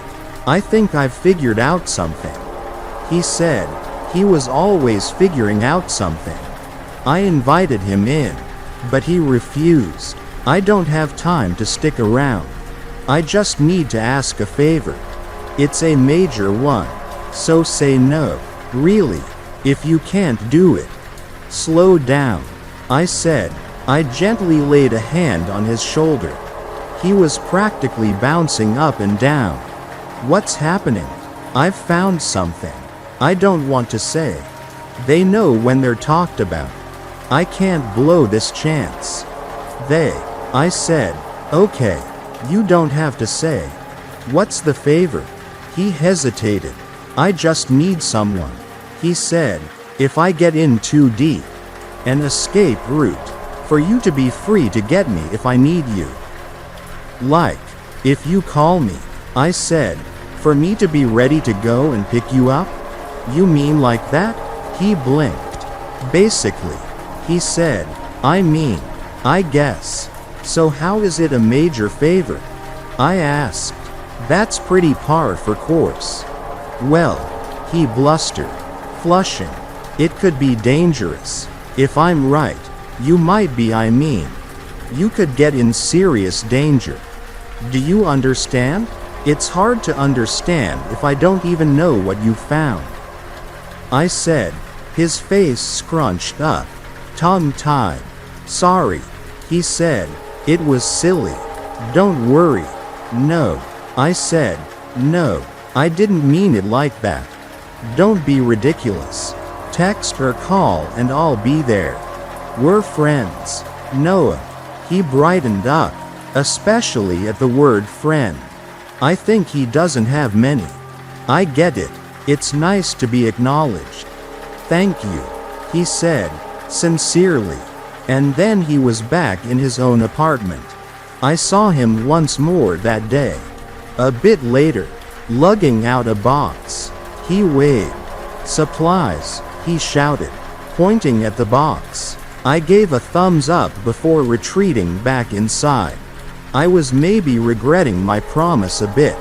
It couldn't have been anything real he found. But, still, what if he got in trouble with, I don't know, some sort of criminal? But it was too late for second guessing. I had promised, if he texted, I would be there. That meant I had to stay in for the day, which was fine by me. I curled up on the couch and watched Netflix on my laptop. Until 9 p.m., when my phone dinged. Noah had texted me an address. Seriously? I thought. It was dark outside.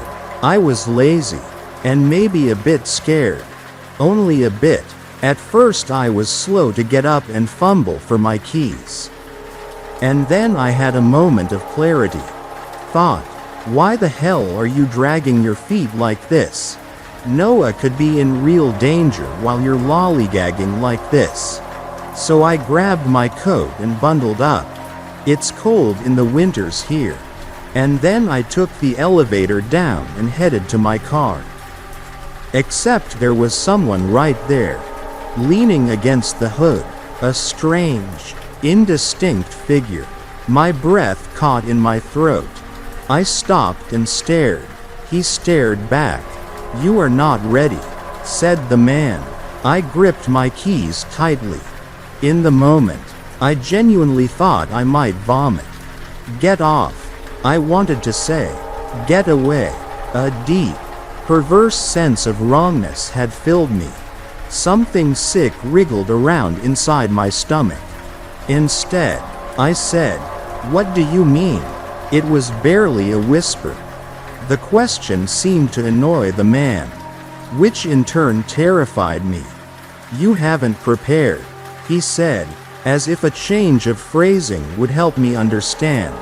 I started to inch forward again, feeling as though I was stepping through molasses.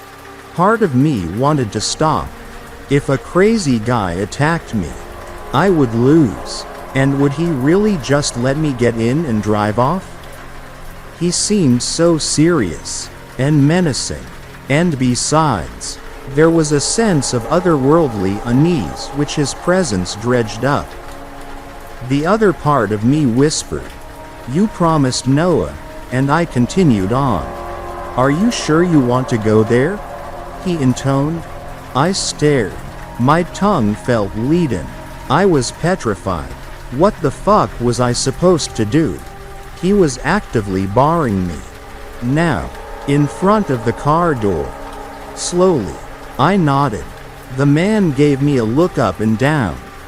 Then he turned and left. I couldn't describe his appearance. Now, it's strange. The details are so fuzzy. I can barely recall my own actions at the moment. From first catching sight of him to when my nod broke the spell. Even right after, sitting in my car and calming down. Still jittery. I couldn't remember a thing about what he looked like. And now, trying to make sense of what happened this evening. Okay, maybe I should have listened to him, but how could I have? And what would it have done? It would have done nothing. He knew something was happening. I should have at least steeled myself. Listened to his cryptic warnings. And now I wish I had stopped him. Begged him for his help, or at least to explain what the hell was going on. Who he was. But it's too late for that. I couldn't have known back then.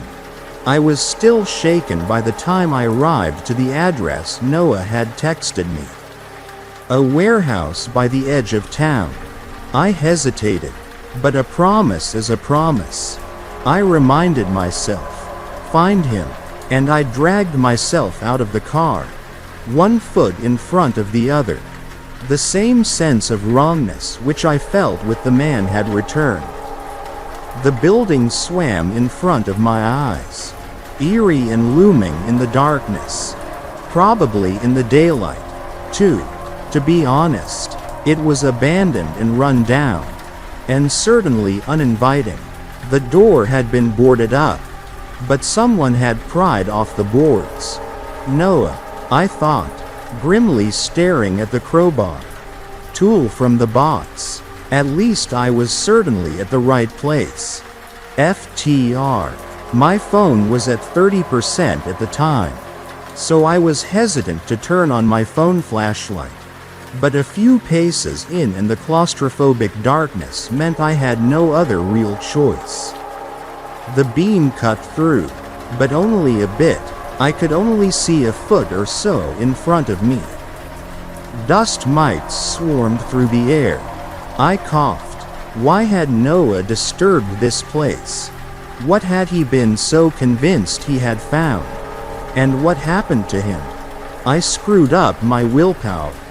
Weighed my options. Either I could continue into the darkness, terrified for my life, or I could shout. Maybe something would find me. But realistically nothing was here. Noah had gotten lost or trapped and panicked. He was just this nice guy. Not cut out for exploring boarded up places. Right? It still terrified me. The prospect of making noise and drawing attention to myself.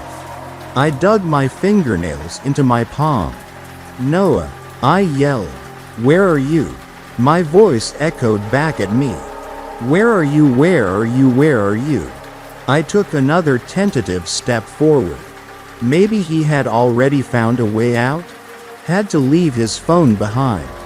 Couldn't contact me? I almost turned around and headed out. I was so hopeful. Ange, I heard distantly. Hurry. Well, that was that. And hurry. I took off at a half jog, sweeping my flashlight in a broad arc. Nearly every room was boarded up. Something brown-red encrusted swaths of wall and floor. I shuddered reflexively and kept my phone tilted straight ahead. Some things were better not to know at the present moment. And then I saw the light glinting off beady eyes in the corner. I don't hate rats. I had a pet mouse when I was a kid. Actually. And I know rats aren't the same as mice, but whatever. I had a soft spot. I wasn't some sort of scaredy cat. But in the moment the shock was enough to make me drop my phone. I warily bent down to pick it up and something ran over my hand. I gave an undignified shriek, reeling up. At least I had grabbed hold of my phone. I shone my flashlight back to where I had seen those beady eyes. But the creature was gone. It hadn't been looking at me. I think, especially with hindsight, still freaked me out. "Ange?" I heard again, louder this time. I was getting closer, and the warehouse was proving to be more of a labyrinth than I had expected. I rounded the corner. "Where are you?" I called back. No response. Then a sharp, piercing scream. My mind went blank. I was so afraid I could hardly think. I thought I might piss my pants. To be honest, never done that before, but I could only imagine if any situation was right for it. This would be it. Somehow, I continued to move forward, as if by autopilot, and that was how I found the staircase. Up or down? I stared at the two options vacantly. Down, I thought. I wasn't sure where this sudden conviction came from, but I somehow knew that what I was looking for was downstairs. I just wasn't sure what I was looking for anymore. So I headed down, clinging tight to the rickety banister. My other hand clutched the phone, knuckles turning white. Then the stairs turned. You know what I mean. When the stairs go one direction, then suddenly 180 degrees the other way. Still headed down? And so I turned, and paused. I saw Noah, perched on a table. Below him, a teeming horde. A horde of hundreds of vermin, armed with sharp little teeth and claws, but more importantly numbers. A horde of rats and mice and cockroaches and ants, and I thought I saw a rabbit there. 2. A stoat, a crow flying at him from above, which he wildly batted away with his torch, dead battery. No light, and I saw how the table was unbalanced and not on solid ground. Probably hadn't been for a while, teetering back and forth in this giant mass under him. Saw his phone tip down from the table, the weight crushing a few of the animals but countless others swarming to take their place. And how the table was tipping, and he was tipping with it. And he was clinging to the table's edge, but he had to fight off those birds who swooped in from above. And even without that, he was sliding down, and there was no way he could possibly keep his balance. And he was so far from the stairs, practically in the center of the room, just dead smack in the middle of throng. "Oh my God," I gasped, stumbling backwards, incredibly nauseous, so terrified that the words had slipped out without me even thinking them. A gut response. He turned to me. "Noah." I mean, and there was an emptiness in his face, a hopeless despair, and I saw a brief light of hope as he saw me. I saw him open his mouth to say something, and I don't know what. And I saw his grip loosen just a bit, and I saw a particularly vicious jerk of the table, and I saw him tip all the way over. I saw the teeming horde close over his head, and I saw hundreds upon hundreds of beady little eyes turn to me. I think you know what I did. I didn't scream, didn't flail. Self-preservation had taken over. I was moving on some greater instinct. I was moving faster than I thought possible. Up the stairs, back through those winding hallways, all the while conscious of a scritching behind me. Getting closer and closer, because no matter how fast I was, they were faster, and all I had on my side was that slight head start. I ran and ran and ran to my car, got in, and slammed on the gas pedal. Looked into my rearview mirror and saw a mass of vermin swelling up behind me like a wave. Headed in mindless pursuit. I am a coward, or I'm a normal person. And of course the normal person would be scared. And Noah? Whatever fate I left him to is. I kind of don't want to think about it. Not even to speculate. But I suspect I won't have the freedom to ignore reality. I'm typing this out on my computer and keeping my phone as far away as possible. I do that because I got a text a few hours ago.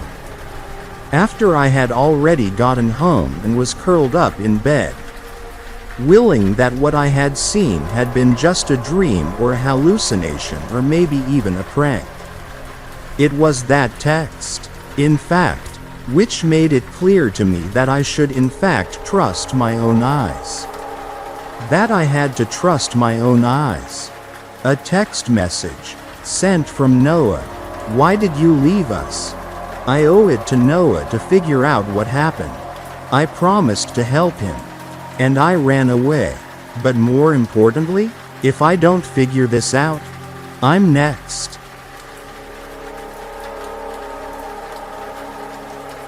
Story. My dad murdered my brother. And now I know why. When you grow up in an abusive household, it can be hard to be sure if the things you remember or imagine, or if they really happened. So much abuse is predicated on the idea that you keep your victim off kilter. Keep them guessing not only as to what comes next, but if what has already happened really did. When I look back on my childhood now, I feel that way about a great many things. It's hard to remember things objectively since so much of that time was spent in fear for myself, as well as my brother. First though, let me tell you who I am. My name is Nathan Taylor, and if you are from the same small northern Oregon town as me, you already know my story. My name, as well as my brother's name, are the stuff of legend there, but the name you're more likely to have heard would be Bill Taylor. That's my father, and his name made national headlines for a time, because he murdered my brother and tried to kill me too. Blank. Underscore. Blank. Jeremy was just about 7 years older than me. We were close in the way that only a pair of brothers who both hate their father can be. We endured the same drunken tirades, were whipped with the same belt, and spent the same long nights in the same room being as quiet as possible, since one noise could set the old man off. My father, for his part, isn't a particularly physically imposing man. He's about 5'9", and at the time of these incidents was about 190 pounds. He's put on some weight since then from what I've seen. But prison will do that to you. It wasn't his stature that made us terrified of him, but what he turned into when he was drunk. He became another person entirely when he was drinking. That small man would suddenly become an 8-foot-tall, 500-pound monster whose sole intention was to hurt us. At least, that's how it always seemed the mind of a child. I don't have any memory of our mother, though Jeremy did tell me some stories. I just know that her name was Mary, and she killed herself just shortly after I was born. Beyond that, I've never been able to find any real information. I don't even know where her grave is supposed to be.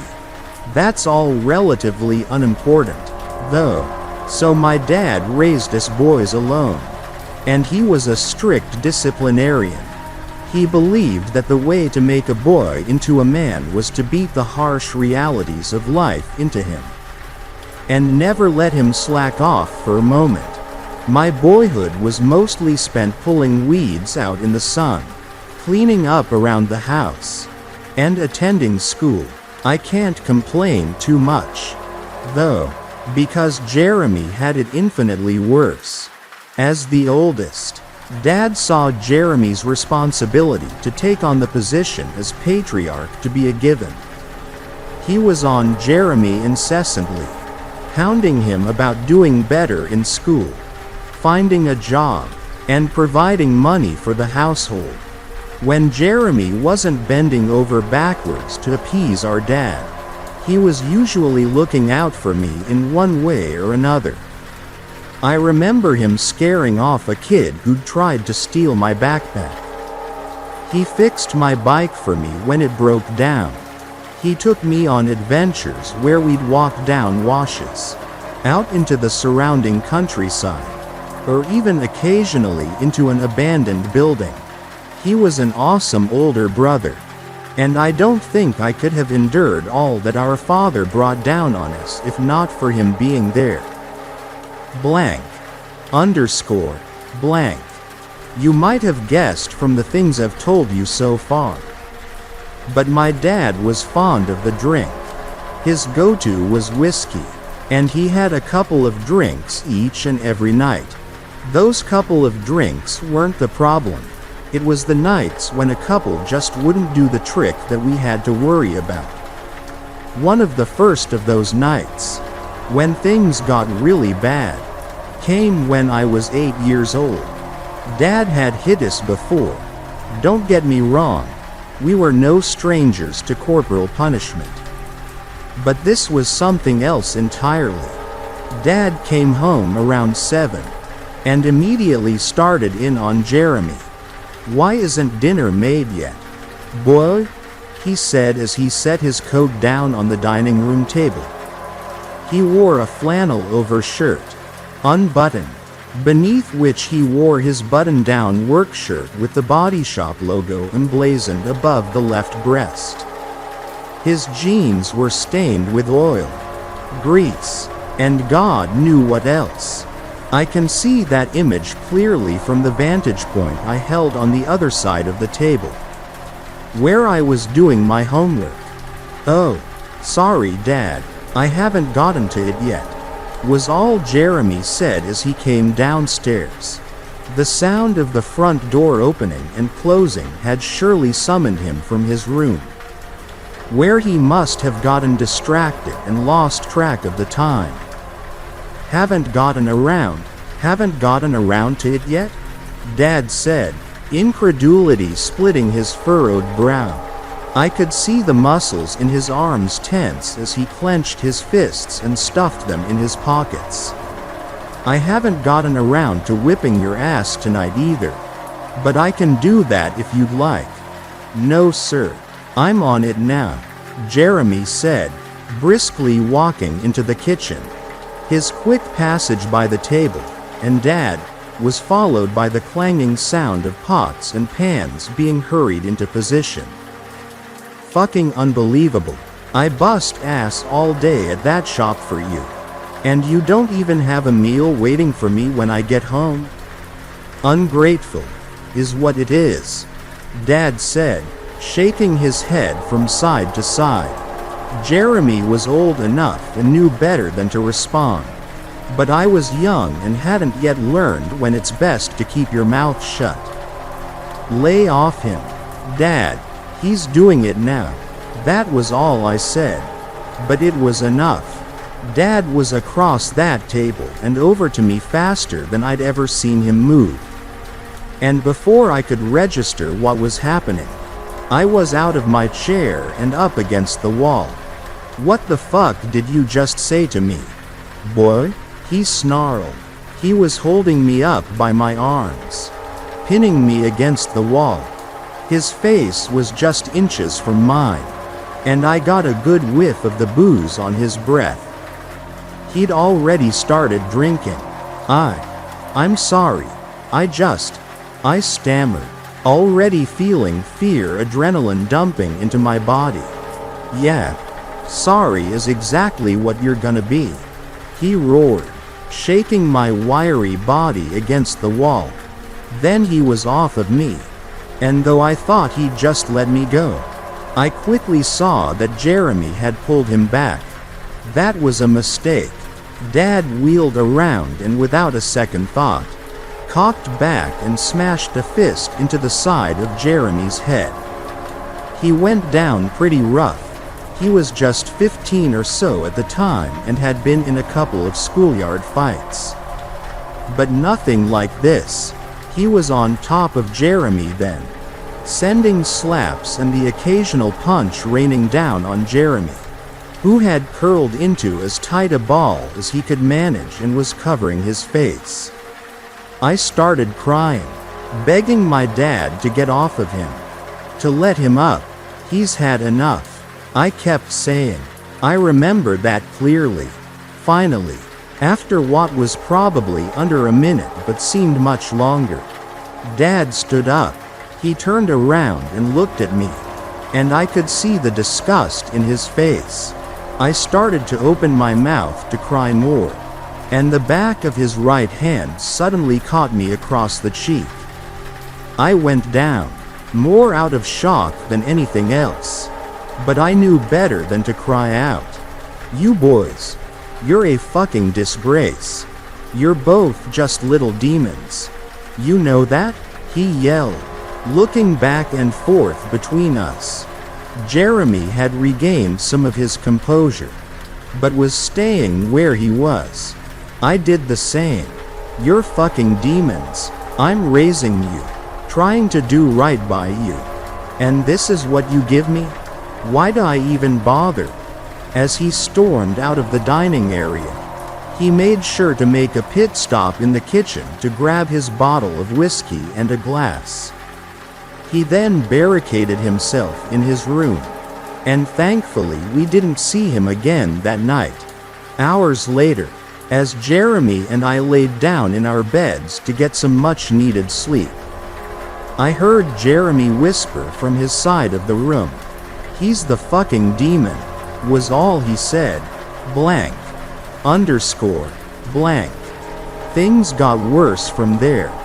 Dad's heavy drinking nights became more and more frequent, and the beatings became a regular thing. It had an impact on Jeremy more than me, and it was noticeable mostly in his behavior. He began to fail classes in school, as well as stay out later than he was supposed to. Chores slipped, and I even suspected he might be using drugs at one point. I never found out if that part was true, but honestly I wouldn't doubt it.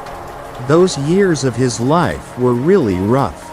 Of course, all of that behavior slippage just made Dad even more angry, which probably drove him to drink even more. Not that that's an excuse for how he behaved, but when you're an alcoholic, almost anything is a reason to drink. Besides just the beatings, Dad started sprinkling in some psychological abuse as well. He started telling us things that were obviously just designed to hurt us, but did the trick all the same. I remember one particular night, I think I was about 10 at the time, when Dad had a good drunk on and Jeremy was nowhere to be found. We were sitting in the living room watching TV, and I remember starting to feel at ease because Dad seemed to be in an okay mood. He wasn't screaming, at least. Then, during a commercial break, he muted the TV and looked over at me. I didn't look back, not wanting to draw any kind of angry response out of him. Finally, after about 10 seconds of just staring at me, he took a sip from his whiskey glass and said, "You know, I'm not joking when I tell you guys you're evil. You're a curse that has befallen me, and I can only assume it's for things I did a long time ago." I didn't know what he was talking about, but I was afraid to question it. I just turned my head and looked at him, not sure if he was going to continue, or leave it at that. He went on, "I had to cut the fucking horns off your heads when you were born." With Jeremy, we just thought it was a weird medical condition, and it freaked us right on out, but we dealt with it. Then, when you came out the same way, well, your old mom couldn't take it. I guess she killed herself just 2 months after you popped out.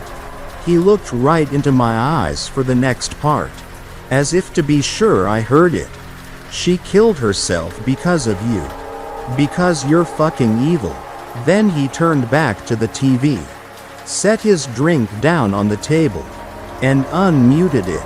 I stayed down there for another 15 minutes, then made an excuse and went to bed. I cried myself to sleep that night, and didn't even hear Jeremy come in. Blank. Underscore. Blank. It was another 2 years before I started to notice that things weren't right with Jeremy. I already mentioned that he'd been staying out late, but around this time, when I was between 13 and 14, he just stopped coming home altogether some nights. It's really important that you know just how close my brother and I were. When Dad had his nights, Jeremy and I were all each other had. It became an issue of survival, and we banded together. We looked out for signs that Dad was on one. We covered for each other when he asked questions, and we comforted each other when he beat the shit out of us. Beyond that, we did just about everything else together. We walked to school together every morning, hung out together on the weekends, and even read the same books. I idolized Jeremy in a very real way. And when he started to take a turn for the worst, I was the first to notice. I confronted him about it one night when I'd stayed awake to see just how late he was really staying out. The door to our bedroom slowly opened, and I heard Jeremy enter. Trying to be quiet, I checked the dim glow of my digital watch to confirm the time. 4:11 a.m. The sun would be out soon. "Where have you been?" I asked simply. I heard my brother tense up, clearly startled by my voice. "Oh shit, Nate, I mean to wake you up," he responded. "And anyway, I was just out. Go back to sleep. You didn't wake me up." "Jeremy, I stayed up to see when you'd get home. You do this all the time, and I want to know why," I said, anger coming through more strongly in my voice than I'd intended. "Fuck, man," Jeremy said, and I heard him plop down on his bed, across the room from mine. He heaved a sigh before he continued. I like being out there at night. With everything going on with Dad. It's nicer out there," he said, and my eyes were adjusted enough to the night that I could see his head slumped down toward his chest. He was being honest with me. I can get that, I guess, but it just makes him angrier when you're not here, I said. I felt tears welling up in my eyes. I'd always had a problem with that. Anytime a conversation between me and Jeremy turned serious, I'd cry. I hated it, even then in the dark when he couldn't see it. I know, and I know I should be here to protect you. But I can't help it. Soon though, soon. Nate, I'm gonna get us the fuck out of here. I promise. I hadn't said anything else. Just rested my head on my pillow and cried. Blank. Underscore. Blank. The night my brother died started out just like any of the others I've told you about. I got home before anyone else and started working on dinner. I was hoping to have the meatloaf out of the oven before Dad got home. That way I could finish the potatoes and vegetables while he was taking his shower. But more than an hour passed, and I'd already finished dinner without any sign of either of them. I figured Dad was working late and Jeremy was just out doing whatever Jeremy did. Knowing better than to eat before Dad got home, I went into the living room to do my homework while I watched TV. After another couple of hours, I started to get worried. It was already getting late into the evening, and Dad was never home this late. Something had happened, I just didn't know what. Got drunk at work again and crashed his truck into the highway guardrail. I thought to myself. And for a second, I actually enjoyed picturing that. Then the reality of the situation set in. And I realized that that very well could have happened. On the other hand, if I called the police and it turned out Dad was just out at the bar or something, he'd kill me. I decided to wait 30 more minutes. And then call if I hadn't heard from anyone. 10 minutes later, they both walked in the door together. I don't fucking care. Jeremy, there's no excuse for this. Dad was already yelling. I could tell from his voice, though, that he was stone sober. I ought to have let them keep you. You fucking psychopath, he shouted, storming from the front door to the staircase in a matter of seconds. Jeremy slinked in behind him, looking about a third his normal size. His head was firmly pointed down, and his shoulders were slumped in abject defeat. I stayed where I was on the couch, waiting to see how this would play out. Dad put his keys down on the table beside the staircase, then stripped his jacket off and dropped it on the floor.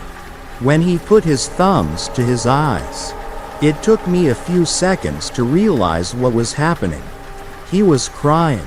I'd never seen that before. I tried so fucking hard with you guys. I know I'm harsh on you, but Jesus fucking Christ. Jeremy, what is wrong with you? He then marched up the stairs and slammed his bedroom door. I turned to Jeremy, who was standing just inside the doorway. "Wah," I started, but he cut me off immediately. "Not now, Nate. I don't want to talk about it." With that, he'd headed off to our bedroom. When he closed the door, it was done as lightly as possible. I was so confused, and wanted to follow him into our room. But I'd seen that look in his eyes, and I knew that would be a bad idea. He really meant it. He didn't want to talk about it. I didn't have to wait too long, though. A little less than half an hour later, Dad came out of his room. He was just wearing his undershirt, pulled halfway out of his jeans. His belt was undone, and I could tell by his gait that he'd had a drink up there. "Come sit at the table, Nathan," he said quietly, gesturing between myself and the table, where dinner was starting to get cold. I got up and took my normal place on his left side. He sat down in his spot at the head. "Serve us some food, please," he said. I went through the motions of cutting slices off of the meatloaf and serving them onto our plates beside the potatoes and vegetables. I went through the motions and I kept it as tight as I could, because every hair on my body was on edge. I only ever saw Dad this calm before a storm. When the food was plated, Dad asked me to go pour him a drink. I did it without comment, getting a glass out of the freezer, where he kept them, wet so that they would get frosty, and pouring him a double on the rocks. Like he liked it, I set it down in front of him and sat back down. He took a long drink, grimaced, set the glass back down, and began to talk. "Your brother, Jeremy did something horrible tonight, Nathan. Something really bad, and I think he's gonna have to leave us because of it." I felt tears welling up already, and just asked, "What did he do, Dad?" I was asked out of work early by a pair of sheriffs today. "Nate, they said they wanted me to come with them to their station, because they had some questions about my son." He paused to take another drink. About half of the golden liquid was already gone. He continued, "I went, of course. They said it was about Jeremy. About a case they've been working for a while now apparently. It started out with just some petty vandalism stuff, I guess he was breaking into some abandoned buildings? Anyway, they weren't really concerned with that. No, what they were worried about was he broke for another drink. No grimace this time, and I could see the warmth of the alcohol in his eyes. He clenched his fork hard enough to cause the tendons in his arm to stand out. They showed me a video. Nate, a security video, of your brother. Do you know what he was doing in that video? Nate, can you take a guess? I could see beads of sweat standing out on his brow. I didn't have a guess. But luckily the question was rhetorical. That video showed your brother Jeremy beating a fucking dog to death with a shovel. He roared, slamming his fist down on the table and causing the ice in his glass to jump about an inch. He opened his hands, letting his fork clang to the table, and ran them through his hair. Your brother murdered a fucking dog. Plain as day. They're gonna lock him up forever. The only reason I got to take him home tonight was because they're waiting on DNA and the arresting officer had his car worked on at my shop last month. He said I could take him home but that he'd surely be coming back in. Tears were running shallowly down Dad's face now, and his skin was turning beet red. He threw back the remaining whiskey in one gulp. I was stunned. I didn't want to believe it, especially coming from my dad, but he said there'd been a video. That meant it had to be real, even though I knew it was likely going to get me a few slaps. I stood up from the table and ran to our bedroom. I heard Dad breathe harshly through his nose, then call out to me. I don't think you'd be going in there if you'd seen the dog's body. I entered the room and found Jeremy curled into a ball on his bed. I sat down next to him, not knowing what to say. Finally, after a long moment, I just said, "Is it true?" He sobbed, then looked up at me. "Yeah, it is, Nate. It's true." "What? Why? Why the fuck? Jeremy?" I said loudly. I'd never used that word before, but I felt it come tumbling out in that moment. He didn't answer me, so I just got up and went to my bed. I was so many different things: scared, angry, dumbfounded, and more. I didn't know what to feel or do. We sat in silence for a long time. The only noises were Jeremy's sobs and rustling sounds coming from the kitchen, which I took to be Dad making himself another drink. "I think he's right," Jeremy said meekly. I sat up straight and looked over at him. "Right about what?" I said. "Right about us, Nate," Jeremy said, turning toward me and sitting up.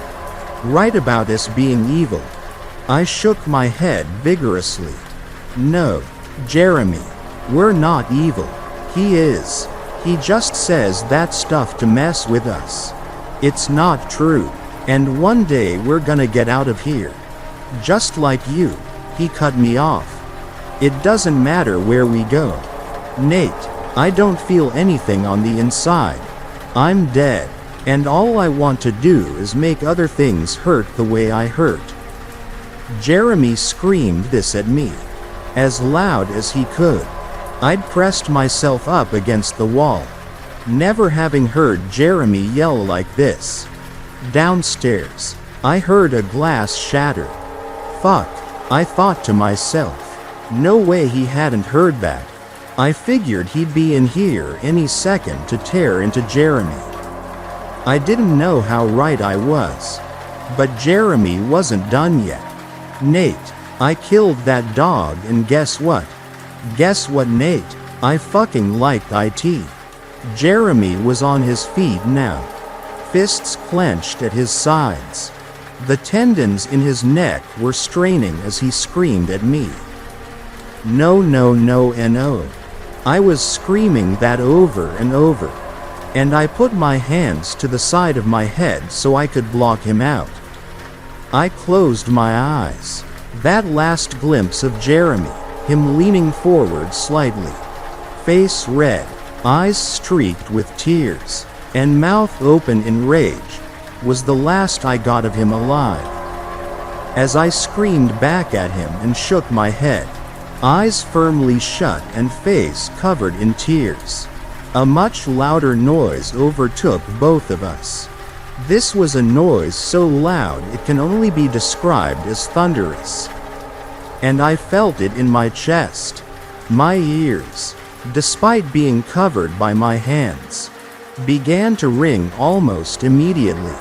My scream became even louder, shredding my vocal cords, but I couldn't hear it. I finally got my eyes open again after what seemed to be an eternity. And the sight before me didn't make any sense. Jeremy was careening forward, hands coming upwards toward his face, but his face was gone. There was nothing solid above his chin, just a red smear which was spreading infinitely slowly in my adrenaline-saturated system. The world became real again, and Jeremy's body hit the floor with a wet thud that I have never been able to forget.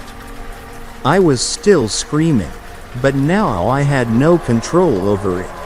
The room was filled with smoke and I could hear nothing. Beyond Jeremy, I saw my father. He stood in the doorway, a shotgun raised in his arms, now pointing at me. The gun was an old one he'd gotten from his own father, and it was the kind of double-barreled shotgun you see in old Western movies. He'd given Jeremy the first barrel, and was now standing there, stunned at what he'd done. I looked from him back to Jeremy's crumpled form, and I began to hyperventilate. The contents of my brother's skull were now splashed across every surface of the room in front of him, myself included. Reality snapped back into place for me a second time in as many seconds when I heard a loud metallic click, followed immediately by, "Shit." I looked back up and realized that he'd just pulled the trigger again. At me this time. Something inside of me calculated the scenario faster than I ever could have done on my own. And I was on my feet. He threw the gun aside and charged at me, but tripped on Jeremy's feet and went down. I took the opportunity to jump onto him, causing him to gasp sharply when my foot came down in the middle of his back. And then I was leaping over him. I ran down the stairs and out of the house, and was able to get to a neighbor's house down the road before my dad caught me. It turned out that he hadn't even bothered to give chase, and in the distance as I got to my neighbor's front porch, I heard a second gunshot. Blank. Underscore. Blank. Dad had tried to kill himself, but failed. He blew the left side of his face off, but somehow only lost a small amount of brain matter and a good chunk of his skull. Chalk it up to fast response times and modern medicine. But they saved him. After his recovery, which took more than a year in total, he was tried and convicted. He only escaped the death penalty because he cooperated fully with the investigation and pleaded no contest to the charges he'd faced. He's currently riding out a life sentence in a super max. As for me, I was bounced around foster homes a lot, as can be expected from something like what I went through. It didn't take long for me to start causing problems. I got in a ton of fights, shoplifted, and even started a couple of fires. Everyone in the system I dealt with was harsh, but they treated me lightly. I'm sure they'd seen my history and attributed that to my behavior. Something happened a few weeks ago which I haven't been able to get off of my mind. I work at a drugstore, covering the night shift because it's guaranteed hours. I was walking back to my apartment one night at about 2 a.m. when I heard a whimpering sound coming from an alley. I stopped and waited a few seconds to make sure I'd heard it right. It came again, so I followed the sound down the alley. I could tell already that it was a dog. I found him before long, lying down behind a trash can. He was hurt bad, probably hit by a car, and had made it to this spot out of sheer panic before setting down to die. Blood caked the ground around him, and I could see a trail of bloody footprints leading down the other direction of the alley, where he must have come from. He was whimpering and breathing very shallowly. It was obvious that he was minutes from death. I knew what you're supposed to do in these situations. You have to be a man about it, and put the animal out of its misery. When a creature is suffering as badly as this dog obviously was. You did that because it was the right thing to do. But even as I pulled the pocket knife from its place clipped to my jeans, I remembered Jeremy. The video had turned out to be real. I'd been able to see it a few years later. I remembered seeing his black and white image, swinging the shovel down on the dog over and over until it stopped moving. I gripped the knife tighter in my hand. I trembled slightly, but I knew that this was the right thing to do. I resolved myself, and quickly pushed the knife into the dog's throat. It whimpered again and then stopped moving. It had barely been hanging on by a thread anyway. That act, putting that dog out of its misery, was a bit of a watershed moment for me. It unlocked a part of my memories which were missing until now. And they've made me realize some things about myself. I'd forgotten about something that Jeremy and I had done when we were young. On a summer day when he was walking me home from school and we'd taken a detour to hang out in the woods for a bit. It had been around a year after our old man had started hitting the bottle, and us, much harder than before. We saw a rabbit. It was a young one, small enough to fit in the palms of my hands. It only took us a few moments to divide and conquer the pitiful little thing. And originally I think our intent was just to look at it, pet it, and let it go. But Jeremy said he wanted to tie its feet together, that it'd be funny when he did, and the rabbit struggled to get free. I'd felt a sense of exhilaration that I'd never felt before. It didn't take long for things to get out of hand. Tying the rabbit up progressed to me swinging it around, which then turned into smacking it against the trees. And before I knew it, I was holding a bloody mess at the end of a rope. We both sort of realized what we'd done at the same time, and buried the broken little body, though we'd agreed then and there to never speak of it again. I now have vague memories of experimenting on other animals for at least a year after that. I guess I can assume that Jeremy was doing the same, and for quite a bit longer. Sifting through these memories, I've thought heavily on that night when Jeremy killed the dog. He'd said that it felt good, and that Dad was right about us being evil. It occurs to me now that he was remembering the rabbit, though I'd already blocked it out of my mind by then. I shaved my head yesterday, thinking about all of this. That night in front of the TV came back to me. That night when my dad had calmly told me that my mom killed herself because I'd been born with horns. I shaved my head, telling myself that when I saw that there were no scars, I would put this out of my mind and move on with my life. There are no scars on my head. There are, however, 2 quarter-sized birthmarks, one each on either side of my head, about 2 inches up from my ears. I think I'll be visiting my dad in jail soon. Story. I've been a small town cop for 13 years. One case freaks me out. Hello again, Redditors. You might remember me from a story I posted here about a year ago concerning the strange and frightening circumstances surrounding the disappearance of the old Garrity woman back in 2014. Yeah, it's me, the small town Minnesota cop. I told you in my last post that the Garrity case was the scariest thing that ever happened to me. And that apart from that, nothing much out of the ordinary has ever happened to me in the course of a mostly uneventful and rather dull career enforcing the law in a rural, middle-of-nowhere hick town most of you have probably never even heard of. Well, until about a week ago. That was mostly true, mostly. But in light of recent circumstances, I feel I have a new story I have to share with you. But first I have to back up a bit and tell you about something that happened about 3 years ago. It was a strange thing.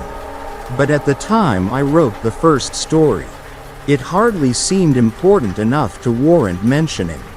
Cops get used to dealing with all kinds of weirdos.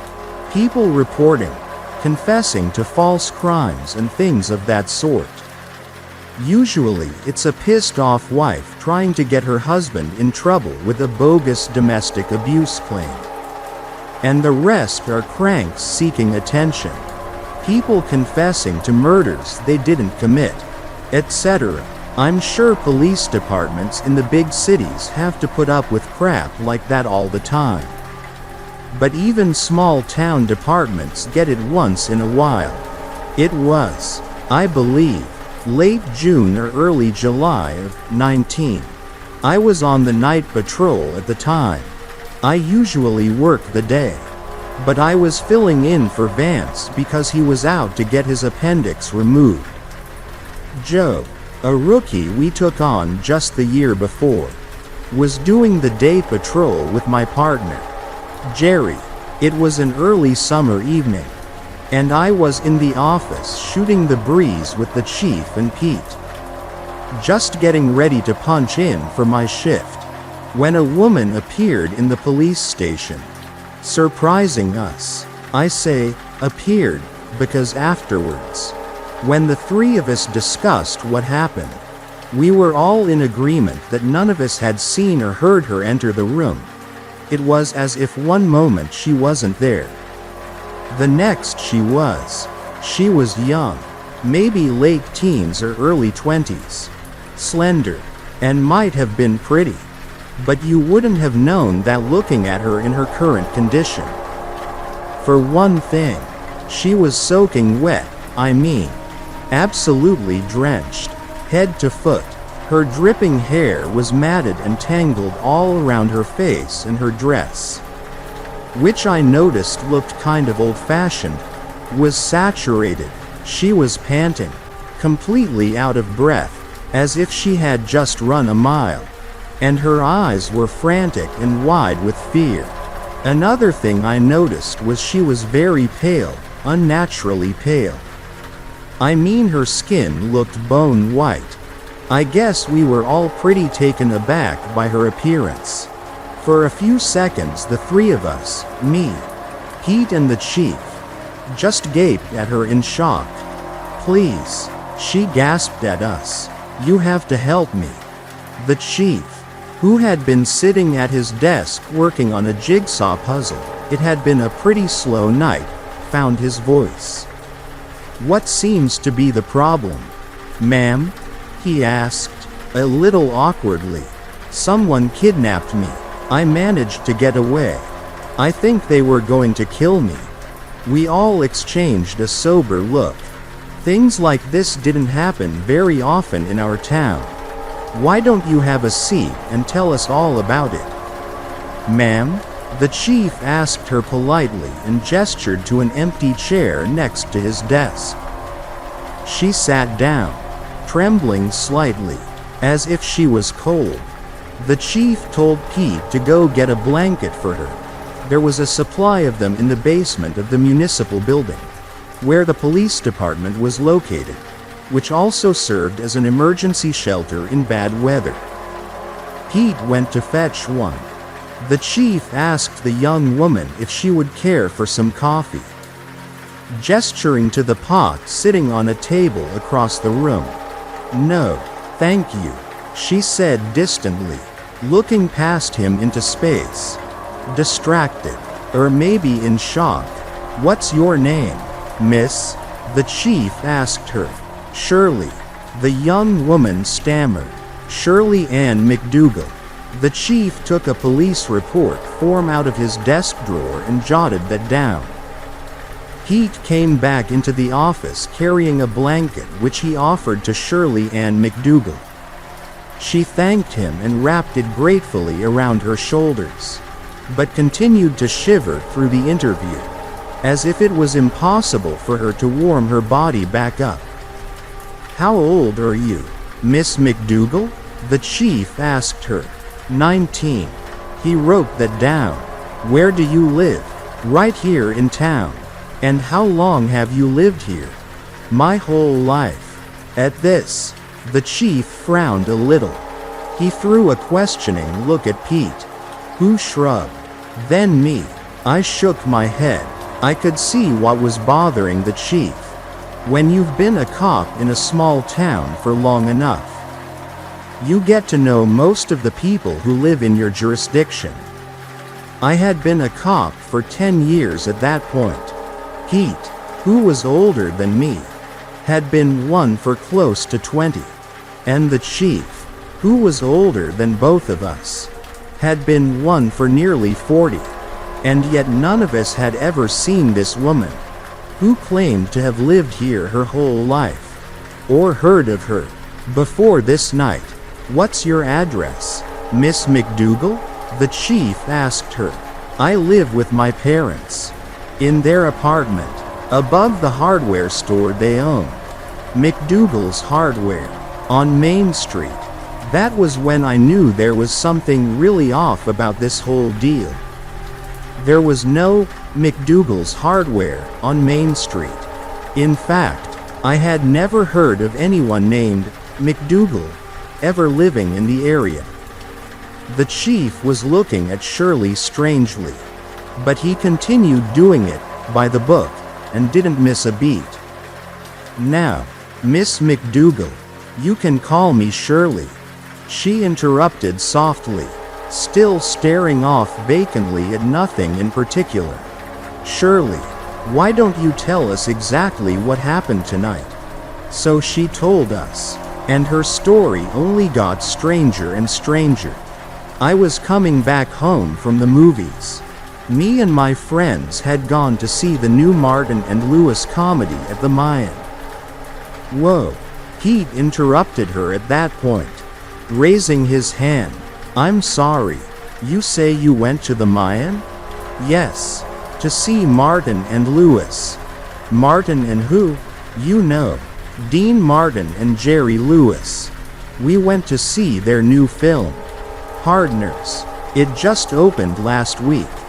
Pete met eyes with me. The look on his face was a combination of confusion and bewilderment. He mouthed the words, "What the fuck is going on?" at me. Shirley went on. "Anyway, I was walking back home to my parents and I stopped at Beckman's drugstore to get a chocolate malt first." Beckman's drugstore. That rang a bell somewhere in some distant corner of my memory. I dug for it, and after a moment, it came back. Beckman's had been a pharmacy here in town when I had been a little kid.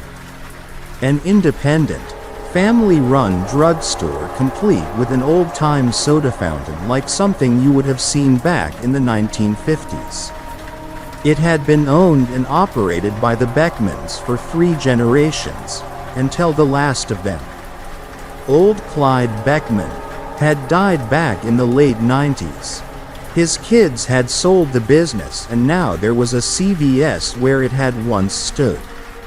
I felt a shiver creep up my spine. I was going into the store, but a man approached me outside. He was an older man, maybe in his late 40s. Silver hair. He was dressed like a priest and had a crutch under one arm. He asked me if I could help him. He said his wallet had fallen under the seat of his car and he wanted to know if I'd help get it out for him. He was very polite. He seemed harmless and I felt sorry for him. Because of his crutch, he led me over to his car. What kind of car was it? Shirley? The chief interrupted her. She thought about it for a few seconds. I think it was a Buick. Yes, it was a dark Buick. A couple years old. Maybe a 1953 or 54. A 1953 or 1954 Buick.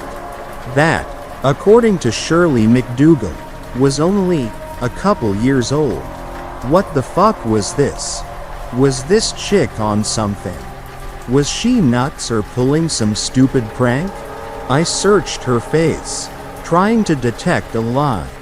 But she seemed genuinely shaken up by whatever she had been through.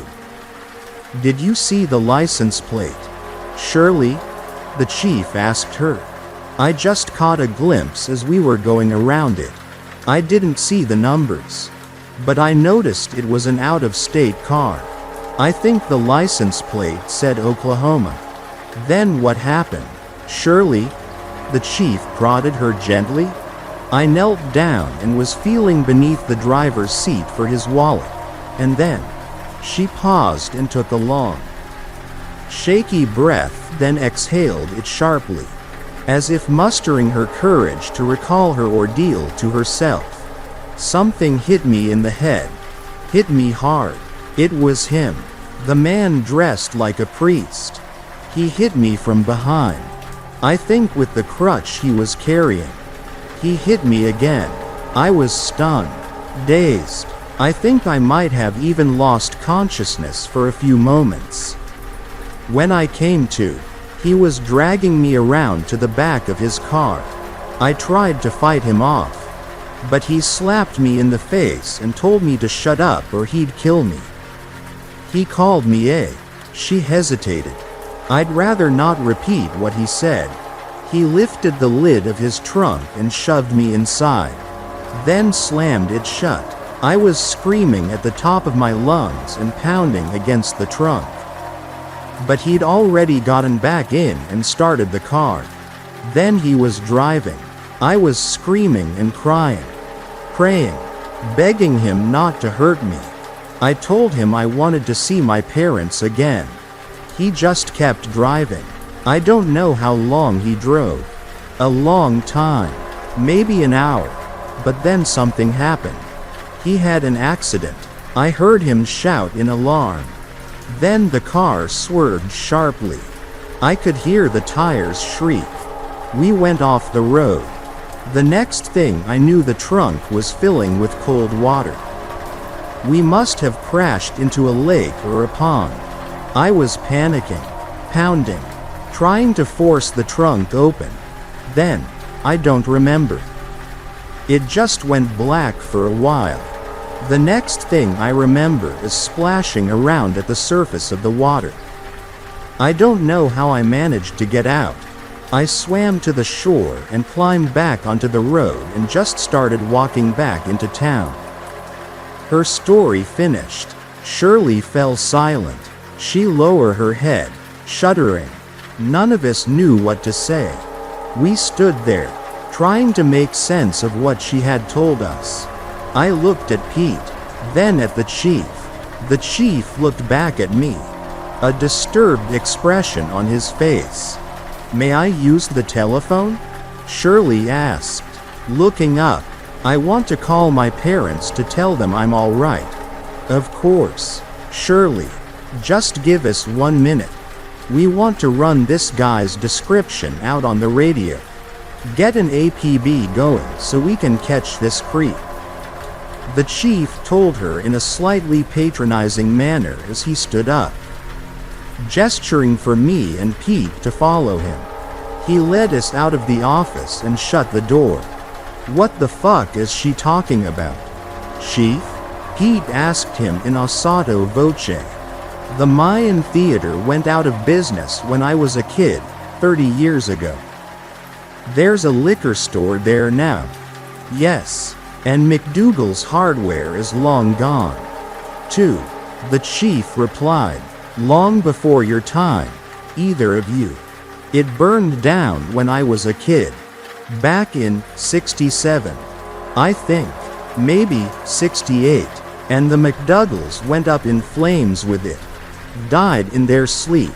Pete and me took a moment to absorb that. So what the fuck's her deal? Is she crazy or strung out or what? The chief shrugged. Who knows? Maybe something really did happen to her tonight and the trauma caused a psychotic episode. Dissociative identity disorder or whatever they call it. He opened the office door and motioned us back in. Shirley McDougal, or whatever her name really was still sitting beside the chief's desk. She looked up as we re-entered. Can I call my parents now? She asked urgently as the chief sat back down. They must be worried sick about me. Surely, the chief said, staring at her thoughtfully. Who's the current U.S. president? She blinked at him. What? Dwight Eisenhower. What's that have to do with anything? The chief looked at her for what seemed like a long time. Shirley, he asked her softly, do you know what year it is? She gave him a puzzled look. Excuse me? Do you know what year it is? 1956. Why do you ask? No, Shirley, he said gently, looking at her with compassion. It's not 1956. It's 2019. 1956 was 63 years ago. She looked at him, confused. 2019? What are you talking about? Are you crazy? Look at the calendar. Behind me, Shirley, he told her, pointing at the bulletin board on the wall above him. Looking at him suspiciously, Shirley stood and approached the calendar. She stood directly in front of it, staring for some time. Then she backed away, her eyes widening in disbelief. No. This is some sort of trick. It has to be. She stammered, terrified and confused. Shirley, the chief said, pointing at the computer on his desk. Have you ever seen one of these before? But Shirley ignored him. Her attention had shifted to a large map of the United States on the opposite wall. She stepped up to it, studying it intently. Hawaii and Alaska, she muttered quietly. To herself, she moved to the window and looked outside at the parking lot. The cars, she said, her voice rising in panic. What's wrong with the cars? Why do they look so different? We stood by the chief's desk, just watching her, dumbfounded and not knowing how to react. Shirley turned to face us. Beginning to shudder, she fell to her knees, clutching her midsection, her breath heaving in and out like she was hyperventilating. I think I'm going to be sick, she uttered in a low, choked voice.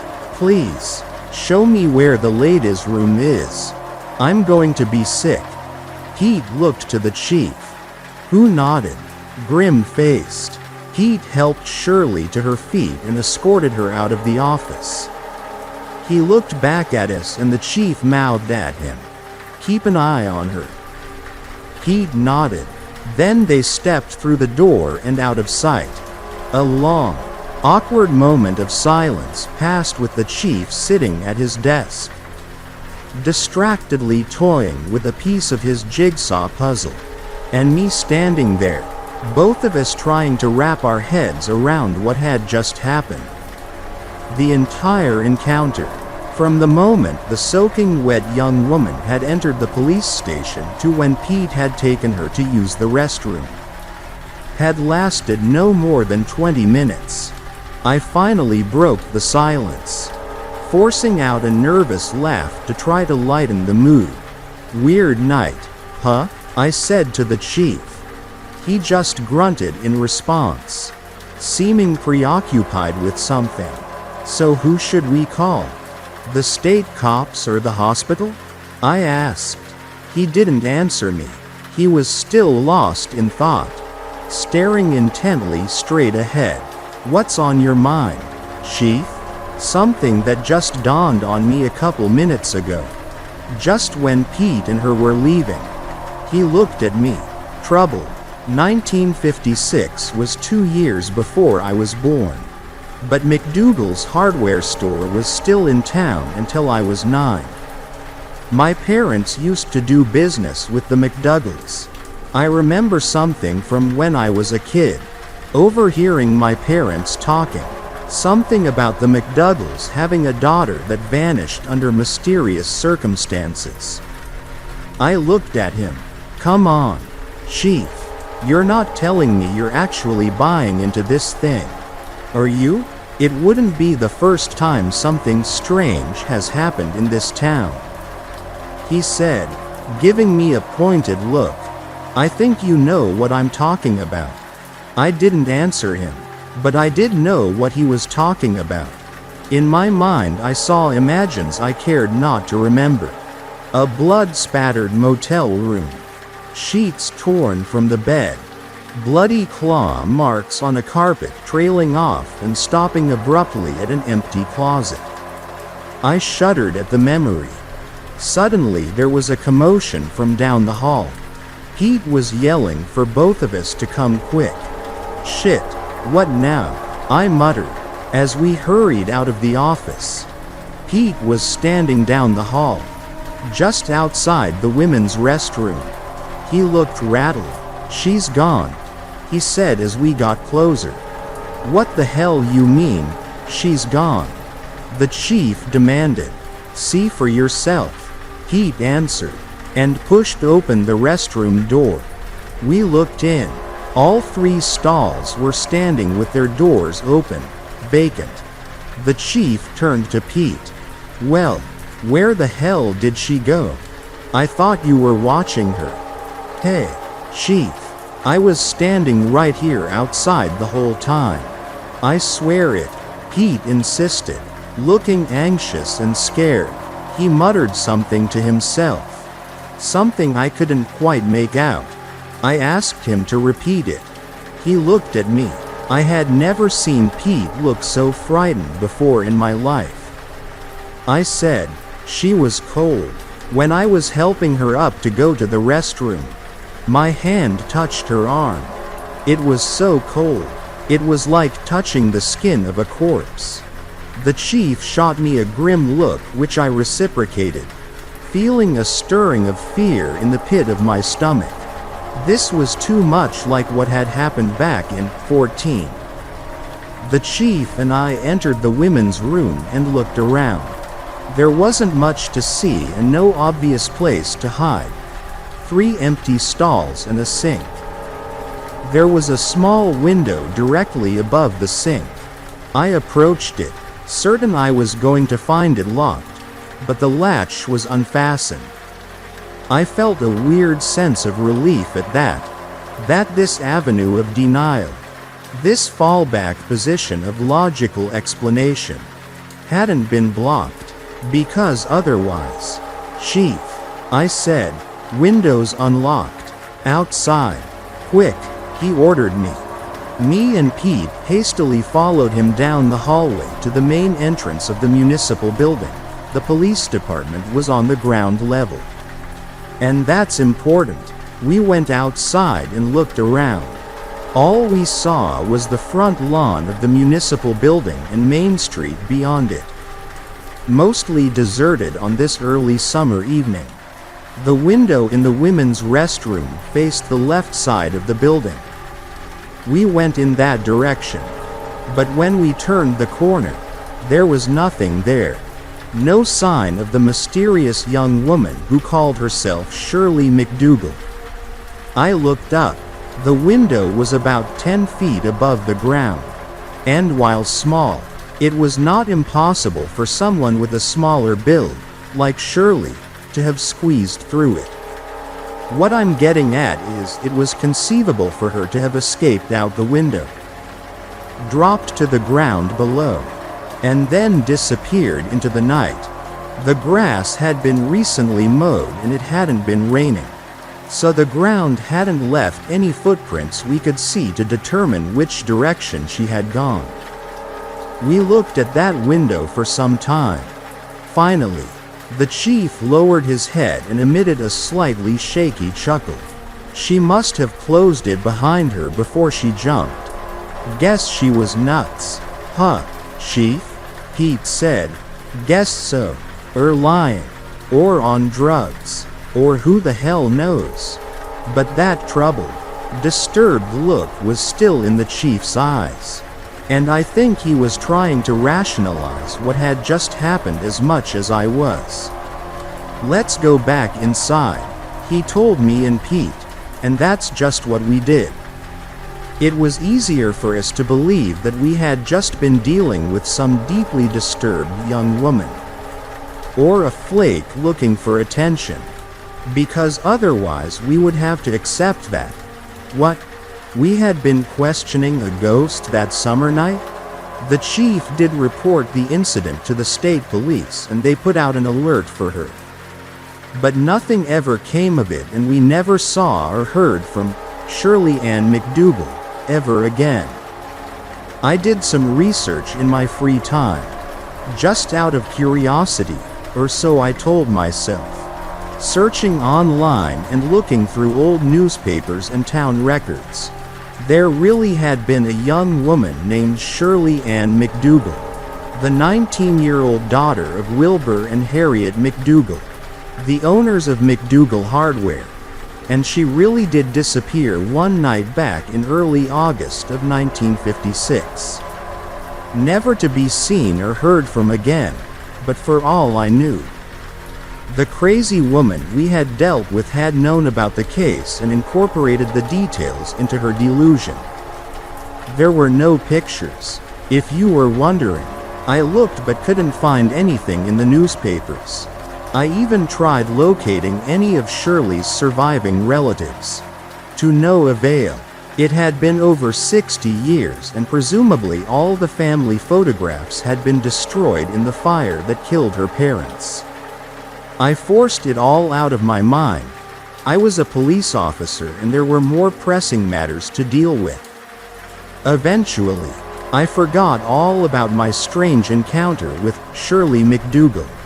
Then, last week, I went into the station to start my usual shift. The chief beckoned me into his office, his face pale and gray. He didn't say anything, just pointed to the newspaper on his desk. I picked it up and looked at the headline, Lake Yield's Dark Secret After 66 Years. The temperature in the chief's office seemed to drop 10 degrees as I read the story. One town over, some guy in a boat had been trying out his new fish locating sonar and had inadvertently stumbled upon an old car at the bottom of the lake. 20 feet down, he went to the police and they had hoisted the car to the surface, an old, battered, rusted wreck that had once been a 1953 Buick. A set of skeletal remains belonging to a man had been found in the driver's seat. The old Buick had an Oklahoma plate, and when the authorities ran it through the system, they discovered the vehicle was a match for a car registered to a man the FBI had been looking for back in the mid-1950s. A drifter and convicted sex offender they suspected of being a serial killer, or a spree killer, as they called them back then, who was believed to have abducted and murdered up to 10 young women in 6 different states. His last intended victim had managed to escape.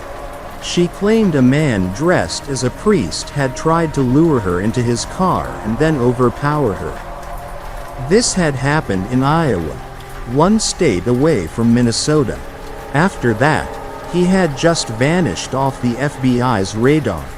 When they conducted a more detailed inspection of the wrecked Buick, they made a further gruesome discovery. A second skeleton was found in the trunk. A skeleton belonging to a young woman. Mysteries are everywhere, and some may be closer than you think. If you enjoyed this story, don't forget to like, subscribe, and turn on the notification bell so you won't miss the next mystery. See you in the next story.